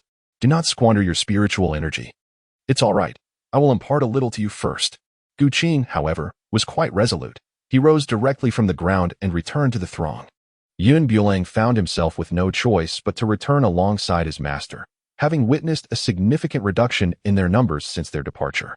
On the arena, an individual at the pinnacle of the nascent soul stage unexpectedly succumbed to demonic transformation during battle, an act deemed particularly disgraceful within their cultivation realm. Yet, through this transformation, he abruptly gained formidable power, ultimately vanquishing his opponent and securing victory in the competition. Regardless of the means employed, those who triumphed were rewarded, for the process mattered not. Only the outcome did. The victor was granted the liberty to choose an object of their desire. In the heavens above, 3 items manifested. After a moment of hesitation, he solemnly selected the item on the left. As it descended beside him, it revealed its true form, a spirit power conversion sphere. This item was insidiously treacherous, capable of appropriating the spiritual energy of others and even siphoning their techniques, rendering it exceedingly malicious. Bulang harbored doubts, suspecting that all of this had been meticulously orchestrated. The opponent's movements were enigmatic, almost otherworldly, as if imbued with a sinister magic, and they wielded something profoundly malevolent. In contrast, he possessed merely a pure yang dagger, intended for close combat. The individual before him chuckled heartily, cherishing the treasure in his grasp, while those around him appeared to be ensnared within his predatory design. After a brief interval of merely half an hour, Bulang found himself selected once more. The moment he ascended the platform, an overwhelming pressure enveloped him, making it difficult to breathe. His adversary was a formidable master from the transformation realm, 2 tiers above him in prowess. In the face of such absolute strength, all clever tactics seemed utterly futile. "You are no match for me. Do not squander our time. Surrender obediently." The formidable opponent even dismissed the need to engage. Standing with arms crossed, his disdainful gaze sweeping over Bulang, he could not fathom how someone so insignificant could dare to challenge a master of his caliber. It was akin to a child of 10 playing house, attempting to contend with an infant, an endeavor devoid of any semblance of comparison. The clouds parted with a smile, and with an air of unwavering calm, remarked, "How can one know without trying?" The formidable figure let out a disdainful snort, hardly regarding the individual before him. "You are unworthy." To him, this person was as insignificant as an ant, lacking even the merit to be considered a rival. Worthiness is determined through trial. The clouds swiftly initiated the assault. As the saying goes, the early bird catches the worm, while the latecomer suffers the consequences. Moreover, considering the formidable strength of his opponent, who far surpassed him, attaining victory in this match necessitated some extraordinary measures. Bang! He barely grazed the opponent's sleeve before being flung away by a single forceful strike. One hand clutched desperately to the edge of the arena, for the rules dictated that falling within the ring and being unable to rise, or being cast out of the arena, constituted defeat. Given his current capabilities, it was rather unrealistic to expect to overpower a strong adversary. The only viable strategy now was to force his opponent out of the ring, which would ensure his triumph in the contest. Presumptuous fool! The powerful adversary scoffed derisively, not even drawing his sword. The weaker contender had no chance to retaliate. Such a feeble opponent hardly merited the title of his rival. Bulang wiped the blood from the corner of his mouth, undeterred by this defeat. However, he could keenly sense the terrifying strength of his opponent. Having merely received a single strike, his internal energy was thrown into disarray. The dagger in his hand suddenly elongated, manifesting the star sword technique in the sky. In just a few swift motions, a colossal pentagram appeared, hurtling toward the elder in an assault. The elder merely raised a hand, exerting only a fraction of his strength, and the pentagram was instantly reduced to ashes. Such juvenile tactics, dare you to display them before me? You often claim I am unworthy to be your rival. Is it because you comprehend your inability to defeat me? You, a mere child, spouting empty words here, are not even fit to serve as my shoe's sole. A quarter of an hour has passed since the match, and yet I stand here unscathed. Have you ever pondered the reasons behind this? Bulang wore a confident smile, his words carrying a hint of provocation. The old man furrowed his brow, and in an instant, his entire figure vanished from sight. Bulang was caught off guard, receiving a powerful blow to his back. He could distinctly hear the sound of his bones fracturing. Slowly, he stood upright, his entire body trembling, every inch of his skin aflame with unbearable pain, as if it were on the verge of shattering. A metallic sweetness filled his mouth. He clutched his chest and spat out a mouthful of blood. Despite the crimson staining his lips, he maintained an air of confidence. So, this is your true strength. It appears to be nothing remarkable. Die. Suddenly, he felt an immense force surging from behind. Bulang realized that the old man had been provoked. This was precisely the effect he desired. In the brief moment the elder approached him, he swiftly sidestepped and, with a mere flick of his wrist, sent the old man sprawling. The entire exchange transpired in the blink of an eye, and by the time the elder regained his senses, Bulang was already standing outside the ring. My apologies, but I have emerged victorious. Bulang stood upon the arena, gazing down upon him with an air of superiority. The elder, intent on launching an assault, found himself abruptly pinned to the ground by an overwhelming pressure, rendering him immobile. I refuse to accept this. He screamed in a fit of desperation. Had it not been for this young man's underhanded tactics, how could I be bested by a mere nascent soul? If this is to be deemed a victory, is there no justice left in this world? In this realm, justice is a mere illusion. It is the strong who dictate the terms. The clouds drifted coldly across him, and your sole flaw lies in an excess of confidence. Blind confidence teeters into arrogance. Although he too possesses confidence, he has never failed to recognize his own shortcomings. I refuse to accept this. If you refuse, then hold it in. Bulang leaned half of his body against the arena, utterly drained of his spiritual energy from this fierce battle. Coupled with the energy he had previously channeled to his master, he had yet to regain his strength. A radiant beam of light descended, and when it vanished, the figure lying on the ground had inexplicably disappeared. His sword, however, remained on the ground, untouched by his sudden absence. In the sky, 3 treasures emerged. One was the 9-turn divine pill, which could instantaneously elevate one's rank by 2 tiers upon consumption. If he were to ingest it now, he would ascend from the mid-stage of the nascent soul to the pinnacle of the transformation stage. The second was an antidote pill, capable of neutralizing any poison. The third was a thunderwarding talisman, essential for overcoming the tribulations of the transformation stage, as many formidable beings had perished in the lightning strikes during these trials. Hence, this item held equal significance. Nevertheless, Bulang chose the 9-turn divine pill in that pivotal moment. In the midst of these competitions, he was in dire need of power. Otherwise, he would remain in a perpetual state of passivity in the forthcoming contests. The moment the pill entered his mouth, it dissolved instantly, transforming into strands of spiritual energy that coursed through his body. This was a superior grade elixir, and the abundant spiritual energy felt like a divine blessing, enveloping him in an unprecedented sense of comfort. The clouds parted as Zhang extended his arms, embracing the essence of his surroundings. His innate understanding was remarkably profound. While others who consumed the elixir could merely attain the initial stage of the transformation realm, he soared like a rocket, his power ascending rapidly. In mere seconds, he transcended from the early stage of the nascent soul to the pinnacle of the transformation realm. Yet, even at this juncture, his burgeoning strength showed no signs of abating. It continued to rise, ultimately reaching the realm of the spiritual immortal before gradually stabilizing. This remarkable ascent, spanning 3 levels, astonished even his master.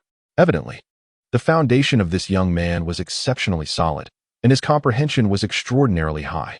As his power reached its zenith, a new round of competition commenced. However, he was taken aback to discover that his opponent was none other than his master, Qing. The onlookers erupted in laughter, their lips curling in delight. It is human nature to revel in the misfortunes of others. A duel between master and disciple promised to be quite the spectacle. Should the disciple emerge victorious, it would be a significant blow to the master's pride. Yet, this situation transcended mere pride. For the one who falters, the stakes could mean complete obliteration. The question now lay in how he would navigate this precarious choice. To Yun Bulang's surprise, the opponent he faced was none other than his master.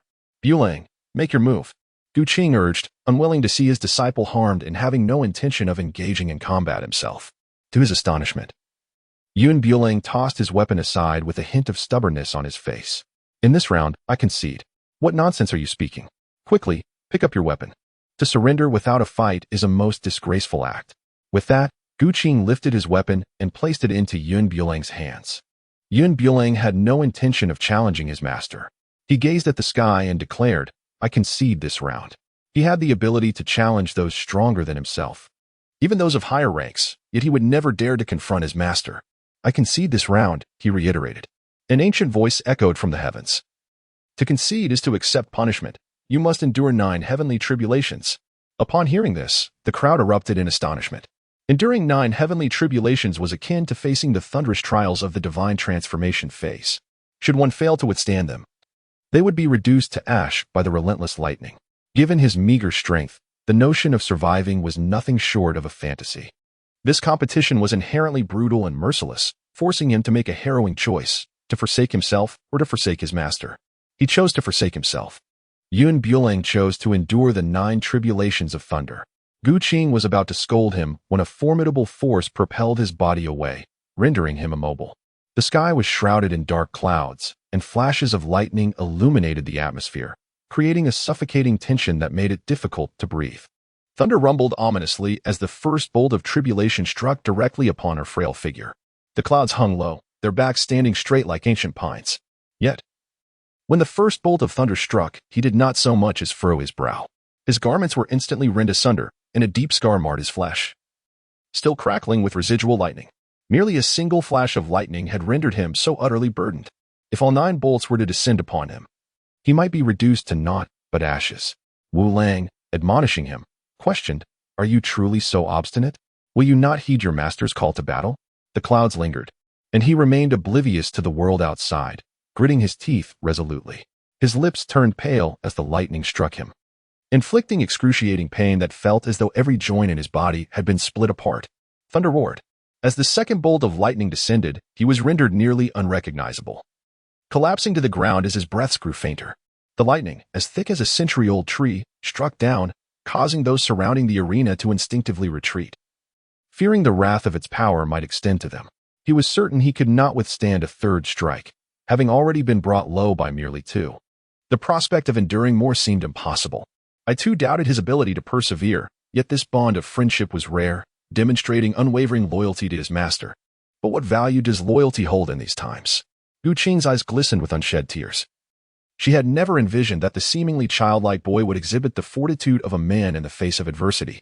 Perhaps, unbeknownst to all, he had quietly matured into a true man. The clouds lay low, as if the very framework of my bones had been dismantled and reassembled. "Is there anything in the marketplace that can be exchanged? Quickly, procure something to alleviate my plight. Otherwise, should the third bolt of lightning strike, my life may very well be forfeit." In the marketplace, there exists a talisman capable of withstanding 3 thunderbolts, available for 100 points. Shall I proceed with the exchange? Yes, without delay. Bring me 3 of them. The clouds hung low, and Yun Bulang gazed skyward in silent contemplation, as the successive thunderbolts rained down upon him. He lay motionless on the ground, allowing the lightning to strike his form. Onlookers believed he had perished, after all. The ferocity of the lightning was such that he displayed no signs of life. I thought to myself that the lad had most likely met with Yama, the king of the underworld. Many shared my sentiments. Yet, this turn of events was fortuitous. We were rid of a rival. Observing her master in a state of severe injury, it was evident he posed no threat to us. Those gathered by the arena engaged in fervent discussions, as if victory was already within their grasp. Once Yun Bulang was defeated, the rest would be mere formality. As the 9th bolt of lightning descended, it was twice as formidable as its predecessors. Even those of the spiritual immortal tier would struggle to withstand such a force. Qing fought against her constraints, yearning to assist him, but the surrounding energy shackled her, rendering her powerless. She could only watch helplessly as the thunderbolt struck her disciple. The crowd assumed he was doomed, unaware that he lay on the arena floor, nearly drifting into slumber. The talismans he had acquired rendered the bolts almost playful in their descent. When the storm abated, the arena was shrouded in a haze. As the smoke cleared, Bulang rose slowly from the ground. Aside from the tattered state of his garments, his complexion was remarkably healthy.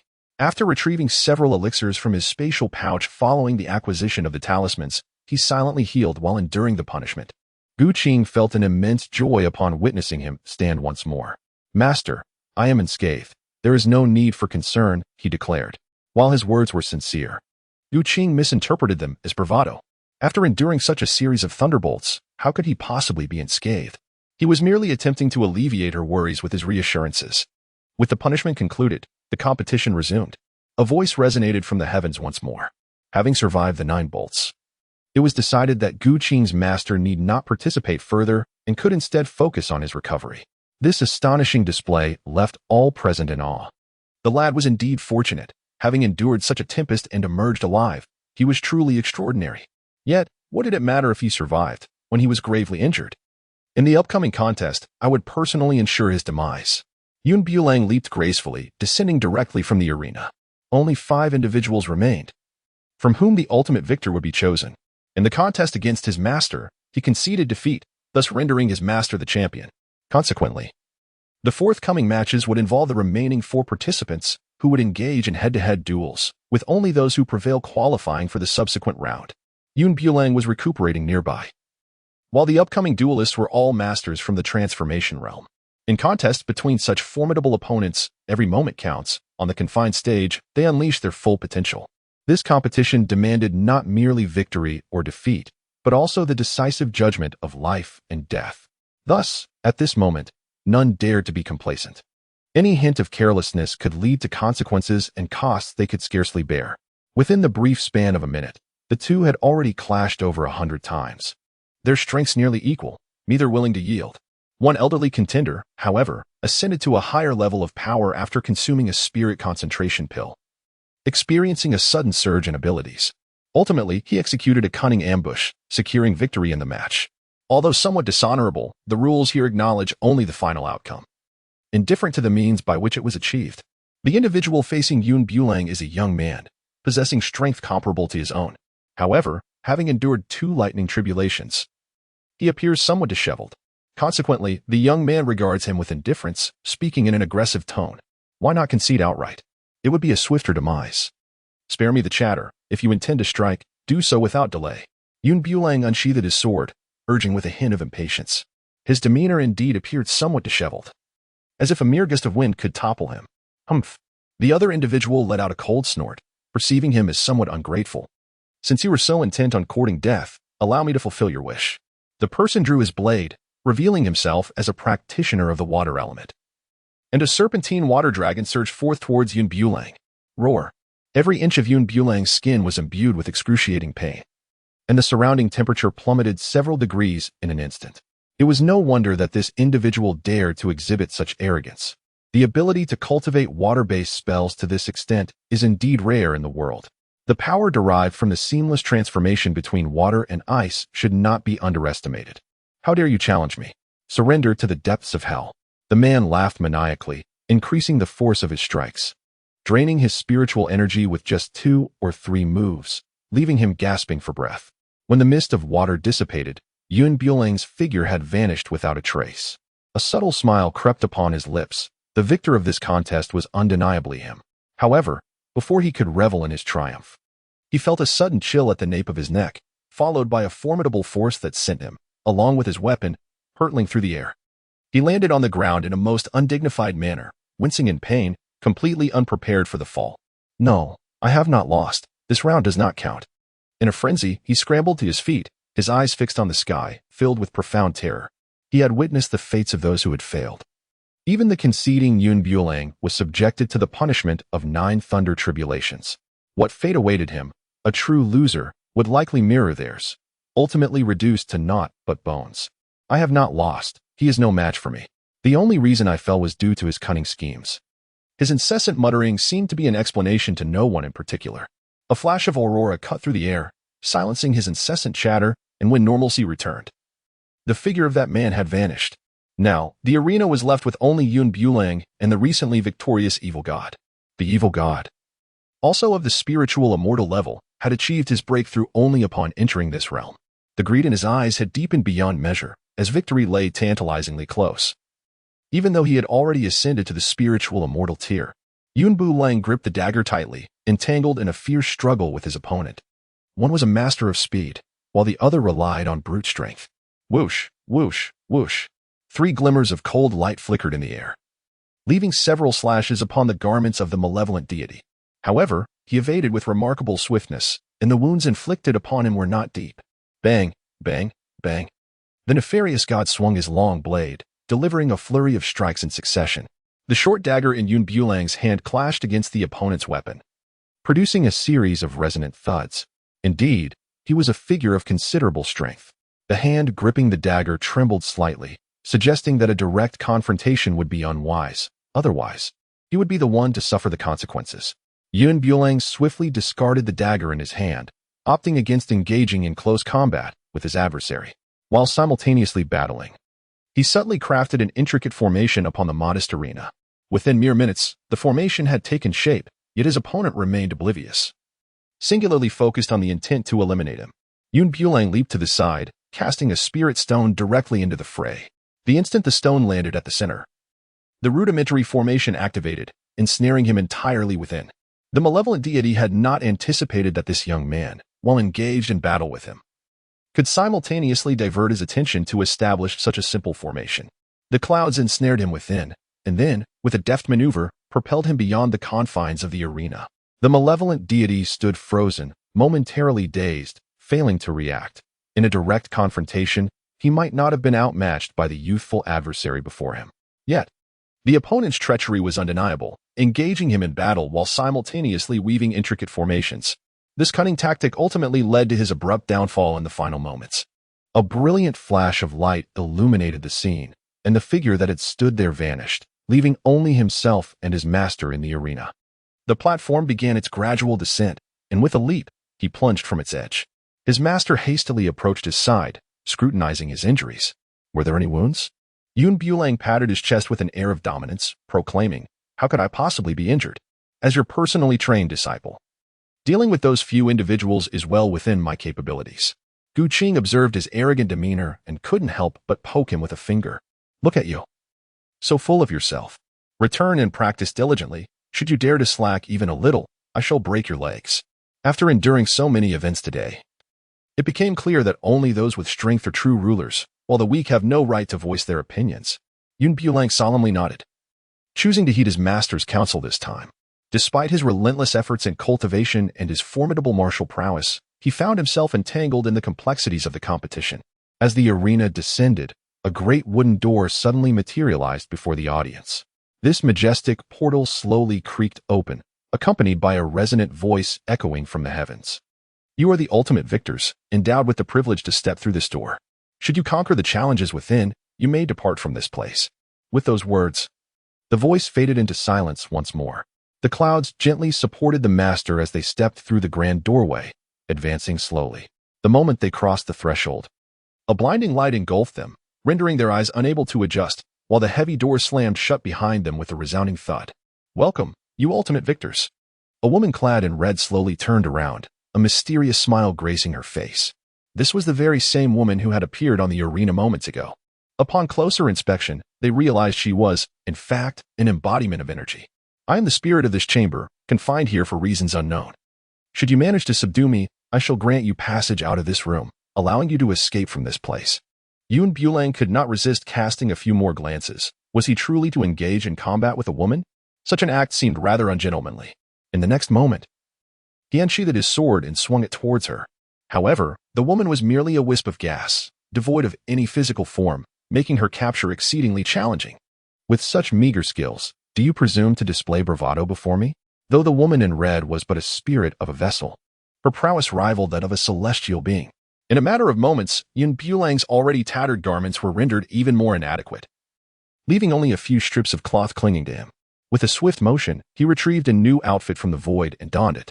The spirit transformed into a brilliant flash of light, darting through the air, evading detection of her next position. One would have thought it possible to select a stronger opponent from among the crowd, yet it turned out that you were exceedingly feeble, relying solely on opportunism.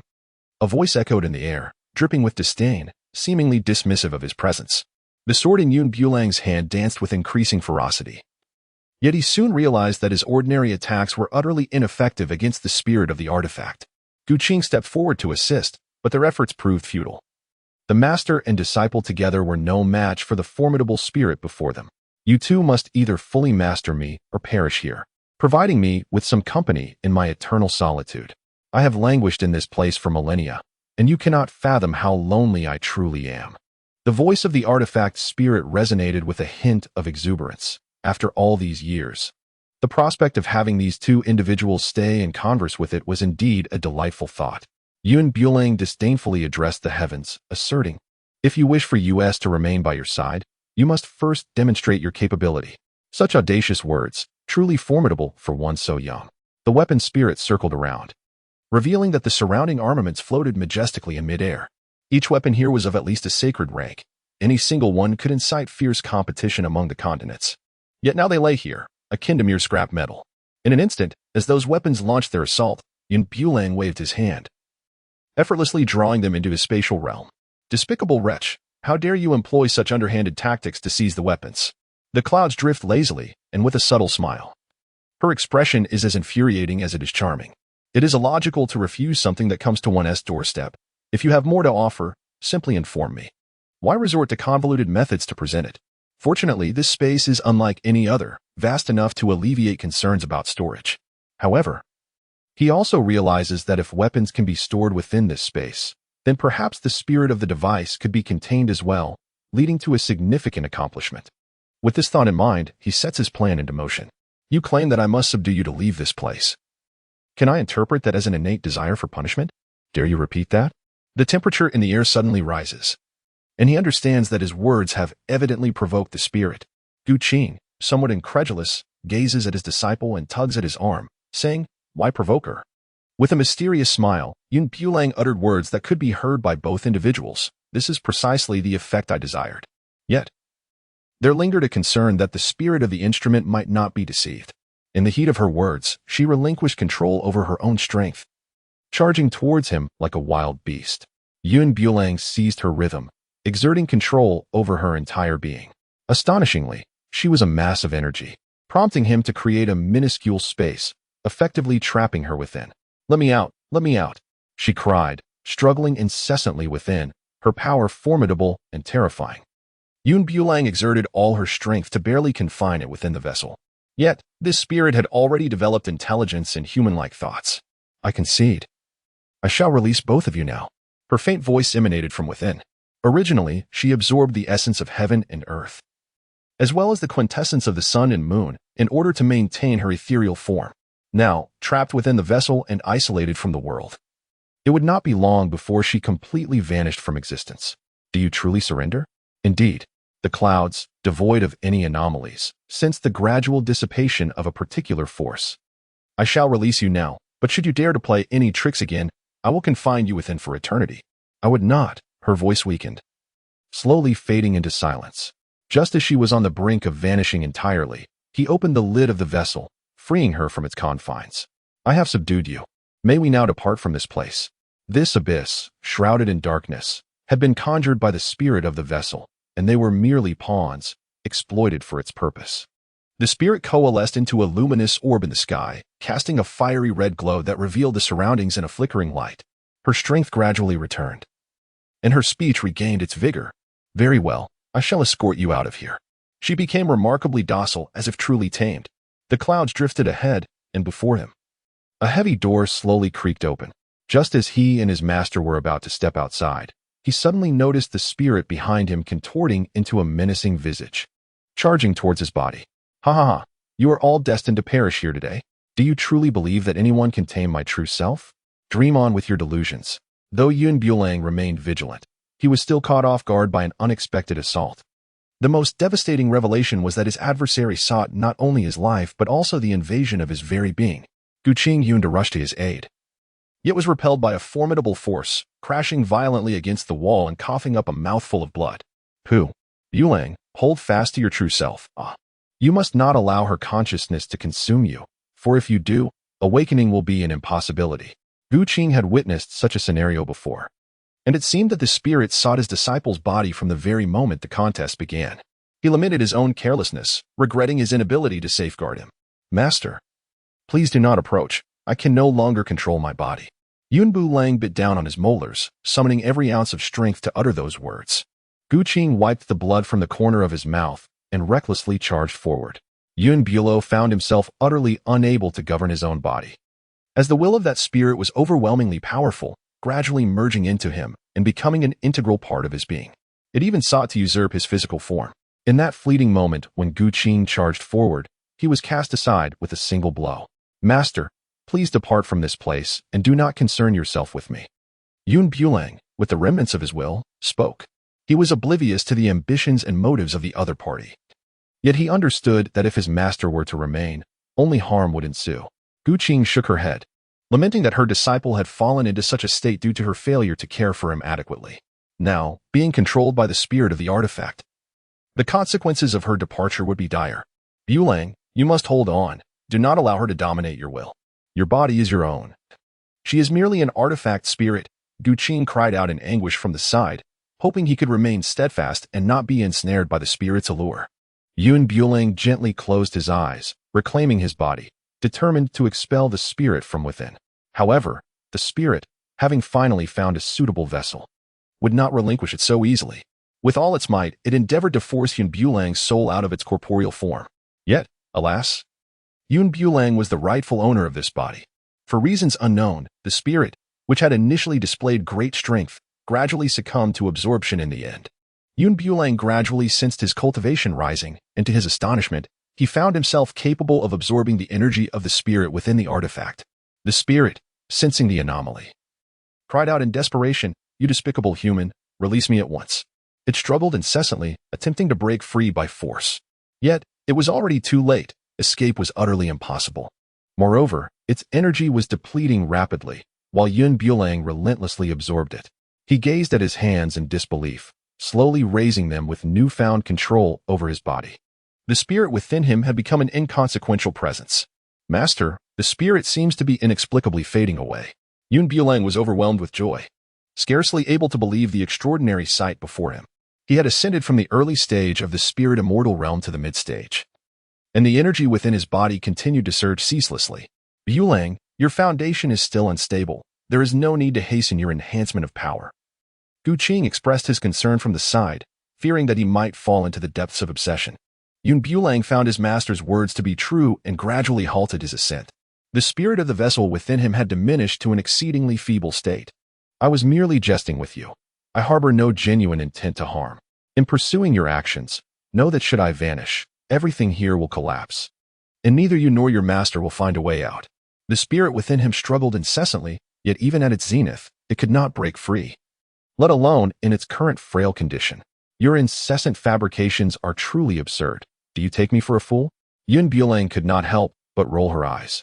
If one were to believe such absurd claims meant to deceive a mere child, then they would indeed be beyond redemption. "What must I do for you to finally relent? Did you ever consider sparing me when you attempted to take possession of my body?" Bulang sat in meditation, regaining control as he slowly absorbed the residual spiritual energy within his body. "You despicable one, I shall not let you escape," echoed the voice of the spirit of the vessel, gradually fading away.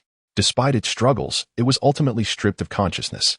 Perhaps it had never anticipated its defeat at the hands of Bulang. After meditating for a spell and adjusting his breath, Bulang felt revitalized. He slowly lifted his gaze, observing everything around him, which remained unchanged since their arrival. The space did not collapse after the demise of the spirit. Indeed, that deceitful creature had been lying once more. Fortunately, he had not fallen for its deceitful words. Had he been released, the consequences would have been dire. Qing had been waiting nearby, and upon seeing him restored, rushed forward. "How are you?" Qing asked, her face etched with concern. "I am unharmed. The spirit of the vessel has been completely absorbed by my body, and I feel a significant enhancement in my internal energy." The clouds exhaled a breath of murky air, and I felt an undeniable improvement in my overall state. That spirit of the vessel must have absorbed the essence of heaven and earth, gradually evolving into a treasure of the universe. With its newfound intelligence, it sought to seize control of a human body, yearning to escape this cursed place. Alas, amidst countless choices, it still chose the wrong individual. No matter, It is wise not to linger here. We must depart swiftly. Qing surveyed the eerie surroundings, a shiver coursing through his spine. This place was steeped in strangeness, and who could predict what might transpire in the next moment? It would be prudent to leave as soon as possible. Bulang gazed at his master, grievously injured, and realized that this injury was a consequence of his own actions. "Master, allow me to tend to your wounds," Qing exclaimed, grasping his hand firmly, only to shake his head in refusal. "Even if we are to heal, we must return to the sect. My eyelids are twitching ominously. I have an unsettling feeling that something is amiss." "Then let us proceed outside." Bulang strode ahead, bending down to his master and beckoning, "Come up." Qi was both amused and exasperated by this gesture, remarking to herself that she was merely injured, not incapacitated, certainly not at the point of being unable to walk. "Come here and help me." She raised her hand. Bulang scampered over eagerly, supporting his master as they made their way outside.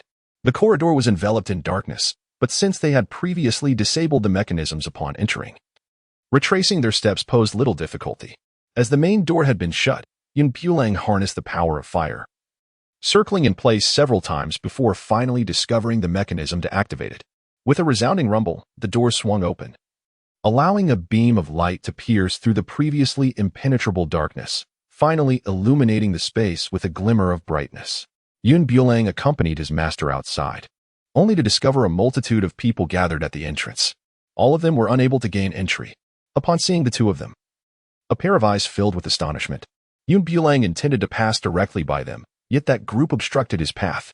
"Surrender your treasures, and you too may depart," intoned a burly man with a thick beard, his gaze appraising them while others swiftly converged around. They found themselves encircled, unable to enter, oblivious to the circumstances within. However, one fact remained indisputable. Bulang had undoubtedly acquired the coveted treasures inside. Their conjecture was indeed accurate. Bulang had thoroughly pillaged the interior, leaving not even a single weapon behind, all of which he had hastily transferred to his own spatial realm. It was a perilous endeavor. Yet these individuals spoke with such ease, as if merely exchanging words could compel him to relinquish his hard-earned possessions. "Did you hear that?" The man, noticing Bulang's silence, began to grow impatient, even contemplating a physical confrontation.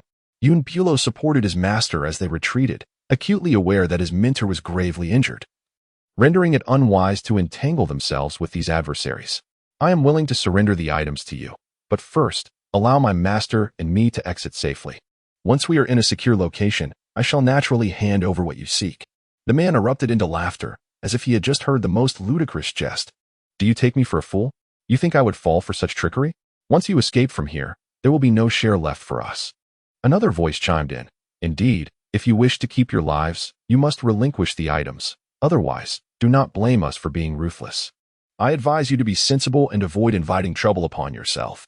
Your master, possessing extraordinary beauty, is in a vulnerable state. I trust you would not desire us to act upon that, would you?" Bulang could hardly bear it. He could tolerate insults directed at himself, but when it came to disparaging his master, he would not hesitate to pay any price, even if it cost him his life, to ensure that these scoundrels suffered dearly.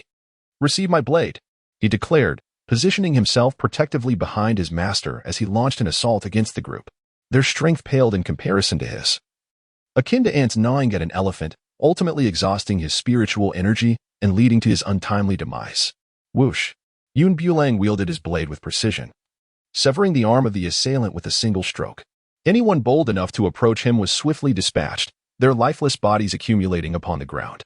Stepping over the growing mound of corpses, he advanced towards the exit. This young man sought to escape. They must intercept him at once, for he undoubtedly possessed a trove of treasures. His hasty retreat was merely a ploy to indulge in greed, and if they could seize the valuables upon his person, their efforts would not be in vain. The individuals present divided into two factions, flanking Bulang on either side, obstructing his path. Qing also brandished her sword in defense, but the grave internal injury she had sustained hindered her, and in her fervent attempt to channel her spiritual energy, she suddenly coughed up a mouthful of blood. "Master!" Bulang was taken aback, filled with a surge of indignation towards the group of obstructive ruffians before him. With a palpable disdain, he remarked, "You may remain hidden behind me. I shall handle these scoundrels." Caution was paramount. Qing, gripping her sword, could not suppress a slight tremor in her hand, for her injuries were indeed quite severe this time. The chaotic energies within her rendered it impossible to harness her spiritual power. She urgently needed a place to recuperate. The longer she delayed, the more detrimental it would be for her. Bulang, the defenses in the northwest are relatively weak. We can breach through there, Qing stated with a solemn tone. Yun Bula nodded, realizing that he could no longer entangle himself with this group. Waters of the heavenly river, heed my command, he intoned, leaping from the window with his master. At the very moment those pursuers attempted to follow, a towering wall of water erupted from the ground. Damn it, the leader exclaimed, striking the water barrier, yet it was devoid of any fixed form, rendering it impervious to mere human force. You few go that way, and the rest follow me. We must intercept him. If he escapes the secret realm, locating him will become an arduous task. He was the linchpin of this place and one of its most formidable powers, and the surrounding individuals held his words in high regard. Yun Bulang ventured beyond the confines of the castle, feeling a sense of relief wash over him. As long as he could escape this fortress and return to the sect, these petty troubles would no longer dare to stir. Master, do you recall the path we took? Qing nodded and indicated a direction with a casual gesture. Yun Bulang hastened in that direction as the temperature around them gradually dropped. Indeed, after traversing this frigid expanse and passing through the sweltering desert, one could discover an exit from this cursed place. Halt! The pursuers behind remained relentless. The wall of water had failed to ensnare them, and it was astonishing how swiftly they had caught up. Master, you go ahead. I will hold them off. Yun Bulo unsheathed his sword and charged in, engaging in fierce combat with those who had pursued him. Truly, the younger generation is formidable at such a tender age. He has already reached the mid-stage of the spiritual immortal realm. It appears that the treasures within are far more formidable than we had anticipated. Yun Bulang gazed at his absurd demeanor, wishing fervently to deliver a resounding slap that would send him soaring into the heavens. The strength he possessed was earned through relentless effort, not bestowed by the whims of the wind. Yet, in this fool's words, it seemed as though it had fallen from the skies. If you wish to avoid death, step aside, Yun Bulang declared coldly. And what a being at the mid-tier of the spirit immortal realm. The man sneered disdainfully as two companions materialized behind him. Together, we are formidable mid-tier spirit immortals, more than capable of dealing with you. The disparity of 3 against 1 left no room for negotiation. If you possess any sense, surrender the item willingly to spare yourself further humiliation. Dream on in your fantasies. The item rests firmly in my possession. If you truly have the capability, come and take it. Yun Bulang's face radiated with a confident smile, completely unfazed by the trio before him. Were it not for his master being dragged along, he would have fought these ruffians for 3 days and nights without a hint of concern. Humph, such tenacity. Yet, it remains to be seen whether your resolve is stronger than the edge of my blade. The burly man's powerful physique trembled as the 2 swords strapped to his back were unsheathed in an instant, descending from the heavens into his grasp. Once this young man is eliminated, the treasures within his space shall rightfully belong to us. With a generous reward comes the promise of brave souls. In their eyes, Yun Bulang was akin to a walking treasure trove. Each individual was consumed by a frenzied desire. Undeterred by the corpses strewn across the ground or the rivers of blood that flowed, their avarice remained unabated, perhaps even intensified. Qing pondered for a moment before drawing her sword and plunging into the fray. She dispatched a few of the weaker minions. Yet her physical resilience had reached its zenith. Bulang, do not linger in battle. Crash! The Qingmong's sword slipped from her grasp and clattered to the ground as she collapsed. Utterly spent. Master! Yun Bulang's eyes reddened with frustration, lamenting the inadequacy of his own strength. In this moment of peril, he had failed to safeguard his master. Bang! Damn it! Yun Bulang executed a sword technique with a fluidity reminiscent of flowing clouds. Despite being of the same celestial level, those few individuals proved no match for him. This lad's agility resembled that of a loach. One onlooker couldn't help but voice his frustration as 3 formidable celestial beings were toyed with as if they were fools. After several exchanges, they not only failed to gain any advantage but also bore multiple wounds of varying severity upon their bodies. The clouds vanished in an instant, disappearing from sight. When I looked up again, they had already taken Qing and swiftly disappeared, running to the other side of the mountain. Without uttering a word, those individuals followed suit, hastily pursuing. Do not let this rascal escape. Quickly, pursue him. Amidst the clouds, Yun Bulang wandered anxiously without a clear path. Yet he resolutely followed the guidance of his master, forging ahead. During this journey, he encountered numerous ice spirits, including a magnificent white wolf of the sacred beast caliber. Upon sensing the intrusion of humans, the creature was filled with fury. A preliminary observation revealed that this majestic white wolf was accompanied by two others. One large and one small, both belonging to the same sacred beast tier. It was evident that they were a family of three. The clouds did not merely bypass them. Rather, they deliberately surged forth, launching an assault. Roar. Provoked by the white wolf, he swiftly retreated, realizing that he could not fend off those adversaries alone. He resolved to leverage the two white wolves to obliterate his foes completely. The leader of this group was Wang Laosan, one of the numerous formidable experts in this locale. A being of ethereal prowess. Observing the pursuers returning, a delighted smile graced his face. Did they acknowledge their inability to escape and voluntarily return to surrender? Indeed. Bulang let out a cold sneer. Wang Laosan, brimming with excitement, felt his smile evaporate the moment he spotted three enormous bears charging toward them. The people behind him instinctively began to retreat. What in the world is this? Three sacred white wolves. We must flee at once, before the white bears unleash their fury. We need to vacate this place. These creatures are social animals. Should they summon their companions, the consequences would be dire. A murmur of apprehension spread among the crowd, each person voicing their unease. Logically, with three formidable warriors present, these three insignificant white wolves should pose no threat. Yet, wolves are pack animals, and the presence of three implies that more could be lurking nearby. It is not their strength we fear, but their numbers.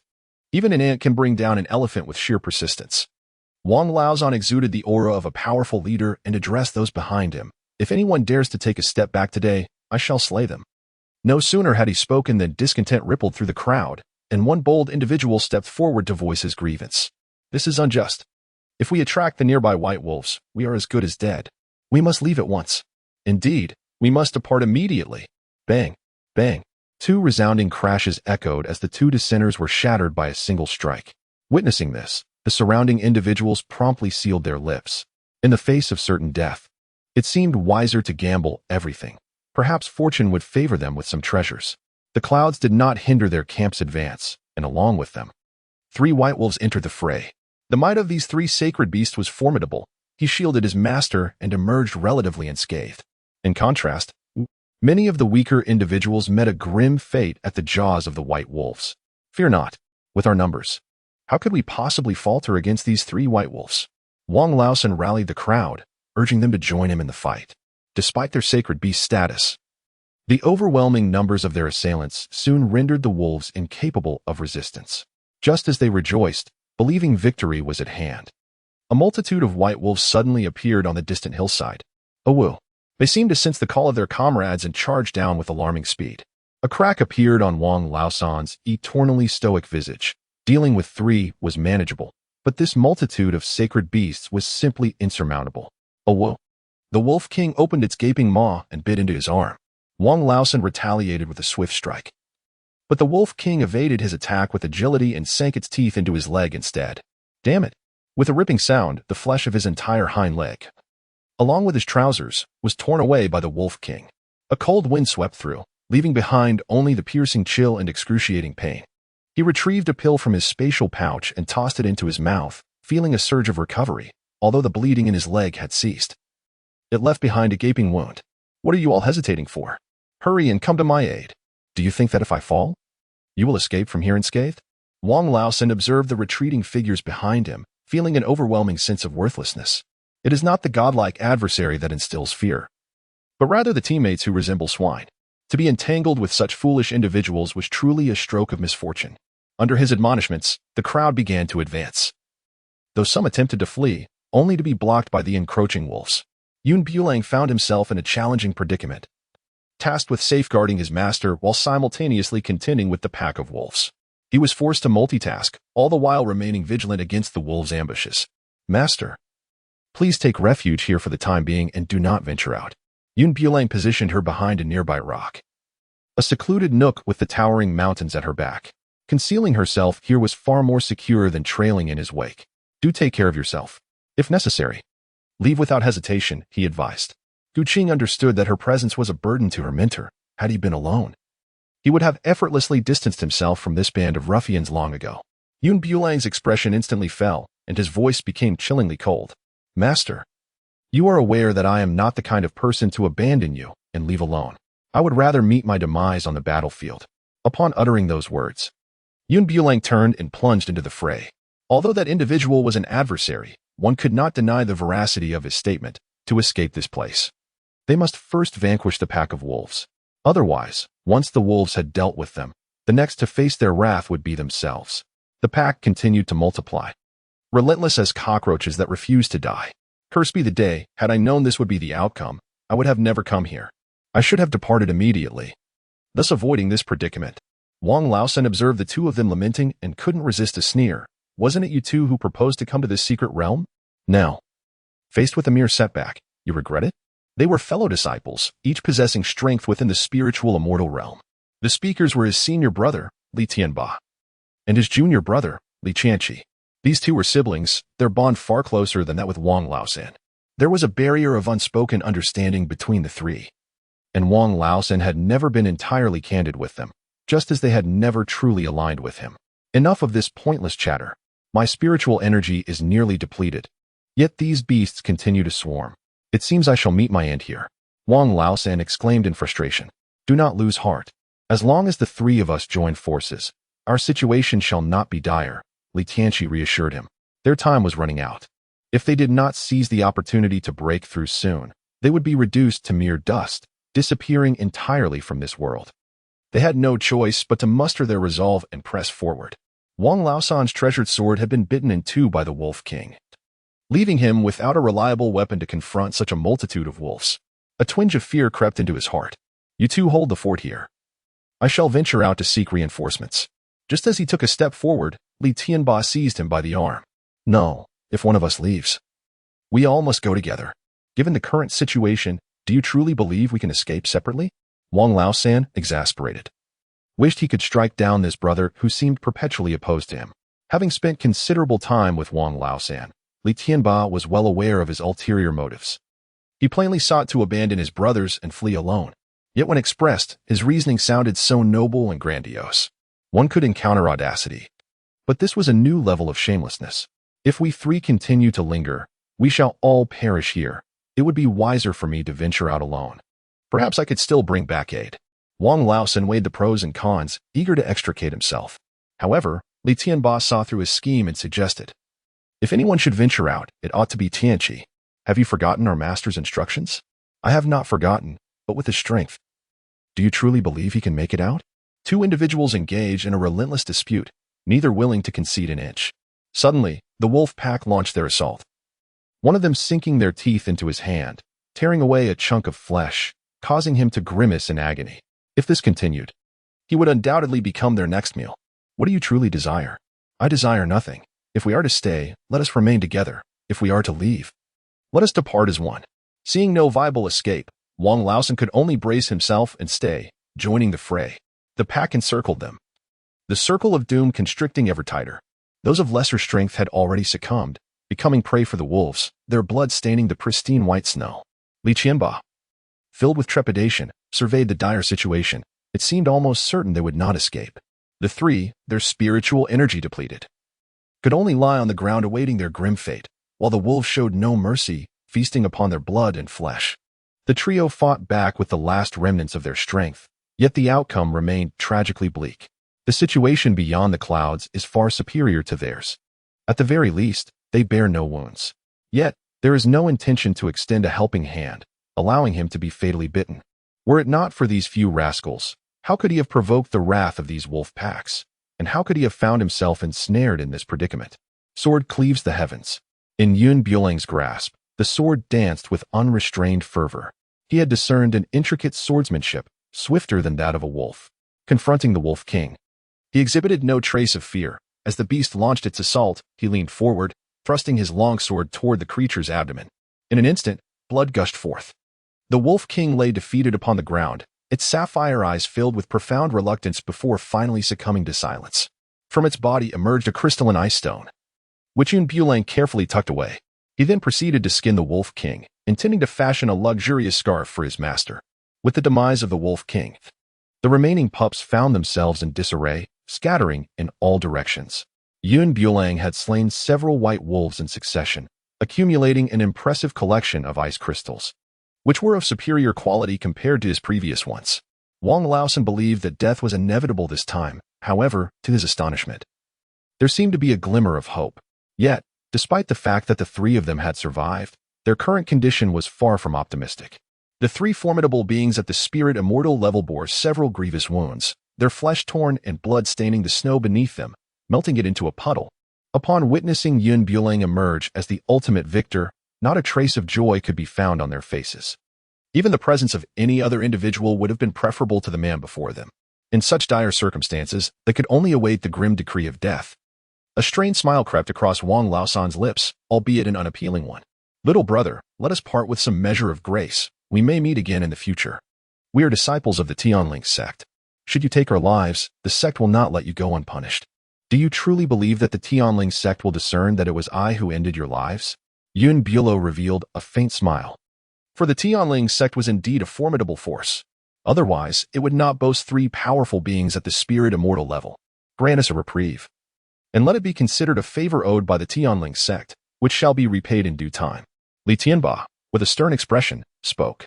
Had it not been for Wang Laosan's obstinacy, they would not have found themselves in such a predicament. This matter would be settled with him upon their return. To release you is not entirely out of the question. Yun Bulang stroked his chin, observing the injuries upon them, and concluded that they were unlikely to rise again. He declared, "I will not refuse any conditions that I am capable of fulfilling." Wang Laosan inquired earnestly, "As long as we can survive, all possibilities remain open. Even the humiliations we endure today can be repaid 1,000-fold. As long as we are able to live." Yun Bulang perceived a fleeting glint of murderous intent in his eyes. Yet, being a formidable being of the spiritual realm, one must acknowledge that when cornered, even a dog may leap over the wall in desperation. Surrender all that is valuable upon your persons, should you dare to conceal anything.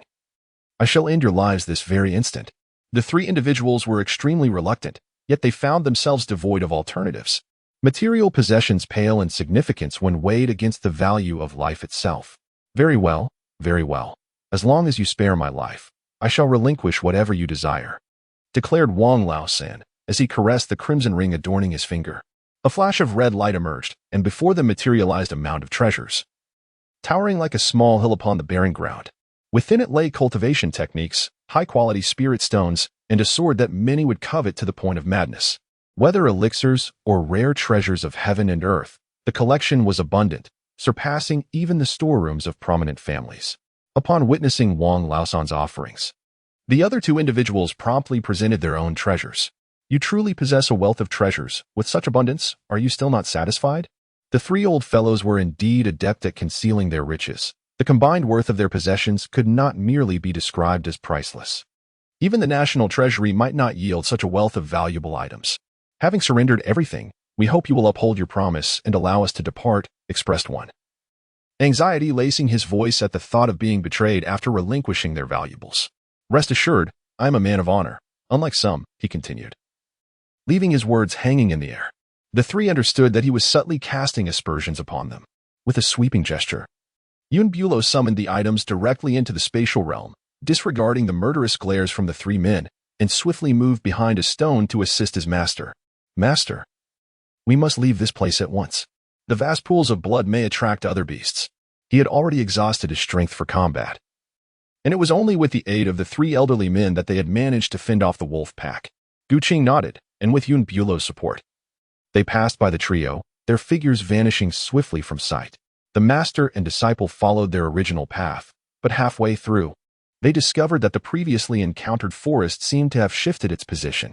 To exit the secret realm, they needed to navigate through this forest, drawing from their previous experiences.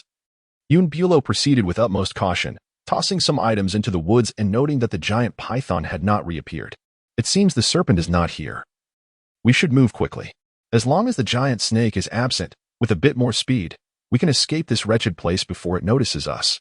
While the outer perimeter posed no threat, upon reaching the middle area, the surrounding trees began to shift ominously. With a thunderous rumble, vines erupted from the ground, and the great trees swiftly repositioned themselves, trapping them in the heart of the forest. These vines, laced with a slow-acting toxin, writhed like animated serpents, weaving a net of peril around them. As Yun Bulang was preparing to launch an attack, a chilling scream from his master pierced the air.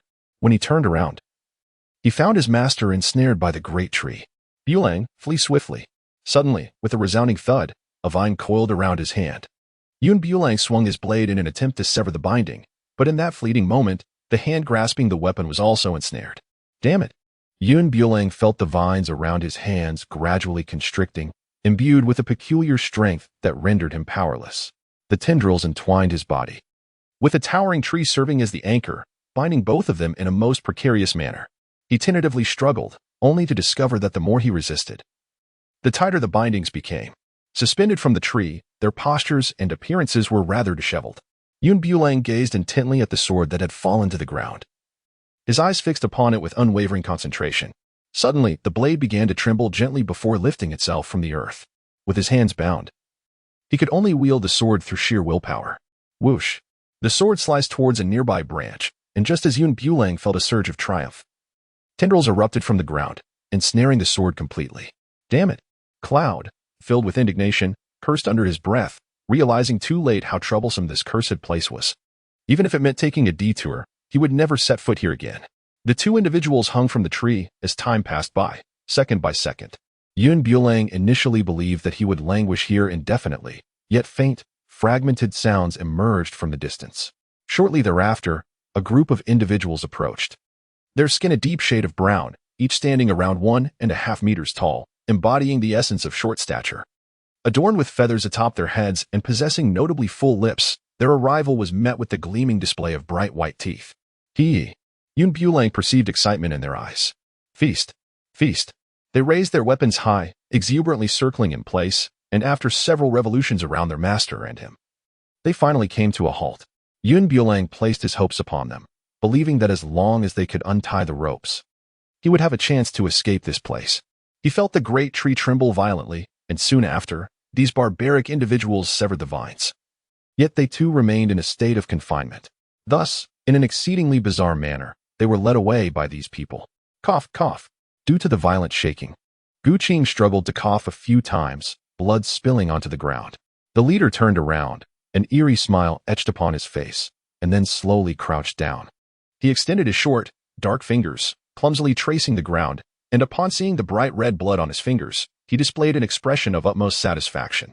He then brought it to his mouth, savoring the taste. This sequence of actions nearly made Bulang retch in disgust. The leader nodded in approval, muttering something incomprehensible to those behind him, and with their palpable excitement, their pace quickened. As they traversed the dense jungle, they encountered numerous ferocious beasts, which, upon sighting them, instinctively retreated. It appeared that this group held considerable status in this realm, as even the ordinary beasts dared not provoke them. Roar, roar, roar. Bulang had been incessantly seeking an opportunity, yet his hands tightened increasingly, with the vines deeply embedded in his flesh. He let out a long sigh and began to summon the spiritual energy within his body to mend his internal injuries. The wild men carried them deeper into the dense forest, where they soon beheld the flickering of flames and encountered more of their kind. Their dwellings resembled mounds of earth, hastily covered with banana leaves, barely sufficient to shield against the wind and rain. Inside, there were elders and children, while the middle-aged and robust wild men were the ones who captured them. To his astonishment, he recognized 3 familiar faces, those whom he had previously released. Whether it was a twist of fate or mere coincidence, the 3 individuals were suspended, bound to the nearby banana trees. Particularly, Wang Laosan, with the veins on his forehead visibly bulging, appeared exceedingly agitated upon seeing Bulang. "Hurry, save us!" they cried out. Yun, feeling exasperated, rolled her eyes. "When you seek assistance, could you perhaps engage your intellect? Just look at my current predicament, bound and helpless as I am. Even a clay Buddha cannot cross the river unscathed, let alone come to your aid." The excitement in Wang Laosan's eyes gradually waned, replaced by an unmistakable fury. "You wretched scoundrel, it is entirely your fault. If it weren't for your greed, I would not have fallen to such depths. Do not distort the truth. Had it not been for your attempts to seize my possessions, my master and I would have departed long ago. Ultimately, it is you who has brought this misfortune upon me.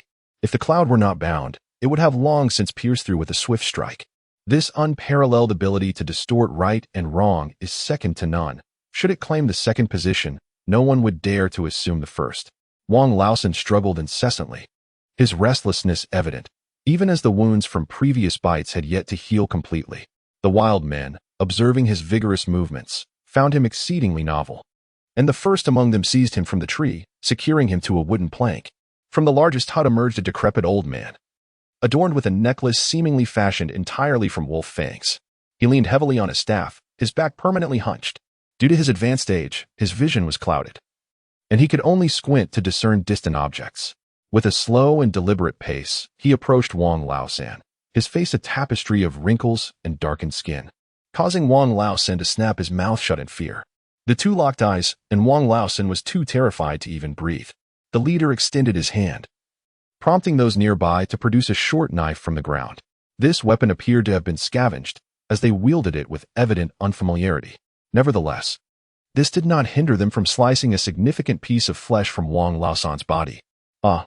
Wang Laosan screamed in agony, his eyes rolling back as he fainted on the spot. TSK, TSK, TSK. The clouds above did not relent, and the anguish was unbearable to witness. This visceral pain could only be truly comprehended by those who experienced it firsthand. Wang Laosan had yet to regain his composure after a prolonged period of disorientation. He finally awakened, still unprepared to assess his injuries. Suddenly, that dark and aged figure forcefully lifted the hem of his trousers, and a chill breeze swept through. A dreadful thought flashed through his mind as he saw the terror in her eyes, her voice trembling as she spoke. "No, please, don't cut my flesh." Yet his words fell silent, akin to the sound of bullets amidst chaos, resonating with no significance. The savage, with a swift motion, brought the knife down upon his thigh, severing a piece of flesh with brutal force. Ah, the pain. It was a piercing, excruciating agony. He yearned to lose consciousness at that moment. Yet the intensity of the torment kept him alert, making him acutely aware of every inch of skin that transmitted the suffering. He could even distinctly sense the knife scraping against his bone. He vowed to hold Yun Bulang accountable for this torment. "If ever I escape from this place, rest assured, I shall not let you go unpunished. Why must all the blame be thrust upon me?" Yun Bulang is truly filled with helplessness. The pain inflicted upon him is not his own doing, and the hatred he feels is utterly irrational. It is solely because of you that we have been stripped of all our resources, leaving us devoid of any opportunity to retaliate. Wang Laosan, recalling this, feels an overwhelming rage within.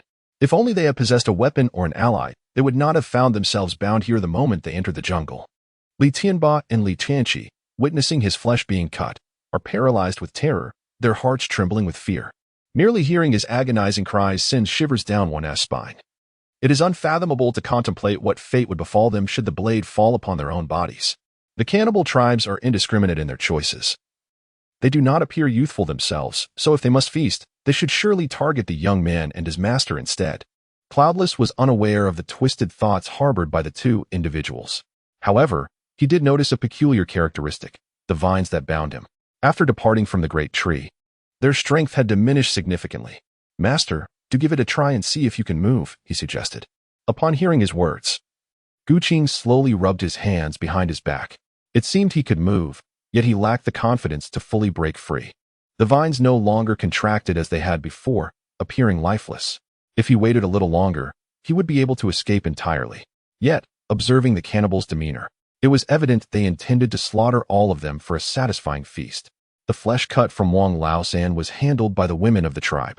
They did not wash the meat, merely applying a bit of their homemade seasoning, the nature of which was unknown, dark, and unappealing. They took hold of the meat, spreading the mixture evenly before wrapping it in banana leaves. With a blade in hand, they sealed the edges of the leaves. Once everything was prepared, they added firewood to the nearby bonfire. With a roar, the flames intensified, and they tossed the wrapped meat into the inferno. The meat sizzled as it cooked, and they selected a portion to skewer for grilling. Wang Laosan bore witness to the entire process of his flesh being cooked. The moment the banana leaves were opened, a fragrant aroma wafted out, overwhelming him. He could not contain himself, retching uncontrollably, his vomit covering him entirely. This act of sickness prompted the wild men to disdainfully discard him aside. Every piece of flesh on his body was scraped clean, and after lying on the ground for a brief moment, his eyes rolled back, and he ceased to breathe. Wang Laosan, already aged and frail, possessed little flesh to begin with. Once the wild men finished, their gaze immediately turned to Li Tianba and Li Tianqi. The two brothers were paralyzed with fear, their eyes nearly bulging from their sockets, their legs trembling uncontrollably. Li Tianqi, unable to contain himself, wet his pants as a stream of yellow liquid trickled down to the ground. The wild men dragged them forth, stripping them of their flesh until only white bones remained. They did not perish instantly. They struggled for a considerable time before succumbing to their wounds. In their final moments, they cursed at Cloudless. Do you think that once we die, you will be free from suffering? I assure you, it won't be long before you share our fate. I shall await you in hell. Before Li Tianba could even close his eyes, his body grew rigid, and he breathed his last. The wild men, with a mindset that the finest fare should be reserved for last, finally turned their attention to Cloudless. The chief surveyed his tender, delicate form, uncertain of where to begin his gruesome task. Ultimately, he settled on his arms, intending to slice away the flesh from his hands. Yun Bulang, seizing the moment, sensed that the vines binding his hands had loosened considerably. With a surge of determination, he broke free from the restraints. In one swift motion, he seized the dagger from the leader's grasp and, with remarkable speed, pressed it against the leader's throat, exhibiting a precision that was both fierce and decisive. Observing this, the wild men instinctively raised their weapons in his direction. However, their leader, gripped by fear, made a gesture to them, signaling them to lower their arms. Even before Yun Bulang uttered a word, Yun Bulang approached his master, inquiring, "Master, how do you feel?" Qing nodded and, with a sudden exertion of strength, broke free from the ropes. The two of them made their way outward, while the wild men, armed and unhurried, persistently trailed behind them. Showing no intention of allowing their escape, Yun Bulang abruptly halted, applying slight pressure with the dagger in his hand, leaving a faint trace of blood upon the leader's neck.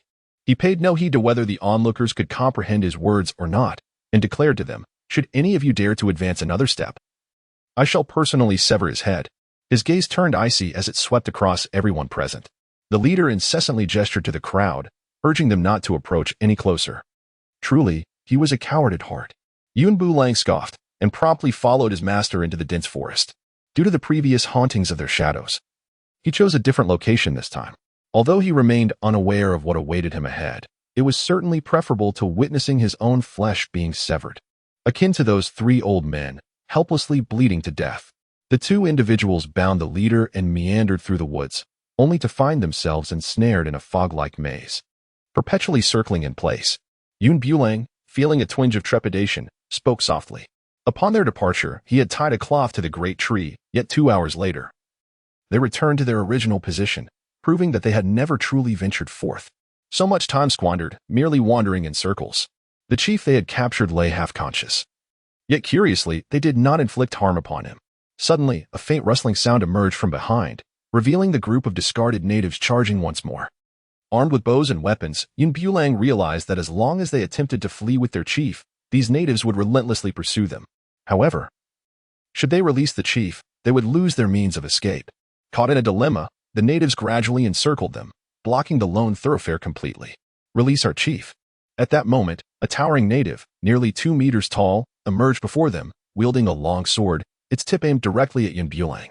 Upon spotting him, the chief displayed a surge of excitement, struggling vigorously to break free from his bindings. Faced with this troublesome individual, Yun Bulang swiftly struck the chief's head with his sword, commanding, "Be quiet." Despite exerting minimal force, the chief instantly rolled his eyes back and fell unconscious. The imposing native, witnessing this scene, trembled with rage, brandishing his sword and swinging it toward Yun Bulang's head. "How dare you harm our chief? Today, I shall ensure your demise." With a resolute spirit, Yun Bulang faced the inevitable. Since there was no escaping it, he could only muster his courage and confront the challenge ahead. "Master, keep an eye on this barbarian and seek any opportunity to find an alternative escape route." Suddenly, the sound of clashing metal echoed as the sword struck the indigenous warrior. To his astonishment, it inflicted no damage whatsoever. Instead, the blade itself contorted under the impact. "What kind of flesh is this?" he marveled, recognizing its unnerving rigidity, surpassing even the zombies he had previously encountered. "With such mundane weaponry, do you truly believe you can harm me? Such folly is laughable." The indigenous warrior flexed his formidable muscles, sending Yun Bulang hurtling backward, his sword embedded deep within a nearby tree, refusing to budge. As he struggled to extract his weapon, a heavy weight settled upon his shoulder. He turned to see a massive hand, resembling that of a bear, resting upon him. With a sharp crack, the assailant applied pressure, and Yun Bulang felt his arm contort painfully. A searing agony pierced through him, yet with a determined effort, he wrenched his sword free from the severed tree, finally regaining his freedom. As Yun Bulang seized the opportunity, he struck a swift blow at his opponent's neck. Yet, the adversary's head seemed as impenetrable as iron. His blade merely glanced off as the foe tilted his head, effectively immobilizing Yun's sword. Damn it, this is far from ideal. The indigenous warrior let out a cold snort. Their rigorous training rendered ordinary weapons utterly ineffective against them. They were warriors of flesh, excelling in close combat and catching their foes off guard. It was through their formidable skills that they safeguarded this tranquil territory. Anyone daring enough to intrude would undoubtedly face their wrath. In the current predicament, failing to eliminate this individual would surely invite the ire of their leader, leaving him with little recourse for explanation. Cease your futile struggles, succumb peacefully, and I shall grant you a swift end. The indigenous warrior's iron mace came crashing down onto the ground, causing Yun Bulang to leap 3 feet high. The overwhelming force of his opponent compelled him to relinquish his sword. Fortunately, he had pilfered a considerable amount of weaponry from the fallen foes, some of which included concealed projectiles. Yet, against the indigenous warrior, whose skin was impervious to blades and bullets, even the finest weapons proved futile. Whoosh, whoosh, whoosh. Yun Bulang adopted a different approach, extracting the silver needles from within the space. These needles, slender and sharp, might possess the potential to penetrate their corporeal forms, perhaps even unraveling their essence. He aimed precisely at their acupoints, yet the moment the silver needles made contact, they were repelled by the rigidity of their skin. How frustrating. In the heart of the clouds, a myriad of alpacas gallop by in a frenzy. If this continues, it will inevitably attract an ever-growing number of indigenous people. And I fear that his fate will mirror that of his master, akin to the 3 venerable elders. The clouds, unwavering and relentless, ultimately harnessed the fortuitous alignment of heaven, earth, and humanity, driving that formidable indigenous giant into a corner. Submit to me, he commanded. With a forceful kick, he sent his adversary crashing into the mire. Though the foe was impervious to blades and bullets, it was not imperative to extinguish his life. Merely restraining him momentarily would suffice to procure an opportunity for their escape. Despicable humans, employing such vile tactics to ensnare me here. One day, I shall break free from this confinement and exact 1,000-fold vengeance upon you. In the face of his curses, Yun Bulang not only remained unperturbed but instead broke into a grin. Let us converse further once you emerge, provided, of course, that you possess the ability to do so. The more he struggled in the mire, the deeper he sank. For a being of his stature, it typically required 2 to 3 minutes to be completely engulfed, during which his companions might have had the chance to rescue him. However, in a rather unfortunate turn of events, as soon as he was submerged, he began to flail desperately, causing him to descend at an alarming rate. After uttering that curse, the earth had already risen above his head. He released a few bubbles before vanishing entirely. His companions, unable to react in time, could only stand in stunned silence, their eyes wide with disbelief. Yun Bulang swiftly darted to his master's side, gazing at the already unconscious native.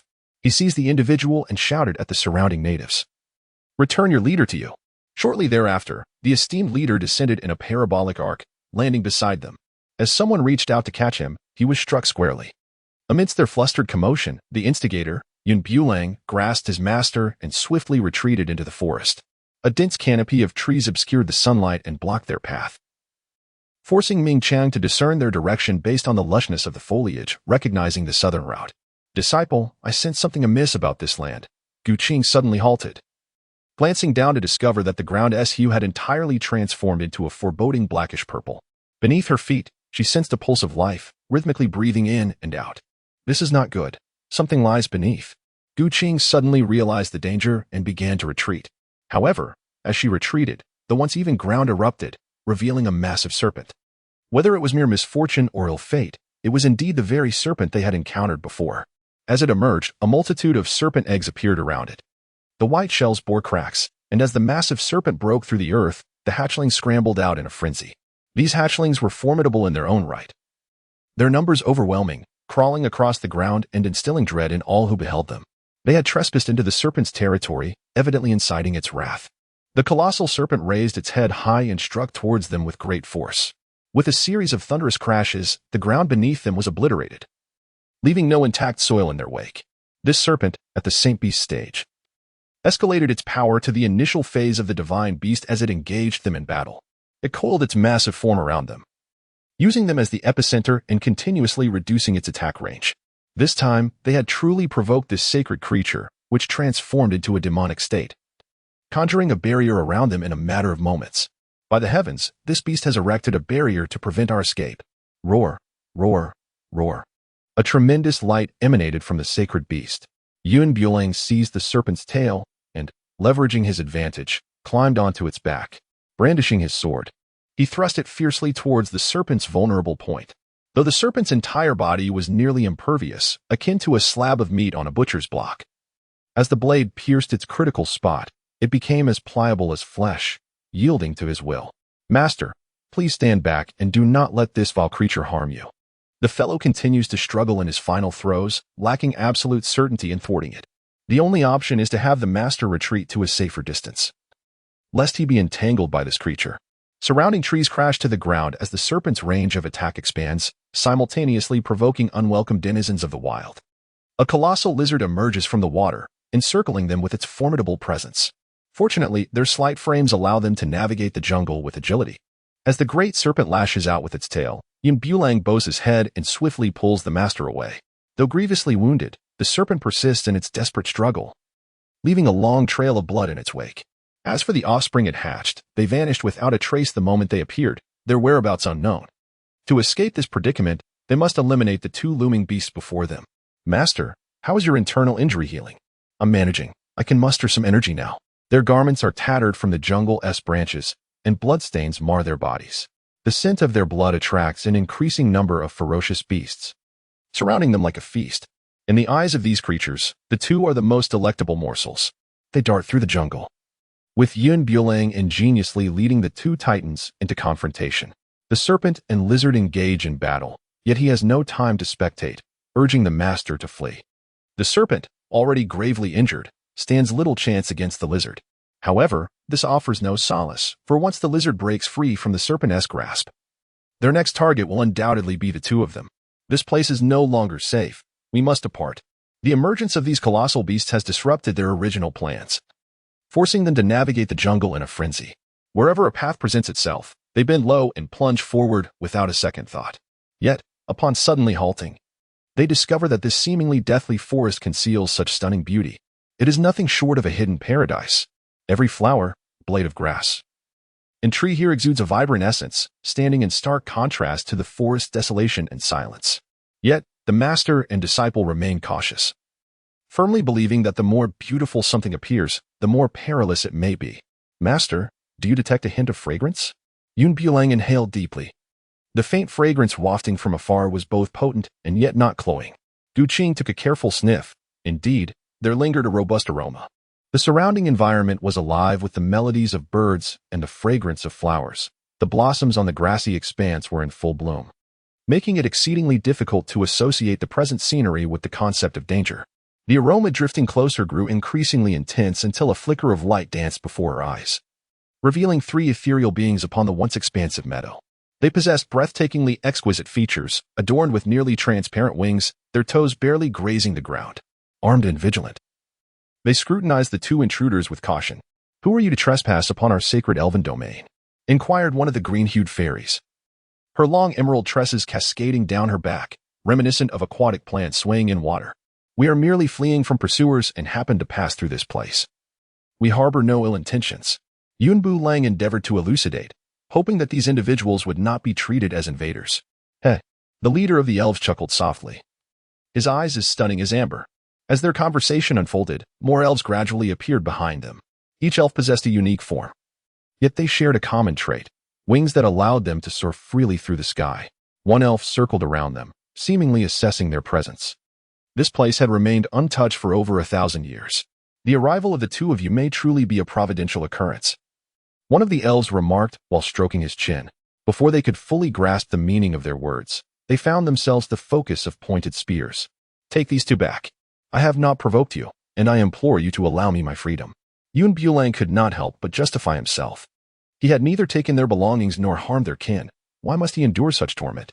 However, the leader of the elves turned and revealed a beguiling smile. "Since you have chosen to appear here, do not entertain thoughts of departure. Seize these two individuals for me." As Bulang perceived an ominous shift in the atmosphere, he promptly drew forth his sword. Recognizing that this confrontation was inevitable, he resolved not to surrender without a fight. However, the instant he unsheathed his blade, an overwhelming force surged into his mind, accompanied by a subtle yet palpable ripple that rendered his head agonizingly painful. Qing, too, was overwhelmed by the torment. clutching his head and gradually sinking to the ground. He was oblivious to the source of this mysterious power, but it was evident that if this continued, they would surely succumb to their suffering. Seizing the opportunity while both were incapacitated by pain, members of the elven race swiftly bound them with previously used vines, which ensnared them further with each futile struggle. These beings grasped their garments and soared through the skies. After traversing several hundred meters, they arrived at their intended destination. Upon arrival, they unceremoniously cast the two onto the ground. Upon raising his gaze, Bulang beheld a towering tree before him, albeit in a rather dilapidated state. The trunk of this majestic tree bore witness to at least a millennium of existence, if not more. However, its leaves had gradually succumbed to a withered, yellow hue. Numerous fallen leaves littered the ground, and the ethereal beings, with great reverence, bent down to gather them, cradling the desiccated foliage within their embrace. Even these lifeless leaves were treated with utmost respect as they collected them piece by piece, tucking them close to their hearts. Through their conversations, Bulang gleaned the profound significance of this venerable tree to them. He pondered whether the sacrifice of these two individuals might restore the tree of life to its former glory. Sacrifice? Upon hearing these two words, Bulang felt a chilling sensation in his heart. It seems that after enduring numerous trials and tribulations, the scheme to bring the two of them here was merely to ensure their demise alongside this grand tree. This is truly absurd. Uncertain of what to do, he decided to take a chance. A trial? The clouds shattered his worldview. Is my life merely a test for you? It serves no purpose, surely. You must have sacrificed numerous lives recently, for the bones still lie in heaps. Why has the tree of life not shown any signs of revival? Enough of your nonsense. While my own life is undeniably precious, it holds no value for the tree of life. Perhaps a common tree might serve as fertilizer. But to resurrect this sacred tree of life is no trivial matter. Silence yourself. You are nothing but fertilizer, unworthy of uttering a word here. What if I claim that I possess the means to heal the tree of life? His declaration left the assembly in stunned silence, eliciting skepticism and derision alike. Varied gazes lingered upon him, shifting restlessly. Indeed, humans are despicable, weaving any deceitful tale for the sake of survival. If even the elders cannot remedy the tree of life, what hope does a mere human have? Cease your grandstanding. Do not provoke us, for we can at least grant you a swift demise. The assembled elves held no belief in his words. The tree of life was an entity of utmost sanctity, beyond even their healing prowess, let alone that of a mere human. To suggest the possibility of its healing was sheer folly, merely a fabrication to facilitate his escape. Faced with the elf's skepticism, he sighed in resignation. Why will you not trust me just this once? I am bound here, with no hope of escape. Should I fail to heal the tree of life, you may do with me as you please. His candidness earned him a measure of respect from the nearby elven elder. Revealing a person of integrity, I am willing to believe you, but should you fail, I shall skin you piece by piece. The speaker was Elder Mashi, a figure of considerable esteem and a trusted aide to the elven queen. With her endorsement, the surrounding elves softened their hostility. System. Is there a remedy to heal the tree of life? Yes, the tree lacks vitality. Applying a special fertilizer will restore it. The system's voice resonated in his mind. Then I shall exchange for some. Very well, host. A total of 3 vials of potion were exchanged, and once these 3 vials were administered, the tree of life would be restored to its former glory.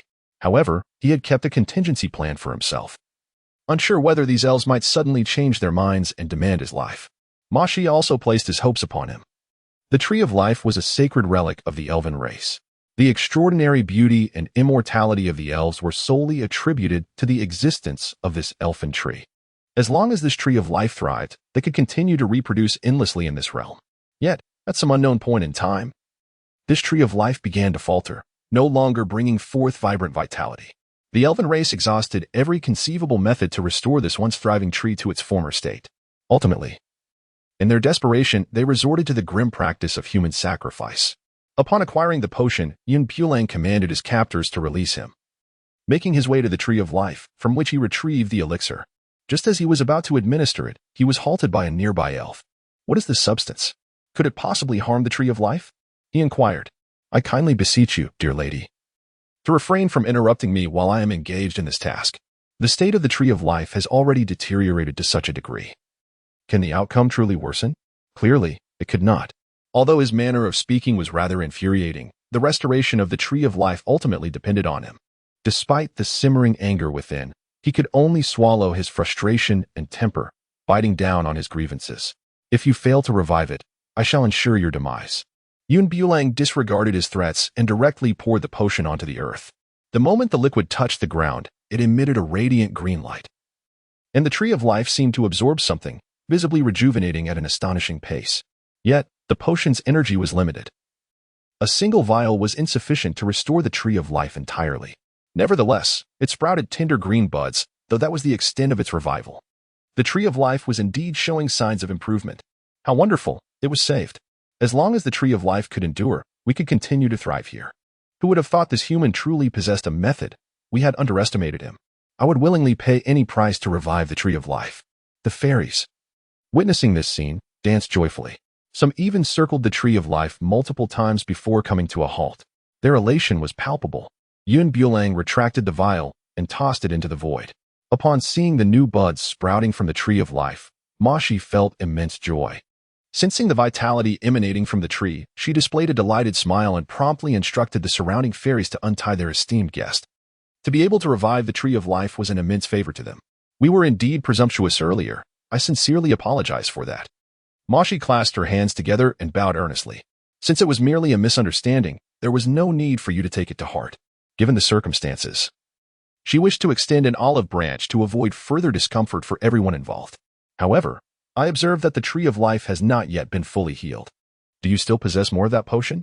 Miao Xiaomeng recognized that the tree of life's revival proved the potion's efficacy. If 2 or 3 more vials were poured, she believed it would return to its prime state. Certainly, I have more. However, I have one condition for completely healing the tree of life. Whether it be heavenly treasures or exquisite spirit stones, whatever you request, I shall procure for you without fail. Upon hearing that more of the potion was available, Miao Xiaomeng's heart soared with joy as the tree of life was now filled with hope. The humans had entered the secret realm solely to seek treasures, while their fairy clan had an abundance of heavenly treasures and exquisite spirit stones. Although they were plentiful, such resources were not easily relinquished. They would not part with an ounce for their enemies. There have been instances of humans intruding upon their territory, attempting to seize their spirit stones, only to meet a fate of becoming mere fertilizer for the plants. Initially, they believed that such an enticing offer would prompt Bulang to agree without hesitation. However, he simply shook his head gently, expressing disinterest in those items. Then what is it that you desire? Miao Xiaomeng found herself utterly perplexed. Were these indeed the desires of humanity? I seek no monetary compensation. I merely ask for your agreement on one matter, and I shall bestow the potion upon you without charge. His request posed no burden on them, while simultaneously serving his own interests, a harmonious arrangement. Feel free to voice any demands you may have. Miao Xiaomeng, brimming with ambition, yearned to acquire the potion swiftly, hoping to restore vitality to the tree of life. If you assist me in constructing a dwelling, I shall gladly provide you with the potion. He was in urgent need of creative value. Only by elevating his own creator could he unlock the potential for more choices. Otherwise, all the items within the marketplace, abundant as they were, would hold no relevance to him. The plethora of exquisite goods, tantalizing yet unattainable, weighed heavily on his heart. However, with so many houses at their disposal, feel free to select a few. I assure you, I can be generous in this regard. Miao Xiaomeng gestured towards the thatched cottages behind her, which they had meticulously assembled. A quaint little abode of their own. Yet, should the other party insist, she could make the painful sacrifice. To demonstrate her sincerity, she pointed to a relatively new thatched cottage. These 2 were recently constructed, initially intended as a bridal chamber. However, if you require it now, you may take it at once. As she spoke, Miao Xiaomeng led him to the side of the thatched cottage. Bulang gazed upon the meager sight before him, pondering that if a strong wind were to sweep through, it might very well uproot the roof. Is this truly the dwelling you call home? His tone held no trace of disdain. Rather, the construction of the house appeared rather flimsy, scarcely able to withstand even a moderate gust. Indeed, there is no need for you to construct a shelter. One already exists here. Miao Xiaomeng proclaimed with great pride, having ingeniously utilized the tree's natural structures to create their own sanctuary. No, I wish to build my own house. You need only tell me whether you will agree. Bulang resolutely rejected the proposal, not due to any particular fastidiousness, but rather because he had a mission to accomplish. Observing his steadfastness, the 3rd elder refrained from further persuasion, readily acquiescing to his stance. For this task was well within her capabilities. Once they had consented, Bulang commenced his search for a suitable plot of land, subsequently exchanging for a blueprint within the marketplace. The document was replete with contemporary architectural details, alongside meticulous specifications of the materials required. Bulang began to issue instructions with remarkable clarity, prompting them to gather materials. Once everything was assembled, the construction commenced. He swiftly purchased the mastery of building from the marketplace, and with the assistance of the elves, a magnificent castle was erected at an astonishing pace. Wow! I never knew a house could be so beautiful. How delightful it would be to awaken in such an environment every day, I mused. I wish we could implore him to help us construct one as well. After all, these materials are in endless supply, and their full potential remains unknown. The fact that they can presently be used to build houses is truly a splendid opportunity. All the elves were particularly exhilarated, fluttering around the towering edifice in delight. Moshi, too, wore an expression of astonishment. She had seen many houses, but never one like this. Can such a tall structure truly stand firm with just these few stones? Isn't it precarious? In their understanding, greater height meant greater risk, as it could easily be toppled by a strong gust of wind. It seemed wiser to construct lower buildings to avoid the threat of being blown down. Rest assured, these structures are reinforced with cement.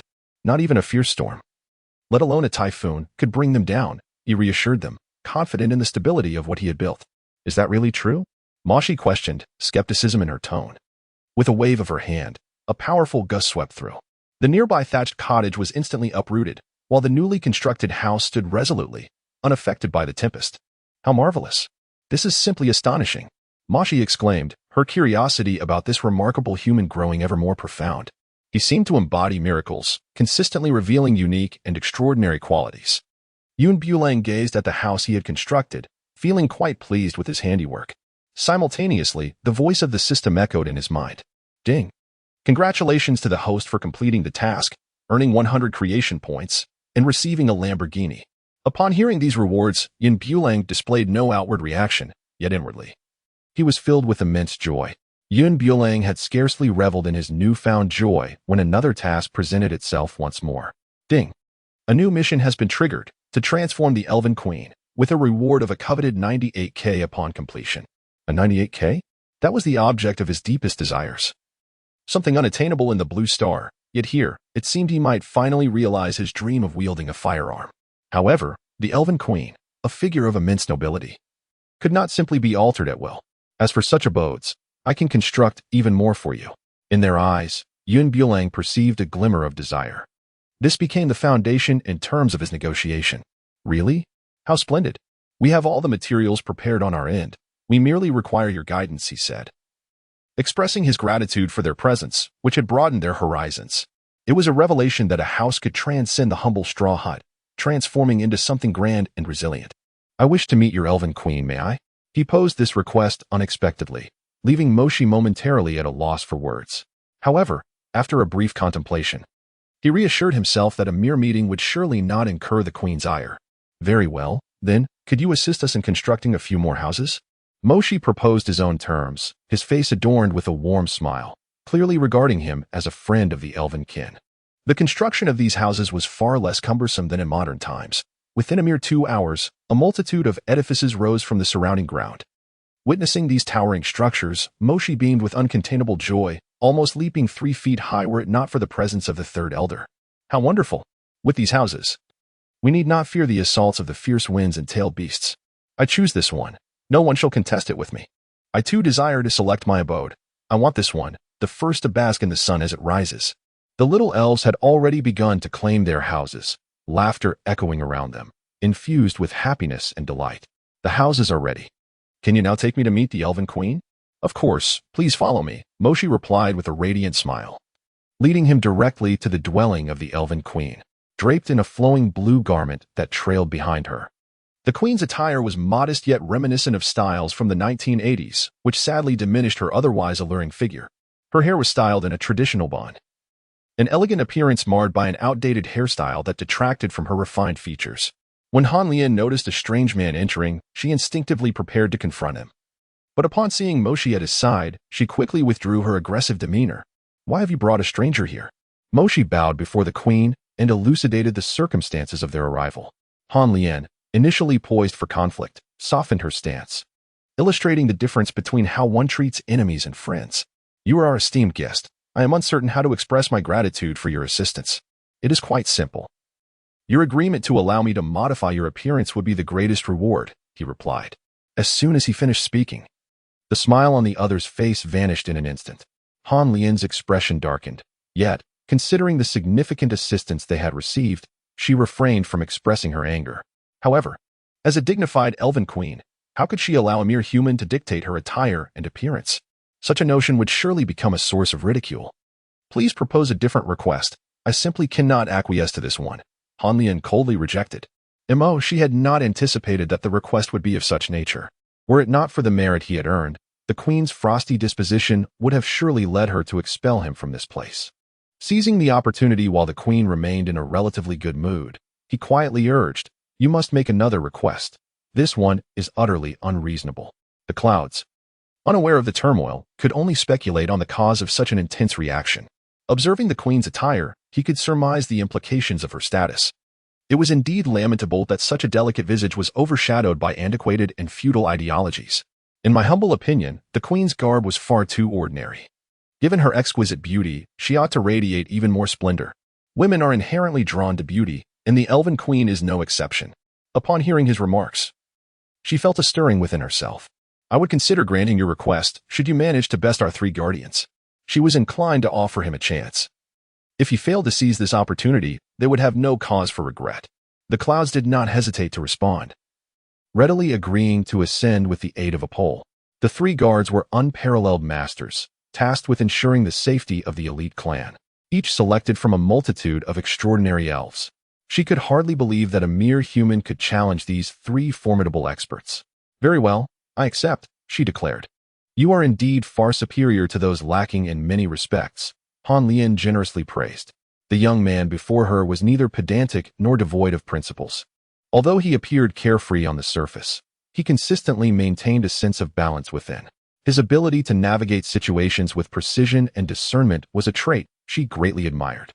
If this opportunity could foster a friendship, it would be beneficial for the elven race without any detriment. Bulang faced three formidable spirits without the slightest hesitation. The trio of spirits instantly rose to their feet, eliciting a chorus of cheers from the crowd below. To them, the prospect of this human emerging victorious against the three guardians was utterly inconceivable. All three guardians were competitors of remarkable speed, swift as the wind. The members of the elven race rallied in support of the trio. High above, the elven queen, Han Lian, surveyed the scene with a cold glance. The day's contest was to be conducted with restraint. No life was to be taken. After all, this human had rendered them a favor. Repaying kindness with malice was not in their nature, and she had already devised a plan. Should this human ultimately falter, he would be generously compensated with wealth and celestial treasures, ensuring he would not leave empty-handed, lest he suffer a loss in their realm. As Bulang stepped forward, he made an astonishing remark. You three should join forces. After all, everyone's time is precious. Our stay in this secret realm has already lingered long enough, and it would be prudent to depart as soon as possible. Upon hearing this, the three guards immediately wore expressions of deep displeasure, feeling utterly disregarded. You are a distinguished guest of our elven kin, and by all rights, we should extend our courtesy towards you, spoke Chuluo, one of the three elite guardians and a favored suitor among the many elven maidens. He possessed not only strikingly handsome features, but also unparalleled prowess in combat. Whenever invaders threatened, Chuluo would invariably take the front line. Indeed, if the three of us were to face you alone, even in victory, it would lack honor, he continued. Phone concurred with this sentiment. The trio was not to be underestimated, and in a one-on-one confrontation, they could very well prevail, especially in a collective assault. Phone, the younger brother of Shi, was also among the elite guardians and specialized in speed. The final member, Gu Hua, was a healer, reputed to have the ability to resurrect the deceased. All three possessed an ethereal beauty, perhaps a divine privilege bestowed upon the elven race. They exhibited no discernible flaws, and even the males were breathtakingly handsome. However, unlike the gentle grace of the females, the males embodied a harmonious blend of strength and elegance. From their words, it was clear that they felt victory was assured in this contest. As speed warriors, they could move with the swiftness of light, rendering their movements nearly invisible. You may engage us together. I shall accept the outcome, regardless of victory or defeat. Bulang, remaining steadfast in his belief, expressed unwavering confidence in his own prowess. Since you have voiced your opinion, we shall not hold back. With a grand display, Chu Luo unfurled his massive wings, soaring gracefully through the air. They wielded their mental abilities to launch attacks while simultaneously harnessing the forces of nature, transforming them into their own might. Power of the Wind God. Chu Luo possessed an extraordinarily potent mental capacity, standing as one of the most distinguished individuals in this realm. A tempest arose, the wind striking against their faces like a multitude of sharp blades, slicing through the air with relentless precision. The strength of the trio was formidable, as the saying goes. 2 fists are no match for 4 hands. Although Yun Bulang appears nonchalant and dismissive of the 3 spirits, he does not dare to underestimate them in the heat of battle. The moment arrives with a resounding bang. With a swift motion, Yin Pulo brandished his sword, engaging fiercely with the 3 elves. Surrounding elves watched in awe, having anticipated that this young lad would be swiftly overpowered by the warriors of their race. To their astonishment, he not only held his ground against 3 opponents but also seemed to gain the upper hand in a remarkably brief span of time. Imophone felt a pang of embarrassment. After all, they were in a 3-against-1 scenario.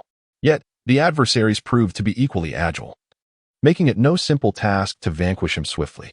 Guhua, Chu Luo, let us launch our assault in unison, Imophone declared as he leaped into the sky, while the other 2 flanked him to attack from either side. Together, they formed a golden triangle, for as the saying goes, 2 fists cannot contend with 4 hands. Suddenly, they shifted their positions, catching Yun Bulo off guard, and he received a solid blow to his left shoulder. However, he quickly regained his composure, shoving a pill into his mouth, which instantaneously augmented his strength. This was largely due to the treasures they had scavenged from the 3 old dogs. Consuming them bore no adverse effects. It is no wonder they harbored such bitterness towards themselves in their final moments. Now, it is my turn. Yun, with a confident smile gracing the corners of her lips, swiftly pivoted her body, akin to a rocket dispatched into the sky, vanishing from sight in an instant. Whoosh! The heavens flickered with 3 afterimages as her opponent engaged in a fierce exchange, the 2 parties clashing over 100 times within mere minutes. The Elven Queen, seated nearby, furrowed her brow at the unfolding scene. Ma Shi offered her consolation, assuring her that the 3 warriors were the finest among them and would emerge victorious from this battle. However, Han Lian gently shook her head, a smile illuminating her face like the warm sun of winter. No, these 3 were not a match for the young man. The Queen's assessment was premature. Were they not currently at an impasse? Ma Shi found it difficult to grasp the Elven Queen's sentiments. Her brother, Imophone, possessed formidable mental prowess, and the other 2 were no slouches either, being the proudest representatives of their elven lineage. Given the present circumstances, even if they could not triumph over this young man, they should not be vanquished by him. The trio was merely holding on, their hearts willing but their strength waning. Han Lian couldn't help but sigh. She had underestimated this human youth. Though he appeared to be in his early 20s, such formidable strength was a rarity across the continent.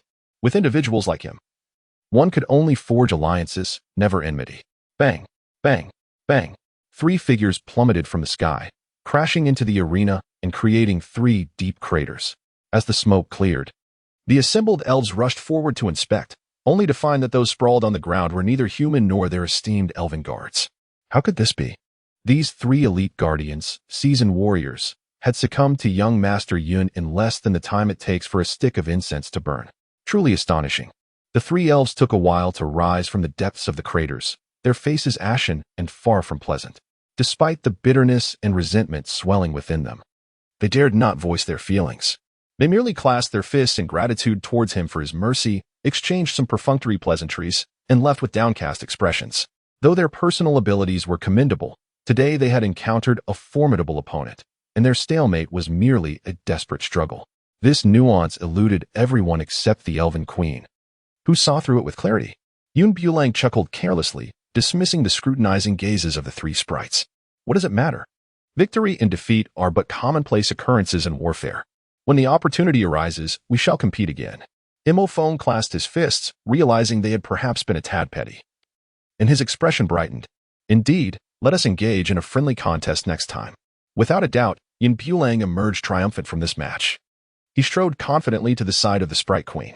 If he could transform the Sprite Queen before him, the coveted 98K would undoubtedly be his. However, this Sprite Queen, aside from her utterly lackluster attire, was rather commendable in other respects. Should a transformation be necessary, it could only begin with her hair and clothing. Before he could utter a word, Han Lian rose first. You have won this match. and I am willing to concede to your requests. Thank you, my queen. Yun Bulo expressed his gratitude with a faint smile, his countenance imbued with a hint of defiance, which inadvertently deepened the queen's admiration for him. Your Majesty, may I request a moment of your private company? Yun Bulang intended to select an open space for transformation. The elven queen nodded, acknowledging that since it was a competition, one must accept the outcome. Their 3 guardians were no match for this young man, and perhaps all of this was predestined. During their brief absence, the elves waiting at the border grew increasingly anxious. Had he not been their esteemed guest, they would never have permitted him to transform the queen. Half an hour later, the two emerged slowly from within. First to step out was Yun Bulang, followed closely by their revered elven queen. However, she now bore an entirely different appearance. Her long gown had been transformed into an ethereal, flowing dress. Unlike her previous voluminous attire, Yun Bulang had employed modern techniques to accentuate her waist, presenting a figure so delicate it seemed one could grasp it within a single hand. A faint smile graced her lips, tinged with a hint of awkwardness. Her naturally stunning visage could captivate countless admirers even without makeup. Now, adorned with a light touch of cosmetics, she radiated charm.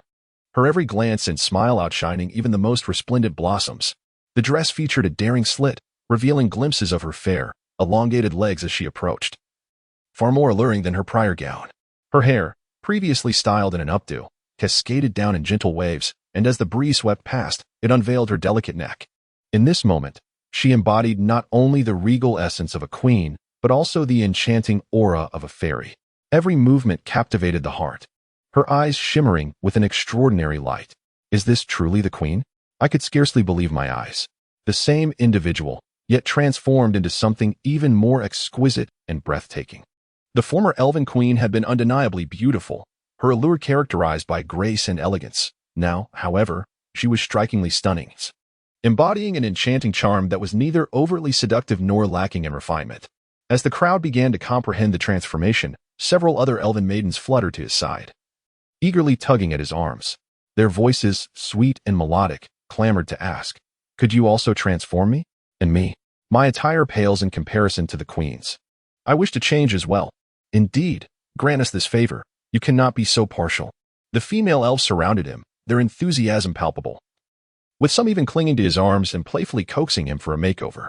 This scene astonished the nearby male elves. It is known that the elven lineage is inherently proud. Not only would they disdain a mere human's gaze, but some might even resort to drastic measures to avoid it. Yet, what were they witnessing now? The very elven maidens they had once revered for their lofty pride had transformed into charmingly coy figures, merely to solicit a change in their appearance. It was no wonder, as the elven queen had undergone a complete metamorphosis in just half an hour, resembling an entirely different person. This clearly signified that this young man possessed genuine talent. Yun Bulo, wearied by their incessant requests, reluctantly acquiesced. "Very well.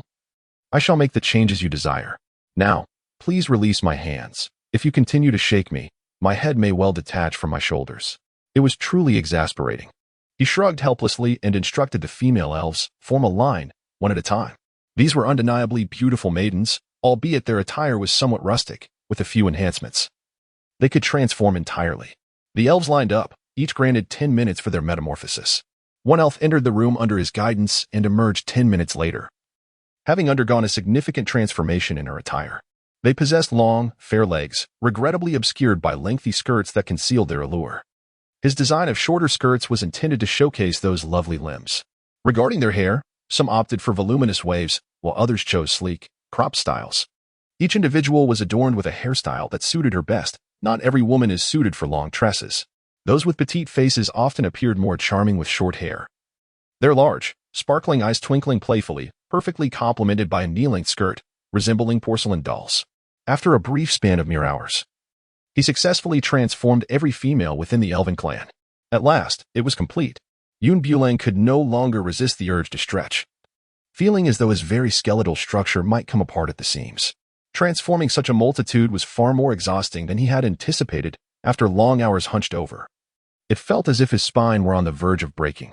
He addressed the assembly of elves, inquiring, "Is the transformation now complete? Am I free to depart?" Mashi could not help but step forward to ask, "What of the Tree of Life?" The Tree of Life now required 2 more vials of potion. She needed to hasten to mend this deficiency. Bulang was momentarily taken aback, and then retrieved 2 vials of potion from his spatial storage, presenting them to them. Do not pour them all at once. This tree of life cannot withstand such an abundance of nourishment. Water it with 1 vial each day, and it shall revive within 2 days at most. Thank you, Moshi exclaimed, reaching out to accept the 2 vials, which felt as though they weighed 1,000 pounds. The hopes of everyone rested upon these 2 vials. She could not afford to be negligent. She immediately sought out the most concealed spot to hide them away. Are there any other routes available for us to exit from here? As Bulang recalled the indigenous people besieging them outside, a sharp pain pierced through his mind. Not only had he taken their leader hostage, but he had also slain their general. He feared that venturing outside would result in him being reduced to mere pulp by their wrath. Why do you not retrace your steps? Han Lian remains unaware of their predicament. To speak candidly, it was precisely due to the relentless pursuit of the indigenous people that we inadvertently stumbled into your territory. Presently, those indigenous individuals are still camped outside, and stepping out would be tantamount to walking into a trap. Bulang harbored no assurance that he could annihilate all those individuals. Moreover, Master had yet to fully recover from his injuries, and he could not afford to take such a risk by returning with him. Han Lian nodded in understanding. She had not held a favorable impression of the natives, finding them rather uncivilized, particularly due to the repugnant nature of their diet. However, for millennia, they had maintained a mutual non-aggression pact. Elves possessing innate swiftness and natives endowed with physical strength, neither could extinguish the other. They refrained from provoking one another, each occupying their own territories. After careful contemplation, Han Lian considered that perhaps there was a viable route. There existed a path that could lead them away from this place. Albeit perilous, they must exercise utmost caution when traversing it.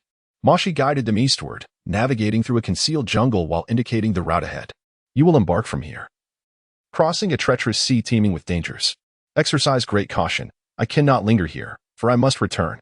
The elven clan cannot leave their domain lightly, as they must remain ever prepared to thwart intruders. Were it not for the esteemed guests before her, she would not have ventured out from the elven realm. Bulang embraced Moshi gently, assuring her, "It is quite all right, dear Moshi. Please make haste back." Moshi nodded, her translucent wings unfurling like a comet, swiftly vanishing from sight. Following her guide, they traversed through the secretive thicket, soon encountering towering aloe plants. The aloe swayed gently in the breeze, while spectral forms floated above the sea, remnants of souls long departed. These phantoms likely belonged to those who had ventured into the mystery realm. Their spirits accumulated over countless years. Before they could draw nearer, the nearby specters had already sensed their presence, drifting toward them with gaping mouths. The apparition before them possessed but a fragment of consciousness, intent solely on aggression, yet lacking significant lethality. Master, be cautious. As the specter approached his mentor, Bulang's heart raced, and in a flash, he positioned himself defensively before his master. With a swift strike of his sword, he dispersed the spirit. Most of the phantoms here were mindless, numerous yet easily dealt with. Beside them lay a small wooden boat, devoid of a ferryman. To depart from this place, their only option was to embark upon this humble vessel. Bulang had initially intended to soar directly across, but upon witnessing a bird glide through the sky, only to plummet into the river and vanish without a trace, he realized that apart from this vessel, only the souls of the departed floating above could traverse this realm. No other creatures could pass through. After dispelling the spirits, he and his master boarded the small boat, which glided effortlessly along the water. As they approached the edge, the surrounding specters seemed to catch their scent, drifting towards them with an eerie, unconscious allure. Among them, one malevolent spirit gaped with a cavernous mouth, mindlessly uttering a single word: hungry. The souls here possessed not only the ability to attack, but also the power to ensnare them in a state of delirium. What appeared before Bula was not a specter, but rather a series of alluring beauties clad in bikinis. As for Qing, he was surrounded by a myriad of floating sword manuals, each one an exceptional version seldom seen in the world. The master and disciple both wore expressions of profound satisfaction. Were a third individual to appear, they might find the duo's expressions quite peculiar. One stood at the bow of the boat, while the other positioned themselves at the stern, their smiles curiously enigmatic. Meanwhile, the number of specters surrounding them continued to multiply, some gnawing at the wood, while others began to tear at the garments adorning their bodies. Bulang was abruptly jolted from his reverie, only to behold a wraith voraciously gnawing at his flesh. "Master," he exclaimed, and upon glancing down, he discovered that the specter had already feasted upon a portion of his master's calf. Fortunately, he had awakened just in time to rouse her from her slumber. As Qing regained her senses, an excruciating pain radiated from her lower leg. Upon inspection, she noticed a distinct bite mark marring her pale skin. Had her disciple not awakened in the nick of time, she might have succumbed to these malevolent spirits, devoured alive. With a swift motion, Qing tore a strip of cloth to cover her wound, then retrieved a medicinal pill from her spatial pouch, consuming it without hesitation. In an instant, the healing properties of the elixir worked wonders, visibly mending her injury. Yet, the sanguine scent emanating from her wound attracted a horde of wraiths, all converging towards their location. The duo, acutely aware of the peril surrounding them, dared not exhibit the slightest lapse in vigilance. These malevolent spirits possessed the capacity to obliterate their sanity, and their strength rivaled that of formidable beasts. A moment's carelessness could lead to their utter demise. The water surrounding them was predominantly a deep green hue, littered with numerous bones, the remains of which belonged to the specters floating atop the surface. Initially, the odor was tolerable, but as time progressed, the stench intensified, revealing a multitude of corpses. Among them were several familiar faces, fellow cultivators who had entered this treacherous realm alongside them, likely in pursuit of crossing this ominous river. Alas, fate had dealt them a cruel hand, resulting in their demise. Their flesh had gradually succumbed to decay, leaving behind nothing but a skeletal frame. Bubbling ominously in the murky depths, Bulang retrieved an object from his person and cast it into the water.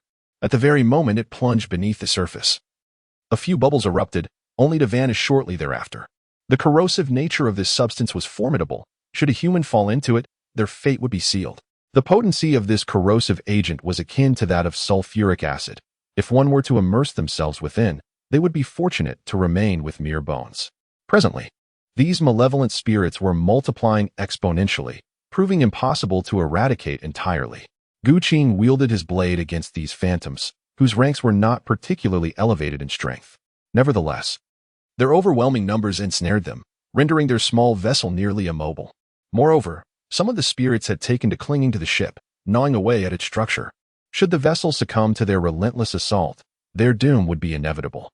With a deft motion, Bulang channeled his spiritual energy, repeatedly striking the water's surface. In an instant, propelled by the force of his actions, he glided forward at remarkable speed. This method, he realized, could facilitate their swift departure from the current predicament. Overcome with joy upon discovering its efficacy, he eagerly shared this technique with his master. The duo exhibited an impressive synergy. One vanquished the malevolent spirits surrounding them, while the other steered the vessel toward freedom. Within a mere 2 to 3 minutes, they had finally extricated themselves from their initial position, gliding toward the center. Just as they believed they could depart smoothly, the vessel suddenly became ensnared and immobile. Bulang struck the surface of the water with a resounding clap, causing the boat not only to remain motionless but to rise entirely into the air. Almost immediately, the emerald-hued surface of the water began to bubble, and a massive void emerged, slowly ascending from the depths below. An unbearable stench emanated from it, while a sinister black mist clung to the skull that crowned its form. In a voice that echoed with malice, it uttered, "Cursed humans, how dare you disturb my cultivation? Today, I shall ensure your journey is one of no return." With a thunderous roar, the entire vessel was overturned, leaving its occupants with no foothold as they plummeted rapidly toward the water's surface, growing ever closer yet utterly helpless. In this critical moment, he swung his sword, establishing a fixed point upon the head of the void. Utilizing this anchor, he propelled himself and his master back to solid ground. The boat landed upon the lake's surface, remaining afloat, but was swiftly devoured by the surrounding malevolent spirits, vanishing without a trace. Almost instantaneously, a new vessel materialized in the same spot. As for the previous malevolent spirit, it drifted ominously across the water's expanse. "Ha ha ha, seeking to escape? It will not be so simple," it taunted. This entity was more advanced than typical spirits, having cultivated here for over a century, with all who passed by becoming mere sustenance. The two individuals before it, possessing considerable strength and pure spiritual energy, untainted by distractions, were indeed a divine boon bestowed upon it. To traverse this realm, one must vanquish the specter before them. Cloudy palm. Clouds of spiritual energy gathered as Bulang struck with a single palm. The skull disintegrated instantly, yet the smoke swiftly reformed into its original shape. "Do you truly believe such meager abilities can vanquish me?" The skull taunted with an arrogant laugh. It spun rapidly in place, and the gaping hole of its head suddenly expanded, revealing a cavernous maw that lunged toward them. The skull transformed into swirling mists, encircling the master and apprentice, and within moments, The two vanished from sight, suspended in midair.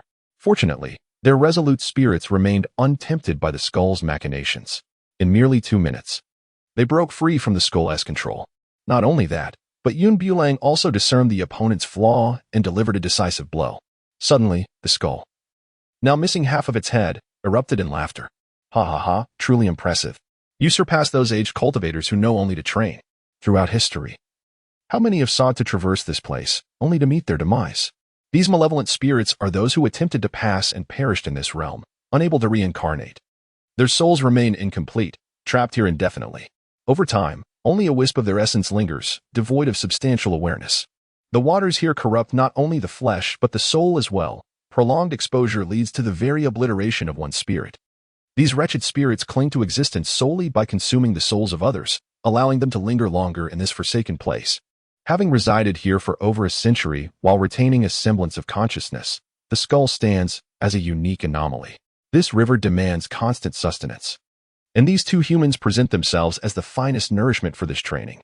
If captured, this place would be abuzz with life.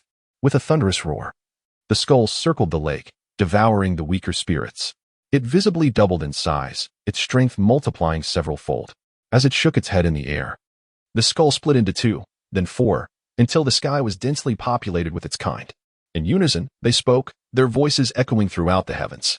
You mere mortals, do you think you can contend with me? Should you perish by my hand today, consider it the fortune of your lifetimes. Swoosh, swoosh, swoosh. The spawned skulls descended like projectiles, crashing down upon the ground with tremendous force. Bang, bang, bang. The ground transformed into a pockmarked landscape amidst the cacophony. The adversary's speed was formidable, employing diversionary tactics. Before Qing could react, she felt a crushing blow to her shoulder, accompanied by the unmistakable sound of her bones fracturing. Master! Bulang swiftly lifted his master into his arms, seeking refuge among the nearby reeds. However, their elevated adversary rendered their concealment painfully obvious, making this tactic futile. The only way to eradicate these ethereal manifestations was to confront the source of the disturbance. Time slipped away, and Zhou had no sanctuary left. I wonder where you think you can hide. A fierce gust of wind swept through, and the two were suddenly suspended in the air, ensnared by an overwhelming psychic force that rendered them immobile. Bulang, given the current predicament, we must retreat from this place and devise a more strategic plan. Qing spoke, blood seeping from her mouth, dark streaks appearing on her face. She sensed her consciousness being usurped, exclaiming, I feel as though I can no longer control my own body. As Bulang lowered his head, he beheld the pale visage of his master, marred by numerous scratches, while the once vibrant black pupils gradually faded into a void of consciousness. Please, release me at once. I can no longer govern my own body, he implored urgently. Qing persistently pushed against her adversary, yearning for her to relinquish her hold. She was engulfed by uncertainty, fearing that if she lost control, she might inflict harm upon Bulang.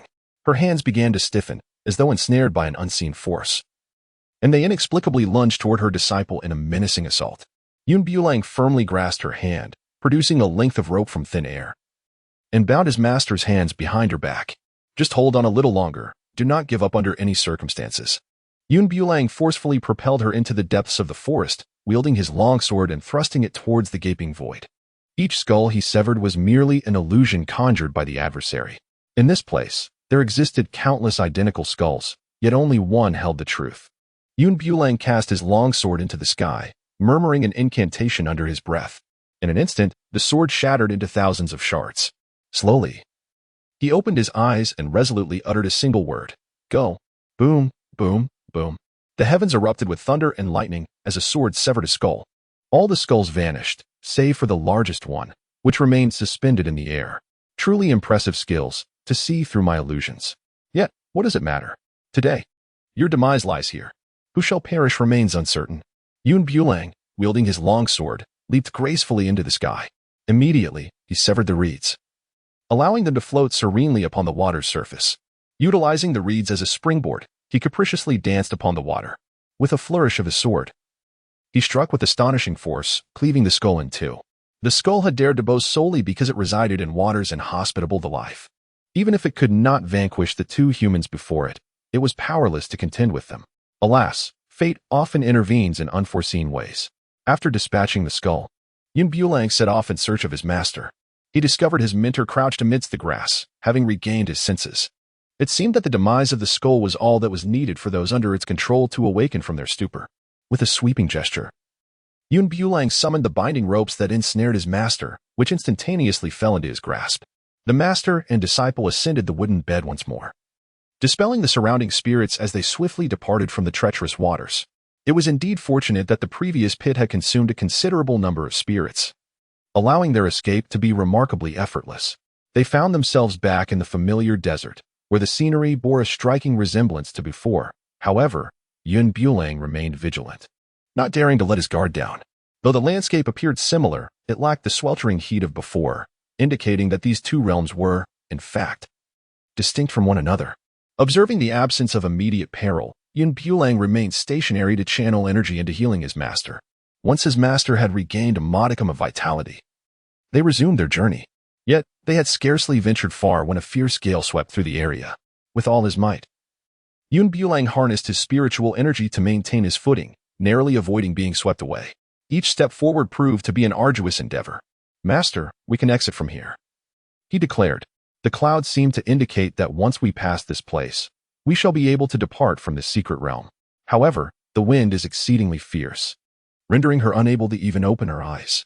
Amidst the howling tempest, the beasts concealed beneath the sand emerge in haste. These are merely lowly creatures, yet their sheer numbers pose a considerable challenge. "Master, take this." Bulang retrieved a rope from the depths of space and deftly cast it over his master's shoulders, securing one end around his waist while fastening the other to his own. With the tempest raging and monstrous beasts advancing, he lacked absolute certainty in safeguarding his master's escape from this perilous domain. To prevent the potential separation of master and disciple amidst the chaos of battle, he resorted to this most rudimentary of solutions, binding them closely together. Suddenly, a colossal scorpion surged into the fray, its tail shimmering ominously. With a thunderous strike, it lunged, its stinger meeting Bulang's sword with a resounding clash. Black venom dripped onto the blade, visibly corroding it at an alarming rate, creating a gaping hole. Had he not discarded the sword swiftly, he might have lost his hand. It appeared they had disturbed the scorpion's nest as a swarm of gigantic scorpions emerged, encircling the two of them. They fought fiercely, and the once desolate ground soon became littered with the carcasses of their foes. From the barren landscape, patches of verdant greenery began to emerge. Yet, the surrounding winds intensified rather than abated. A fierce gale swept through, uprooting trees and alarming even more beasts. Startled by the turmoil, the creatures launched reckless attacks toward them. A titanic fire beast appeared, spewing flames that painted the sky crimson. The searing heat threatened to incinerate them. The temperature from this beast was extraordinary, turning the heavens a bloody hue. Even the clouds were stained in shades of red as fiery embers relentlessly rained down upon them. The garments adorning Bulang ignited spontaneously, prompting him to remove his outer coat and cast it into the flames, which immediately reduced it to ashes. The fiery beast unfurled its colossal wings, its sharp maw gaping wide as it lunged toward them. The sword in Bulang's hand, accompanied by its minions, struck forth, igniting a flurry of sparks amidst the confrontation. The surrounding demonic beasts, seemingly stirred by this tempest, emerged from their concealed lairs, revealing themselves in full force.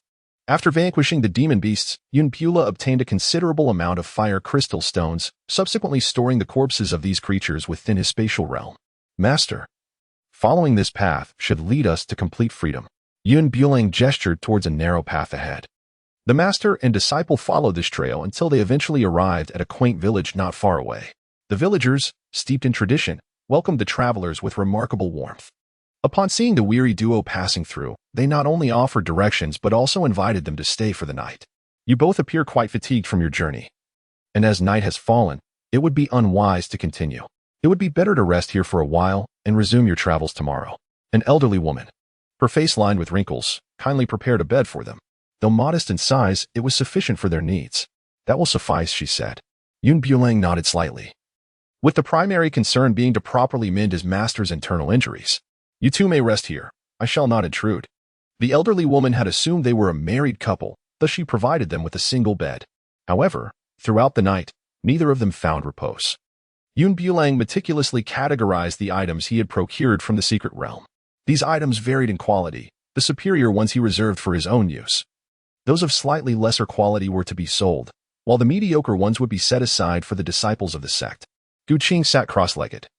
The bed positioned beside the window, where the moonlight shone particularly bright that night. She absorbed the essence of the sun and moon, harmonizing the chaotic energies within her body. After a prolonged moment, she exhaled deeply, expelling the stagnant air. I feel as though my body has nearly recuperated. We can set off tomorrow, Qing remarked, a smile gracing her face. That is excellent news. Her master's condition weighed heavily on her mind. Thus, they would embark on their journey the following day. Time slipped by swiftly, and as dawn broke with a hazy light, a knock echoed at the door. The elderly woman entered, bearing a simple breakfast, which she placed upon the weathered table, her face adorned with a warm smile. There isn't much to eat at home, so make do with this. One cannot start the day on an empty stomach, she chattered as she arranged the meal for them. An old man in her household had already departed to work in the early hours. The three of them sat down and shared a modest breakfast. And as they prepared to leave, the elderly woman exhibited great warmth and hospitality. Bulang had amassed a considerable fortune, sufficient for the elderly couple to live comfortably for the remainder of their lives without the need to labor, thus serving as a modest reward for their kindness. Upon returning home, the old woman was overwhelmed with astonishment and joy at the sight of the wealth laid out on the table. While this sum was trivial for Bulang, it represented an unimaginable fortune for them. Bulang and his master set forth southward, guided by the direction indicated by an elderly woman. Just before sunset, they finally returned to their sect. However, as they approached, an unsettling atmosphere enveloped them. Their young junior sister, who often played alongside them, lay on the ground, her body marred with wounds and bruises. Upon seeing the two of them, her face lit up with a glimmer of joy, yet as she attempted to speak, a violent cough erupted from her throat. Blood flowed uncontrollably from her mouth, and her words came out slurred. Elder brother, you have finally returned. Those people have invaded. Which people do you speak of? Bulang found herself in a state of bewilderment, yet upon witnessing her grievous injuries, she retrieved a medicinal pill from her spatial pouch and promptly placed it into her mouth. Subsequently, she channeled her energy to heal her, soothing the turbulent essence within her body. I was unfamiliar with the situation. The moment the intruders breached my door, they began seizing our belongings. My fellow brothers fought valiantly to defend our sanctum, yet they managed to penetrate our defenses. It was evident that the assailants had come prepared, and we were utterly incapable of repelling them.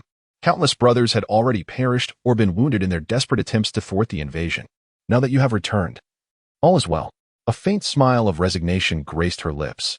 As long as the eldest brother was back, there remained a glimmer of hope. Her perseverance in this dire situation stemmed from her longing to await the return of the eldest brother. Indeed, I have returned. A fleeting glimmer of murderous intent flashed in Bulang's eyes. Who could be so despicable as to invade the sect while he was away? Qing, a person of straightforward nature, instantly drew his longsword and declared, "Come, let us investigate who dares to assault our sect. They are clearly courting death." The master and disciple entered the main gate in succession, only to witness a scene of chaotic battle. Their adversaries were brazenly seizing their belongings, clutched in their arms and gripped in their hands were items pilfered from Linglong Sect. It appeared that this war had been instigated by those envious of their possessions, fearful of the continued growth of their sect. Thus, they orchestrated such a sinister plot, driven by a nefarious intent. Bulang let out a cold snicker, recognizing that the highest cultivation level among them was merely at the condensation stage, while he had already ascended to the spiritual immortal realm. Engaging with these individuals felt akin to child's play for him. In an instant, he struck, sending their saint son hurtling backward. Wang Yu spat a mouthful of blood onto the ground. When he turned back, he beheld a young man clad in white, standing nonchalantly at the periphery. An ambush from behind. What a cowardly act for a so-called virtuous person. Do you truly believe that I would require such underhanded tactics to deal with someone of your meager early yuaning stage? It dawned on Wang Yu that the youth conversing with him had terrifying strength, having already reached the spiritual immortal level. He had never heard that Linglong Sect possessed a powerhouse of such caliber. You have actually attained the spiritual immortal level? As a fellow saint's son. Despite exhausting all his efforts in cultivation, he had merely reached the early yuaning stage, while his opponent had already ascended to the spiritual immortal level. It was truly an extraordinary talent among extraordinary talents. Could it be that the other party possessed a unique cultivation method that allowed such a rapid elevation in prowess? Was the external rumor possibly true? That Linglong Sect had a method for swiftly breaking through cultivation levels? And perhaps due to Linglong Sect's pilfering of Linglong Sect's treasures, this saint's son was able to advance so significantly in such a brief period. If he could acquire this method, perhaps he would be the next to dominate the continent.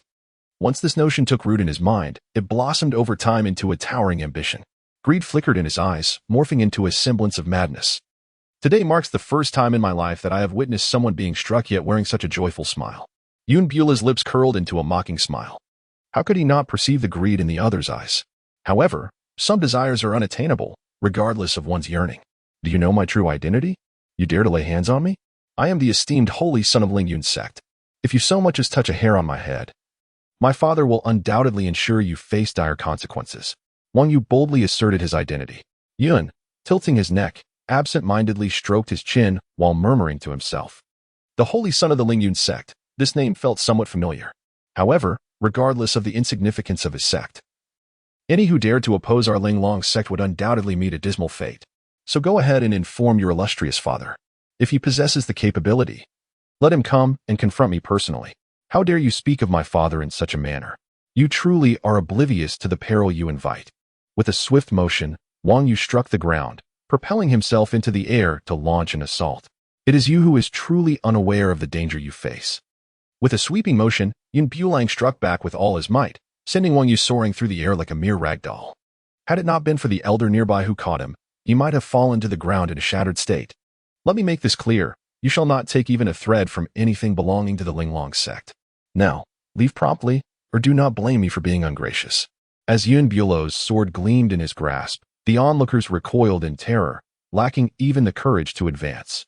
Perhaps we should retreat for now. This holy son possesses the cultivation of a spiritual immortal. Even if we band together, we may not stand a chance against him. Why squander our time here? Murmured one elder, weighing the pros and cons and deeming it unwise to engage in battle. After enduring several days of conflict, the toll had been grievous. Although they had the upper hand, they had also suffered significant losses.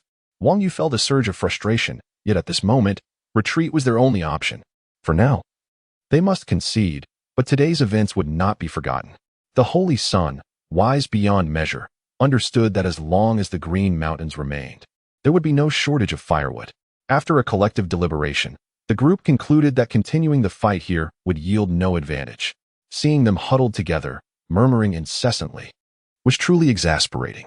With a sweeping gesture, I expelled them and their belongings in one fell swoop. I have granted you the chance to depart, yet you linger here, chattering away as if I am an easy target. You have 3 seconds to vanish, otherwise you shall remain here to serve as fertilizer for the flowers. Mark my words. I shall repay today's affront twofold in the days to come. Yun Bulang observed his opponent's display of bravado and remarked, "There's no better time than the present.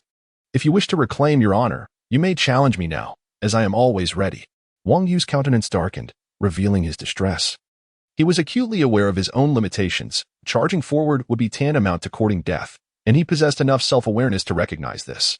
Consequently, he departed the scene with a multitude of elders, retreating in a dejected manner, not daring to glance back, disappearing without a trace in mere moments. The mountains were littered with wounded brothers, and there was no time to inquire into the specifics of their plight. They could only attend to their injuries. Meanwhile, those unscathed began to cleanse the area of the stench of blood. After enduring 3 days and nights of relentless combat, the landscape had been irrevocably altered. Some structures lay in ruins, reduced to mere piles of debris, while others were left in utter disarray. Several brothers had suffered severed limbs, losing any hope of recovery, and others had been rendered incapable of cultivation, their dantians destroyed. The aftermath of this battle was nothing short of harrowing. Once the situation had been sufficiently addressed, Yun Bulang began to inquire about the events that had transpired. What was the primary objective behind the enemy's assault? A brother nearby responded. Their intentions were crystal clear. They aimed to seize our resources. The moment they initiated their attack, they made a beeline for our storerooms. It was indeed a cunning strategy. Yun Bulang let out a cold laugh, pondering the audacity of those who aspire to play the role of a cunning predator without the slightest qualification. How many of our brothers have been wounded? How many have perished? A preliminary tally reveals over 200 injured and more than 20 dead. The enemy launched their assault 3 days ago, and despite our valiant efforts to hold the line, they have breached our defenses and infiltrated the sanctum of our sect. One individual could not suppress a sigh, lamenting that had their strength been a touch greater, the adversaries would never have dared to set foot in their sacred ground. Alas, given their current capabilities, they are in no position to utter a dissenting word. Their relentless perseverance is fueled by the hope that their elder brother will one day return. They wish for him not to witness the disarray of their sect, nor to feel disappointment in them. Thus, they resist with all their might, even at the cost of countless lives. The enemy is overwhelmingly powerful, having ravaged everything they hold dear. Even their defensive measures proved futile against such ferocity. Wang Feifei has also sustained minor injuries, her hand wrapped in bandages. Despite consuming healing elixirs, the wound remains infected and cannot heal in the short term, necessitating the use of bandages to prevent further harm. The assault came with startling suddenness, catching them completely unprepared and allowing the enemy to gain the upper hand. Wang Feifei felt a pang of regret. The strengths of both sects are nearly equal, and in a fair fight, the adversaries would not stand a chance. Unfortunately, underhanded tactics have enabled the enemy to penetrate their ranks. Such audacity is astounding. Everyone should take this opportunity to rest and recuperate. Should they dare to attack again, I shall personally dismantle their stronghold. The tiger does not roar, and yet they mistake it for illness. If I had returned even a moment later, the consequences would have been dire. Just as they were deliberating their next course of action, the ground trembled violently beneath them. This is bad. Everyone, quickly evacuate. This house is about to collapse. Upon witnessing the scene, Bulang's immediate reaction was to leap from the window alongside his fellow disciples. At the very moment they took flight, the entire edifice collapsed with a thunderous roar, transforming into a mere ruin. In the sky above, a spectral white figure hovered, its presence elusive and ephemeral. When it reemerged, it stood a mere 3 meters away. This figure, an elderly man with flowing white hair, bore more resemblance to a youthful soul adorned with silver locks. His deep-set eyes, shrouded in shadows, scanned each individual present with a sinister gaze. "You dare to harm my disciple," he spoke slowly, his voice laced with an indescribable darkness. "Which of your disciples have I harmed? I have dealt with many." Bulang stood with his hands clasped behind his back, a mocking smile adorning his face as he regarded his opponent. Such audacity from one merely at the initial stage of the spirit immortal realm was indeed reminiscent of a newborn calf unafraid of a tiger. The man clad in white bore an innate smile, yet within it lurked a palpable intent to kill. "Today, I shall exact vengeance for my disciple, and you shall come to understand the dire consequences of offending those who ought not to be trifled with."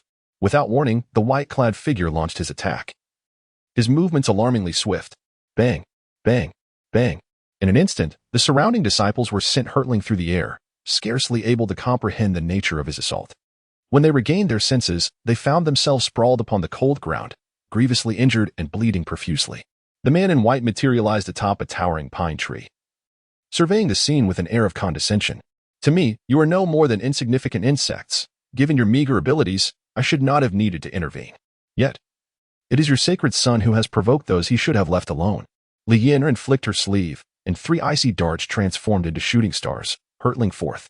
The man raised a finger, gently pointing towards the heavens, where a flash of white light illuminated the scene, causing the 3 frozen projectiles to halt midair. Time seemed to suspend in that moment, while his smile grew ever more cruel. How intriguing it is to encounter such audacity. I have never witnessed a soul so unafraid of death. Typically, those who behold him tremble uncontrollably, unable to even walk. Yet these lowly individuals, lacking in strength, dare to confront him. Their courage is commendable. 7 disciples surged forward simultaneously, engaging the man in white in a fierce struggle. The clouds were not idle, and neither was the man in white, whose strength was formidable. Engaging him directly would not yield favorable odds. However, if he could set up a formation to restrain him, the outcome might very well be reversed. Crafting a well-designed formation necessitated a substantial amount of top-tier spirit stones. In the past, he would have found this challenging. Yet now it seemed rather effortless.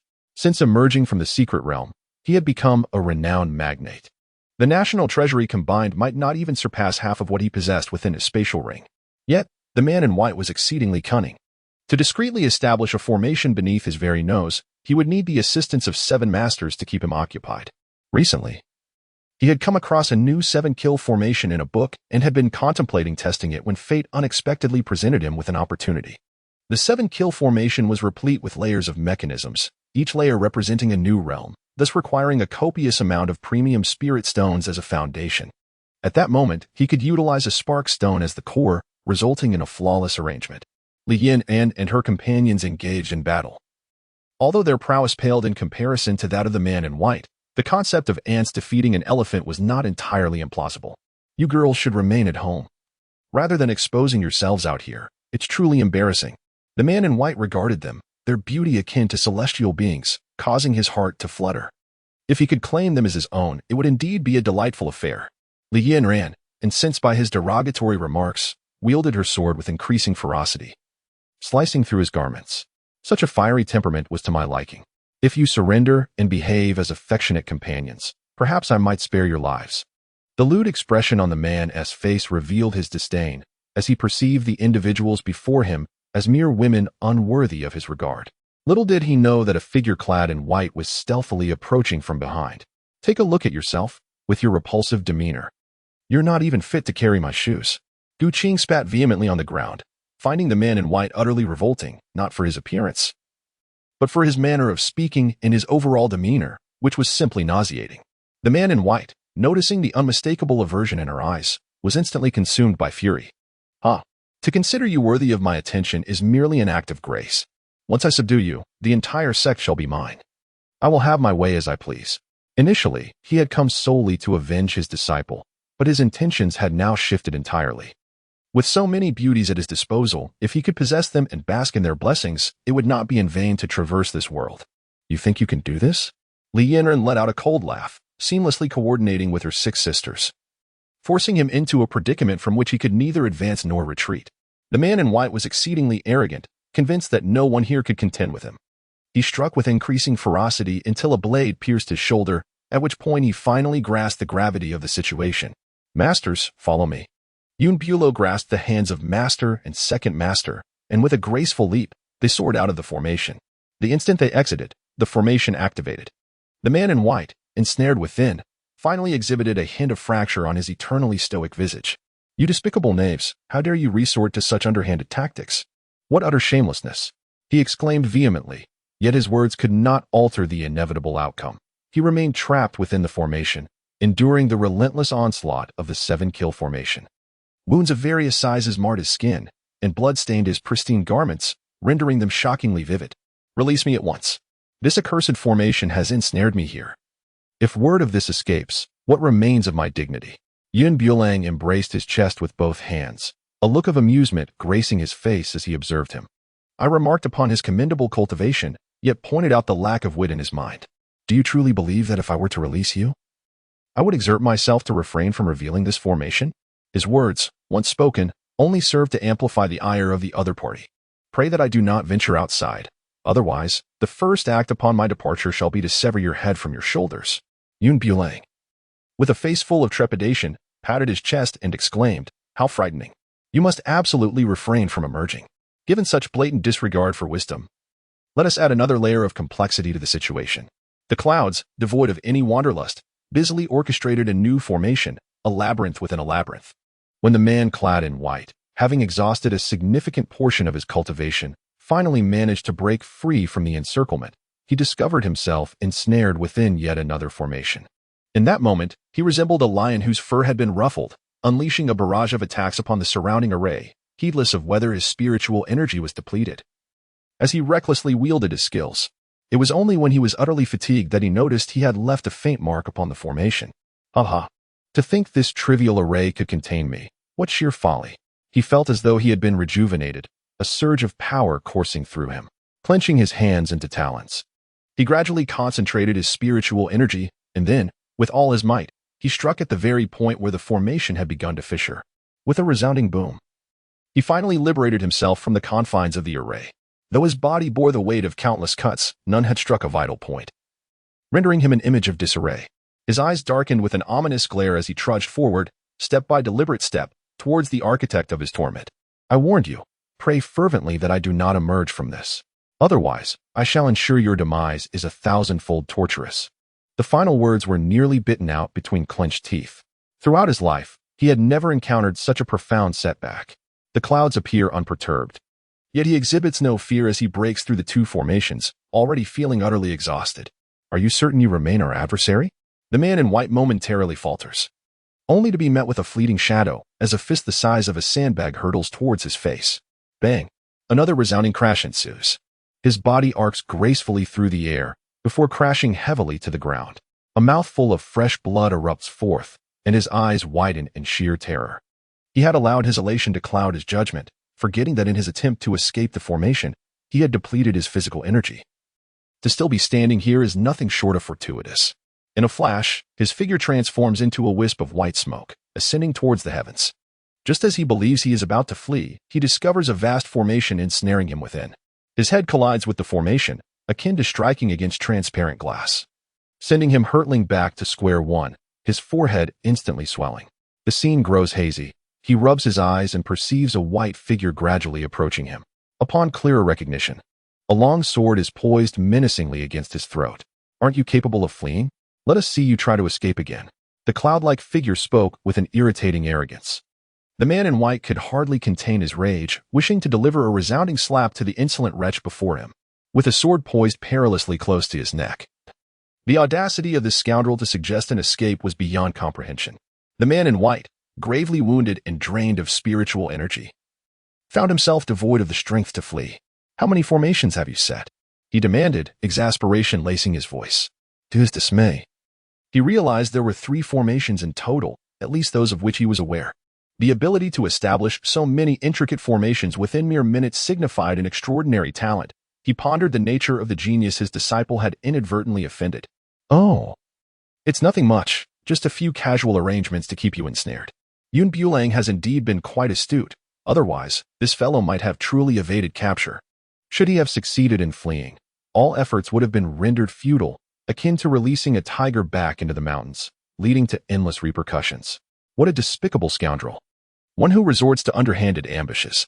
The man clad in white seethes with indignation, pondering the countless tempests he has weathered, only to now find himself ensnared by their hands.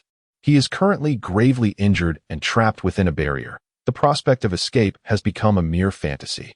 You are but a small sect, the Linglong Sect. Should you dare to lift a finger, the sect will undoubtedly exact retribution upon you. Having already become a prisoner, what further nonsense is there to utter?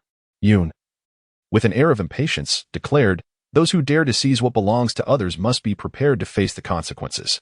Perhaps he was aware that this time he could not escape his fate. In his final moments, he chose to embrace darkness.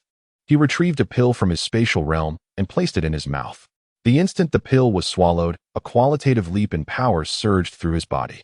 The man clad in white soared into the sky, suspended amidst the heavens, absorbing the essence of the sun and moon, drawing together the spiritual energy of the world into this minuscule space. He greedily inhaled each breath of air, and the pupils of his eyes gradually transformed into a blood-red hue. "Ha ha ha. In this world, no one is worthy to sever my life. If you wish to kill me, I shall drag you down to hell with me. Hell is desolate. Even on the road to the underworld, companionship is essential for merriment. Since these people are intent on my demise, I will take them along to the netherworld." Upon witnessing this, the 7 masters unsheathed their swords, encircling him in the center. The surrounding disciples, overwhelmed by the immense pressure, fell to their knees. Bang, bang, bang. Cracks appeared in the ground, and blood seeped from beneath their knees. All swords returned to one. The clouds swirled swiftly before his eyes, shimmering with a radiant white light as they surged towards him. The man clad in white extended his hand to grasp the sword, effortlessly shattering it into 2 pieces with his bare hands. "Today, I shall ensure that the Linglong Sect vanishes completely from this world." With a sweeping motion of his hand, a peculiar light emanated from his palm, crashing down upon a nearby edifice, which instantly disintegrated into ashes. The painstakingly constructed building was now reduced to nothingness. Damn it! The 7 masters united their strength to drive him to the foot of the mountain, but he had succumbed to malevolence, his heart willing, yet his strength waning.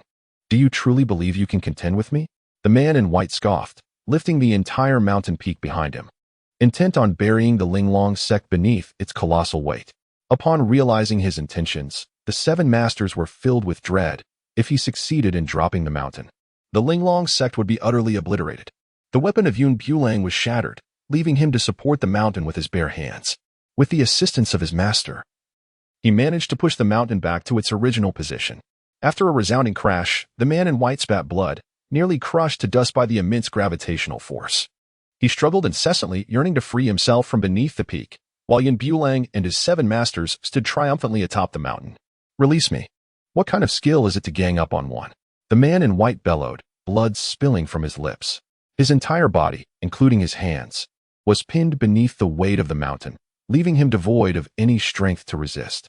Even forming a spell seal was beyond his capabilities, let alone escaping from beneath the mountain. Such thoughts were mere fantasies. This was indeed a rare and opportune moment.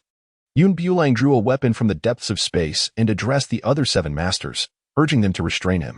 We must suppress him, should he escape. It will become exceedingly difficult to handle. Understood. The 7 masters replied in unison. However, just as he was nearing his adversary, the latter suddenly broke free from his restraints and launched a direct assault. The entire mountain peak erupted in an instant. The 7 masters were utterly incapable of containing him.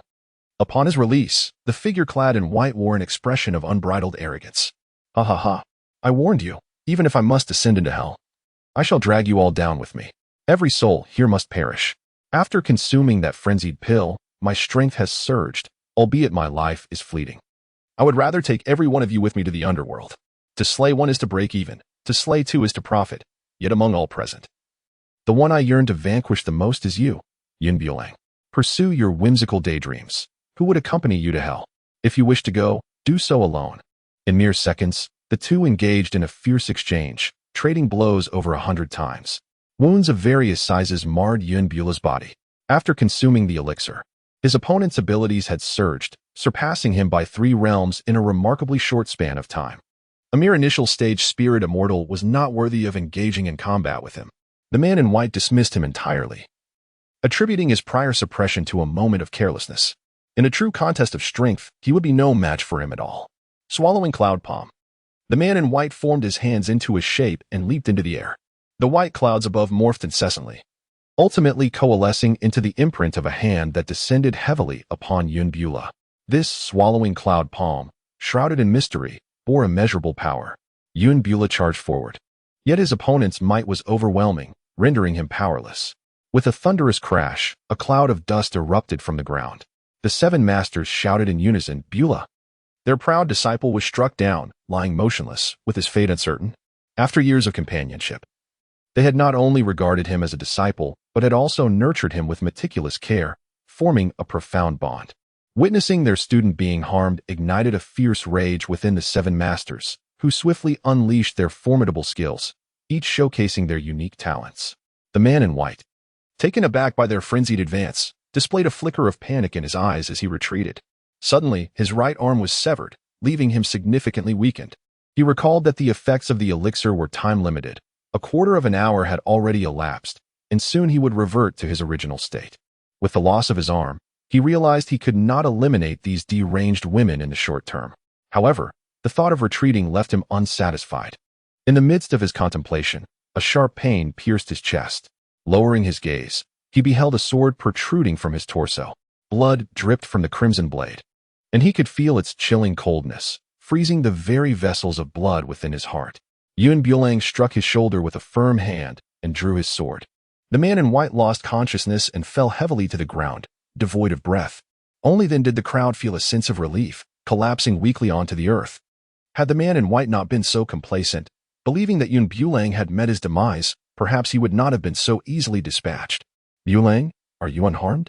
Qing inquired, surveying him from head to toe, his body smeared with dirt and blood, an unsightly sight that stirred his concern. After dealing with the man in white, everyone remained in place, cultivating their energy to heal their wounds, for they understood that this matter was far from over. Meanwhile, within the Linglong Sect, the Grand Elder gazed at the shattered life chart, his expression dark and foreboding. Your master sought vengeance for you, yet met his tragic end. Wang Yu fell at his knees, tears streaming down his face. He should not have allowed his master to confront danger alone. From childhood, his master had treated him with great kindness, almost as if he were his own flesh and blood, meticulously teaching him the arts of cultivation. He had long regarded his master as a father figure, his fist clenched tightly, his eyes burning with a crimson rage. I must persist in killing him to quench the hatred that resides in my heart. Stop right there. Just as he was about to charge forward, he was intercepted by the Grand Elder. Can you not act with a semblance of reason? Charging out like this is no different from seeking death. A holy son ought to employ some wisdom in his actions. If this vast sect were to fall into your hands in the future, it would undoubtedly face extinction one day. If you cannot contend with your master's adversary, how can you face him? What am I to do then? He has slain my master. Should this be allowed to go unpunished? Furthermore, that wretch humiliated him in front of so many witnesses and upon his return. My fellow disciples have not ceased to mock him. Though they smile in his presence, who knows what they conspire behind his back? The mere thought of this ignited a fire within him, leaving him in a state of agitation. The urgent matter at hand was to swiftly elevate his strength. Why could others, also holy sons, ascend to the spiritual realm while he remained stagnant in the transformation stage for so many years?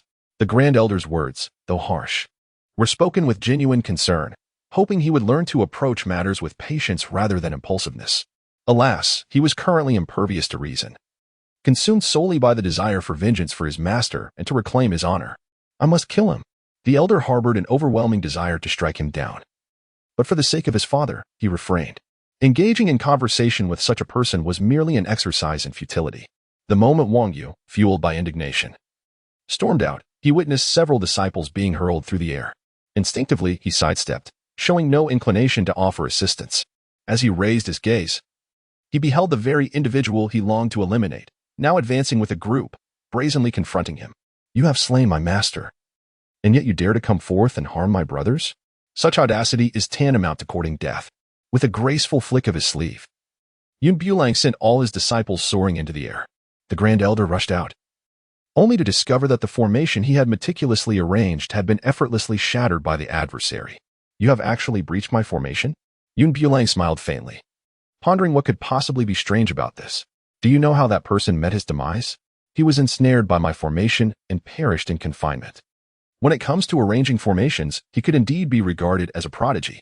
The Grand Elder intended to escort the Holy Son away, for they were no match for Bulang. Remaining would only lead to their detriment. Moreover, with the sect master absent, there was truly no necessity for them to linger. However, the adversary had long since brought reinforcements, encircling his territory so tightly that not even a fly could escape. One must always leave a thread of connection for future encounters. Your ruthless extermination will undoubtedly draw the ire of the sect master upon his return. Are you referring to the old man with white whiskers, clad in black, who hurried up from the foot of the mountain? Bulang asked with an expression of innocent curiosity. Upon hearing this, the Grand Elder felt a sudden wave of foreboding. Indeed, what have you done to him? Of course, I have sent him to the depths of hell. The clouds smiled as they reached their destination. It was quite a coincidence that when they brought people this way, they encountered the leader of the sect. A disagreement quickly escalated into a confrontation. Although the leader of Linglong Sect was formidable, he was ultimately outnumbered and fell to their hands. Wang Yu was utterly bewildered. How could such a powerful figure as his father be defeated by them? With his meager strength, there was no need for him to rush into the fray. Elder, please escort me away from this place at once. In that moment, all his earlier bravado had vanished, leaving only a desperate desire to escape this cursed location. The elder, unable to suppress a sigh at Wang Yu's cowardice, thought to himself that if he couldn't discern the situation by now, he would have already fled. Why linger here to exchange futile words with the adversary? Elder? Wang Yu, sensing the elder's silence, grew increasingly anxious and tugged at his sleeve. The elder, letting out a deep sigh, abruptly seized him by the collar and threw him out. Wang Yu instinctively pulled away, fearing for his safety, unaware that this act was intended to save him. In his struggle, all efforts were rendered futile, and he fell once more. No one shall leave today. Bulang, with a chilling smile gracing his lips, led the disciples of the Linglong Sect into a state of lethal readiness. Both sides boasted a similar number of combatants, yet the disparity in strength was palpable. Bulang bestowed all the treasures he had seized upon the disciples of his sect, resulting in a remarkable enhancement of their prowess within a short span. Consequently, the disciples of Linglong Sect found themselves utterly outmatched. After vanquishing the Grand Elder, they swiftly dispatched their holy son as well. In that moment, the disciples of Linglong Sect were left in disarray, their leader's demise having already unsettled them.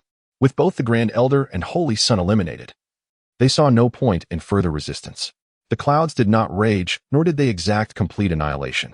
After dealing with several significant figures, he chose not to execute those who surrendered. Instead, he allowed them to depart. Go as far as you can, and do not dare to appear before me again in this lifetime. You may not always be so fortunate, he declared. This course of action met with the disapproval of his second master. However, out of consideration for his reputation, Qing refrained from publicly contradicting him and instead spoke to him privately. To cut the grass without uprooting the roots will allow it to flourish anew with the spring breeze. He understood the master's intent, yet these vibrant lives had not committed any grievous offenses. To spare those who could be spared seemed just. Some were merely children in their teens, still untainted by the world. What harm could there be in granting them a second chance?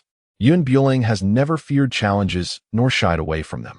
Li Yanran's perspective diverges from Qing's. She believes that no matter how dire the circumstances, one must maintain a semblance of benevolence within. One should never confront a cornered beast without retaining an escape route. Let us tidy up here, today. I shall take the reins. Whatever you have obtained rightfully belongs to you. Consider it a reward for your unwavering loyalty during our sect's tribulations. Upon hearing this proclamation, the crowd erupted in joy, nearly soaring with elation. The hardships endured over the past few days were rendered trivial in this moment. Thank you, senior brother. The disciples bowed deeply to him, then dashed off with unrestrained enthusiasm to gather various treasures. Anything of value was swiftly collected. Although they were not in dire need of material wealth, who would ever turn down an abundance of resources? Furthermore, the recent assault on Linglong Sect by Linglong Sect had inflicted considerable losses upon them, and this opportunity allowed them to reclaim their investments with interest. Master, while you all gather your belongings, I wish to take a stroll. Where do you intend to go? Li Yan expressed her reluctance to let him wander aimlessly. However, Qing shook his head and replied, Sister, he has endured much over these past few days. Let him unwind. Upon hearing these words, Li Yanran acquiesced. It was reasonable to consider that their prolonged absence had taken a toll, especially given the visible injuries Qing bore. After obtaining consent, Bulang disappeared from sight with light and nimble steps. The previously acquired creative points were still far from sufficient to redeem items from the marketplace. One must admit that this system is quite exasperating. The marketplace is filled with a plethora of items, yet the prices are rather daunting. His meager creative points hardly allow for any extravagance.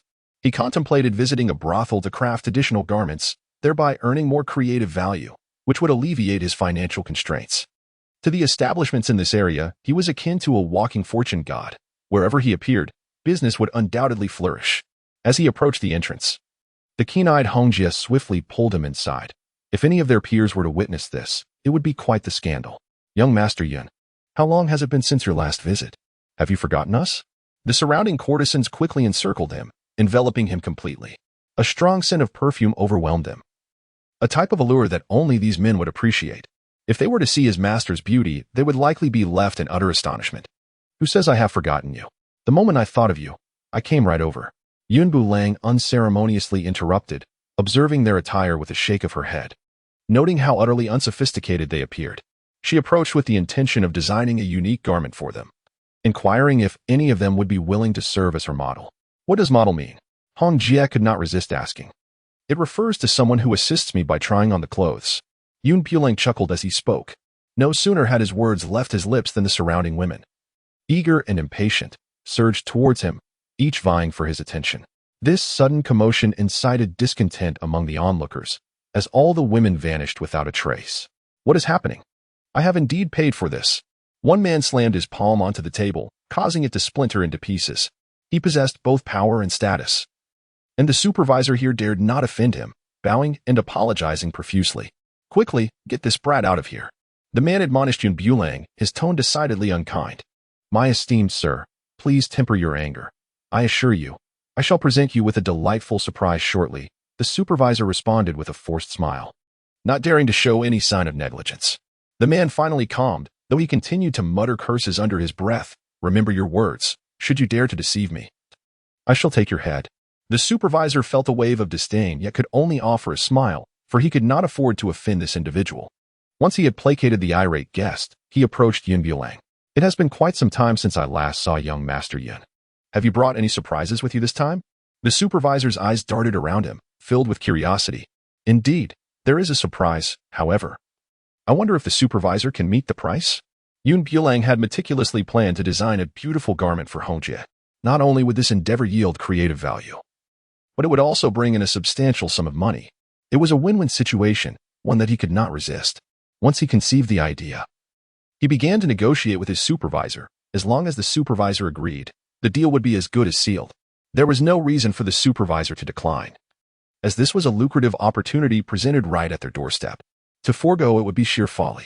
Rest assured, as long as the quality is exceptional and the price is satisfactory, you will not be disappointed.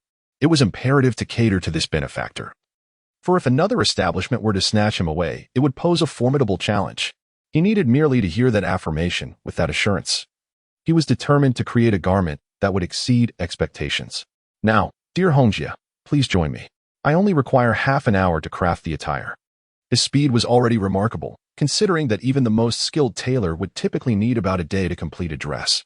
Yet, he could accomplish it in a mere half-hour, a feat that was indeed astonishing.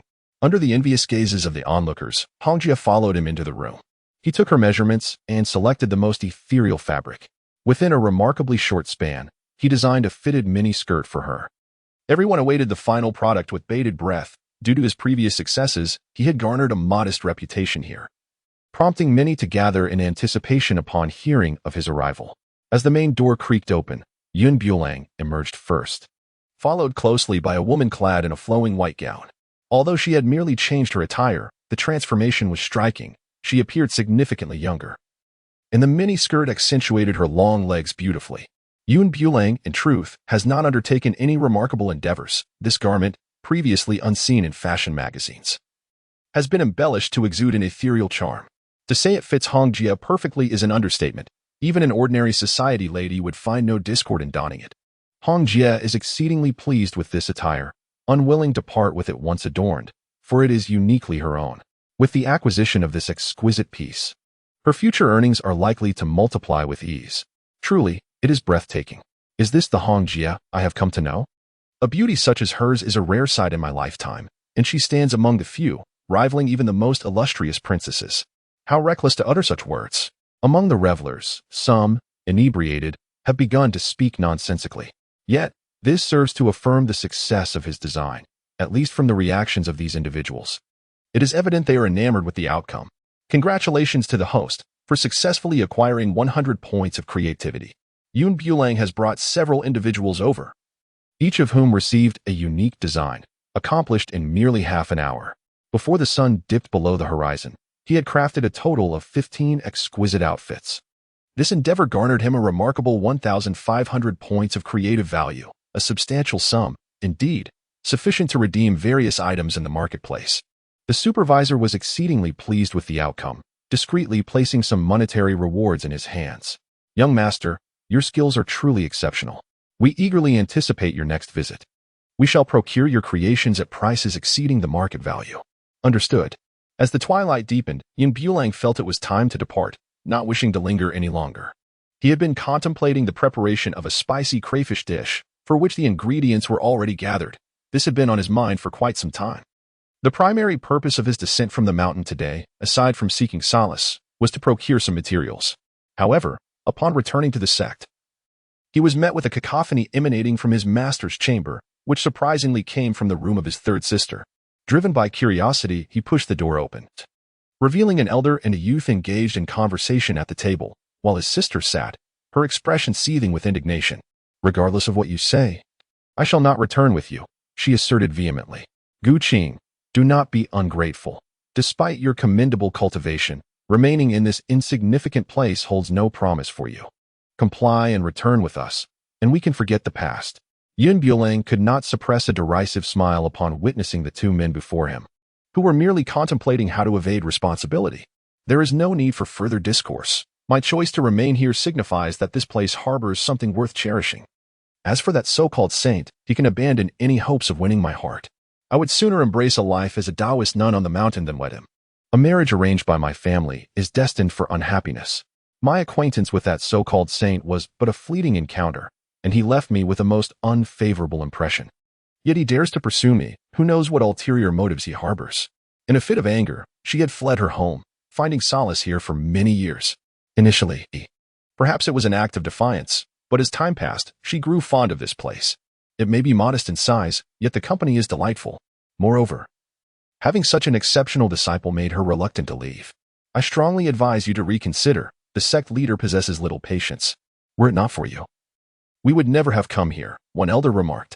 Indeed, as the elder stated, in such a remote location, I feel repulsed by the very thought of prolonging my stay.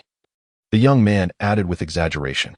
At that moment, as the three engaged in their heated exchange, Bulang stepped through the door. The trio turned their gazes upon him. The two men scrutinized him, while his master wore an expression of concern. Master, I have overheard your discussion. If you do not wish to return with them, no one can compel you. As long as it is against your will, no one can impose their desires upon you. Who is this audacious young man? Such boldness. Matters of our family are not for you to meddle in, one of the men retorted. Gu Qing, however, instinctively shielded Yun Bulang behind her, akin to a hen protecting her chicks. I advise Elder Shi to choose his words carefully. If you are here as guests, you are always welcome. However, should you come here to cause trouble, do not blame me for being impolite. Just a wild brat, and yet he merits such protection from you? Elder Shi gazed in confusion. Individuals emerging from such humble origins would, under ordinary circumstances, not even be afforded the opportunity to converse with them. There is no need for your concern. I kindly ask you to leave. Considering her family's reputation, she endeavored to speak with utmost courtesy, yet the other party persisted, intent on taking her back. Cloud does not engage in trifles, and the master is clearly displeased with such matters. Yet these two individuals linger here, and they shall not blame him for his lack of courtesy. With a swift motion, he unsheathes his weapon and expels them from the vicinity. Out of respect for the master, it would be wise for you to depart promptly. Otherwise, you will find it difficult to leave later. His words carry no politeness. Were it not for his consideration of the master, he would have undoubtedly severed their heads with a single stroke. Yet, they are merely at the initial stage of spiritual immortality, boasting with such audacity. In this modest locale, achieving the initial stage of spiritual immortality at such a young age may seem remarkable, but once they venture beyond this place, their fate could be dire. I have afforded you the opportunity. Your refusal to leave is your own choice. Yun Bulang could not discern the strength of his opponent, and this alone was enough to indicate that the adversary's prowess far surpassed his own. Nevertheless, he harbored no fear. Yun Bulang promptly exchanged for a weapon within the marketplace, a compact heavy cannon. If you truly possess the capability, then come and face my strike, he declared. Elder Shi regarded him with disdain, dismissing such peculiar contraptions as unfamiliar and unworthy of his attention. However, the weapon emitted no fluctuations of spiritual energy, rendering it seemingly useless. How could a venerable elder such as himself fear an artifact of no value? With a resounding bang, the elder stood frozen in disbelief. He gazed at his bloodied and mangled hands, his ears ringing with a deafening sound, utterly oblivious to the events that had just transpired. The young man beside him was equally astonished, questioning the nature of this phenomenon. What is this contraption? How can it possess such formidable power? You have yet to witness even greater might. Yun Bulang wore a cold smirk at the corners of his mouth. Were it not for the fear of causing trouble for his master, he would undoubtedly have slain the two individuals before him without hesitation. The young man beside him harnessed his energy, transforming into a fleeting shadow that lunged toward him with intent to attack. However, alas, before he could even approach, he was hurled away by an overwhelming force, his fate mirroring that of his master. His entire being was shrouded in darkness, not a single part of him remaining unscathed. This duel of master and disciple had encountered the most formidable adversary in their history. Although their opponent's cultivation level was not particularly high, the weapon wielded was exceedingly peculiar. After considerable effort, they had finally located Gu Qing, and failing to bring her back would certainly incur the wrath of their sect leader. The two exchanged a resolute glance, steeling themselves to charge forth once more. Yet, the previous encounters had already drained their vitality significantly, rendering them no match for Yun Bulang. In just a few swift motions, they were dispatched to the ground, unable to rise for an extended period. Realizing they were no match for Yun Bulang, they swiftly redirected their focus toward Gu Qing. Boy, you may be able to shield her for a moment, but can you protect her for a lifetime? Elder Shi growled menacingly. You should leave. I refuse to return with you, Gu Qing responded, having developed an emotional attachment to this place, reluctant to depart. You are aware of the sect leader's intentions. If you persist in your refusal to leave, the next visitors may not be our kind, Elder Shi warned, instilling fear within her. A small Linglong Sect, when compared to a vast family, was akin to an egg striking a rock. If she did not depart now, the calamity Elder Shi spoke of could indeed come to pass. Master, do not heed their words. As long as you are unwilling to leave, no one can compel you. Yun Bulang stood before him, shielding him from harm. Previously, it was his master who protected him. Now, the roles had reversed, and he was tasked with safeguarding his mentor. Gu Qing had lost her earlier resolve. Elder Shi's words rang true. If she were unwilling to leave this place, it would invite catastrophic consequences. In that eventuality, Linglong Sect would cease to exist, and she could not allow her selfish desires to endanger everyone else. I will return with you. But you must promise me one thing. Do not harm Linglong Sect. Gu Qing's eyes glistened with unshed tears. She found herself devoid of any other options. Elder Shi nodded in satisfaction. As long as you leave with me, I will not trouble them. The inhabitants of this insignificant place are not worth such effort. Master, do not fear them. Bulang understands that the master is reluctant to depart. The only reason for agreeing to leave now is to safeguard the Linglong Sect. Bulang, do not act impulsively. I am aware of the turmoil within your heart. However, there are always greater forces beyond our comprehension, and with our current strength, we are utterly incapable of confronting them. Qing listened to his words, offering her a resolute gaze, before following those two individuals out. Bulang discerned the unspoken implications of his master's words. The only path to true strength lay in his relentless pursuit of power, a magnitude so formidable that none would dare to overlook him. At that juncture, those he held dear would be safeguarded, impervious to harm. Yet, in the present moment, he recognized his own frailty, unable to protect himself, let alone shield his master. After Qing's departure, Bulang devoted himself tirelessly to cultivation.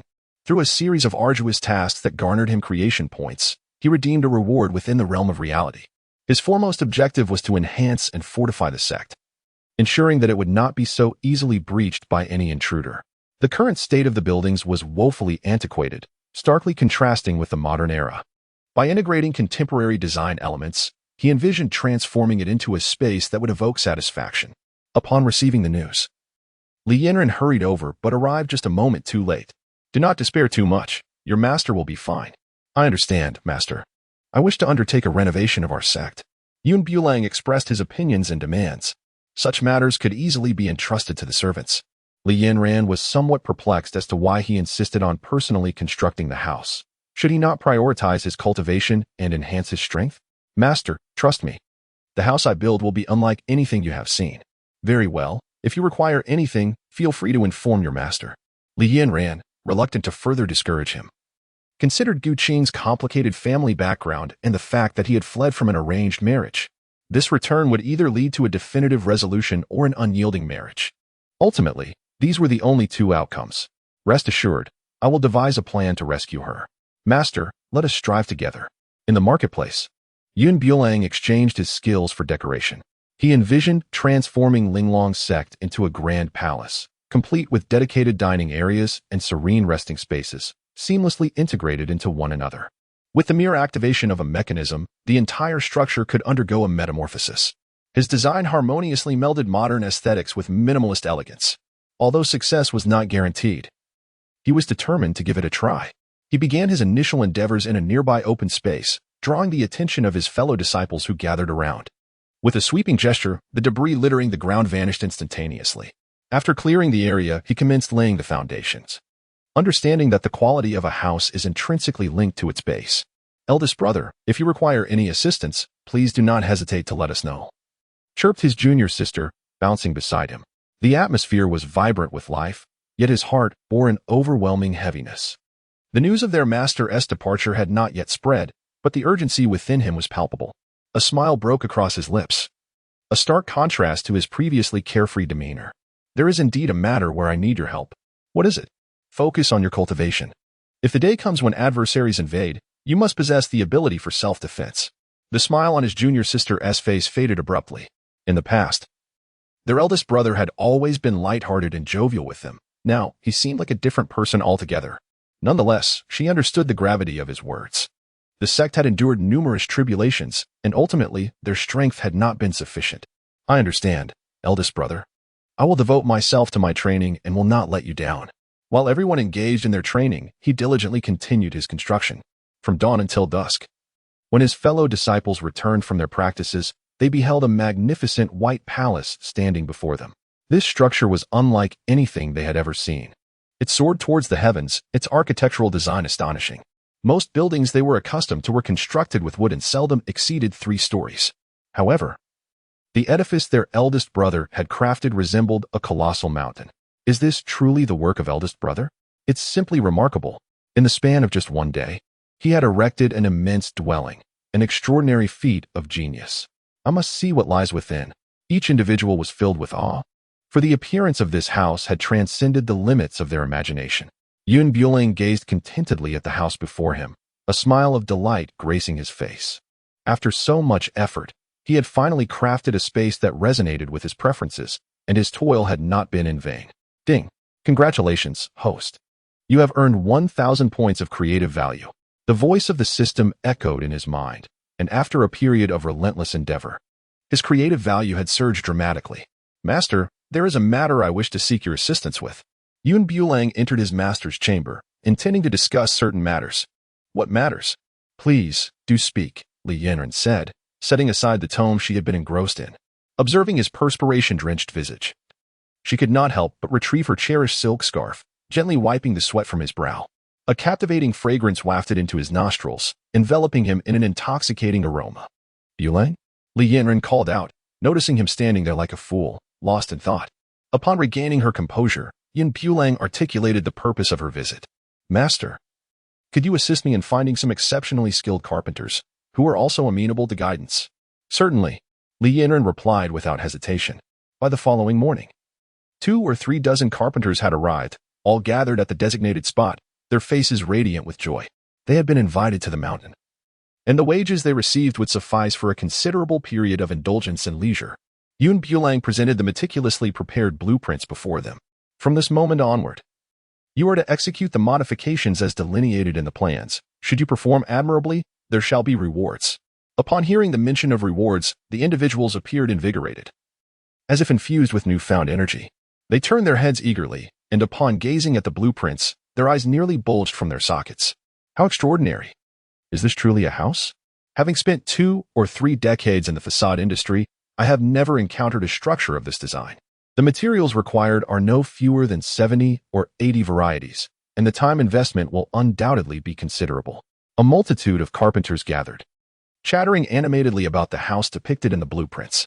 Beyond the pursuit of aesthetic appeal, the clouds must also exhibit robustness, otherwise, as demonstrated in this recent battle, they could be easily trampled upon. All the construction materials were reduced to mere rubble. Rest assured, my brothers and I will meticulously reconstruct these houses, ensuring that you will not be disappointed.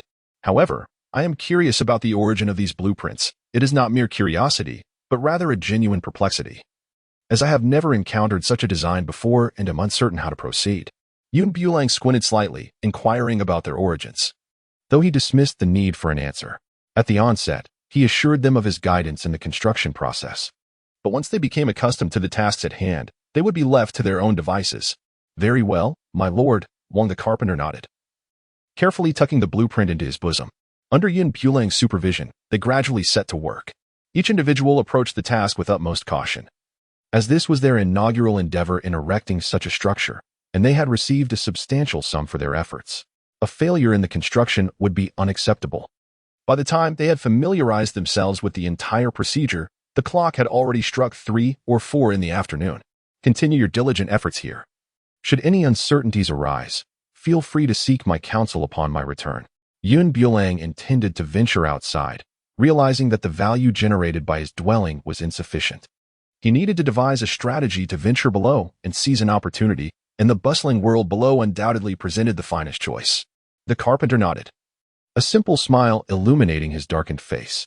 Rest assured, I shall manage here. I have already taken note of the points you just mentioned. The clouds, no longer hesitant, moved with purpose, swiftly making their way to the base of the mountain. By the time they arrived, the entire sky had succumbed to darkness. Previously, under the strict supervision of several masters, he would always set out at dawn and return by dusk. However, once night fell, the area became even more vibrant, illuminated by a myriad of lights and lively festivities. Although it could not be compared to the exuberance of modern society, it was indeed quite lively. Particularly near the Zui Chunlu, where the comings and goings of patrons and the delicate, affected voices could be heard from 2 miles away. As soon as his figure appeared, Hong Jie promptly approached him. What wind has brought you here? Hong Jie, who typically remained concealed in the upper floors, had become a notable figure due to her reputation following the previous incident involving a dress. Most of the guests came primarily for a fleeting moment of intimacy with her. Yet, as time passed, she inevitably found herself relegated to the sidelines once more. Guests were merely seeking novelty. Once the allure faded, she remained just another aging beauty. Day after day, she awaited the arrival of her benefactor, and at last, he had returned. Do hurry. What are you dawdling for? The supervisor, hearing the commotion at the entrance, rushed over. Upon seeing the scene, he was nearly struck by a fit of terror. There stood her benefactor, surrounded by the maidens of Zui Chunlu, creating an impenetrable barrier. Even those at the entrance could scarcely enter. It was only upon the supervisor's urging that the maidens reluctantly released their hold, their gazes still fervently fixated upon him. This visit was intended to discuss the design of several new garments for them. Please, do come in quickly. The wind outside is quite fierce. Let us converse in detail within. Here, Bulang is exceptionally well received. Before he could finish his sentence, he was half-heartedly ushered inside. Soon after, a lavish spread was prepared to entertain him, with an evident concern not to neglect his comfort. Surrounding the table were an array of charming young ladies. There is no need for such formality. Bulang could not help but feel a twinge of embarrassment. His presence here was merely a matter of mutual benefit. As the supervisor kneaded his shoulders, he instructed a nearby individual to pour him tea, attending to him as if he were a revered emperor. This treatment left him feeling somewhat self-conscious. After indulging in a sumptuous feast, Bulang directly requested a room. Several hours later, he emerged slowly from within. The supervisor, anxiously awaiting outside, was drenched in sweat, torn between urgency and anticipation. When the grand door finally swung open, all eyes were drawn to the spectacle within. The evening atmosphere was far more lively than during the day, as the patrons packed the Zui Chun Lu to overflowing. Each individual craned their necks. And as the enchanting maidens stepped forth, drool nearly pooled at their feet. The array of uniforms was astonishing, each maiden adorned in a tailored ensemble. Some were charmingly adorable, others captivating with their enchanting gazes, while some exuded an icy demeanor, and others radiated an alluring charm. This diverse display of beauty left the men gathered below in a state of rapture and longing. Eyes fixated upon the exquisite maidens, they scarcely blinked. I shall reserve this entire establishment for myself today. No one dares to contest me. One boasted. You claim to reserve it? Who do you think you are? If anyone is to reserve, it shall be I. Another retorted. I am not short on funds. None shall compete with me. My father is the current prime minister. Exclaimed a third. Pa, I am a prince of the realm. Shouted yet another. The competition escalated into a frenzy, nearly resulting in chaos. The supervisor stepped forward to calm their fervent emotions, urging them to adhere to the established decorum. With his reassurances, the excitement of the crowd gradually subsided. Apart from acquiring a substantial sum of wealth, Bulang also garnered an immense amount of creative value. Ding! Congratulations. The system has awarded you 1,000 points of creative value. Ding! Congratulations, host. You have received 500 points of creative value. Ding! Congratulations, host. You have obtained the power of lightning. Throughout that night, he crafted numerous garments, with the system's voice echoing in his mind repeatedly. Due to his diligent efforts, the system also bestowed upon him a mysterious grand gift, the power of lightning. This ability allows him to summon the thunder from the heavens, a rather formidable skill. After all, for a mere mortal to harness the might of celestial lightning, aside from utilizing talisman paper, only a select few are naturally endowed with such power. To him, wealth is merely a superficial possession, lacking significant allure. Yet, through a night of hard work, he amassed over 10,000 points of creative value. Indeed, the heavens do not forsake those who strive diligently. Previously, earning a mere 10,000 points of creative value would have taken him an eternity of toil. Now, he had managed to reclaim it in just one night. Before the sun rose, he returned to his sect. Just as he stepped inside, his master appeared behind him. Yanran sensed that this lad had not been in his room all night, and as soon as he approached her, an overwhelming scent of perfume nearly suffocated her. He must have lingered in a place of revelry, otherwise, such a potent fragrance would not cling to him. Where were you last night? Yanran inquired, feigning ignorance. The clouds lingered, and unexpectedly, the master obstructed my path. That place is not to be mentioned in the master's presence, otherwise it would surely provoke a fit of rage that could lead to dire consequences. Yesterday, I ventured to the back mountain for my cultivation, absent from my room. The act of deception poses no challenge. It merely requires a mouth and a sufficient degree of audacity to speak freely. Little did I know that you had spent the entire night cultivating on the back mountain. Yanran, witnessing his stubborn denial, grew increasingly furious. With Qing now missing, failing to devise a plan and hastily cultivate, while lingering in the realm of indulgence, has left her profoundly disappointed. I truly was engaged in my practice. And yesterday I grasped a formidable set of techniques that are indeed quite impressive. As Bulang contemplated the system's rewards, a sense of certainty began to blossom within him. He had matured, and with that growth came an audacity that emboldened him to utter such words in an attempt to deceive his master. Without a moment's hesitation, Yanran seized his ear and briskly escorted him back home. I truly did not deceive you. Suddenly, a notification chimed. A new task was issued, granting Li Yanran the opportunity to perform a contemporary dance in exchange for 3 chances at a lottery draw. Upon receiving the task dispatched by the system, Bulang, without a moment's hesitation, turned to his master and boldly proclaimed, "I shall demonstrate my skills to you right now." Li Yanran, taken aback by his audacity, halted in her tracks and released her grip on his ear. With her arms crossed defiantly across her chest, her face flushed with indignation, she glared at him. "I am granting you this opportunity. Should you fail to deliver, you will witness my wrath. How dare you deceive me?" She was acutely aware of his capabilities, having taught him much of the foundational techniques alongside several other masters. Thus, she knew precisely what skills he possessed. "Very well, if I cannot demonstrate my abilities, I shall submit to your judgment. Direct me east, and I shall not stray west. Command me to chase a dog, and I shall not pursue a chicken." "Agreed," Li Yanran replied resolutely, accepting the challenge. She was unafraid of any tricks he might employ, relishing the rare leverage she now held. If she could use this to compel him to comply, it would certainly save her some effort. "However, should I succeed, you are to perform a modern dance." "What is a modern dance?" Li Yanran pondered, her understanding of it rather limited. Bulang observed the bewildered expression on his master's face, which seemed genuine rather than feigned. Given that his master lived in such an environment, it was quite understandable that he was unfamiliar with modern dance. "Do not worry," Bulang reassured him. "All you need to do is agree, and if you truly find it difficult later on, I shall demonstrate it for you." Bulang, with a beaming smile upon his face, spoke cheerfully. As Li Yanran gazed at his grin, an unsettling uncertainty suddenly enveloped her heart. However, the wager they had made was already set in stone, leaving her in a precarious position. Moreover, the overpowering scent of cologne emanating from him strengthened her intuition. She was convinced that he had not engaged in any training the previous day, but rather had indulged in the pleasures of the night. Such detrimental habits must surely be amended without delay. The phrase "you don't want to be near me, master," was uttered as he sought an open space.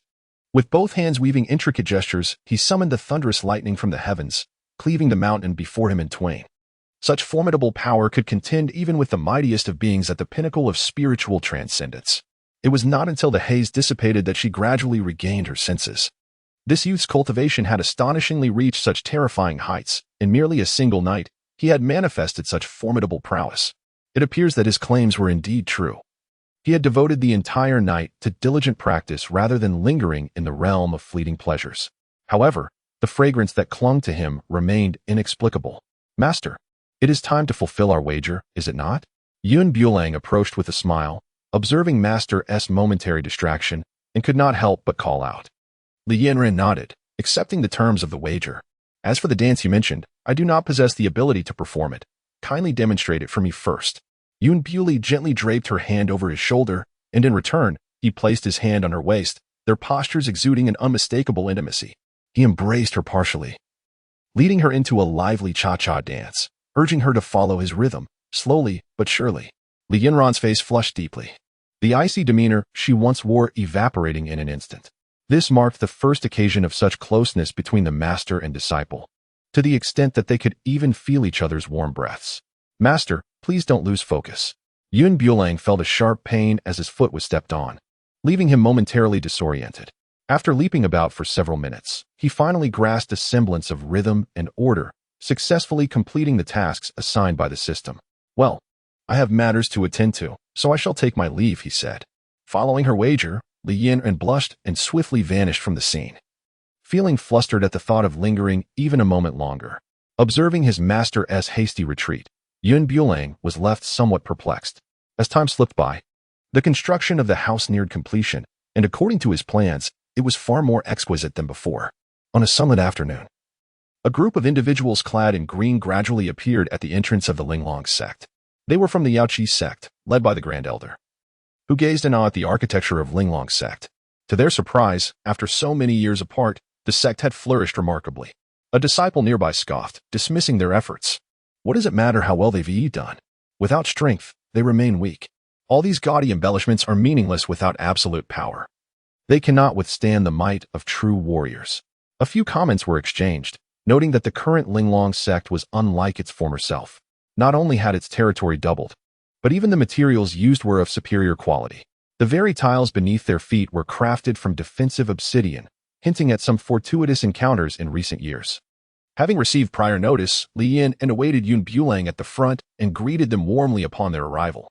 However, her smile faded instantly when she saw that only the Grand Elder had come, and not the sect master of Yaoqi. "What has transpired in your sect that necessitates an elder to address us?" she inquired. "The sect master is unwell and has specifically sent me in his stead." The Grand Elder fabricated a reason. In truth, it was not a matter of health. The sect master held little regard for such a minor sect. The only reason for sending himself was to maintain a facade of propriety. Li Yanran chose not to press further and led the group inside. Though the other party was unreasonable, she felt compelled to adhere to the customary etiquette of hospitality. Their visit was concerning the upcoming dynasty tournament, set to take place in 2 months, requiring all sects to be present, and they were to depart a fortnight in advance. The Grand Elder accepted the hot tea without exchanging pleasantries, lifting the cup to sip leisurely, treating the place as if it were his own home. Li Yanran glanced at the tea set before her, but refrained from reaching for it, merely nudging the cup aside. She had no desire to share tea with such a petty individual. "What are you doing?" A sudden shriek pierced the air, drawing attention to a young disciple. Her cheeks flushed in embarrassment as she dashed to the center of the gathering.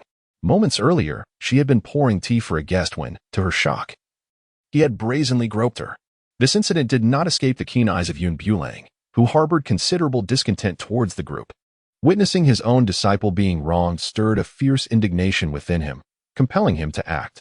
Seizing the teacup in his hand, he hurled it forcefully at the offender's face, declaring, "If you wish to disregard your visage, I shall gladly take the liberty to mar it for you." The freshly brewed tea, scalding hot, splashed onto the assailant's face, eliciting a scream akin to that of a slaughtered pig. "Ah!" he cried out, his trembling fingers pointing accusingly. "You dare to harm me with malice. I shall not let this go unpunished." Though the damage to his visage was obscured, the searing pain coursed through his nerves, burrowing deep into his heart. Overwhelmed by agony, he became incoherent, drawing his sword and charging at Yun Bulang, only to be effortlessly repelled by a single strike. "You are not worthy to engage me in combat." Whether it was indignation or the force of the blow that caused it, the assailant collapsed, spewing blood, his eyes rolling back as he succumbed to unconsciousness.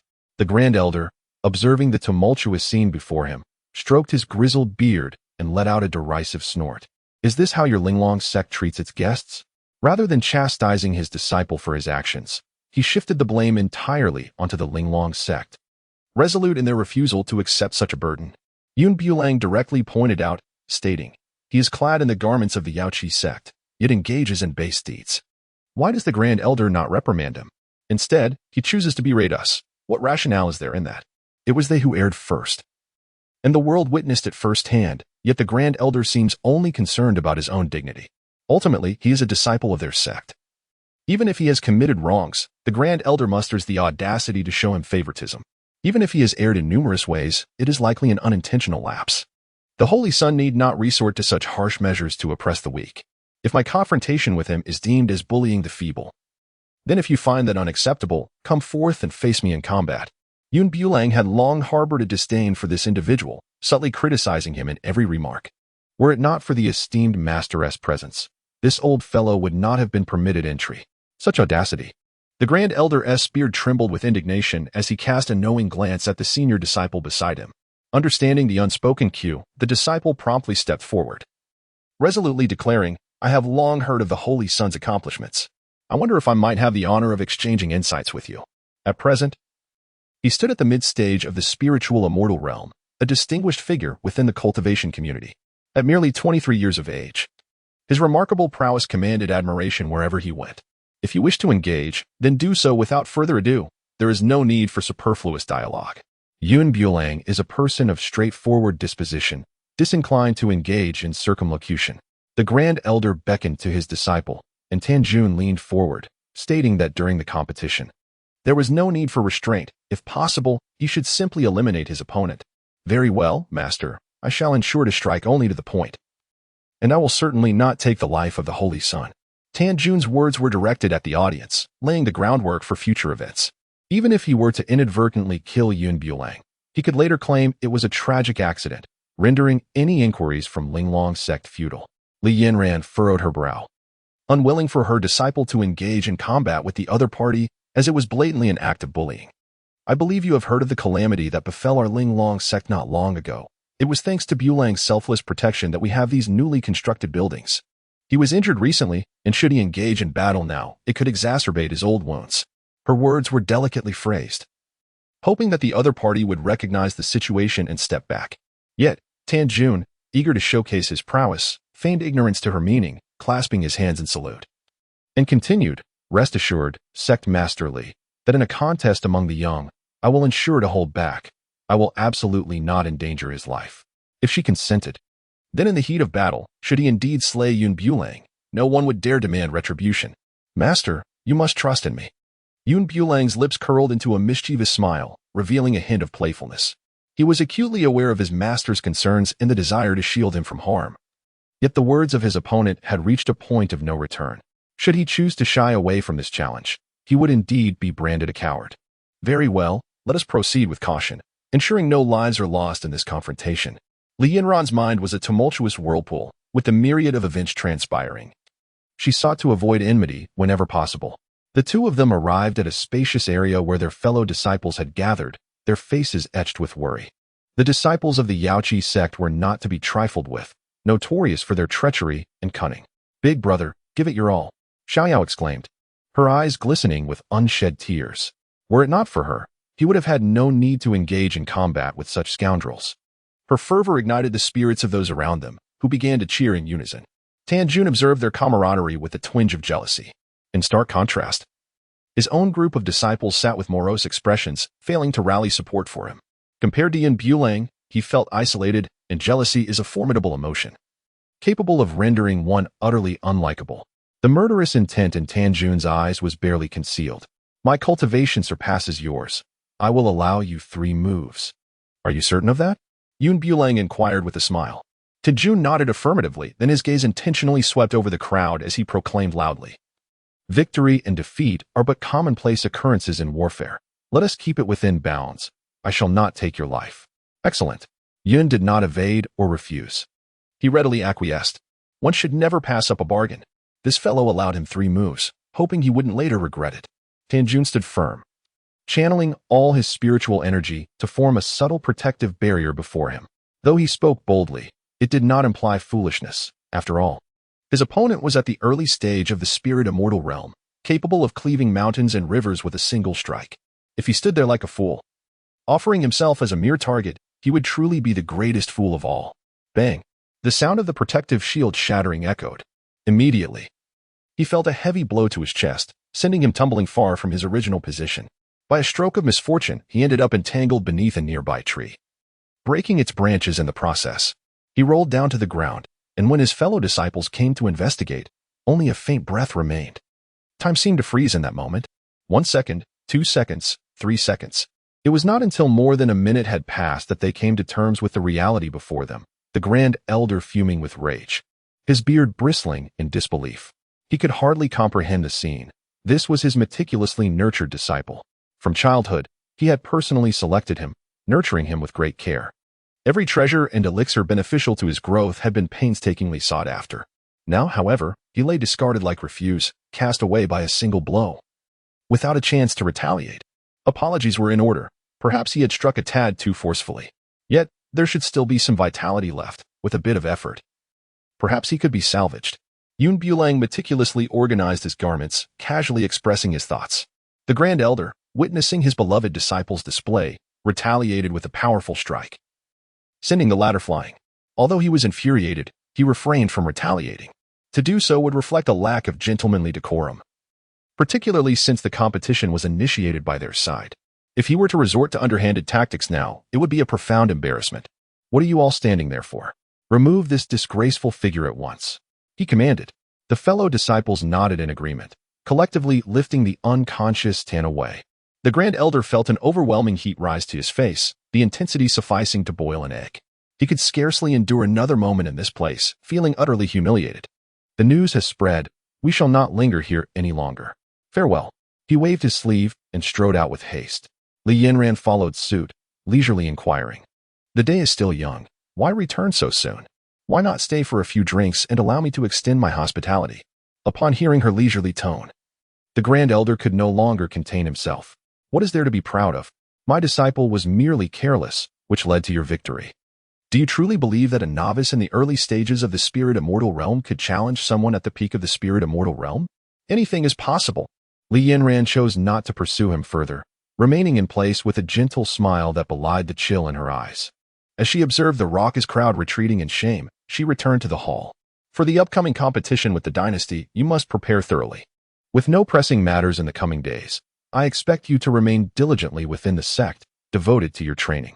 Yes, previously, she had not been stringent with the cultivators, believing they were still young and had ample time. However, the recent series of unexpected events compelled her to prioritize the strength of the sect. Upon hearing this command, Bulang felt a surge of passion dissipate, and an icy chill enveloped his heart. Master, I have matters to attend to in the coming days. I must ascend the mountain. What could possibly be more important than cultivation? It is indeed a matter of cultivation. Cloudless only dared to murmur in his heart. Observing the stern expression on his master's face, he could only say, I believe I must break through my current limitations. I wish to descend the mountain and seek enlightenment. Perhaps I may achieve a direct breakthrough. Is that truly the case? Li Yanran exclaimed with unbridled joy. Should her disciple manage another breakthrough, he would ascend to the realm of illusory immortals. Leaving aside other considerations, at the very least, he would be capable of self-preservation. Even so, go wherever you wish. There is no need to inform me. Breaking through one's limitations is a momentous endeavor. Every cultivator inevitably encounters such obstacles.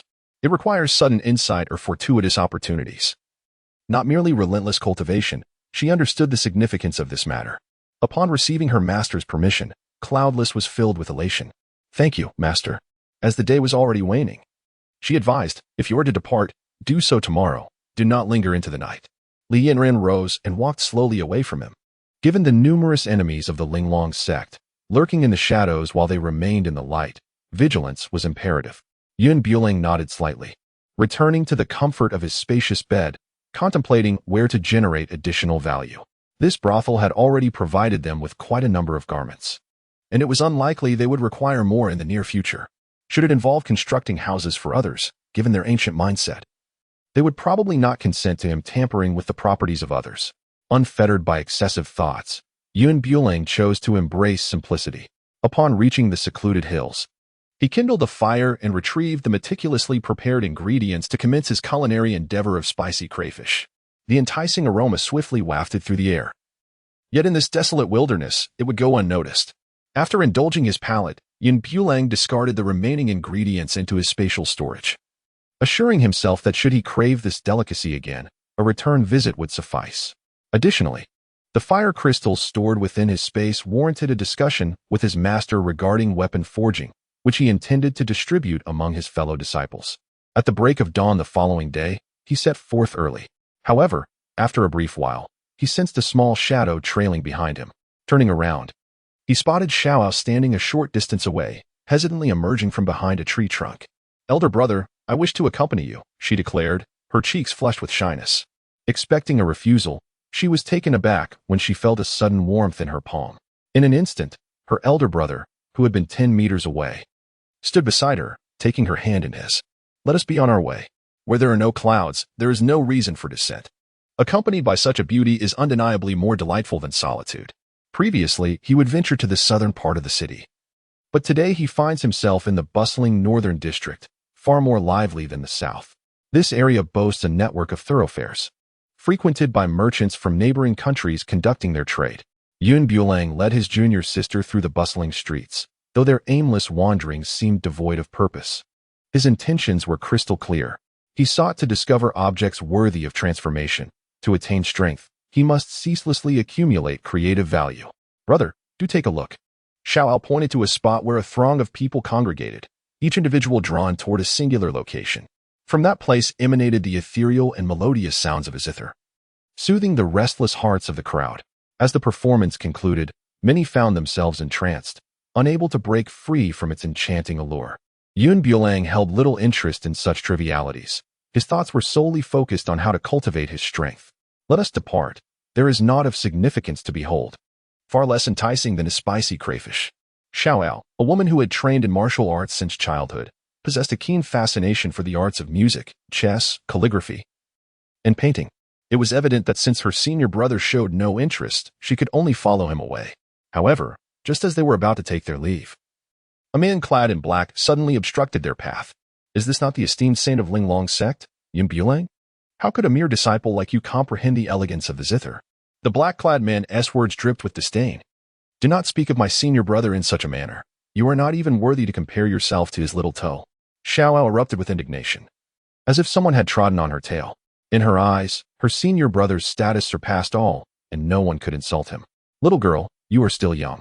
Do not be deceived by this knave's sweet words. A brute like him likely knows nothing of the zither, the man in black remarked, fanning himself slightly as if to feign sophistication. It was almost amusing how he, in the cold of winter, sought to cool his own face. Young Master Miao, do not stoop to the level of such a lout. It would only dampen our spirits, chimed in a stunningly beautiful woman, languidly resting upon his shoulder. Her words designed to please him. Naturally, he was delighted, tightening his grip around her slender waist. Ah, Linger understands me well. A character like this likely has never even touched a zither. Why should I waste my breath discussing it? The name Bulang sounds somewhat familiar. In the past, when he was employed at a brothel to create garments, the women there would occasionally mention the renowned master of melody. This title was not his given name, but rather an appellation bestowed upon him by the masses.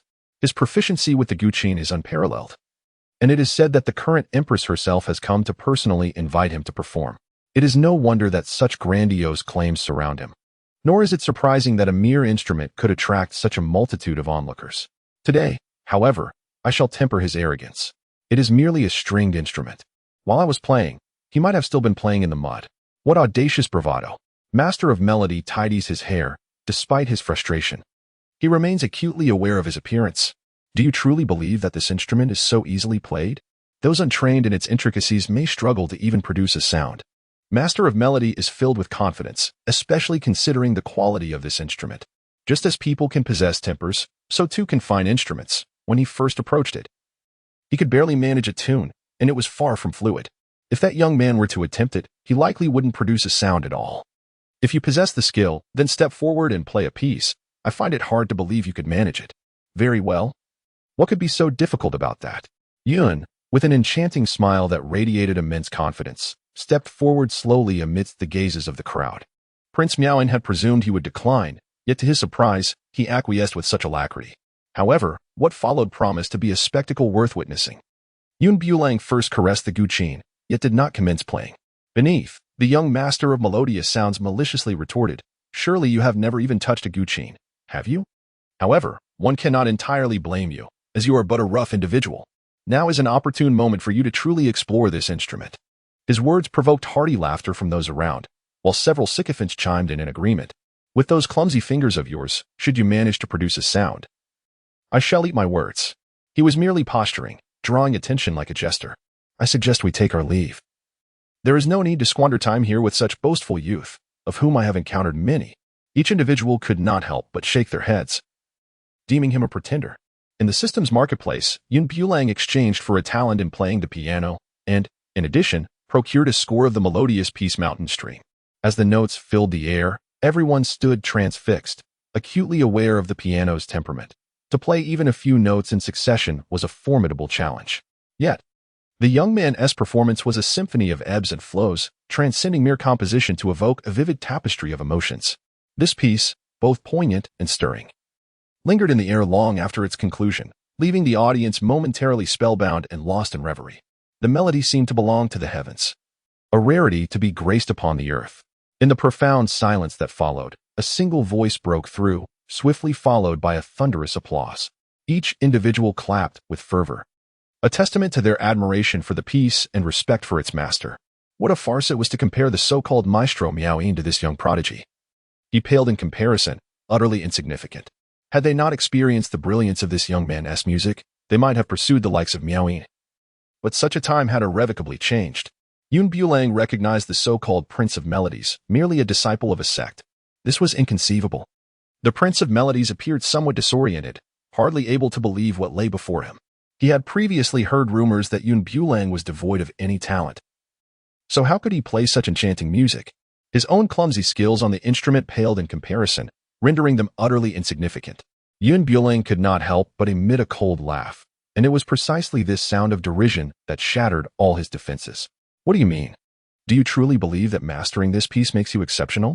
The talented musician, filled with indignation, immediately rolled up his sleeves, exuding an air of determination to engage in a fierce contest. The woman accompanying him felt utterly embarrassed, and in an instant, she vanished without a trace. Never in her life had she witnessed such an embarrassing spectacle. If you possess the skill, why not play a piece for me to hear? Bulang clasped his hands across his chest and took 2 steps back, granting him a position. The talented Prince Miao did not advance, his face flushed crimson with fury. Acutely aware of his own worth, had it been in the past, he would have confidently stepped forward, but the present was different. After listening to that piece, he deemed his previous performances as mere trifles. Witnessing the arrogance of his opponent, a sinister thought suddenly emerged in his mind. If he were to eliminate the person before him, that exquisite melody would cease to exist. Once this individual was gone, everything would return to its ordinary state. He would once again be the leisurely and beloved Prince Miao. Do not be so agitated. Just look at your eyes. They are nearly leaping from their sockets. The words of Yun Pulo elicited hearty laughter from those around him, while they regarded the talented musician with disdain, believing him to be unable to accept defeat. As connoisseurs of music, why should they be confined by trivialities? The actions of the talented musician seemed rather excessive. It was indeed a privilege for us to hear such exquisite melodies from him. There was no need for such hostility. The Qing lay before him. And if he truly felt aggrieved, he ought to take it up himself and play a piece, whereupon the victor would emerge clearly. The crowd chattered animatedly, some mocking, others offering foolish suggestions, yet none genuinely wished him well. They stood there, eagerly anticipating the spectacle. Get lost. Who do you think you are to criticize me? The talented musician, in a fit of rage, invoked his status. I am a disciple of the inner sect of the Qing sect. Who among you dares to offend me? Do you believe I won't summon my master to annihilate your entire clan? The onlookers, frightened, scattered in haste. They were merely music enthusiasts, ordinary folk. Yet it's such a frightful utterance. They dared not linger, vanishing without a trace. You crave the spotlight too much. This world is not suited for you, better suited for hell. The talented musician, hand resting on his waist, drew forth a slender sword that appeared in an instant. The intent to kill was evident, yet his heart was too narrow. Elder brother, be cautious, Xiao warned from the side, her face etched with concern. Junior sister, stay back and do not approach. Yun Pulang spoke to his junior sister regarding the petty individual before him, whom he did not take seriously at all. However, he knew that this person was not a paragon of virtue. It was better to be cautious and prevent any potential threats, lest his junior sister become a means of coercion, leading to unintended compliance. Behold my sword. Upon making his move, the talented young master revealed his true cultivation level. He was merely at the initial stage of the nascent soul realm. Yet he dared to act so arrogantly. Yun Bulang stood motionless, exuding an overwhelming pressure that sent the so-called Prince of Melody flying several meters away. He glided through the air for quite a distance, expecting that those standing nearby would at least extend a hand to catch him.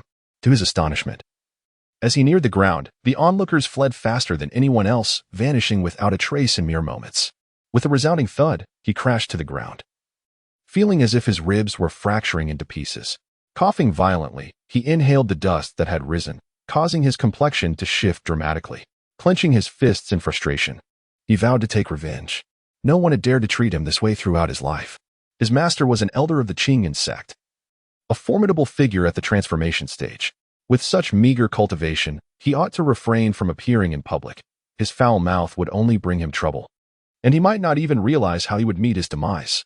It was only due to his lack of a penchant for killing that this insolent brat had not perished countless times already.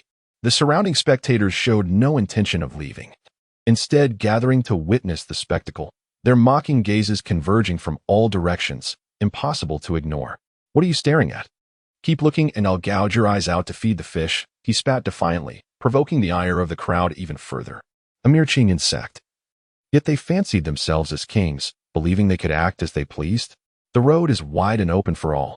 Where we choose to linger is our prerogative and none of your business. If you truly detest us, have the courage to slay us all.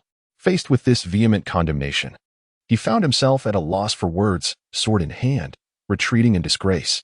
After the jester departed, Xiao slowly emerged from the shadows. Master brother, you are truly remarkable, she exclaimed, her eyes brimming with admiration. As always, you exude such majesty and power. With your protection, our sect will surely flourish. If you continue to train diligently, there will come a day when you surpass me. Yun, with a gentle pinch, caressed her delicate face, feeling its smoothness akin to that of a freshly shelled egg. The girl's skin, indeed, was markedly different from that of a boy's, naturally soft and tender. Yet, this subtle gesture caused Xiaoyao's fair complexion to flush, resembling a ripened red apple in an instant. Touching her own face, she suddenly turned around, her expression a blend of shyness and astonishment. The senior brother remained as gentle as ever. Esteemed gentleman, the melody you just played has truly captivated me. I present this lute to you as a token of my admiration. The woman in white, veiled, had her long, inky tresses cascading quietly down her back, with a single red mole adorning her forehead, exuding an enchanting allure. Her voice was husky and beguiling, and clad in white. Her waist was delicate enough to be encompassed by a single hand. Bulang was initially disinterested in the Qing and contemplated declining the offer outright. However, upon witnessing the eager expression and fervent gaze of his junior sister, who seemed almost inclined to press her face against the instrument, he relented. Well then, I am grateful to you, fair maiden. Until we meet again in the realm of Jianghu. The woman in white gracefully handed over the Qing and soon vanished from sight. It's yours now. Once she had disappeared, Bulang promptly passed the Qing to his junior sister. Xiao stared in disbelief, pointing a finger at her own nose. You mean it's for me? Of course, since I have no particular interest in it myself, you may keep it. But I'm not particularly skilled at playing the Qing either, she admitted, her cheeks flushed. She felt as though the instrument in her hands was akin to a scorching hot yam, difficult to hold onto, yet equally challenging to set down. My senior brother plays beautifully. He is truly worthy of such a fine instrument. Fear not, in due time, when you have the opportunity, come find me, and I shall teach you how to play. Bulang spoke gently. The face of the junior sister flushed even deeper, and for reasons unknown, she still chose to stow her zither into her spatial ring. To have the opportunity to engage with the senior brother was a blessing earned over several lifetimes. Just as the two were about to depart, an old man and a young man obstructed their path. I see where you think you're going, exclaimed the young man, who had been soundly beaten by the illustrious Miao Xiaomeng. Beside him stood an elderly man with a white beard, presumably his master. Master, it was this person who attacked me. Not only did he strike me, but he also insulted you. The once listless eyes of Bulang transformed in an instant to sheer astonishment. He exclaimed, what sort of charlatan master could produce such a disciple? He asserted that you must undoubtedly be a mere pretender, utterly unqualified to mentor apprentices. The torrents of disparagement struck him unprepared. You speak nonsense. My senior brother has never uttered such words. Xiaoyao could not endure their slander against her senior brother, her anger flaring to the point of fury. Were it not for her restrained capabilities, she would surely have drawn her blade to defend her brother's honor. Prince Miaoan, unfazed, bore a countenance as impenetrable as fortress walls. Truly, it echoed the adage, a person values their face, a tree its bark. Without shame, one becomes invincible. This young lady, possessing a striking appearance, spoke with a recklessness that was utterly irresponsible. Am I to malign this inconsequential individual merely to tarnish my esteemed mentor's reputation? He spoke with the utmost seriousness. Were one not privy to the truth, they might indeed be deceived by his remarkable performance. As for his so-called mentor, he was simply a fool by nature, easily provoked into a furious rage by his disciple's mere words, manipulated like a pawn. Impudent wretch, how dare you speak so arrogantly? Today, I shall teach you a lesson, so you may learn the consequences of reckless speech. In an instant, he drew his sword and charged forward without a second thought. Bang! Another perfect parabolic arc. Prince Miao's jaw dropped in disbelief, his gaze trailing the silhouette of his mentor as it slowly descended. It was only when the master lay half lifeless on the ground that he suddenly regained his senses, cursing inwardly. You old wretch, all you do is boast before me, claiming your greatness, yet it is utterly worthless. Master, rise quickly. Are you unhurt? The expressions on Miao's face shifted more rapidly than the turning of pages, embodying the saying, smiling outwardly while cursing inwardly. Help me up. The elderly man with a white beard struggled to rise, feeling as though several of his bones had been shattered. As Bulang stepped forward, both master and disciple trembled in fear. What do you intend to do? Don't come any closer. We are members of the Qing sect. Indeed, we are members of the Qing sect. If you dare to lay a finger on us, the Qing sect will not let you go unpunished. The two were so frightened that their legs quaked incessantly, their mouths still uttering threats, stubbornly clinging to their bravado. In such a state of fear, they should not have persisted. I now offer you a chance for survival. If you comply with my demands, I shall allow you to leave. And if we do not, Before the words of the young master Miaoyin could fully escape his lips, the youth before him drew his knife, and with a swift motion, cleaved a massive boulder in two. The words that had been on Miaoyin's tongue were instantly swallowed back. He could hardly believe that his own head could be more resilient than that stone. A wise man knows how to adapt to circumstances. Tell us, what do you wish us to do? Young Master Miaoyin mustered his courage, his lips quivering as he spoke. The clouds, devoid of any heaviness, coughed a few times, commanding, "Present all the valuables you possess. Should there be even a single item concealed, do not blame me for my lack of courtesy." Despite the reluctance of the talented young Master Miaoyin, he found himself outmatched, unable to prevail even against his own master. Not a single move was executed in defense before he collapsed to the ground, on the brink of losing his very life. In a desperate act, he revealed everything contained within his possession, declaring, "All my belongings are laid bare here. I have concealed nothing." Bulang placed his faith in the words spoken by the man, for the unmistakable presence of his flamboyant red undergarments was evident amidst the assortment of items. Confronted by such valuable possessions, he felt an unexpected disdain. As for the elder standing nearby, witnessing his disciple relinquish the items, he too dared not hesitate in the slightest. With great reluctance, he reluctantly surrendered his own belongings, albeit they were even fewer than those of his apprentice, truly indicative of his dire financial straits. With a sweeping gesture, Bulang effortlessly gathered the items into his possession, leaving no trace behind. He even selected a few valuable treasures to bestow upon his junior sister. "Take these and purchase whatever your heart desires," he proclaimed. His voice resonated clearly, and the young Master Miaoyin, still lingering nearby, felt a surge of resentment upon hearing him squander his funds on frivolous pursuits. As the figures of the two individuals gradually receded from view, the young Master Miaoyin finally dared to turn back and inquire about his master's condition. "Master, let me escort you home." A sharp slap echoed, and his cheeks swelled instantly. Stunned, he covered his bruised face and asked, "Master, why did you strike me?" The elder with white hair trembled with rage, his speech somewhat slurred. "You ungrateful wretch! I have cherished you as my own flesh and blood, yet you have the audacity to lament your poverty while shamelessly plundering my wealth, hoarding it all for yourself. Had it not been for this ruckus today, I would have remained blissfully unaware." The commotion was loud enough that even as Bulang walked a considerable distance away, the sounds of scolding and reproach still reached his ears. With a flicker of intuition, he could easily deduce the unfolding drama.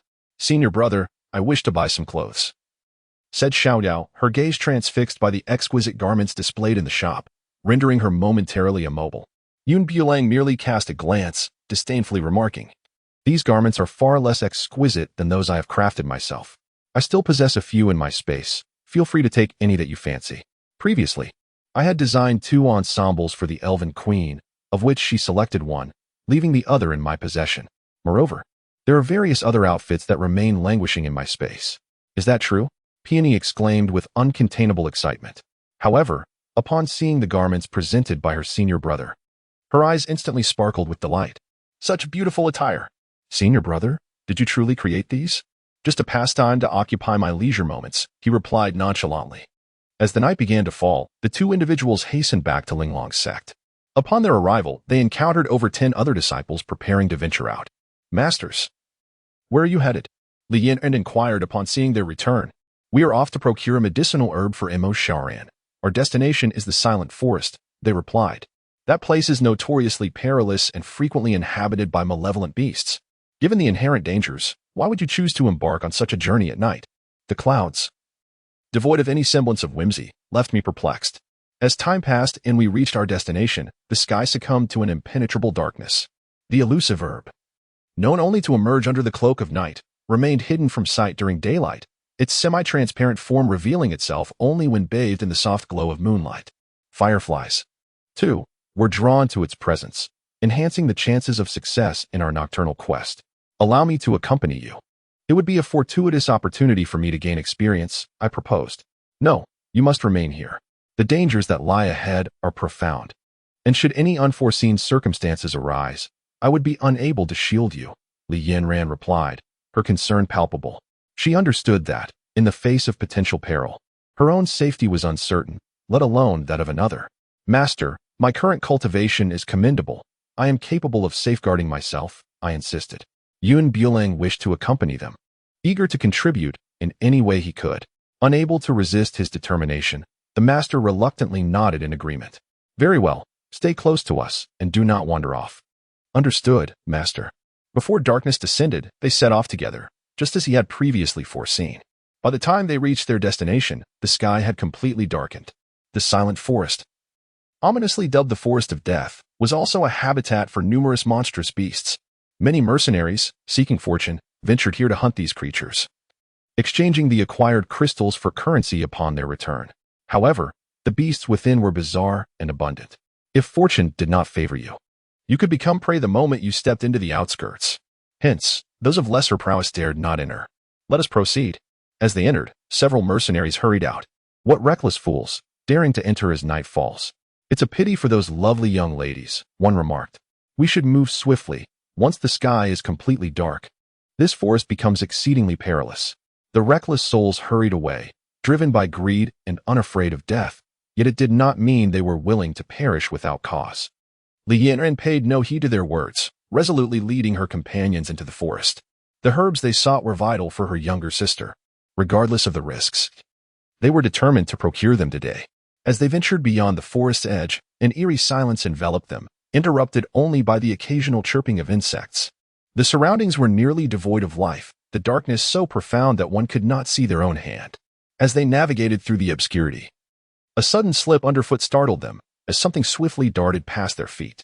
Before they could comprehend the situation, a slimy beast emerged, snapping a tree trunk as thick as two men could embrace, encircling them menacingly. What on earth is this creature? Bulang inquired with a hint of surprise. A gentle breeze swept through, carrying with it a nauseating odor emanating from a low-tier monster. Logically, it should have been easy to handle. Yet its body was foul and slippery, making the swamp its natural habitat. Outnumbered, it swiftly slipped into the mire, vanishing from sight. Never mind. There is no point in wasting time here. Qing halted Wang Feifei's movements, and the group pressed onward. They arrived at a rickety log bridge, which, according to the habits of the herb they sought, thrived in watery locales. The nearest source of water was the waterfall across the way. To locate that elusive herb, they needed to approach the waterfall. This log bridge had suffered years of neglect, now reduced to a hollow shell, with insects crawling upon it. Clearly gnawed down to mere remnants. I'll go ahead to test the waters. You all stay alert. Yanran instructed before gracefully gliding across. Upon reaching the midpoint, her toes barely touched the bridge, but with a slight shift of weight, the bridge suddenly collapsed. It did not merely break in the middle but disintegrated into dust, falling into the abyss below, disappearing from sight. Yanran lost her balance, unable to control her body, swaying precariously in midair. This is disastrous. There is something strange at the bottom of this cliff, and I can't muster any strength. Every bone in her body felt powerless, as if she had been struck by a debilitating force. She began to plummet downwards when suddenly, a golden rope tightened around her waist, swiftly pulling her towards Bulang. With this newfound leverage, Yanran managed to safely return to the bank. However, they now faced a dilemma. To cross this treacherous expanse, they would have to traverse the log bridge. The peculiarities beneath the cliff posed a grave threat. If they recklessly flew over and lost their balance at the midpoint, they would surely plunge into the depths. As for what would become of them, it was a conclusion anyone could draw. What shall we do? Wang Feifei glanced at the sheer cliff, recognizing that a fall could leave nothing but a mere scattering of bones.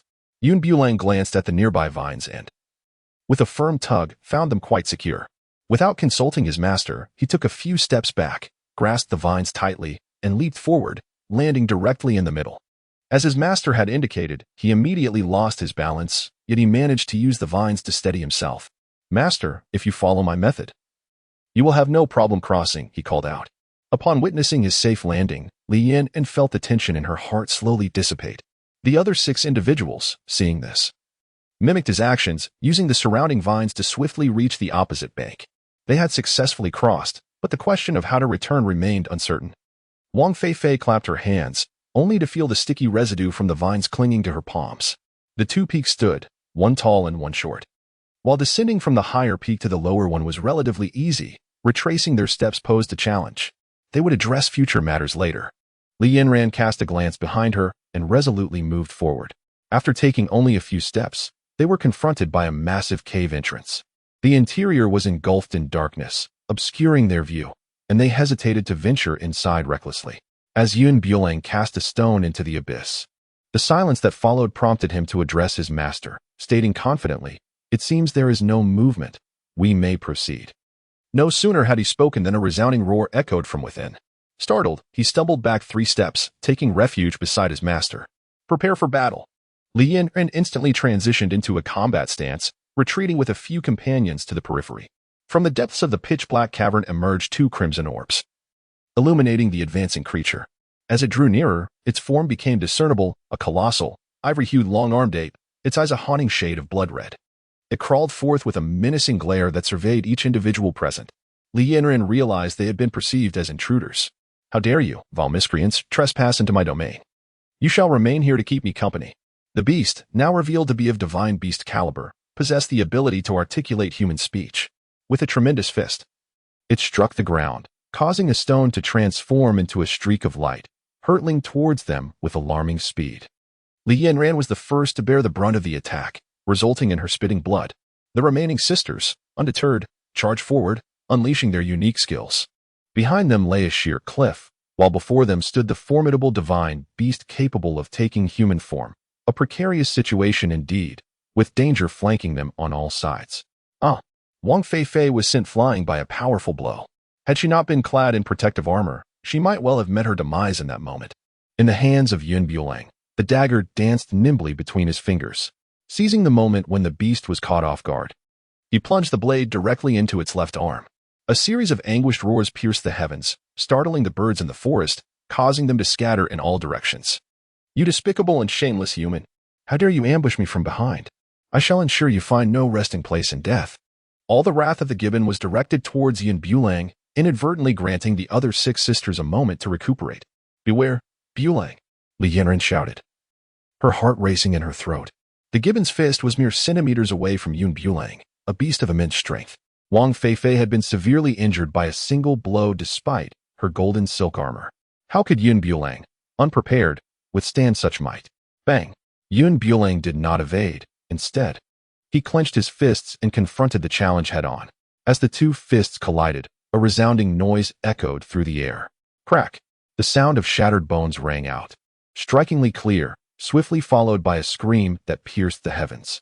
However, this anguished cry emanated from the arms of the gibbon, whose limb disintegrated into fragments at a pace discernible to the naked eye, cascading onto the ground beside him. Yun Bulang slowly retracted his fist. At that critical moment, he had exchanged a particular function with the system's marketplace. It was precisely this functionality that had enabled him to land a decisive blow against the long-armed monkey.